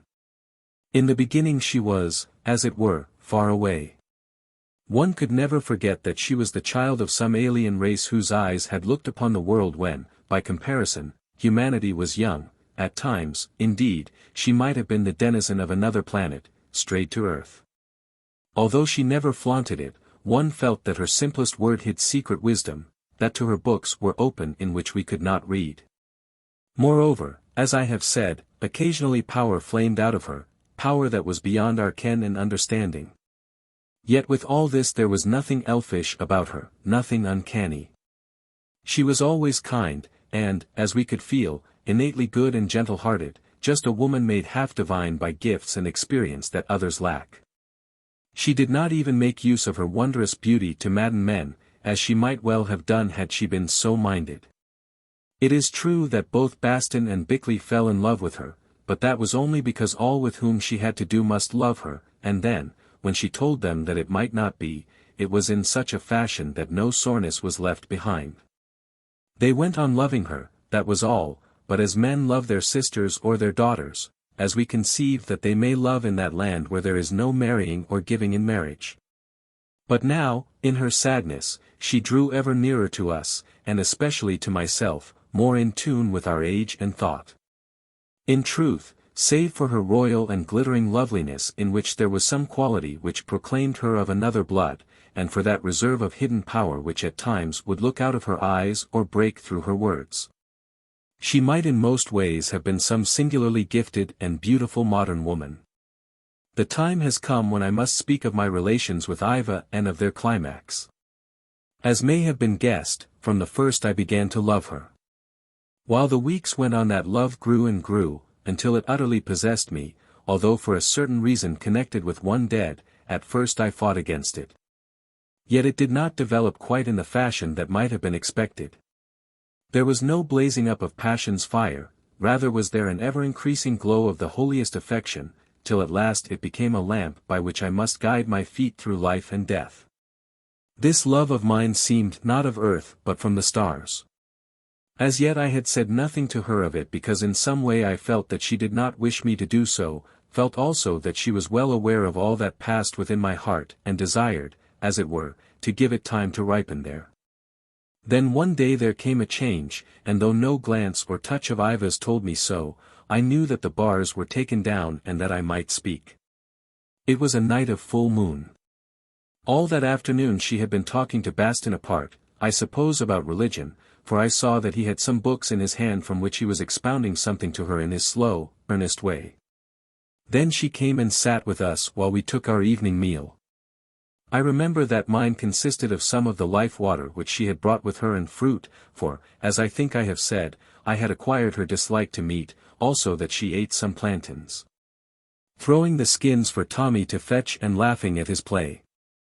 When it was over, Bastin and Bickley went away together, whether by chance or design I do not know, and she said to me suddenly, "Humphrey, you have often asked me about the city Pawnee, of which a little portion of the ruins remains upon this island, the rest being buried beneath the waters. If you wish I will show you where our royal palace was before the barbarians destroyed it with their airships. The moon is very bright, and by it we can see." I nodded, for, knowing what she meant, somehow I could not answer her, and we began the ascent of the hill. She explained to me the plan of the palace when we reached the ruins, showing me where her own apartments had been, and the rest. It was very strange to hear her quietly telling of buildings which had stood and of things that had happened over 250,000 years before. Much as any modern lady might do of a house that had been destroyed a month ago by an earthquake or a Zeppelin bomb, while she described the details of a disaster which now frightened her no more. I think it was then that for the first time I really began to believe that in fact Yva had lived all those eons since and been as she still appeared. We passed from the palace to the ruins of the temple, through what, as she said, had been a pleasure garden, pointing out where a certain avenue of rare palms had grown, down which once it was her habit to walk in the cool of the day.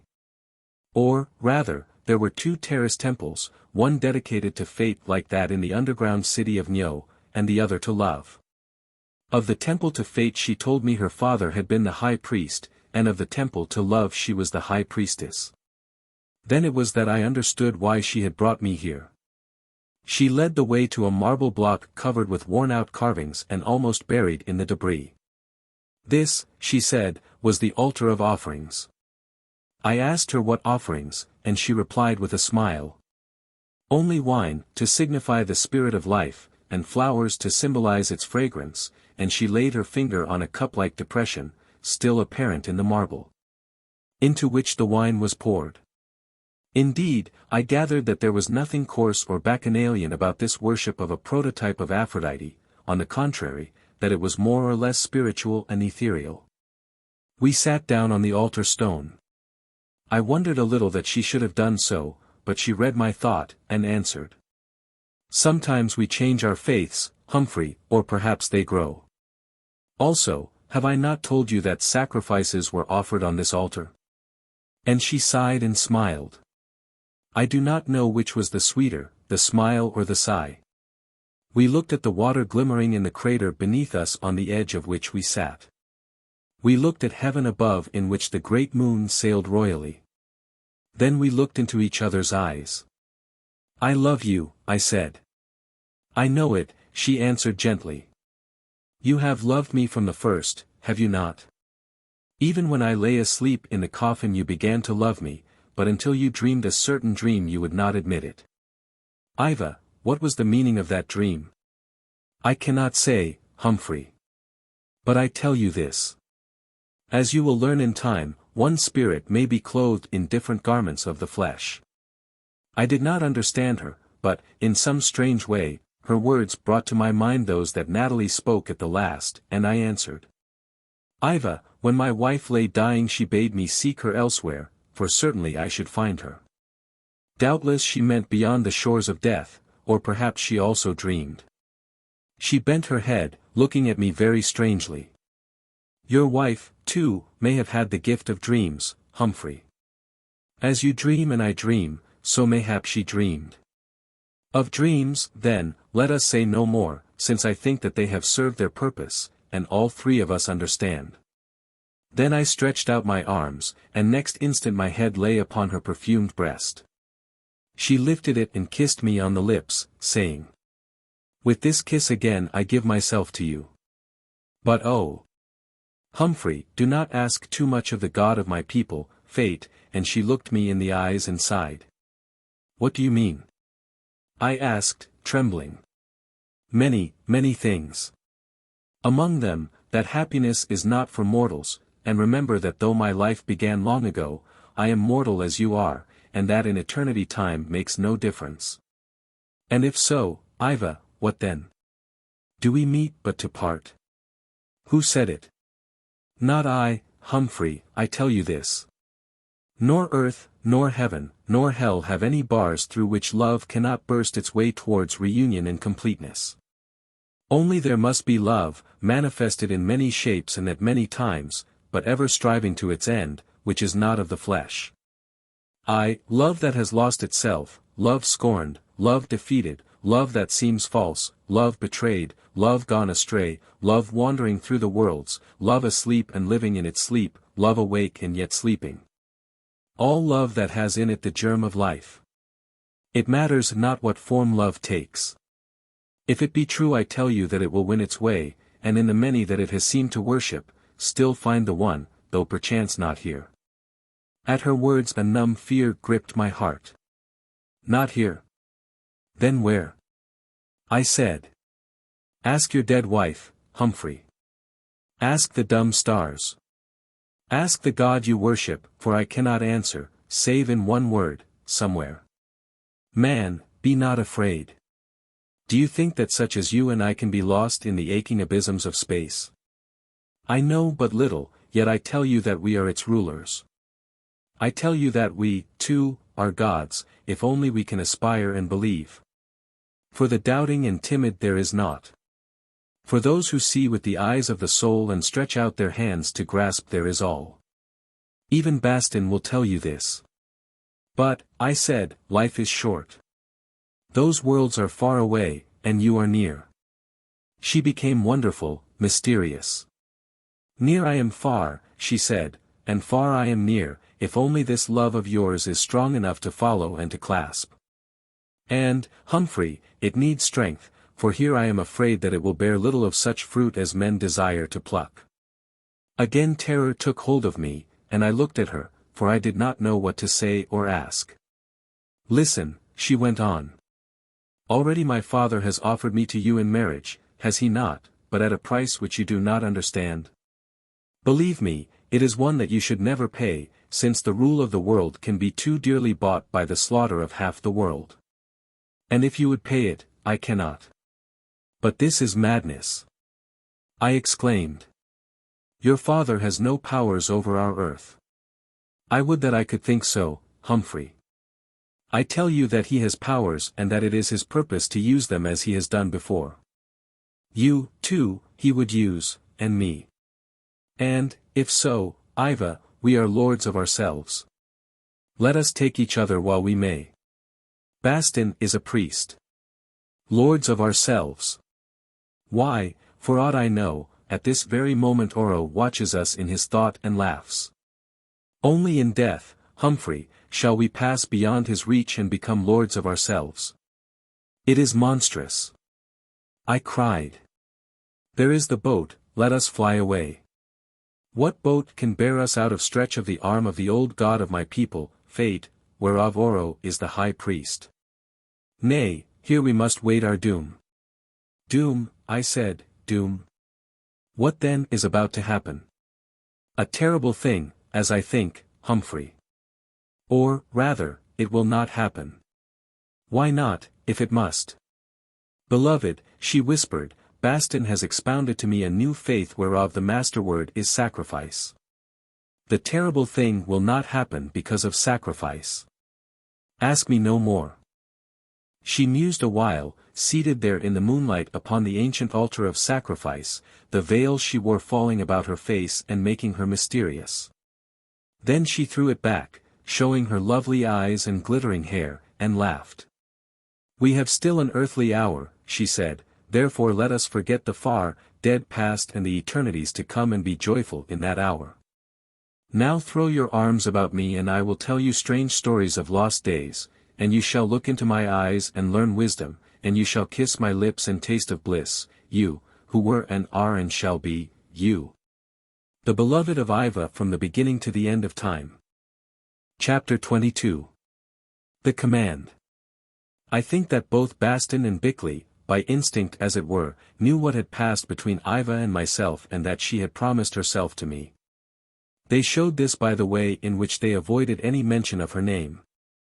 Also they began to talk of their own plans for the future as matters in which I had no part. Thus I heard them discussing the possibility of escape from the island whereof suddenly they seemed to have grown weary, and whether by any means 2 men, 2, not 3, could manage to sail and steer the lifeboat that remained upon the wreck. In short, as in all such cases, the woman had come between, also the pressure of a common loss caused them to forget their differences and to draw closer together. I who had succeeded where they both had failed, was, they seemed to think, out of their lives, so much that our ancient intimacy had ended.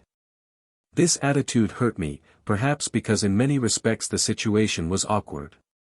They had, it is true, taken their failures extremely well, still the fact remained that both of them had fallen in love with the wonderful creature, woman and yet more than woman, who had bound herself to me.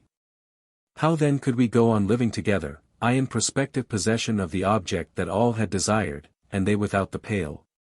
Moreover, they were jealous in another and quite a different fashion because they both loved me in their own ways and were convinced that I who had hitherto loved them, henceforward should have no affection left to spare. Since surely this glittering lady, this marvel of wisdom and physical perfections would take it all. Of course they were in error, since even if I could have been so base and selfish, this was no conduct that Yva would have wished or even suffered. Still that was their thought. Mastering the situation, I reflected a little while and then spoke straight out to them. My friends, I said, as I see that you have guessed, Yva and I are affianced to each other and love each other perfectly. Yes, Arbuthnot, said Bastin, we saw that in your face, and in hers as she bade us good night before she went into the cave, and we congratulate you and wish you every happiness. We wish you every happiness, old fellow, chimed in Bickley. He paused a while, then added, but to be honest, I am not sure that I congratulate you. Why not, Bickley? Not for the reason that you may suspect, Arbuthnot, I mean not because you have won where we have lost, as it was only to be expected that you would do, but on account of something totally different. I told you a while ago and repetition is useless and painful. I need only add therefore that since then my conviction has strengthened and I am sure, sorry as I am to say it, that in this matter you must prepare for disappointment and calamity. That woman, if woman she really is, will never be the wife of mortal man. Now be angry with me if you like, or laugh as you have the right to do, seeing that like Bastin and yourself, I also asked her to marry me, but something makes me speak what I believe to be the truth. Like Cassandra, I suggested.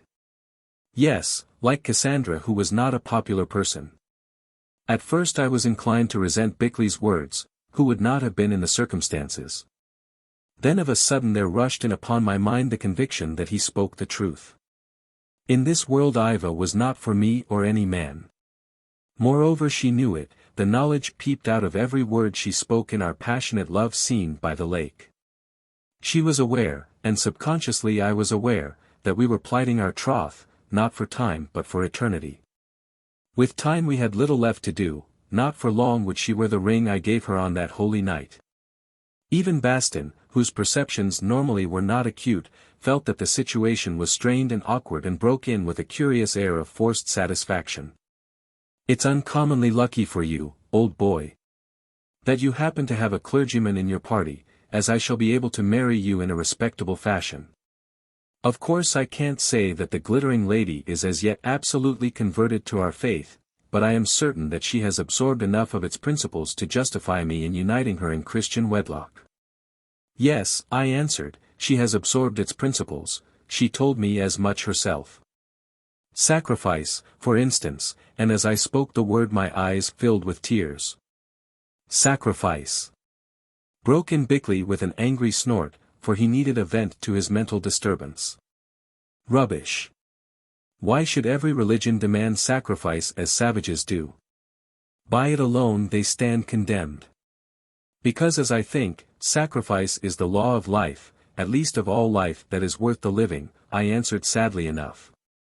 Anyhow I believe you are right, Bickley, and that Bastin will not be troubled to marry us. You don't mean, broke in Bastin with a horrified air, that you propose to dispense. No, Bastin, I don't mean that. What I mean is that it comes upon me that something will prevent this marriage. Sacrifice, perhaps, though in what shape I do not know. And now good night. I am tired. That night in the chill dead hour before the dawn Oro came again. I woke up to see him seated by my bed, majestic, and, as it seemed to me, lambent, though this may have been my imagination. You take strange liberties with my daughter, barbarian, or she takes strange liberties with you, it does not matter which, he said, regarding me with his calm and terrible eyes. Why do you presume to call me barbarian? I asked, avoiding the main issue. For this reason, Humphrey. All men are the same. They have the same organs, the same instincts, the same desires, which in essence are but two, food and rebirth that nature commands. Though it is true that millions of years before I was born, as I have learned from the records of the sons of wisdom, it was said that they were half ape. Yet being the same there is between them a whole sea of difference, since some have knowledge and others none, or little. Those who have none or little, among whom you must be numbered, are barbarians. Those who have much, among whom my daughter and I are the sole survivors, are the instructed. There are nearly 2,000 millions of living people in this world, I said, and you name all of them barbarians? All, Humphrey, excepting, of course, myself and my daughter who are not known to be alive. You think that you have learned much, whereas in truth you are most ignorant. The commonest of the outer nations, when I destroyed them, knew more than your wisest know today. You are mistaken, Oro, since then we have learned something of the soul. Ah, he exclaimed, that interests me and perhaps it is true. Also, if true it is very important, as I have told you before, or was it Bastin? If a man has a soul, he lives, whereas even we sons of wisdom die, and in death what is the use of wisdom? Because you can believe, you have souls and are therefore, perhaps, heirs to life, foolish and ignorant as you are today. Therefore I admit you and Bastin to be my equals, though Bickley, who like myself believes nothing, is but a common chemist and doctor of disease. Then you bow to faith, Oro? Yes, and I think that my god fate also bows to faith. Perhaps, indeed, faith shapes fate, not fate, faith. But whence comes that faith which even I with all my learning cannot command? Why is it denied to me and given to you and Bastin? Because as Bastin would tell you, it is a gift, though one that is never granted to the proud and self-sufficient. Become humble as a child, Oro, and perchance you too may acquire faith.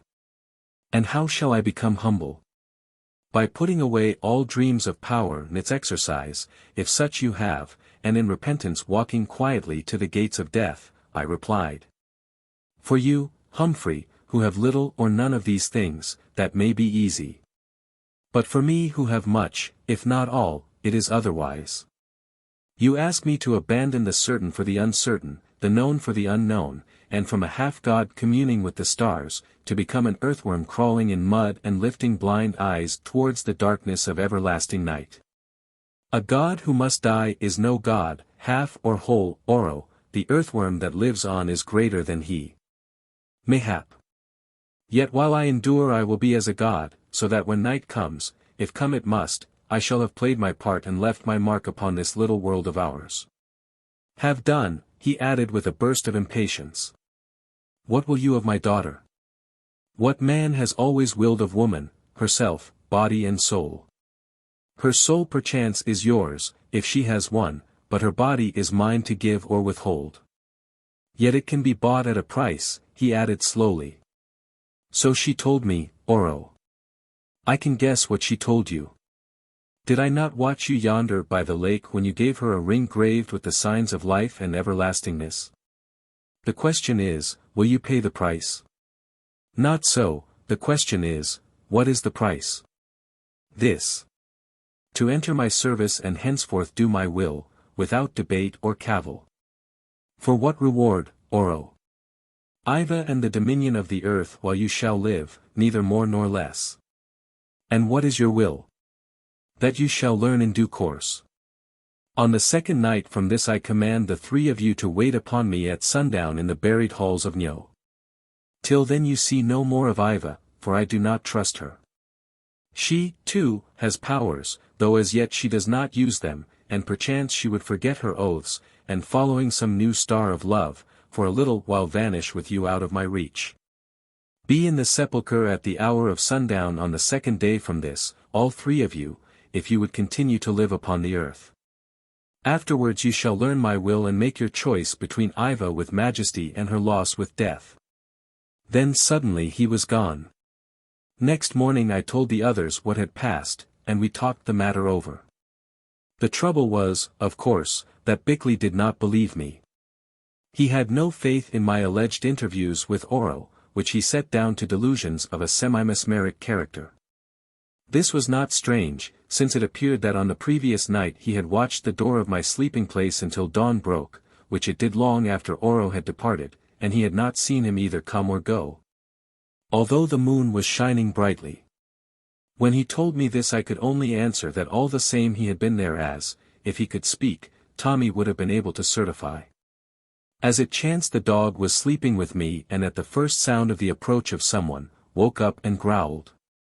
Then recognizing Oro, he went to him, wagged his tail and curled himself up at his feet. Bastin believed my story readily enough, saying that Oro was a peculiar person who no doubt had ways of coming and going which we did not understand. His point was, however, that he did not in the least wish to visit Nyo any more. The wonders of its underground palaces and temples had no charms for him. Also he did not think he could do any good by going, since after sucking him as dry as an orange, with reference to religious matters, that old vampire bat Oro had just thrown him away like the rind, and, he might add, seemed no better for the juice he had absorbed. I doubt, continued Bastin, whether St. Paul himself could have converted Oro, even if he performed miracles before him. What is the use of showing miracles to a man who could always work a bigger one himself? In short, Bastin's one idea, and Bickley's also for the matter of that, was to get away to the main island and thence escape by means of the boat, or in some other fashion. I pointed out that Oro had said we must obey at the peril of our lives. Indeed that he had put it even more strongly, using words to the effect that if we did not he would kill us. I'd take the risk, said Bickley, since I believe that you dreamt it all, Arbuthnot. However, putting that aside, there is a natural reason why you should wish to go, and for my own part, so do I in a way. I want to see what that old fellow has up his extremely long sleeve, if there is anything there at all. Well, if you ask me, Bickley, I answered, I believe it is the destruction of half the earth, or some little matter of that sort. At this suggestion Bickley only snorted, but Bastin said cheerfully, I dare say. He is bad enough even for that. But as I am quite convinced that it will never be allowed, his intentions do not trouble me. I remarked that he seemed to have carried them out once before. Oh. You mean the deluge? Well, no doubt there was a deluge, but I am sure that Oro had no more to do with it than you or I, as I think I have said already. Anyhow it is impossible to leave you to descend into that hole alone. I suggest, therefore, that we should go into the sepulchre at the time which you believe Oro appointed, and see what happens. If you are not mistaken, the glittering lady will come there to fetch us, since it is quite certain that we cannot work the lift or whatever it is, alone. If you are mistaken we can just go back to bed as usual. Yes, that's the best plan, said Bickley, shortly, after which the conversation came to an end. All that day and the next I watched and waited in vain for the coming of Yva, but no Yva appeared. I even went as far as the sepulchre, but it was as empty as were the two crystal coffins, and after waiting a while I returned.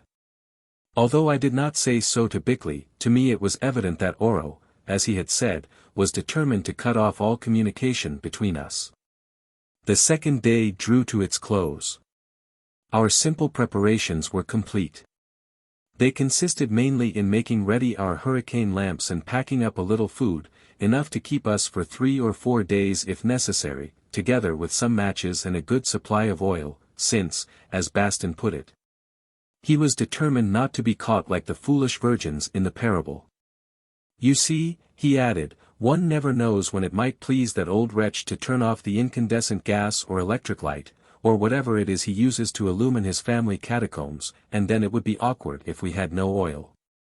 For the matter of that he might steal our lamps, suggested Bickley, in which case we should be where Moses was when the light went out. I have considered that possibility, answered Bastin, and therefore, although it is a dangerous weapon to carry loaded, I am determined to take my revolver. If necessary I shall consider myself quite justified in shooting him to save our lives and those of thousands of others. At this we both laughed. Somehow the idea of Bastin trying to shoot Oro struck us as intensely ludicrous. Yet that very thing was to happen. It was a peculiarly beautiful sunset over the southern seas. To the west the great flaming orb sank into the ocean, to the east appeared the silver circle of the full moon. To my excited fancy they were like scales hanging from the hand of a materialized spirit of calm. Over the volcano and the lake, over the island with its palm trees, over the seas beyond, this calm brooded. Save for a few traveling birds the sky was empty, no cloud disturbed its peace, the world seemed steeped in innocence and quiet. All these things struck me, as I think they did the others, because by the action of some simultaneous thought it came to our minds that very probably we were looking on them for the last time. It is all very well to talk of the unknown and the infinite whereof we are assured we are the heirs, but that does not make it any easier for us to part with the known and the finite. The contemplation of the wonders of eternity does not conceal the advantages of actual and existent time. In short, there is no one of us, from a sainted archbishop down to a sinful suicide, who does not regret the necessity of farewell to the pleasant light and the kindly race of men wherewith we are acquainted. For after all, who can be quite certain of the beyond? It may be splendid, but it will probably be strange, and from strangeness, after a certain age, we shrink. We know that all things will be different there. That our human relationships will be utterly changed, that perhaps sex which shapes so many of them, will vanish to be replaced by something unknown, that ambitions will lose their hold of us, and that, at the best, the mere loss of hopes and fears will leave us empty. So at least we think, who seek not variation but continuance, since the spirit must differ from the body and that thought alarms our intelligence. At least some of us think so. Others, like Bickley, write down the future as a black and endless night, which after all has its consolations since, as has been wisely suggested, perhaps oblivion is better than any memories. Others again, like Bastin, would say of it with the Frenchman, plus c'est change, plus c'est la même chose. Yet others, like Oro, consider it as a realm of possibilities, probably unpleasant and perhaps non-existent, just this and nothing more. Only one thing is certain, that no creature which has life desires to leap into the fire and from the dross of doubts, to resolve the gold, or the lead, of certainty. It is time to be going, said Bastin. In these skies the sun seems to tumble down, not to set decently as it does in England, and if we wait any longer we shall be late for our appointment in the sepulchre. I am sorry because although I don't often notice scenery, everything looks rather beautiful this evening. That star, for instance, I think it is called Venus. And therefore one that Arbuthnot should admire, broke in Bickley, attempting to lighten matters with a joke. But come on and let us be rid of this fool's errand. Certainly the world is a lovely place after all, and for my part one hope that we haven't seen the last of it, he added with a sigh. So do I, said Bastin, though of course, faith teaches us that there are much better ones beyond. It is no use bothering about what they are like, but I hope that the road to them doesn't run through the hole that the old reprobate, Oro, calls Nyo. A few minutes later we started, each of us carrying his share of the impedimenta. I think that Tommy was the only really cheerful member of the party, for he skipped about and barked, running backwards and forwards into the mouth of the cave, as though to hurry our movements. Really, said Bastin, it is quite unholy to see an animal going on in that way when it knows that it is about to descend into the bowels of the earth. I suppose it must like them. Oh. No, commented Bickley, it only likes what is in them, like Arbuthnot. Since that little beast came in contact with the Lady Yva, it has never been happy out of her company. I think that is so, said Bastin. At any rate I have noticed that it has been moping for the last 2 days, as it always does when she is not present. It even seems to like Oro, who gives me the creeps, perhaps because he is her father. Dogs must be very charitable animals. By now we were in the cave marching past the wrecks of the half-buried flying machines, which Bickley, as he remarked regretfully, had never found time thoroughly to examine. Indeed, to do so would have needed more digging than we could do without proper instruments, since the machines were big and deeply entombed in dust. We came to the sepulchre and entered. Well, said Bickley, seating himself on the edge of one of the coffins and holding up his lamp to look about him, this place seems fairly empty. No one is keeping the assignation, Arbuthnot, although the sun is well down. As he spoke the words Yva stood before us. Whence she came we did not see, for all our backs were turned at the moment of her arrival. But there she was, calm, beautiful, radiating light. Chapter 23. In the Temple of Fate. Yva glanced at me, and in her eyes I read tenderness and solicitude, also something of inquiry. It seemed to me as though she were wondering what I should do under circumstances that might, or would, arise, and in some secret fashion of which I was but half conscious, drawing an answer from my soul.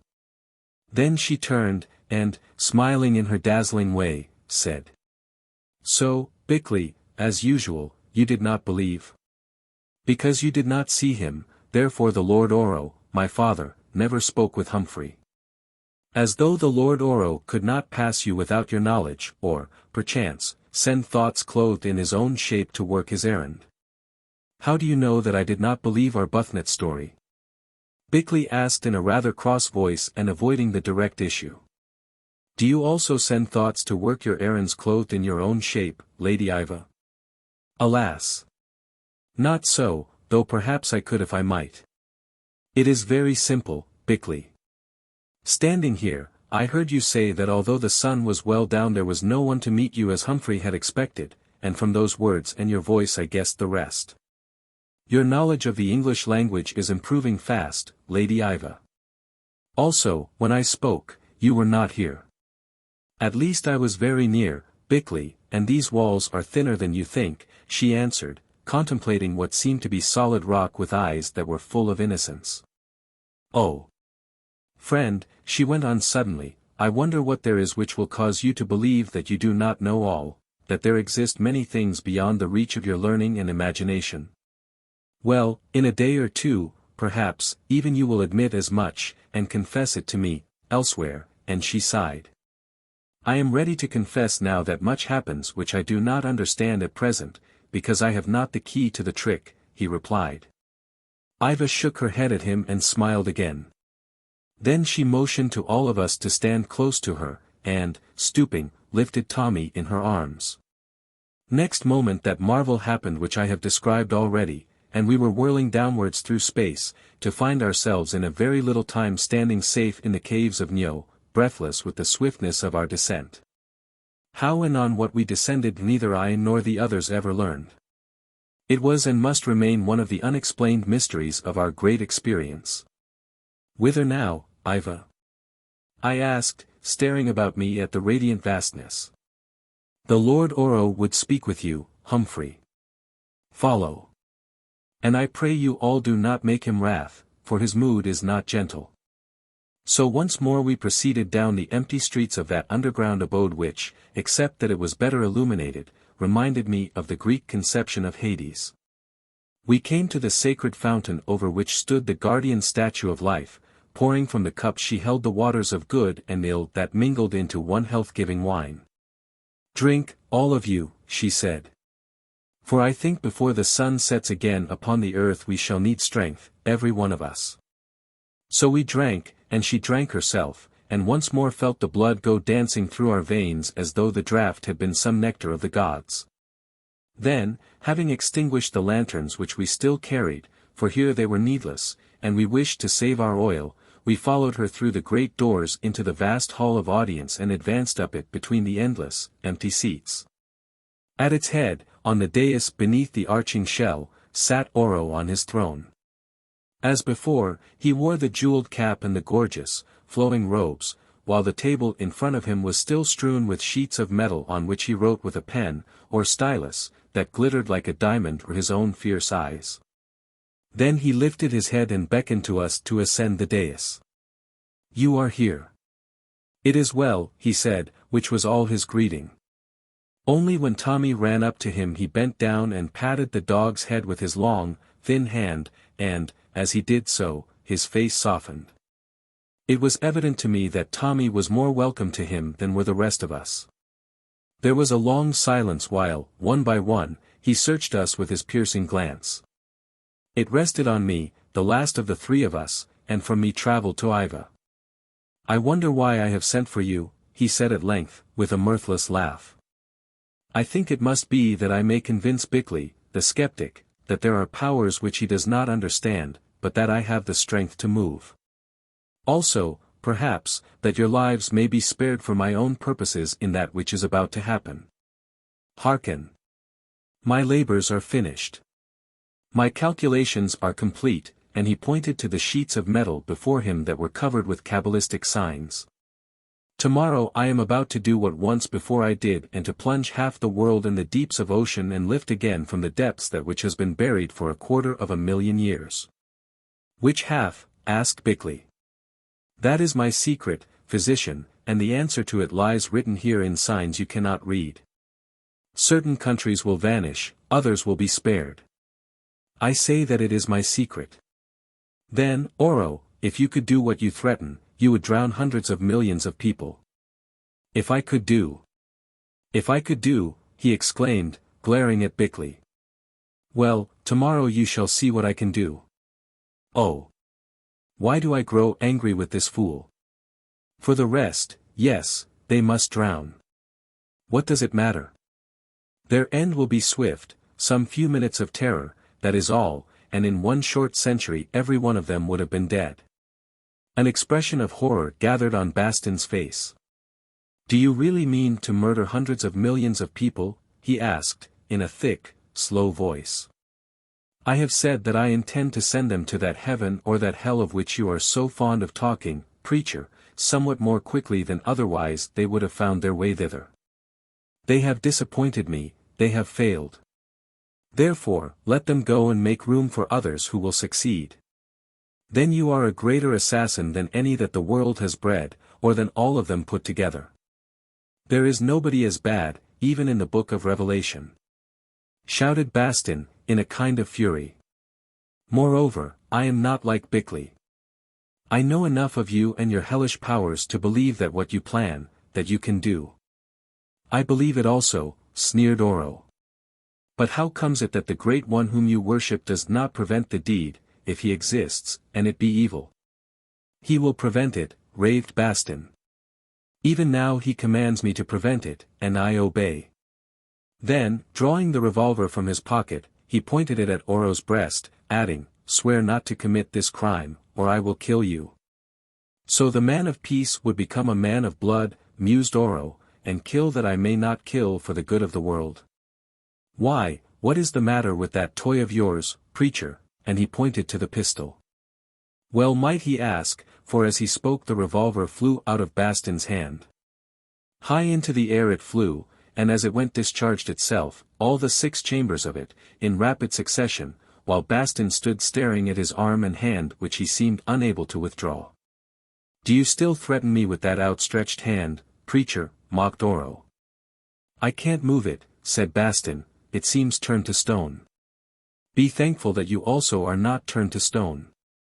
But, because your courage pleases me, I will spare you, yes, and will advance you in my new kingdom. What shall you be? Controller of religions, I think, since all the qualities that a high priest should have are yours, faith, fanaticism and folly. It is very strange, said Bastin, but all of a sudden my arm and hand are quite well again. I suppose it must have been pins and needles or something of that sort which made me throw away the pistol and pull the trigger when I didn't mean to do so. Then he went to fetch that article which had fallen beyond the dais, and quite forgot his intention of executing Oro in the interest of testing its mechanism, which proved to be destroyed. To his proposed appointment he made no allusion. If he comprehended what was meant, which I doubt, he took it as a joke. Hearken all of you, said Oro, lifting his head suddenly, for while Bastin recovered the revolver he had been brooding. The great thing which I shall do tomorrow must be witnessed by you because thereby only can you come to understand my powers. Also yonder where I bring it about in the bowels of the earth, you will be safer than elsewhere, since when, and perhaps before it happens, the whole world will heave and shake and tremble, and I know not what may chance, even in these caves. For this reason also, do not forget to bring the little hound with you, since him least of all of you would I see come to harm, perhaps because once, hundreds of generations ago as you reckon time, I had a dog very like to him. Your mother loved him much, Yva, and when she died, this dog died also. He lies embalmed with her on her coffin yonder in the temple, and yesterday I went to look at both of them. The beasts are wonderfully alike, which shows the everlastingness of blood." He paused a while, lost in thought, then continued, "After the deed is done I'll speak with you and you shall choose, strangers, whether you will die your own masters, or live on to serve me. Now there is one problem that is left to me to solve, whether I can save a certain land. Do not ask which it is, Humphrey, though I see the question in your eyes, or must let it go with the rest. I only answer you that I will do my best because you love it. So farewell for a while, and, preacher, be advised by me and do not aim too high again." "It doesn't matter where I aim," answered Bastin sturdily, "or whether I hit or miss, since there is something much bigger than me waiting to deal with you. The countries that you think you are going to destroy will sleep quite as well tomorrow as they do tonight, Oro. Much better, I think, preacher, since by then they will have left sorrow and pain and wickedness and war far behind them." "Where are we to go?" I asked. "The Lady Yva will show you," he answered, waving his hand, and once more bent over his endless calculations. Yva beckoned to us and we turned and followed her down the hall. She led us to a street near the gateway of the temple and thence into one of the houses. There was a portico to it leading to a court out of which opened rooms somewhat in the Pompeian fashion. We did not enter the rooms, for at the end of the court were a metal table and 3 couches also of metal, on which were spread rich-looking rugs. Whence these came I do not know and never asked, but I remember that they were very beautiful and soft as velvet. "Here you may sleep," she said, "if sleep you can, and eat of the food that you have brought with you. Tomorrow early I will call you when it is time for us to start upon our journey into the bowels of the earth." "I don't want to go any deeper than we are," said Bastin doubtfully. "I think that none of us want to go, Bastin," she answered with a sigh. "Yet go we must. I pray of you, anger the Lord Oro no more on this or any other matter. In your folly you tried to kill him, and as it chanced he bore it well because he loves courage. But another time he may strike back, and then, Bastin." "I am not afraid of him," he answered, "but I do not like tunnels. Still, perhaps it would be better to accompany you than to be left in this place alone. Now I will unpack the food." Yva turned to go. "I must leave you," she said, "since my father needs my help. The matter has to do with the force that he would let loose tomorrow, and its measurements, also with the preparation of the robes that we must wear lest it should harm us in its leap." Something in her eyes told me that she wished me to follow her, and I did so. Outside the portico where we stood in the desolate, lighted street, she halted. "If you are not afraid," she said, "meet me at midnight by the statue of Fate in the great temple, for I would speak with you, Humphrey, where, if anywhere, we may be alone." "I will come, Yva.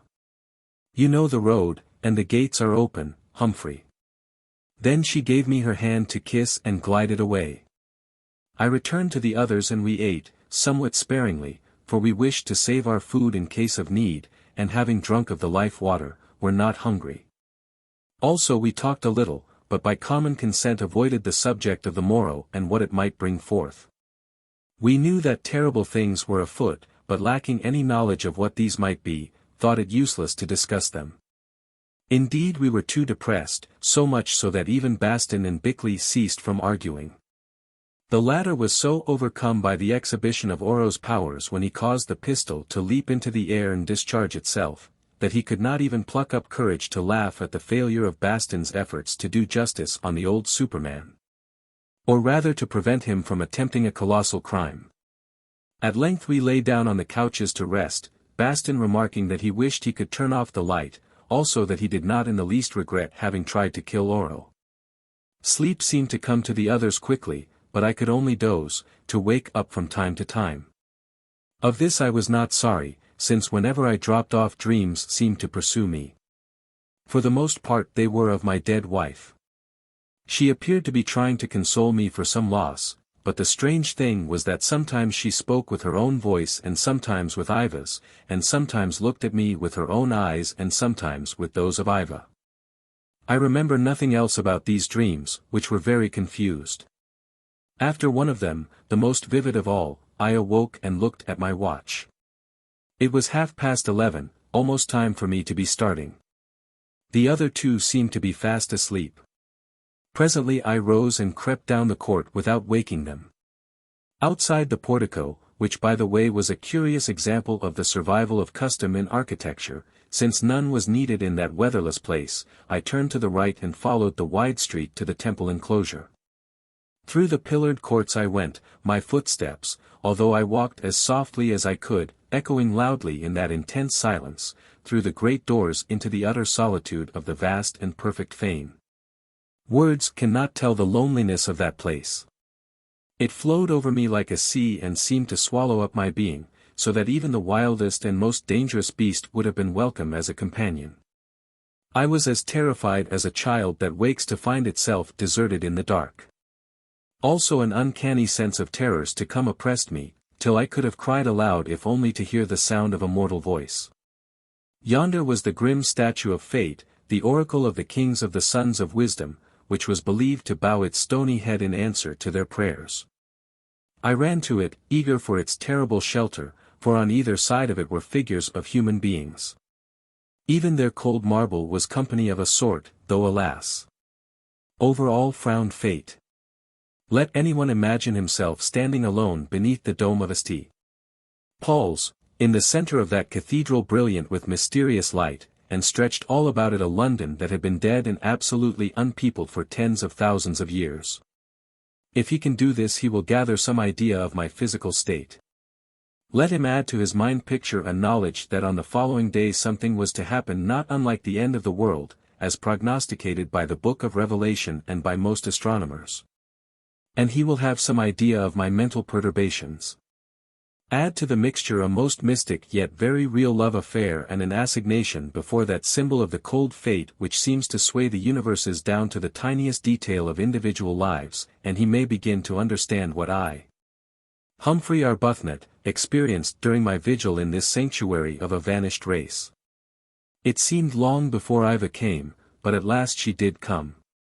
I caught sight of her far away beyond the temple gate, flitting through the unholy brightness of the pillared courts like a white moth at night and seeming quite as small.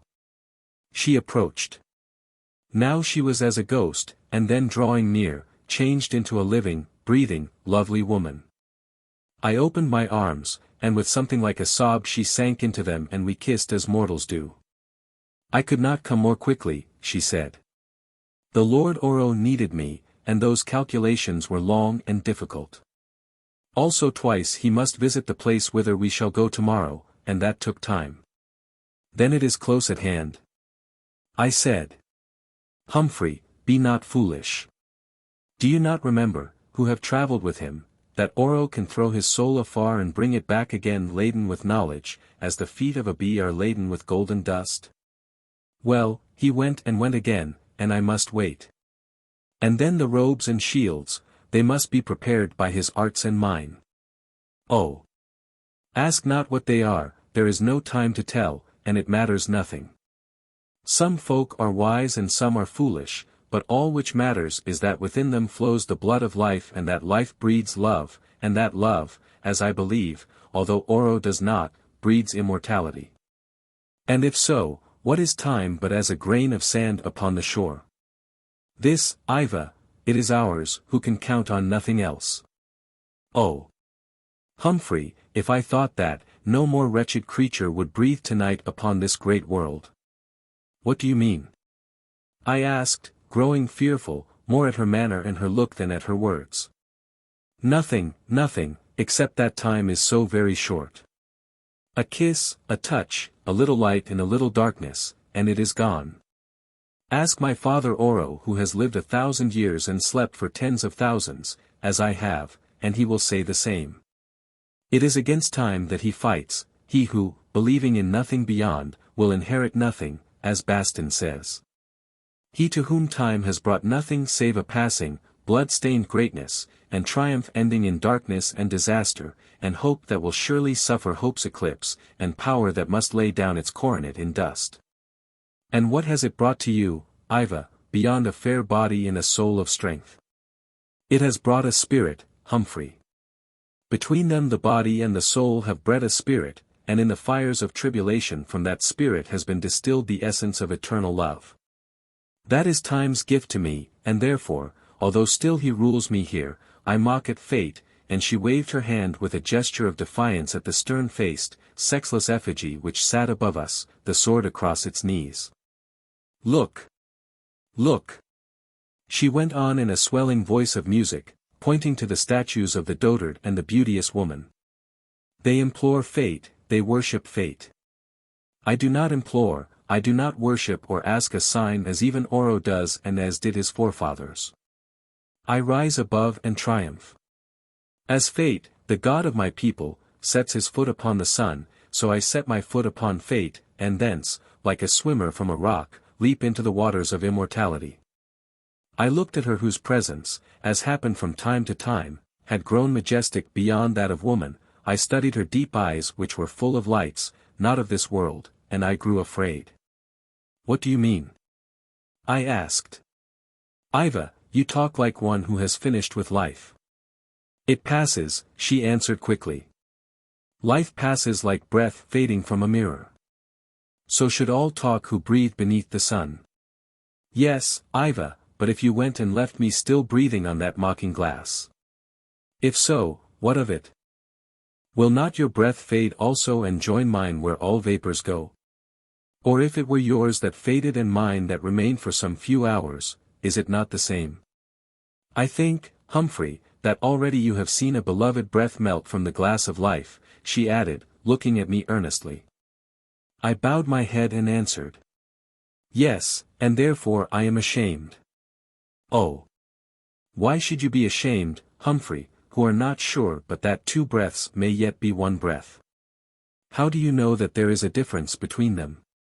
You drive me mad, Yva. I cannot understand. Nor can I altogether, Humphrey.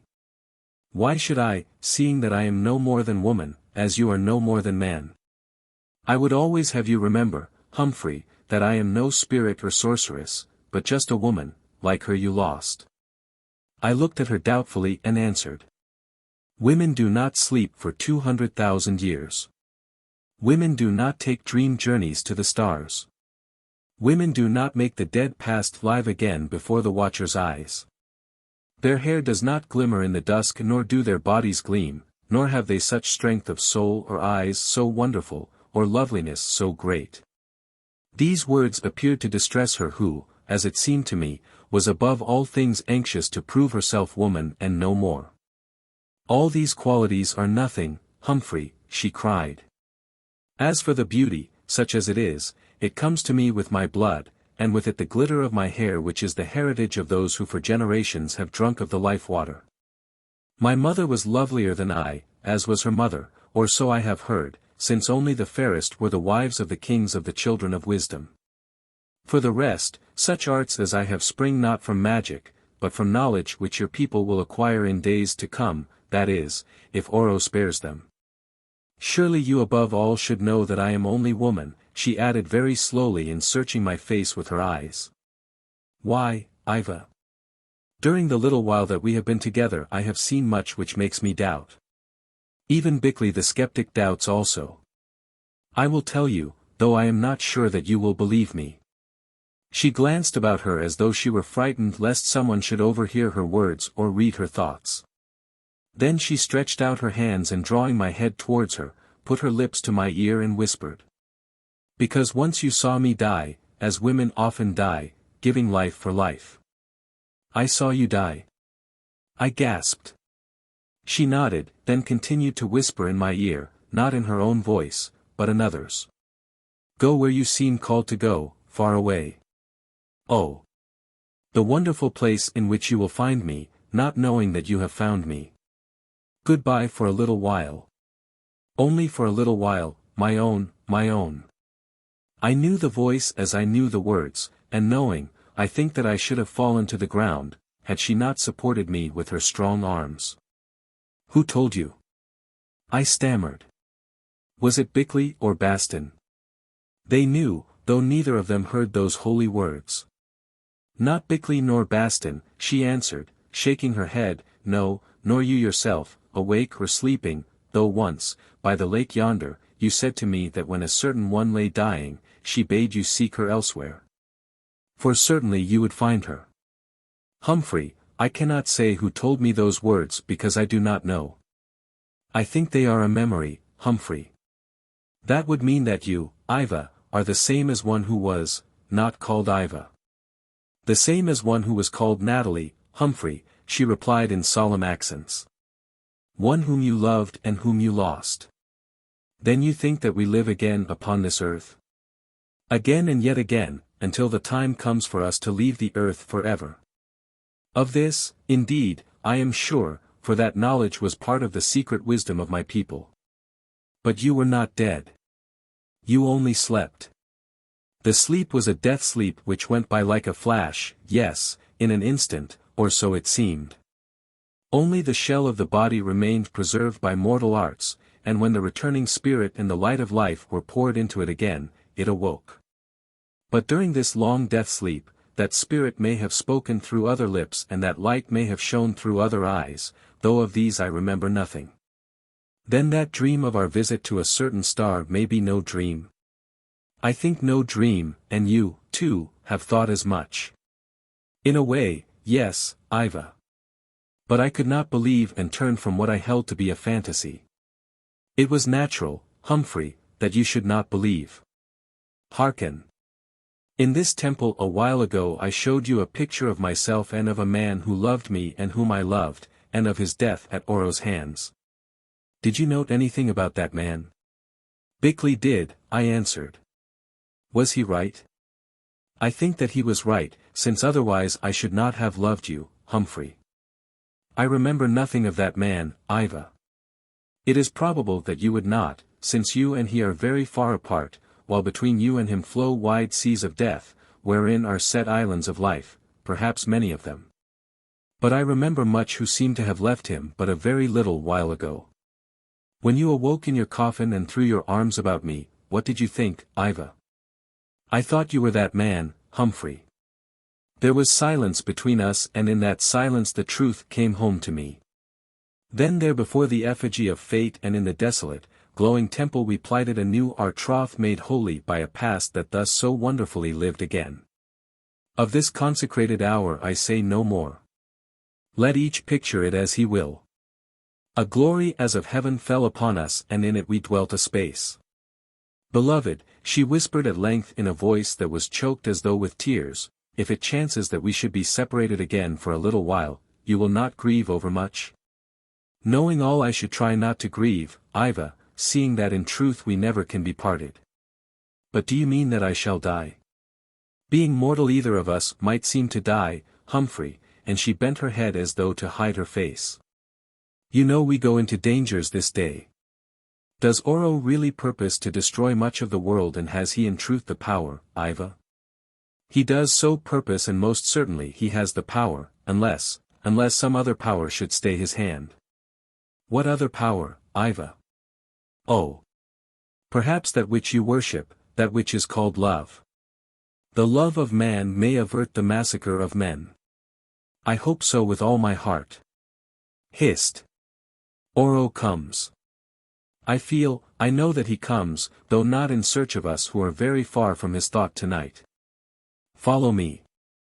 Swiftly. She sped across the temple to where a chapel opened out of it, which was full of the statues of dead kings, for here was the entrance to their burial vault. We reached it and hid behind the base of one of these statues.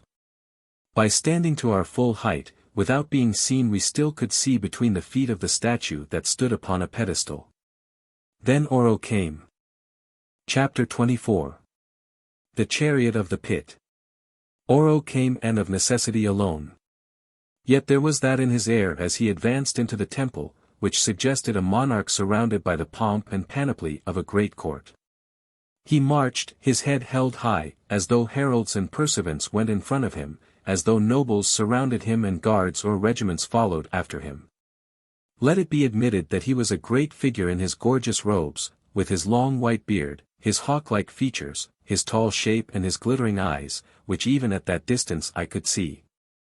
Indeed, once or twice I thought that he glanced out of the corners of them towards the chapel where we were hid. But this I think was fancy. For as Yva said, his thoughts were set elsewhere. He reached the statue of Fate and stood for a while contemplating it and the suppliant figures on either side, as though he were waiting for his invisible court to arrange itself. Then he doffed his jeweled cap to the effigy, and knelt before it. Yes, Oro the Ancient, the Superman, the God, as the early peoples of the earth fancied such a being, namely, one full of wrath, revenge, jealousy, caprice and power. Knelt in supplication to this image of stone which he believed to be the home of a spirit, thereby showing himself to be after all not so far removed from the savages whose idol Bastin had destroyed. More, in a clear and resonant voice which reached us even across that great space, he put up his prayer. It ran something as follows, for although I did not understand the language in which he spoke, Yva translated it to me in a whisper. God of the sons of wisdom, God of the whole earth, only God to whom must bow every other power and dominion. To thee I, Oro the great king, make prayer and offer sacrifice. 20 times 10,000 years and more have gone by since I, Oro, visited this, thy temple and knelt before this, thy living effigy, yet thou, ruler of the world, dost remember the prayer I made and the sacrifice I offered. The prayer was for triumph over my enemies and the sacrifice a promise of the lives of half of those who in that day dwelt upon the earth. Thou heardest the prayer, thou didst bow thy head and accept the sacrifice. Yea, the prayer was granted and the sacrifice was made, and in it were counted the number of my foes. Then I slept. Through countless generations I slept on, and at my side was the one child of my body that was left to me. What chanced to my spirit and to hers during that sleep, thou knowest alone, but doubtless they went forth to work thy ends. At the appointed time which thou didst decree, I awoke again and found in my house strangers from another land. In the company of one of those whose spirit I drew forth, I visited the peoples of the new earth, and found them even baser and more evil than those whom I had known. Therefore, since they cannot be bettered, I purposed to destroy them also, and on their wreck to rebuild a glorious empire, such as was that of the sons of wisdom at its prime. A sign. O Fate, ruler of the world, give me a sign that my desire shall be fulfilled. He paused, stretching out his arms and staring upwards. While he waited, I felt the solid rock on which I stood quiver and sway beneath my feet, so that Yva and I clung to each other lest we should fall. This chanced also. The shock of the earth tremor, for such without doubt it was, threw down the figures of the ancient man and the lovely woman which knelt as though making prayers to fate, and shook the marble sword from off its knees. As it fell, Oro caught it by the hilt, and, rising, waved it in triumph. I thank thee, God of my people from the beginning, he cried. Thou hast given to me, thy last servant, thine own sword, and I will use it well. For these worshippers of thine who have fallen, thou shalt have others, yes, all those who dwell in the new world that is to be. My daughter and the man whom she has chosen to be the father of the kings of the earth, and with him his companions, shall be the first of the hundreds of millions that are to follow, for they shall kiss thy feet or perish. Thou shalt set thy foot upon the necks of all other gods, thou shalt rule and thou alone, and, as of old, Oro be thy minister. Still holding the sword, he flung himself down as though in an ecstasy, and was silent. I read the omen otherwise, whispered Yva. The worshippers of fate are overthrown. His sword of power is fallen, but not into the hands that clasped it, and he totters on his throne. A greater God asserts dominion of the world, and this fate is but his instrument. Oro rose again. One prayer more, he cried. Give me life, long life, that I may execute thy decrees. By word or gesture show me a sign that I shall be satisfied with life, year for every year that I have lived, or twain. He waited, staring about him, but no token came. The idol did not speak or bow its head, as Yva had told me it was wont to do in sign of accepted prayer, how, she knew not. Only I thought I heard the echo of Oro's cries run in a whisper of mockery round the soaring dome.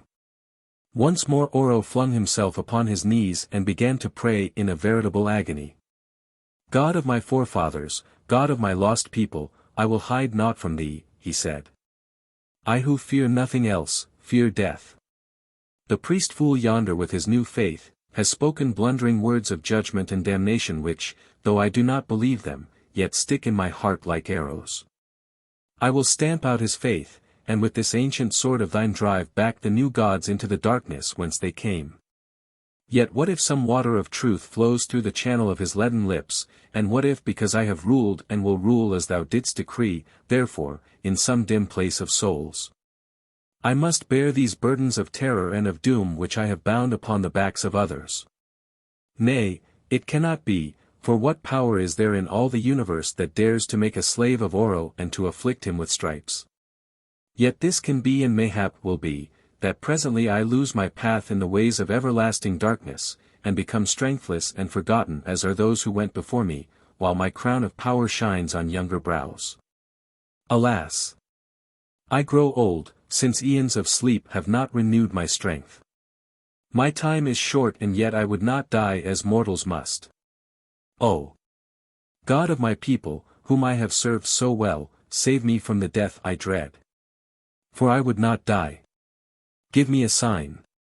Give me the ancient, sacred sign. So he spoke, lifting his proud and splendid head and watching the statue with wide, expectant eyes. Thou dost not answer, he cried again. Wouldst thou desert me, fate? Then beware lest I set up some new god against thee and hurl thee from thine immemorial throne. While I live I still have powers, I who am the last of thy worshippers, since it seems that my daughter turns her back on thee.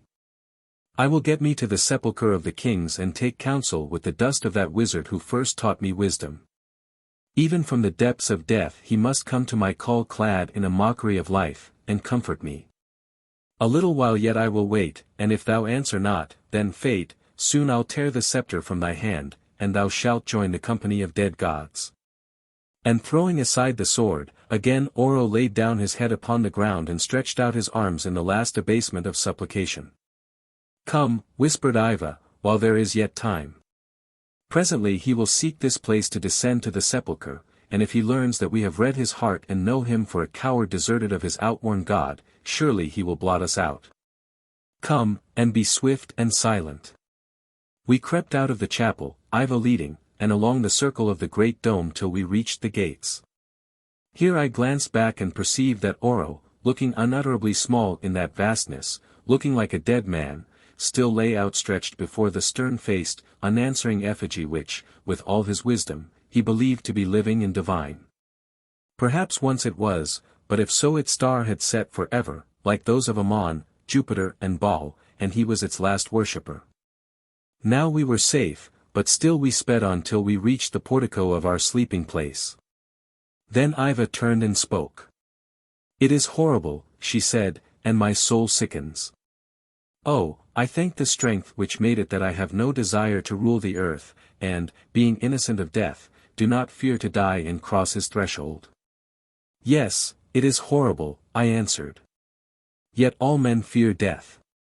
Not when they have found love, Humphrey, for that I think is his true name, and, with it written on his brow, he stands upon the neck of fate who is still my father's god. Then he is not yours, Yva. Nay. Once it was so, but now I reject him, he is no longer mine. As Oro threatens, and perchance dare do in his rage, I have broken his chain, though in another fashion. Ask me no more, perhaps one day you will learn the path I trod to freedom. Then before I could speak, she went off. Rest now, for within a few hours I must come to lead you and your companions to a terrible place. Yet whatever you may see or hear, be not afraid, Humphrey, for I think that Oro's god has no power over you, strong though he was, and that Oro's plans will fail, while I, who too have knowledge, shall find strength to save the world. Then of a sudden, once again she grew splendid, almost divine, no more a woman but as it were an angel. Some fire of pure purpose seemed to burn up in her and to shine out of her eyes. Yet she said little. Only this indeed.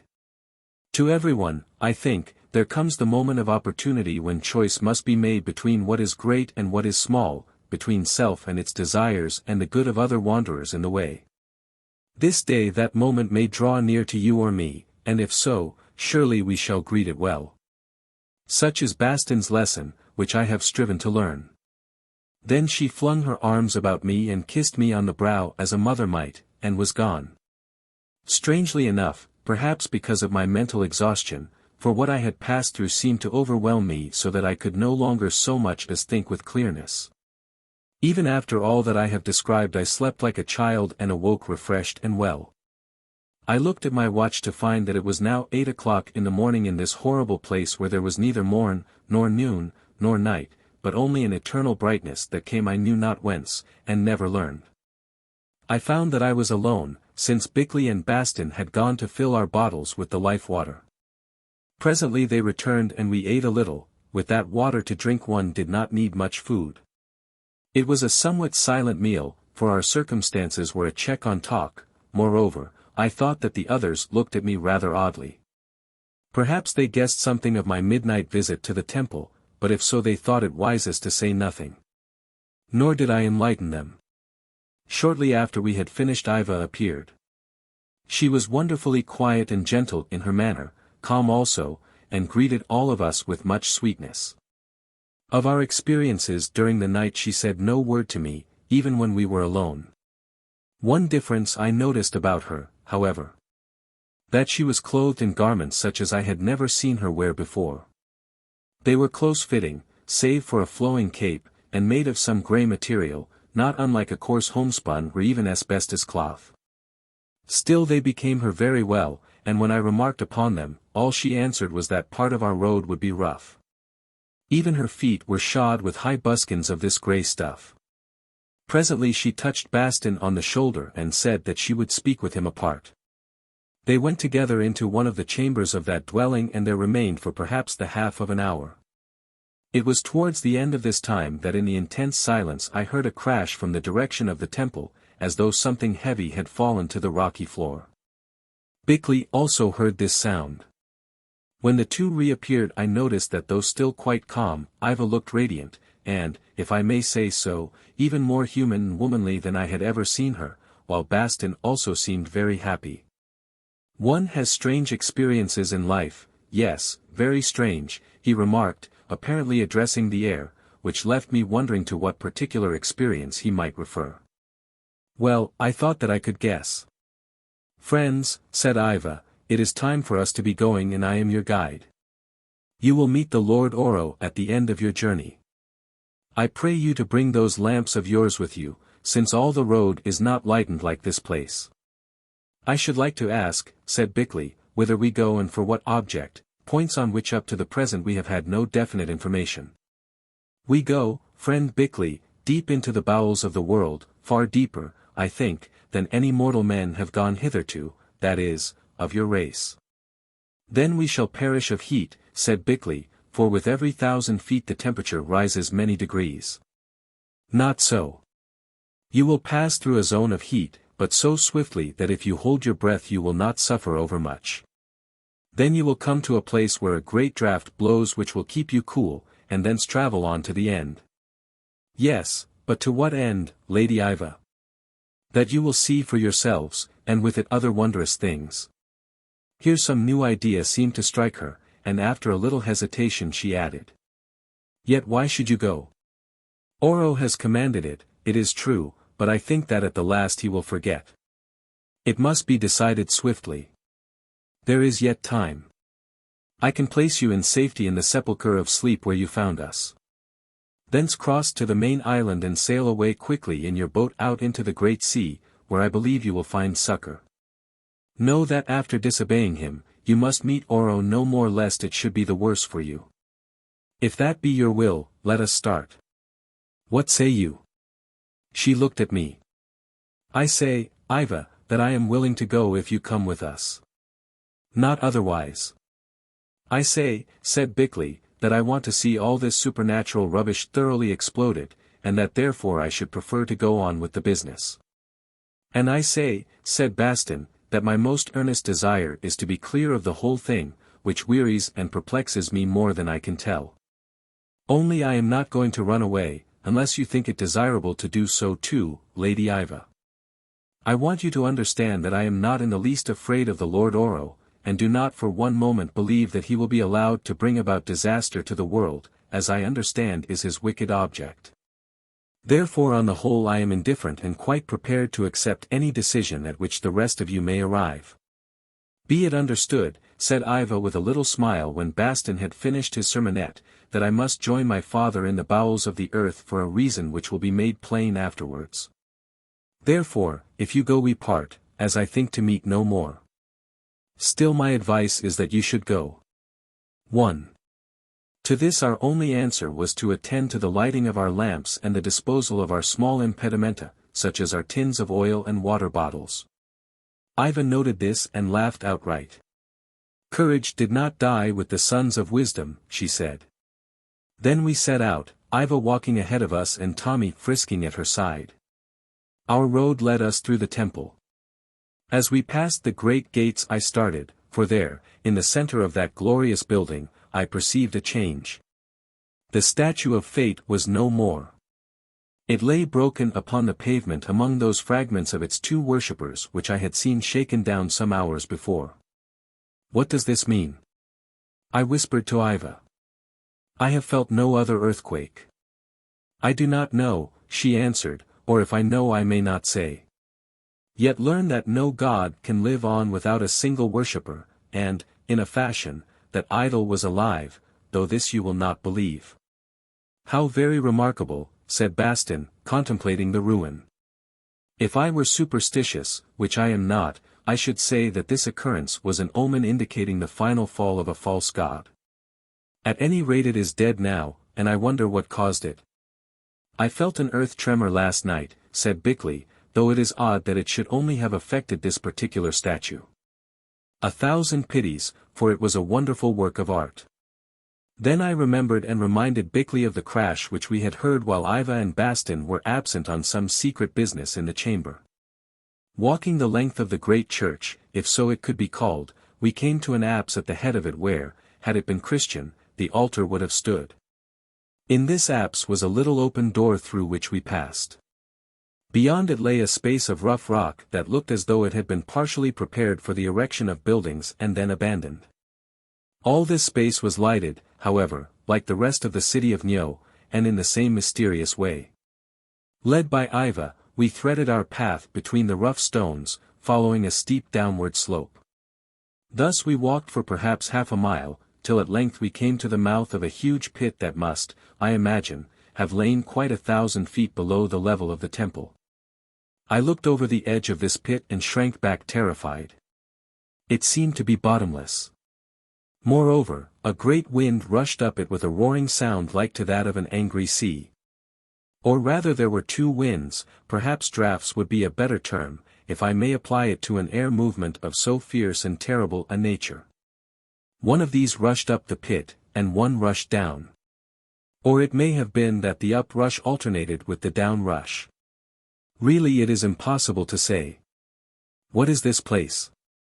I asked, clinging to the others and shrinking back in alarm from its sheer edge and bottomless depth, for that this was enormous we could see by the shaft of light which flowed downwards farther than the eye could follow. It is a vent up and down which air passes from and to the central hollows of the earth, Yva answered. Doubtless in the beginning through it travelled that mighty force which blew out these caves in the heated rocks, as the craftsman blows out glass. I understand, said Bastin. Just like one blows out a bubble on a pipe, only on a larger scale.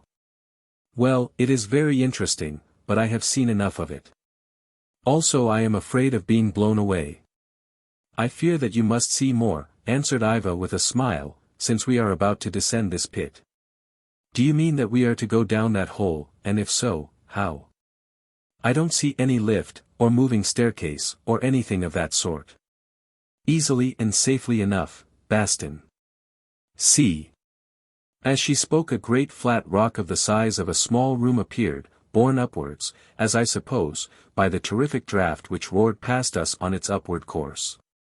When it reached the lip of the shaft, it hung a little while, then moved across and began to descend with such incredible swiftness that in a few seconds it had vanished from view. Oh! said Bastin, with his eyes almost starting out of his head. That's the lift, is it? Well, I tell you at once I don't like the look of the thing. It gives me the creeps. Suppose it tilted. It does not tilt, answered Yva, still smiling. I tell you, Bastin, that there is naught to fear. Only yesterday, I rode this rock and returned unharmed. That is all very well, Lady Yva, but you may know how to balance it, also when to get on and off. If you are afraid, Bastin, remain here until your companions return. They, I think, will make the journey. Bickley and I intimated that we would, though to tell the truth, if less frank we were quite as alarmed as Bastin. No, I'll come too. I suppose one may as well die this way as any other, and if anything were to happen to them and I were left alone, it would be worse still. Then be prepared, said Yva, for presently this air chariot of ours will return. When it appears and hangs upon the edge, step onto it and throw yourselves upon your faces and all will be well. At the foot of the shaft the motion lessens till it almost stops, and it is easy to spring, or even crawl to the firm earth.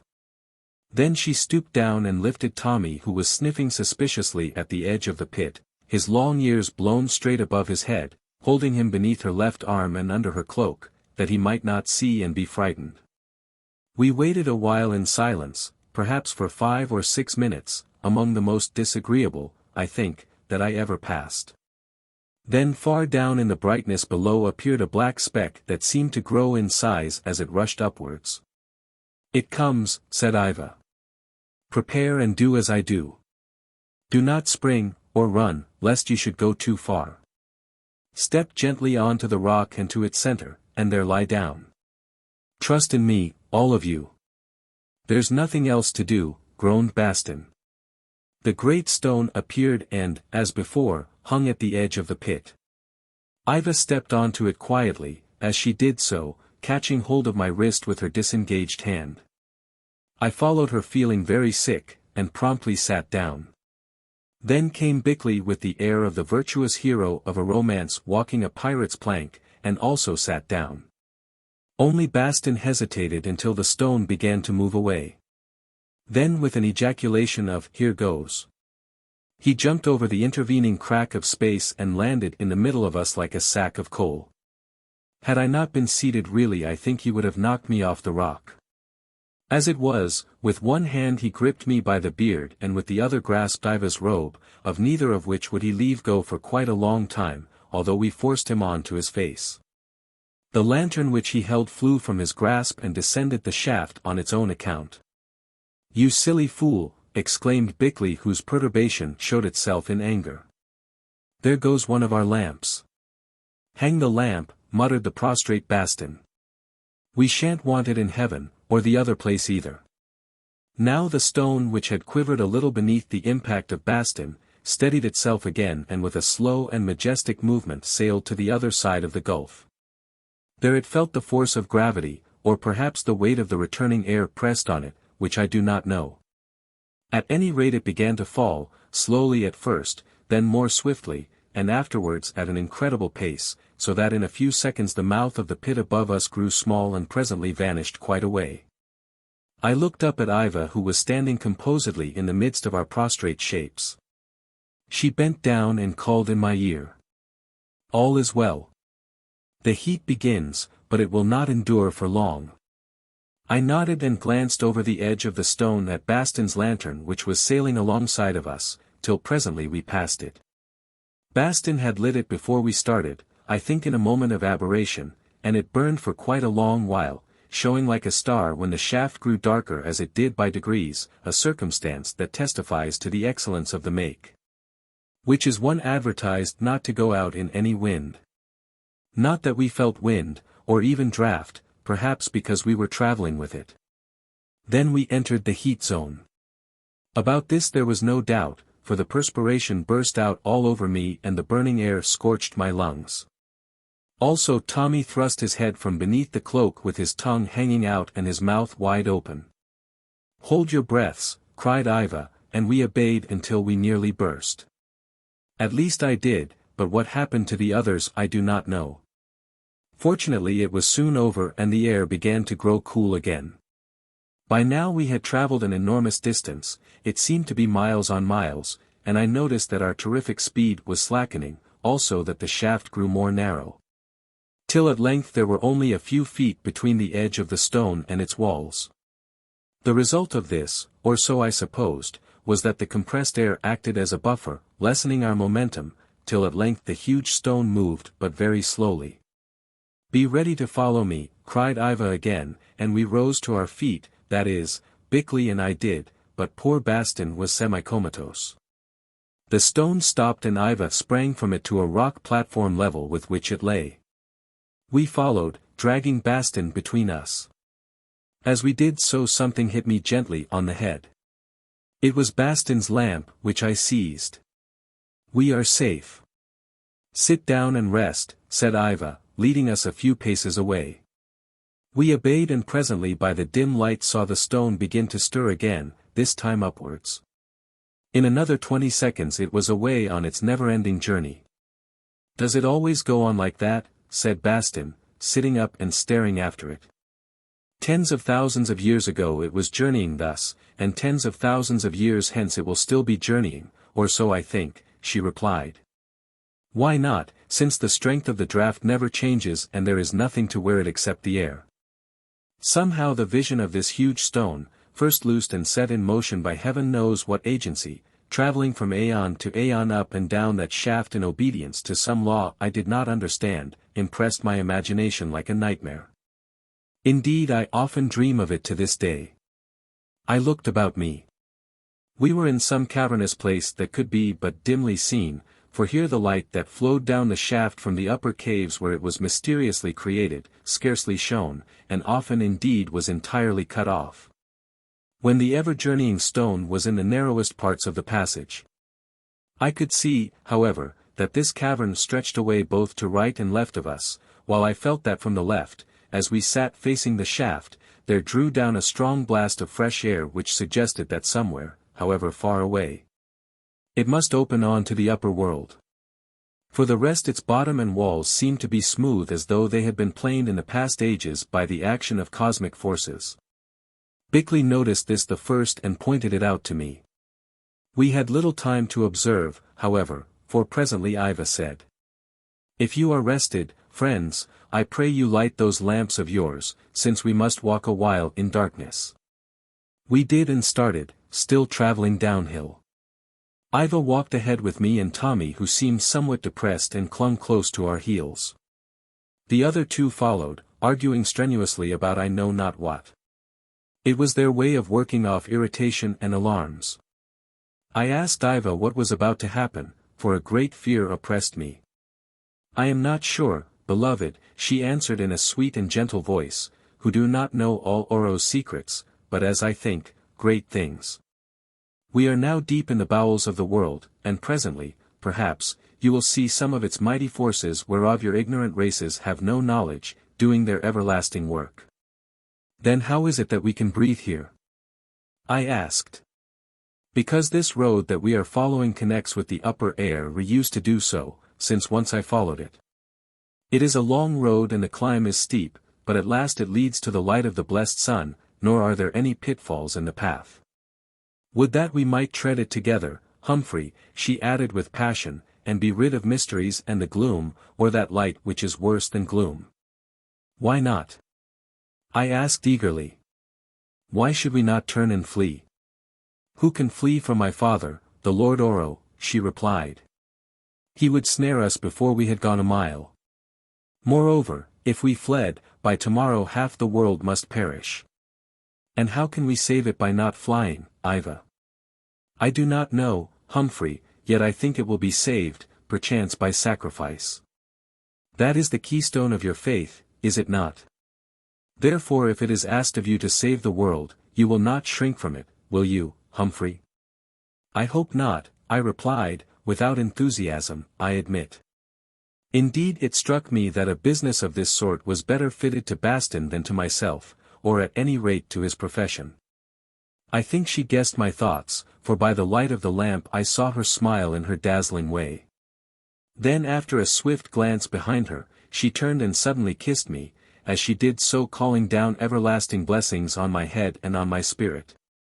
There was something very wonderful about this benediction of Yva's, and it thrilled me through and through, so that to it I could make no answer. Next moment it was too late to retreat, for our narrowing passage turned and we found ourselves in a wondrous place.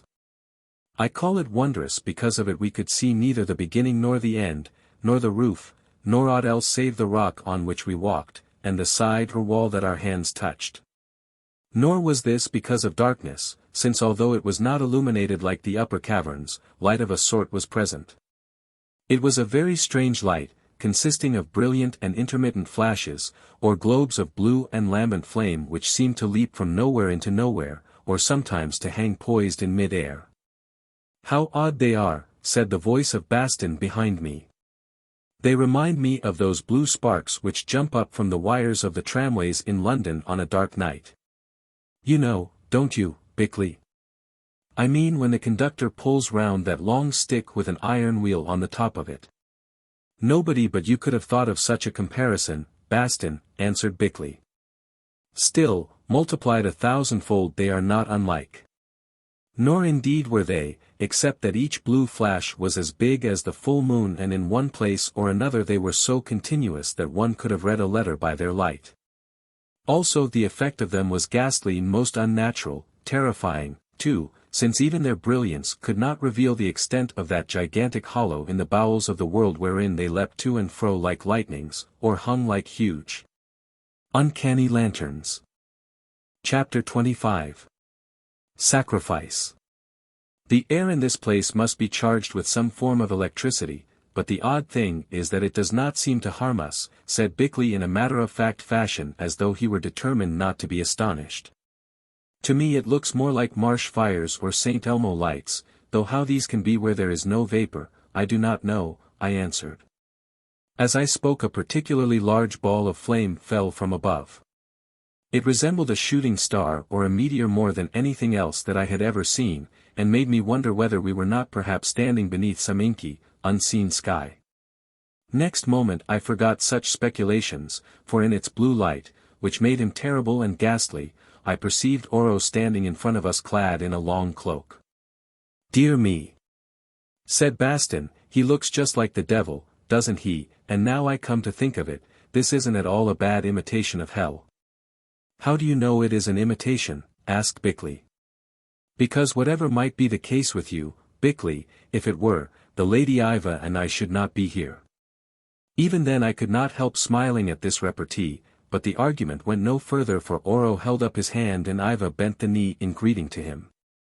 "So you have come, all of you," he said. "I thought that perhaps there were one or two who would not find courage to ride the flying stone. I am glad that it is not so, since otherwise he who had shown himself a coward should have had no share in the rule of that new world which is to be. Therefore I chose yonder road that it might test you. Then if you will be so good as to choose another for us to return by, I shall be much obliged to you, Oro," said Bastin. "How do you know that if I did it would not be more terrible, preacher? How do you know indeed that this is not your last journey from which there is no return?" "Of course I can't be sure of anything, Oro, but I think the question is one which you might more appropriately put to yourself. According to your own showing you are now extremely old, and therefore your end is likely to come at any moment. Of course, however, if it did you would have one more journey to make, but it wouldn't be polite for me to say in what direction." Oro heard, and his splendid, icy face was twisted with sudden rage. Remembering the scene in the temple where he had grovelled before his god, uttering agonized, unanswered prayers for added days, I understood the reason of his wrath. It was so great that I feared lest he should kill Bastin, who only a few hours before, be it remembered, had tried to kill him, then and there, as doubtless he could have done if he wished. Fortunately, if he felt it, the impulse passed. "Miserable fool," he said. "I warn you to keep a watch upon your words. Yesterday you would have slain me with your toy. Today you stab me with your ill-omened tongue. Be fearful lest I silence it forever." "I am not in the least fearful, Oro, since I am sure that you can't hurt me at all any more than I could hurt you last night, because, you see, it wasn't permitted. When the time comes for me to die, I shall go, but you will have nothing to do with that. To tell the truth, I am very sorry for you, as with all your greatness, your soul is of the earth, earthy, also sensual and devilish, as the apostle said, and, I am afraid, very malignant, and you will have a great deal to answer for shortly. Yours won't be a happy deathbed, Oro, because, you see, you glory in your sins and don't know what repentance means. I must add that when I heard these words I was filled with the most unbounded admiration for Bastin's fearless courage which enabled him thus to beard this super-tyrant in his den. So indeed were we all, for I read it in Yva's face and heard Bickley mutter. Bravo! Splendid! After all there is something in faith. Even Oro appreciated it with his intellect, if not with his heart, for he stared at the man and made no answer. In the language of the ring, he was quite knocked out and, almost humbly, changed the subject. We have yet a little while, he said, before that happens which I have decreed. Come, Humphrey, that I may show you some of the marvels of this bubble blown in the bowels of the world, and he motioned to us to pick up the lanterns. Then he led us away from the wall of the cavern, if such it was, for a distance of perhaps 600 or 700 paces. Here suddenly we came to a great groove in the rocky floor, as broad as a very wide roadway, and mayhap 4 feet in depth. The bottom of this groove was polished and glittered, indeed it gave us the impression of being iron, or other or which had been welded together beneath the grinding of some immeasurable weight. Just at the spot where we struck the groove, it divided into 2, for this reason. In its center the floor of iron, or whatever it may have been, rose, the fraction of an inch at first, but afterwards more sharply. And this at a spot where the groove had a somewhat steep downward dip which appeared to extend onwards I know not how far. Following along this central rise for a great way, nearly a mile, I should think, we observed that it became ever more pronounced, till at length it ended in a razor-edge cliff which stretched up higher than we could see, even by the light of the electrical discharges. Standing against the edge of this cliff, we perceived that at a distance from it there were now 2 grooves of about equal width. One of these ran away into the darkness on our right as we faced the sharp edge, and at an ever-widening angle, while the other, at a similar angle, ran into the darkness to the left of the knife of cliff. That was all. No, there were 2 more notable things. Neither of the grooves now lay within hundreds of yards of the cliff, perhaps a quarter of a mile, for be it remembered we had followed the rising rock between them. To put it quite clearly, it was exactly as though one line of rails had separated into 2 lines of rails, as often enough they do, and an observer standing on high ground between could see them both vanishing into tunnels to the right and left, but far apart. The second notable thing was that the right-hand groove, where first we saw it at the point of separation, was not polished like the left-hand groove. Although at some time or other it seemed to have been subjected to the pressure of the same terrific weight which cut its fellow out of the bed of rock or iron, as the sharp wheels of a heavily laden wagon sink ruts into a roadway. What does it all mean, Lord Oro? I asked when he had led us back to the spot where the one groove began to be 2 grooves, that is, a mile or so away from the razor-edged cliff. This, Humphrey, he answered. That which travels along yonder road, when it reaches this spot on which we stand, follows the left-hand path which is made bright with its passage. Yet, could a giant at that moment of its touching this exact spot on which I lay my hand, thrust it with sufficient strength, it would leave the left-hand road and take the right-hand road. And if it did, what then, Lord Oro? Then within an hour or so, when it had travelled far enough upon its way, the balance of the earth would be changed, and great things would happen in the world above, as once they happened in bygone days. Now do you understand, Humphrey? Good heavens! Yes, I understand now, I answered. But fortunately there is no such giant. Oro broke into a mocking laugh and his grey old face lit up with a fiendish exultation, as he cried. Fool! I, Oro, am that giant. Once in the dead days I turned the balance of the world from the right-hand road which now is dull with disuse, to the left-hand road which glitters so brightly to your eyes, and the face of the earth was changed. Now again I will turn it from the left-hand road to the right-hand road in which for millions of years it was wont to run, and once more the face of the earth shall change, and those who are left living upon the earth, or who in the course of ages shall come to live upon the new earth, must bow down to Oro and take him and his seed to be their gods and kings. When I heard this I was overwhelmed and could not answer. Also I remembered a certain confused picture which Yva had shown to us in the temple of Nyo. But supported by his disbelief, Bickley asked, "And how often does the balance of which you speak come this way, Lord Oro?" "Once only in many years, the number is my secret, Bickley," he replied. "Then there is every reason to hope that it will not trouble us," remarked Bickley with a suspicion of mockery in his voice. "Do you think so, you learned Bickley?" asked Oro. "If so, I do not. Unless my skill has failed me and my calculations have gone awry, that traveler of which I tell should presently be with us. Hearken now. What is that sound we hear?" As he spoke there reached our ears the first, far-off murmurs of a dreadful music.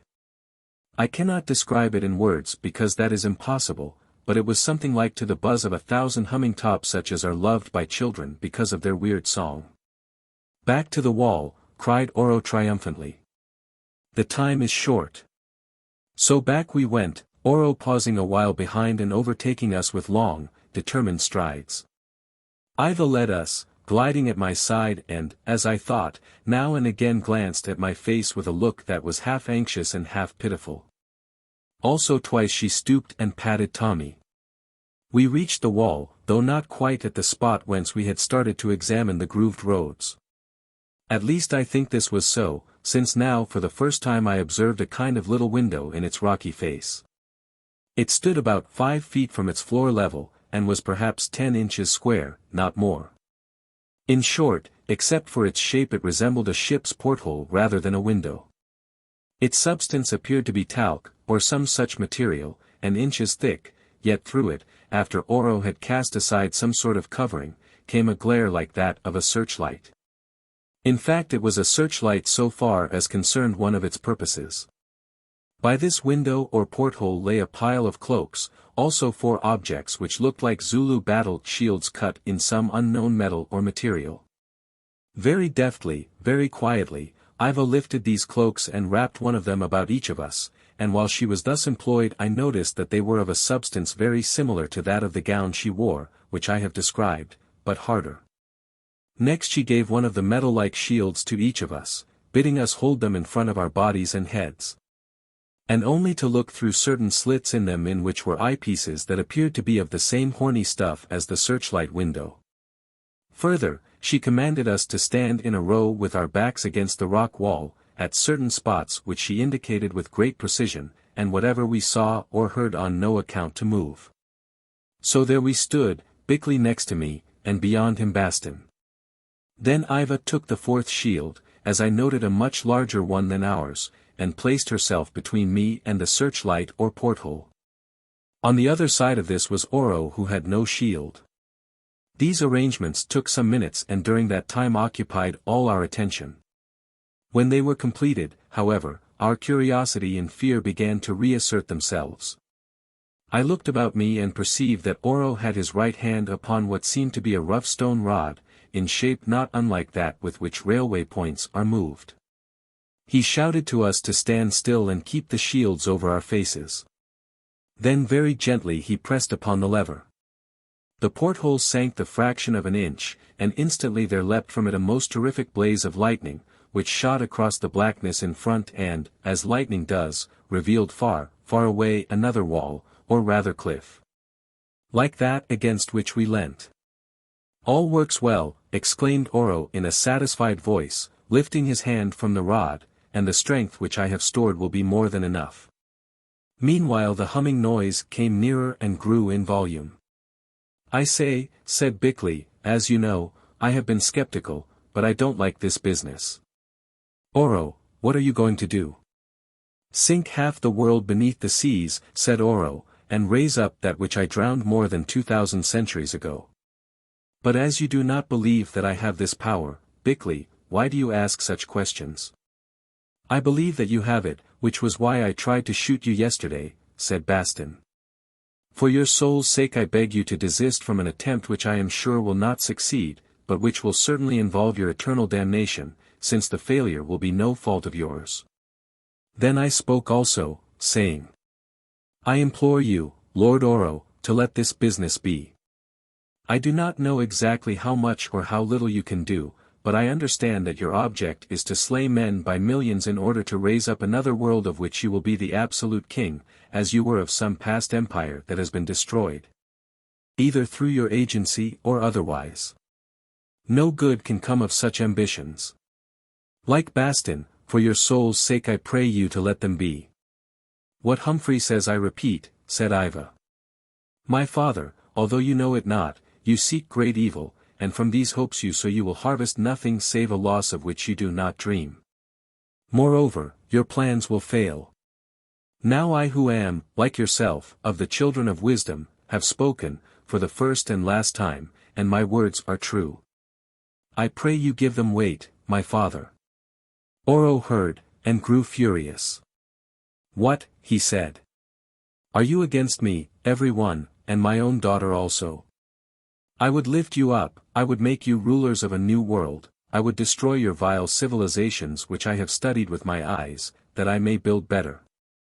To you, Humphrey, I would give my only child in marriage that from you may spring a divine race of kings.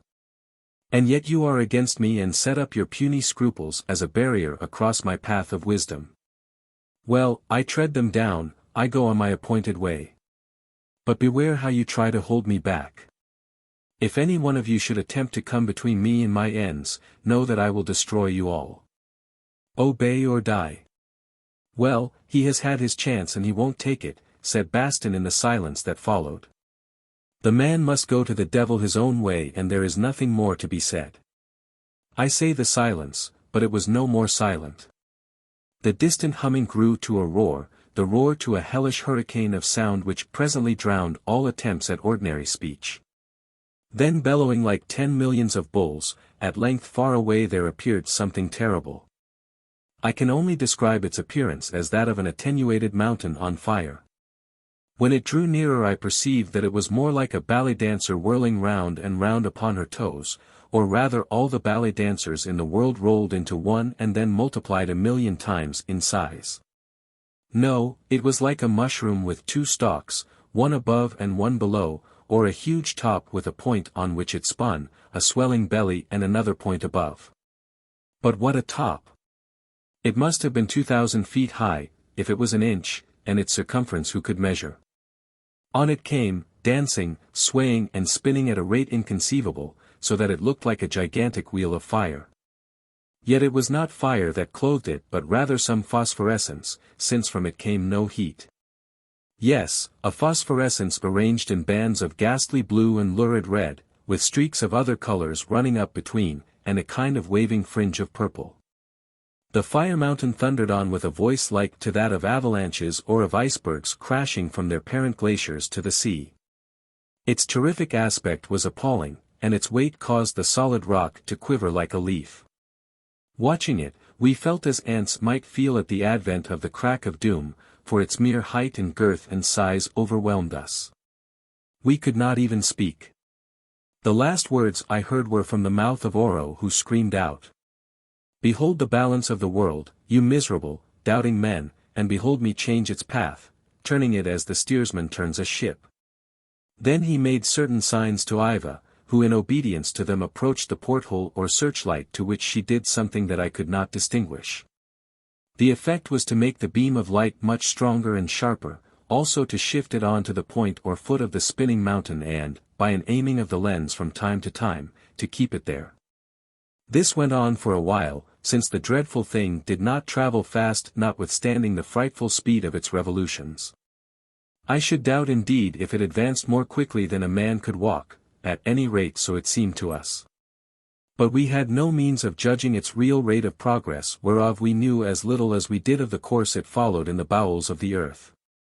Perhaps that was spiral, from the world's deep heart upwards, and this was the highest point it reached. Or perhaps it remained stationary, but still spinning, for scores or hundreds of years in some central powerhouse of its own, whence, in obedience to unknown laws, from time to time it made these terrific journeys.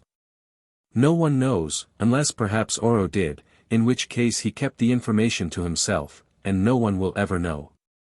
At any rate there it was, traveling towards us on its giant butt, the peg of the top as it were, which, hidden in a cloud of friction-born sparks that enveloped it like the cup of a curving flower of fire, whirled round and round at an infinite speed.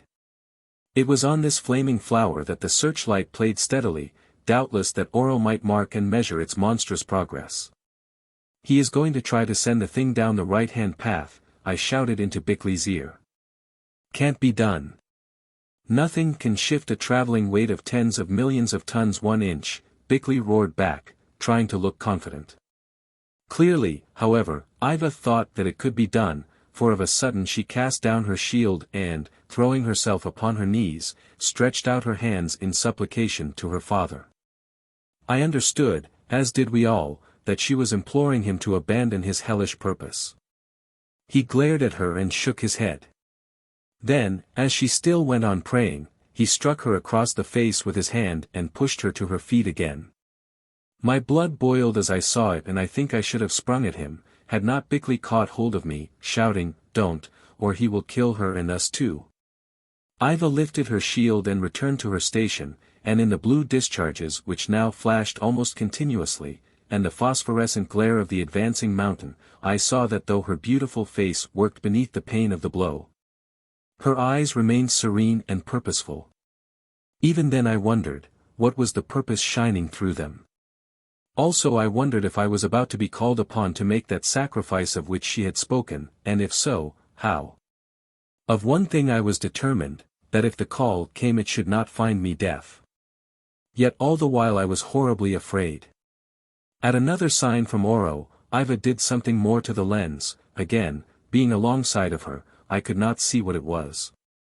The beam of light shifted and wandered till, far away, it fell exactly upon that spot where the rock began to rise into the ridge which separated the two grooves or roads and ended in the razor-edged cliff.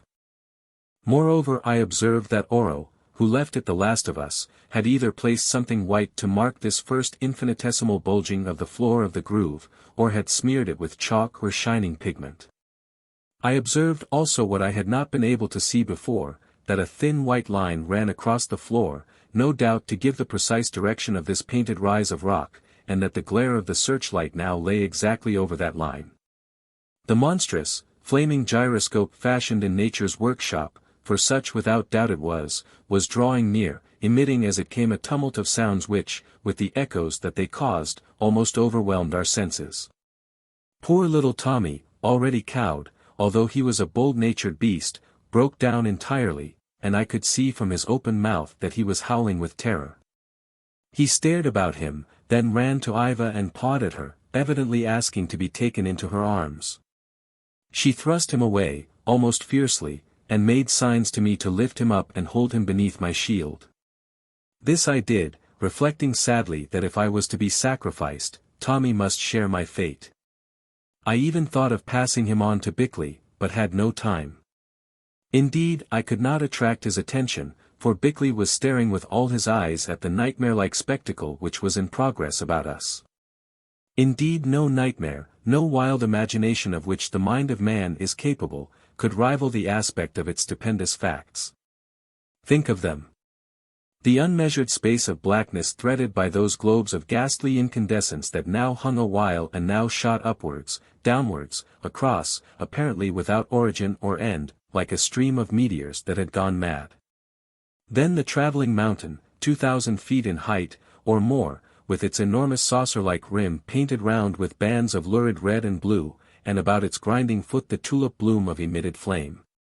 Then the fierce-faced Oro at his post, his hand upon the rod, waiting, remorseless, to drown half of this great world.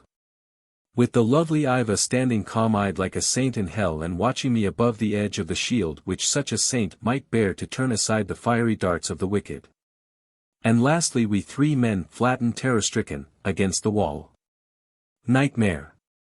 Imagination. No, these pale before that scene which it was given to our human eyes to witness. And all the while, bending, bowing towards us, away from us, making obeisance to the path in front as though in greeting, to the path behind as though in farewell. Instinct with a horrible life, with a hideous and gigantic grace, that titanic terror whirled onwards to the mark of fate. At the moment nothing could persuade me that it was not alive and did not know its awful mission. Visions flashed across my mind. I thought of the peoples of the world sleeping in their beds, or going about their business, or engaged even in the work of war. I thought of the ships upon the seas steaming steadily towards their far-off ports. Then I thought of what presently might happen to them, of the tremors followed by convulsions, of the sudden crashing down of cities, such as we had seen in the picture Yva showed us in the temple. Of the inflow of the waters of the deep piled up in mighty waves, of the woe and desolation as of the end of the world, and of the quiet, following death. So I thought and in my heart prayed to the great arch-architect of the universe to stretch out his arm to avert this fearsome ruin of his handiwork. Oro glared, his thin fingers tightened their grip upon the rod, his hair and long beard seemed to bristle with furious and delighted excitement. The purple-fringed rim of the monster had long overshadowed the whited patch of rock. Its grinding foot was scarce 10 yards away. Oro made more signs to Yva who, beneath the shelter of her shield, again bent down and did something that I could not see. Then, as though her part were played, she rose, drew the grey hood of her cloak all about her face so that her eyes alone remained visible, took one step towards me and in the broken English we had taught her, called into my ear. "Humphrey, God you bless. Humphrey, we meet soon. Forget not me." She stepped back again before I could attempt to answer, and next instant with a hideous, concentrated effort, Oro bending himself double, thrust upon the rod, as I could see from his open mouth, shouting while he thrust.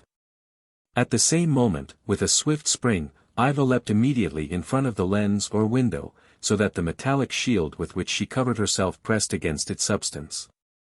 Simultaneously Oro flung up his arms as though in horror. Too late. The shutter fell and from behind it there sprang out a rush of living flame. It struck on Yva's shield and expanded to right and left. The insulated shield and garments that she wore seemed to resist it.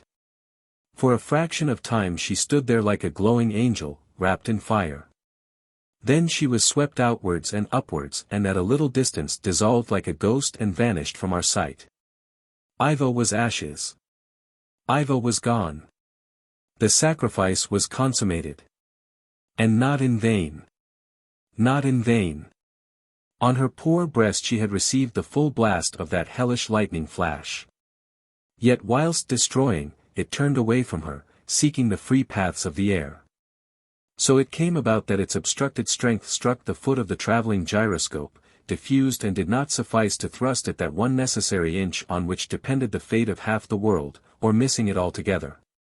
Passed away on either side. Even so the huge, gleaming mountain rocked and trembled. Once, twice, thrice, it bowed itself towards us as though in majestic homage to greatness passed away. For a second, too, its course was checked, and at the check the earth quaked and trembled. Yes, then the world shook, and the blue globes of fire went out, while I was thrown to the ground.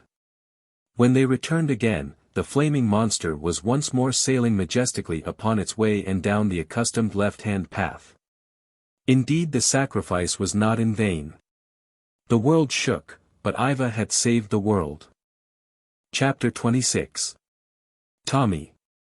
I lay still a while, on my back as I had fallen, and beneath the shield-like defense which Yva had given to me. Notwithstanding the fire-resisting, metallized stuff of which it was made, I noted that it was twisted and almost burnt through. Doubtless the stored-up electricity or earth magnetism, or whatever it may have been that had leapt out of that hole, being diffused by the resistance with which it was met, had grazed me with its outer edge. And had it not been for the shield and cloak, I also should have been burned up. I wished, oh! How I wished that it had been so. Then, by now all must have finished and I should have known the truth as to what awaits us beyond the change, sleep, or dreams, or perchance the fullest life. Also I should not have learned alone. Lying there thus, idly, as though in a half-sleep, I felt Tommy licking my face, and throwing my arm about the poor little frightened beast, I watched the great world balance as it retreated on its eternal journey. At one time its vast projecting rim had overshadowed us and almost seemed to touch the cliff of rock against which we leant. I remember that the effect of that shining arch 1,000 feet or so above our heads was wonderful. It reminded me of a canopy of blackest thunder clouds supported upon a framework of wheeling rainbows, while beneath it all the children of the devil shouted together in joy.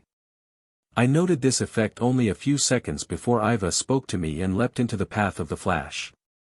Now, however, it was far away, a mere flaming wheel that became gradually smaller, and its satanic voices were growing faint. As I have said, I watched its disappearance idly, reflecting that I should never look upon its like again, also that it was something well worth going forth to see. Then I became aware that the howling din had decreased sufficiently to enable me to hear human voices without effort. Bastin was addressing Bickley, like myself they were both upon the ground. Her translation, as you may have noticed, Bickley, if you were not too frightened, was really very remarkable. No doubt it will have reminded you, as it did me, of that of Elijah. She had exactly the appearance of a person going up to heaven in a vehicle of fire. The destination was certainly the same, and even the cloak she wore added a familiar touch and increased the similarity. At any rate it did not fall upon you, answered Bickley with something like a sob, in a voice of mingled awe and exasperation. For goodness sake. Bastin, stop your biblical parallels and let us adore, yes, let us adore the divinest creature that the earth has borne. Never have I loved Bickley more than when I heard him utter those words. Divinest is a large term, Bickley, and one to which I hesitate to subscribe, remembering as I do certain of the prophets and the early fathers with all their faults, not of course to mention the apostles. But, here he paused, for suddenly all three of us became aware of Oro. He also has been thrown to the ground by the strength of the prison forces which he gathered and loosed upon their unholy errand, but, as I rejoice to observe, had suffered from them much more than ourselves. Doubtless this was owing to the fact that he had sprung forward in a last wild effort to save his daughter, or to prevent her from interfering with his experiment, I know not which. As a result his right cheek was much scorched, his right arm was withered and helpless, and his magnificent beard was half burnt off him. Further, very evidently he was suffering from severe shock, for he rocked upon his feet and shook like an aspen leaf. All this, however, did not interfere with the liveliness of his grief and rage. There he stood, a towering shape, like a lightning-smitten statue, and cursed us, especially Bastin. My daughter has gone, he cried, burned up by the fiery power that is my servant. Nothing remains of her but dust, and, priest, this is your doing. You poisoned her heart with your childish doctrines of mercy and sacrifice, and the rest, so that she threw herself into the path of the flash to save some miserable races that she had never even known. He paused exhausted, whereon Bastin answered him with spirit. Yes, Oro, she being a holy woman, has gone where you will never follow her. Also it is your own fault since you should have listened to her entreaties instead of boxing her ears like the brute you are. My daughter is gone, went on Oro, recovering his strength, and my great designs are ruined. Yet only for a while, he added, for the world balance will return again, if not till long after your lifespans are done. If you don't doctor yourself, Lord Oro, said Bickley, also rising, I may tell you as one who understands such things, that most likely it will be after your lifespan is done also. Although their effect may be delayed, severe shocks from burns and overexcitement are apt to prove fatal to the aged. Oro snarled at him, no other word describes it. And there are other things, physician, he said, which are apt to prove fatal to the young. At least now you will no longer deny my power. I am not so sure, answered Bickley, since it seems that there is a greater power, namely that of a woman's love and sacrifice. And a greater still, interrupted Bastin, which put those ideas into her head.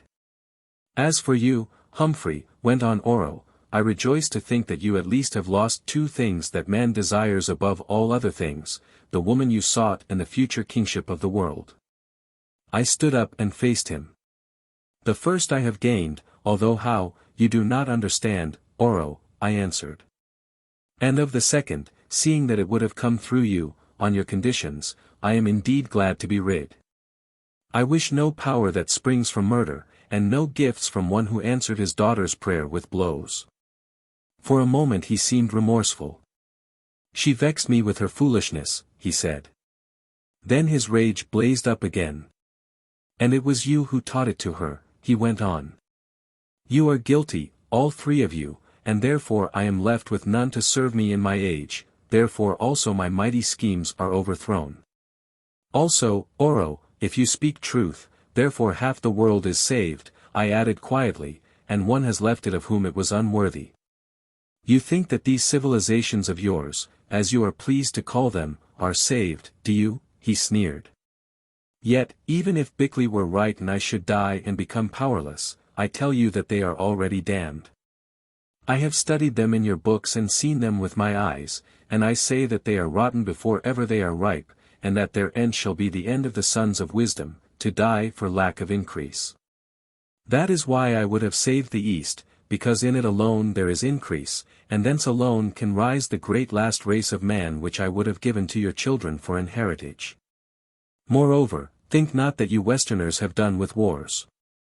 I tell you that they are but begun and that the sword shall eat you up, and what the sword spares class shall snatch from class in the struggle for supremacy and ease. Thus he spoke with extraordinary and concentrated bitterness that I confess would have frightened me, had I been capable of fear, which at the moment I was not. Who is afraid when he has lost all? Nor was Bastin alarmed, if for other reasons. I think it right to tell you, Oro, he said, that the only future you need trouble about is your own. God Almighty will look after the Western civilizations in whatever way he may think best, as you may remember he did just now. Only I am sure you won't be here to see how it is done. Again fury blazed in Oro's eyes.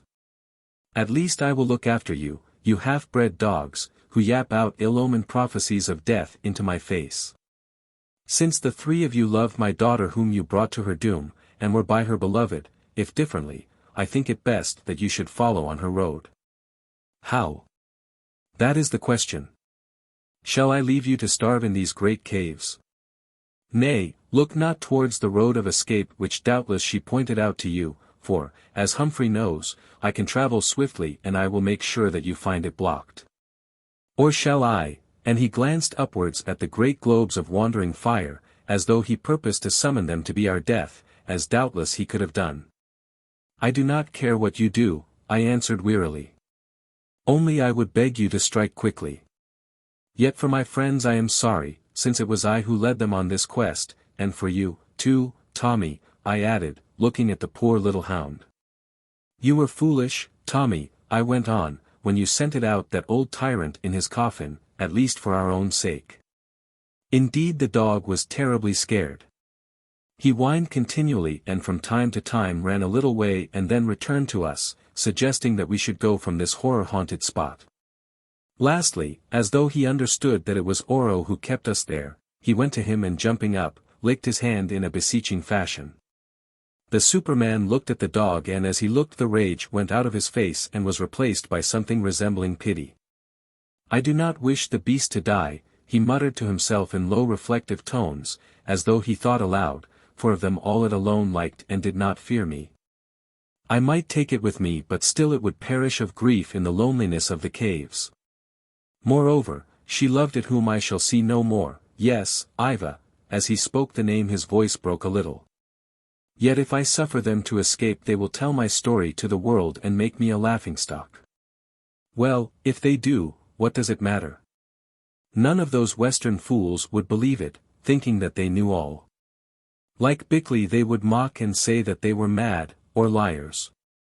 Again Tommy licked his hand, but more confidently, as though instinct told him something of what was passing in Oro's mind. I watched with an idle wonder, marveling whether it were possible that this merciless being would after all spare us for the sake of the dog.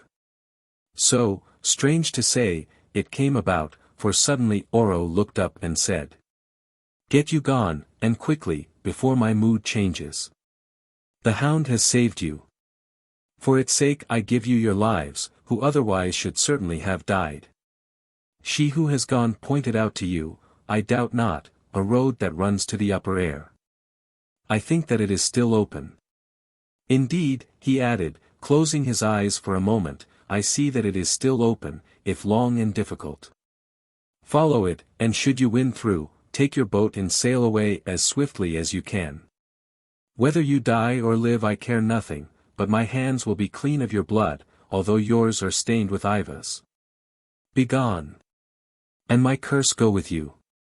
Without waiting for further words we went to fetch our lanterns, water bottles and bag of food which we had laid down at a little distance. As we approached them I looked up and saw Oro standing some way off.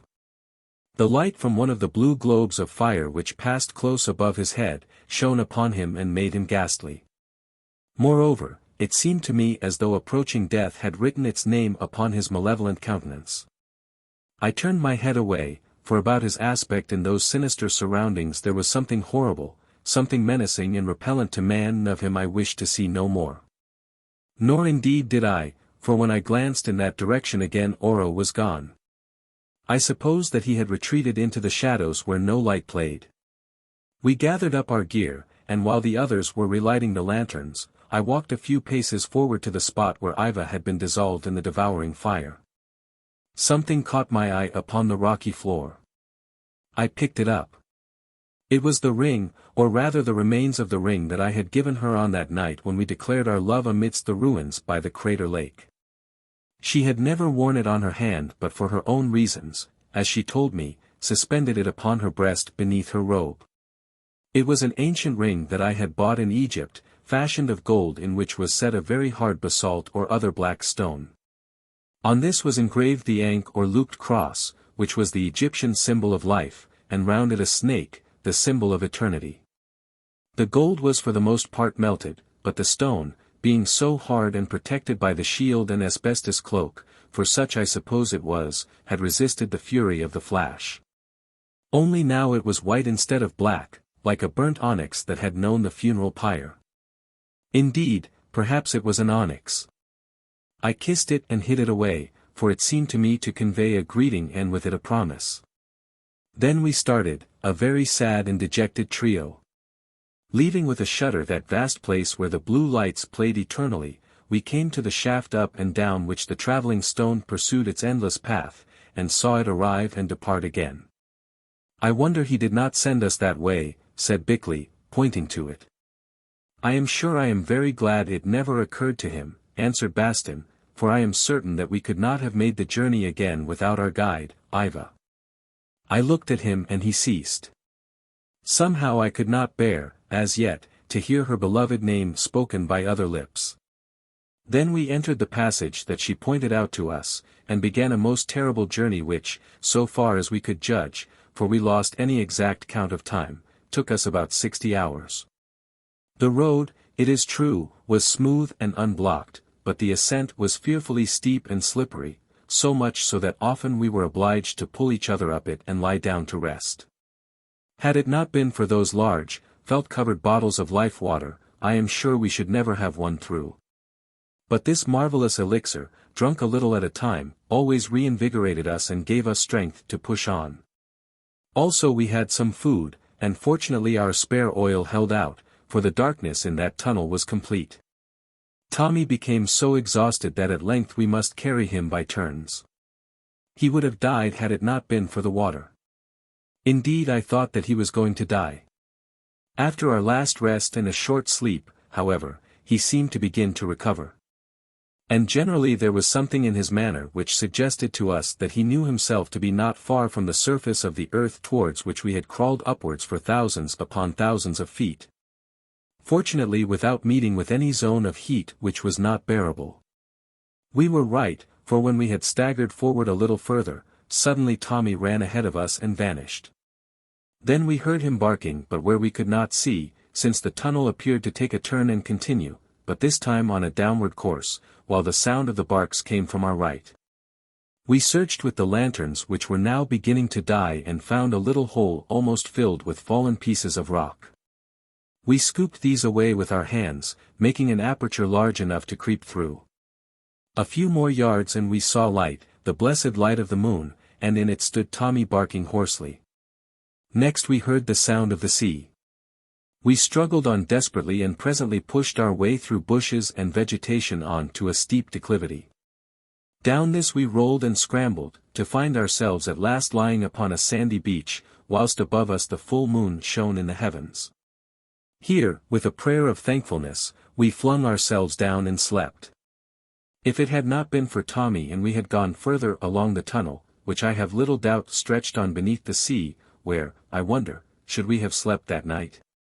When we woke the sun was shining high in the heavens. Evidently there had been rain towards the dawn, though as we were lying beneath the shelter of some broad-leaved tree, from it we had suffered little inconvenience. Oh! How beautiful, after our sojourn in those unholy caves, were the sun and the sea and the sweet air and the raindrops hanging on the leaves. We did not wake of ourselves. Indeed, if we had been left alone, I am sure that we should have slept the clock round, for we were terribly exhausted. What woke us was the chatter of a crowd of Orofenans who were gathered at a distance from the tree and engaged in staring at us in a frightened way, also the barks of Tommy who objected to their intrusion. Among the people I recognized our old friend the chief Marama by his feather cloak, and sitting up, beckoned to him to approach.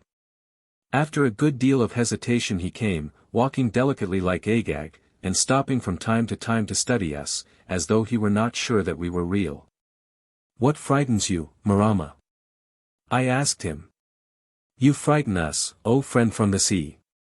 Whence did you and the healer and the bellower come, and why do your faces look like those of ghosts, and why is the little black beast so large-eyed and so thin? Over the lake we know you did not come, for we have watched day and night. Moreover, there is no canoe upon the shore. Also it would not have been possible." "Why not?" I asked idly. "Come and see," he answered. Rising stiffly we emerged from beneath the tree and perceived that we were at the foot of the cliff against which the remains of the yacht had been borne by the great tempest. Indeed, there it was within a couple of 100 yards of us. Following Marama we climbed the sloping path which ran up the cliff and ascended a knoll whence we could see the lake and the cone of the volcano in its center. At least we used to be able to see this cone, but now, at any rate with the naked eye, we could make out nothing, except a small brown spot in the midst of the waters of the lake. "The mountain which rose up many feet in that storm which brought you to Orofena, friend from the sea, has now sunk till only the very top of it is to be seen," said Marama solemnly. "Even the rock of offerings has vanished beneath the water, and with it the house that we built for you." "Yes," I said, affecting no surprise. "But when did that happen?" "5 nights ago the world shook, friend from the sea, and when the sun rose we saw that the mouth of the cave which appeared on the day of your coming, had vanished, and that the holy mountain itself had sunk deep. So that now only the crest of it is left above the water." "Such things happen," I replied carelessly. "Yes, friend from the sea. Like many other marvels they happen where you and your companions are. Therefore we beg you who can arise out of the earth like spirits, to leave us at once before our island, and all of us who dwell thereon are drowned beneath the ocean. Leave us before we kill you, if indeed you be men, or die at your hands if, as we think, you be evil spirits who can throw up mountains and drag them down, and create gods that slay, and move about in the bowels of the world. That is our intention, for our business here is done," I answered calmly. "Come now and help us to depart. But first bring us food. Bring it in plenty, for we must victual our boat." Marama bowed and issued the necessary orders. Indeed, food sufficient for our immediate needs was already there as an offering, and of it we ate with thankfulness. Then we boarded the ship and examined the lifeboat. Thanks to our precautions it was still in very fair order and only needed some little caulking, which we did with grass fiber and pitch from the stores. After this, with the help of the Orofenans who worked hard in their desperate desire to be rid of us, we drew the boat into the sea, and provisioned her with stores from the ship, and with an ample supply of water. Everything being ready at last, we waited for the evening wind, which always blew off shore, to start. As it was not due for half an hour or more, I walked back to the tree under which we had slept and tried to find the hole whence we had emerged from the tunnel on to the face of the cliff. My hurried search proved useless. The declivity of the cliff was covered with tropical growth, and the heavy rain had washed away every trace of our descent, and very likely filled the hole itself with earth. At any rate, of it I could discover nothing. Then as the breeze began to blow I returned to the boat and here bade adieu to Marama, who gave me his feather cloak as a farewell gift. "Goodbye, friend from the sea," he said to me. "We are glad to have seen you and thank you for many things. But we do not wish to see you any more." "Goodbye, Marama," I answered. "What you say, we echo. At least you have now no great lump upon your neck and we have rid you of your wizards. But beware of the god Oro who dwells in the mountain, for if you anger him he will sink your island beneath the sea." "And remember all that I have taught you," shouted Bastin. Marama shivered, though whether at the mention of the god Oro, of whose powers the Orofenans had so painful a recollection, or at the result of Bastin's teachings, I do not know. And that was the last we shall ever see of each other in this world. The island faded behind us and, sore at heart because of all that we had found and lost again, for 3 days we sailed northward with a fair and steady wind. On the 4th evening by an extraordinary stroke of fortune, we fell in with an American tramp steamer, trading from the South Sea Islands to San Francisco. To the captain, who treated us very kindly, we said simply that we were a party of Englishmen whose yacht had been wrecked on a small island several hundreds of miles away, of which we knew neither the name, if it had one, nor the position. This story was accepted without question, for such things often happen in those latitudes, and in due course we were landed at San Francisco, where we made certain depositions before the British consul as to the loss of the yacht Star of the South. Then we crossed America, having obtained funds by cable, and sailed for England in a steamer flying the flag of the United States. Of the Great War which made this desirable I do not speak since it has nothing, or rather little, to do with this history. In the end we arrived safely at Liverpool, and thence travelled to our homes in Devonshire. Thus ended the history of our dealings with Oro, the Superman who began his life more than 250,000 years ago, and with his daughter, Yva, whom Bastin still often calls the Glittering Lady. Chapter 27. Bastin discovers a resemblance. There is little more to tell. Shortly after our return Bickley, like a patriotic Englishman, volunteered for service at the front and departed in the uniform of the R.A.M.C. Before he left he took the opportunity of explaining to Bastin how much better it was in such a national emergency as existed to belong to a profession in which a man could do something to help the bodies of his countrymen that had been broken in the common cause, than to one like his in which it was only possible to pelt them with vain words. "You think that, do you, Bickley?" answered Bastin. "Well, I hold that it is better to heal souls than bodies, because, as even you will have learned out there in Orofena, they last so much longer." "I am not certain that I learned anything of the sort," said Bickley, "or even that Oro was more than an ordinary old man.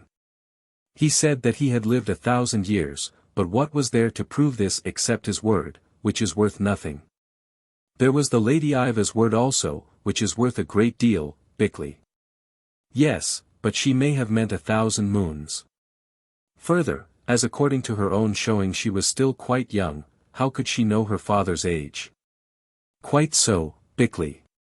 But all she actually said was that she was of the same age as one of our women of 27, which may have meant 270 for all I know. However, putting that aside you will admit that they had both slept for 250,000 years. "I admit that they slept, Bastin, because I helped to awaken them, but for how long there is nothing to show, except those star maps which are probably quite inaccurate." "They are not inaccurate," I broke in, "for I have had them checked by leading astronomers who say that they show a marvelous knowledge of the heavens as these were 250,000 years ago, and are today. Here I should state that those 2 metal maps and the ring which I gave to Yva and found again after the catastrophe, were absolutely the only things connected with her or with Oro that we brought away with us. The former I would never part with, feeling their value as evidence.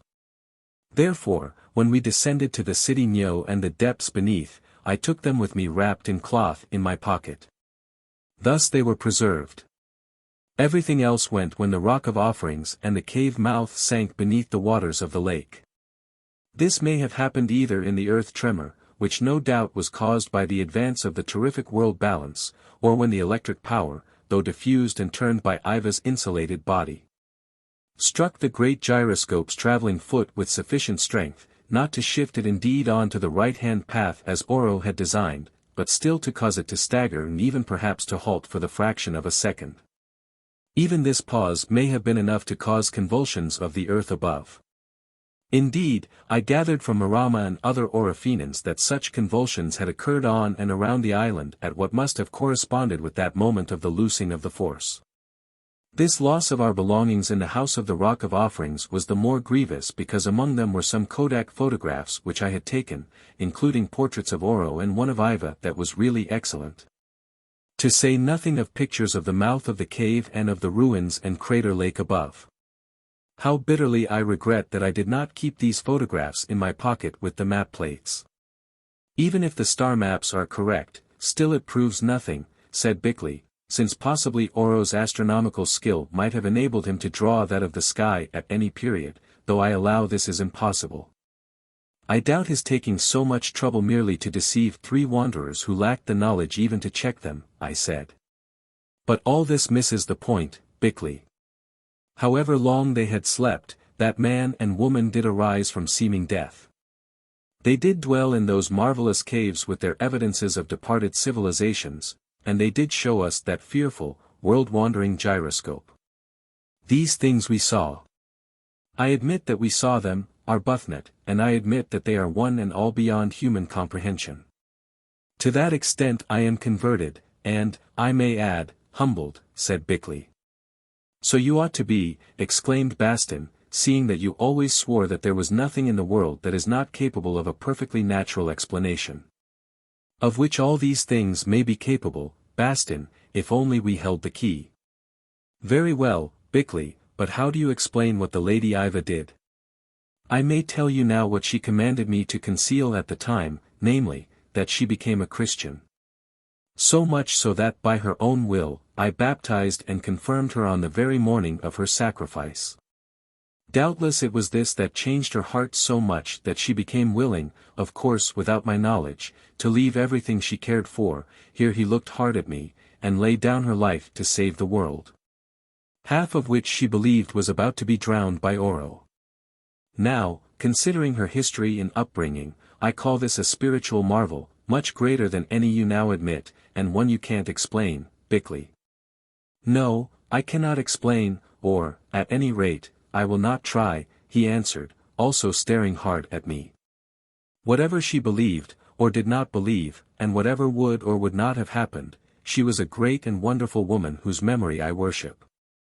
Quite so, Bickley, and now perhaps you see my point, that what you describe as mere vain words may also be helpful to mankind, more so, indeed, than your surgical instruments and pills.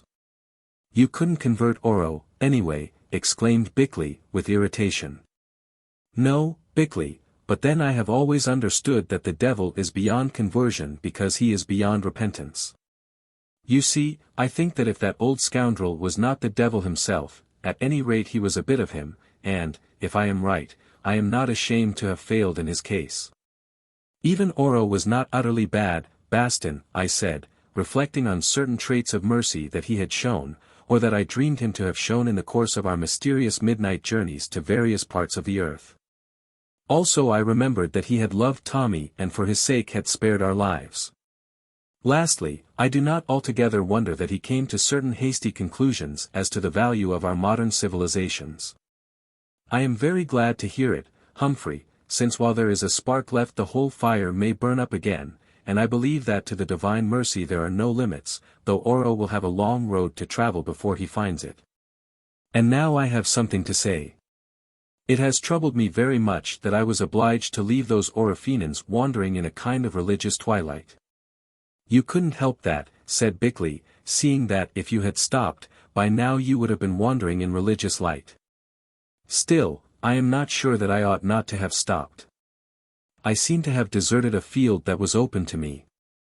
However, it can't be helped, since it is certain that we could never find that island again, even if Oro has not sunk it beneath the sea, as he is quite capable of doing, to cover his tracks, so to speak. So I mean to do my best in another field by way of atonement. You are not going to become a missionary? I said. No, but with the consent of the bishop, who, I think, believes that my locum got on better in the parish than I do, as no doubt was the case. I, too, have volunteered for the front, and been accepted as a chaplain of the 201st Division. Why, that's mine, said Bickley. Is it? I am very glad, since now we shall be able to pursue our pleasant arguments and to do our best to open each other's minds.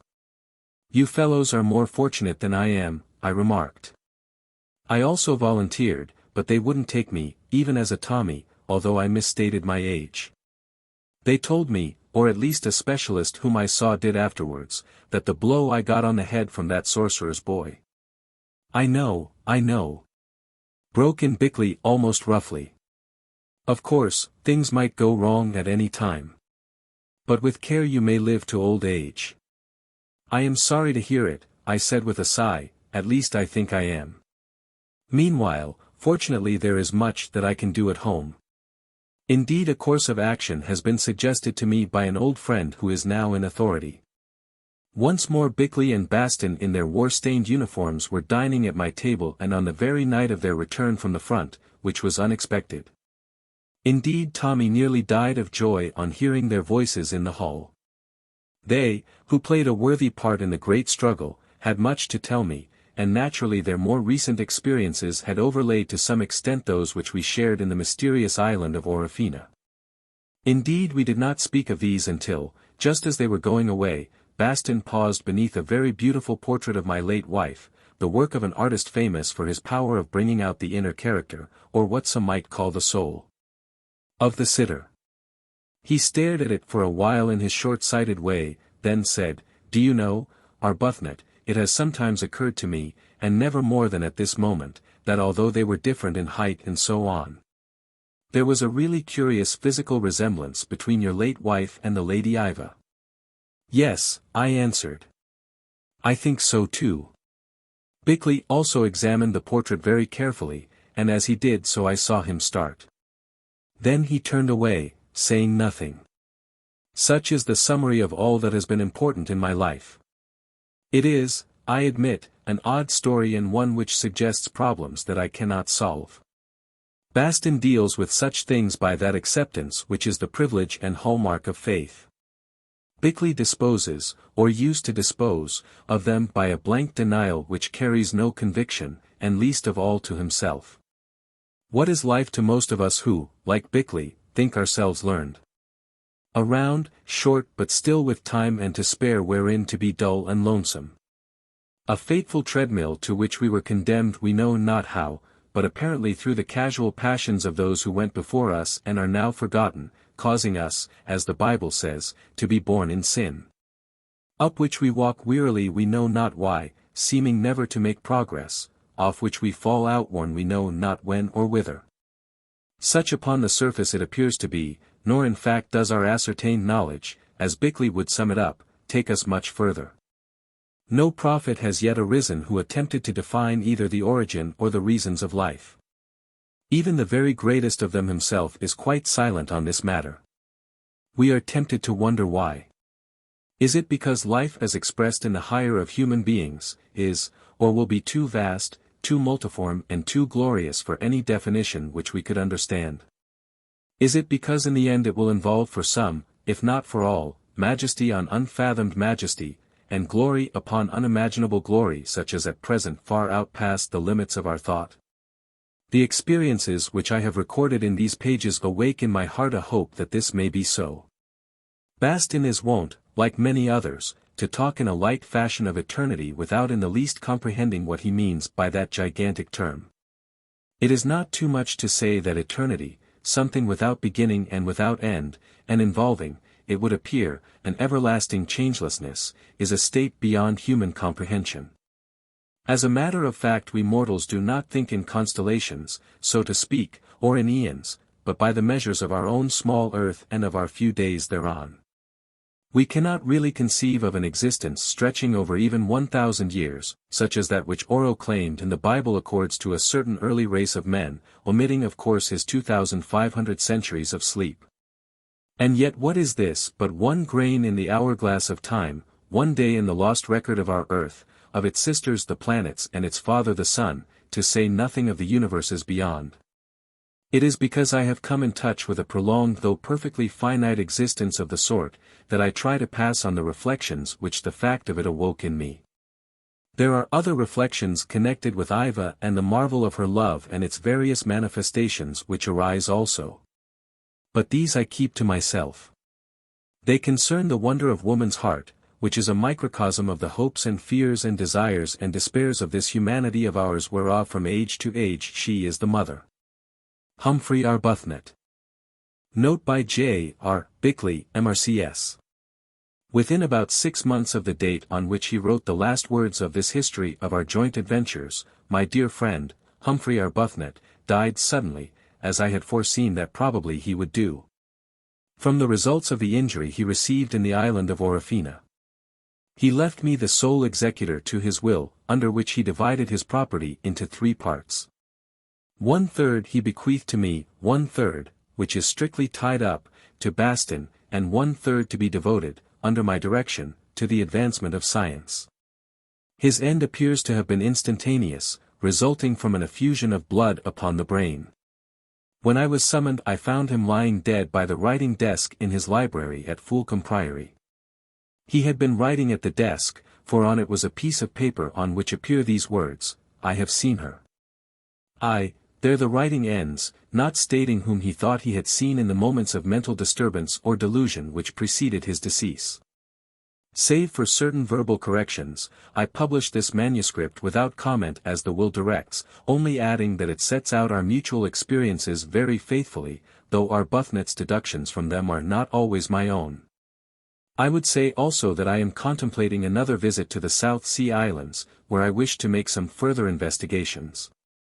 I dare say, however, that these will be barren of results, as the fountain of life water is buried for ever, nor, as I think, will any human being stand again in the Hades-like halls of Nyo. It is probable also that it would prove impossible to rediscover the island of Orofena, if indeed that volcanic land still remains above the waters of the deep. Now that he is a very wealthy man, Bastin talks of accompanying me for purposes quite different from my own, but on the whole I hope he will abandon this idea. I may add that when he learned of his unexpected inheritance he talked much of the deceitfulness of riches, but that he has not as yet taken any steps to escape their golden snare. Indeed he now converses of his added opportunities of usefulness, I gather in connection with missionary enterprise. J. R. Bickley. P.S. I forgot to state that the spaniel Tommy died within 3 days of his owner. The poor little beast was present in the room at the time of Arbuthnot's passing away, and when found seemed to be suffering from shock.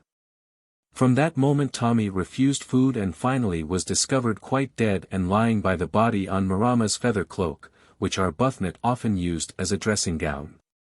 As Bastin raised some religious objections, I arranged without his knowledge that the dog's ashes should rest not far from those of the master and mistress whom it loved so well.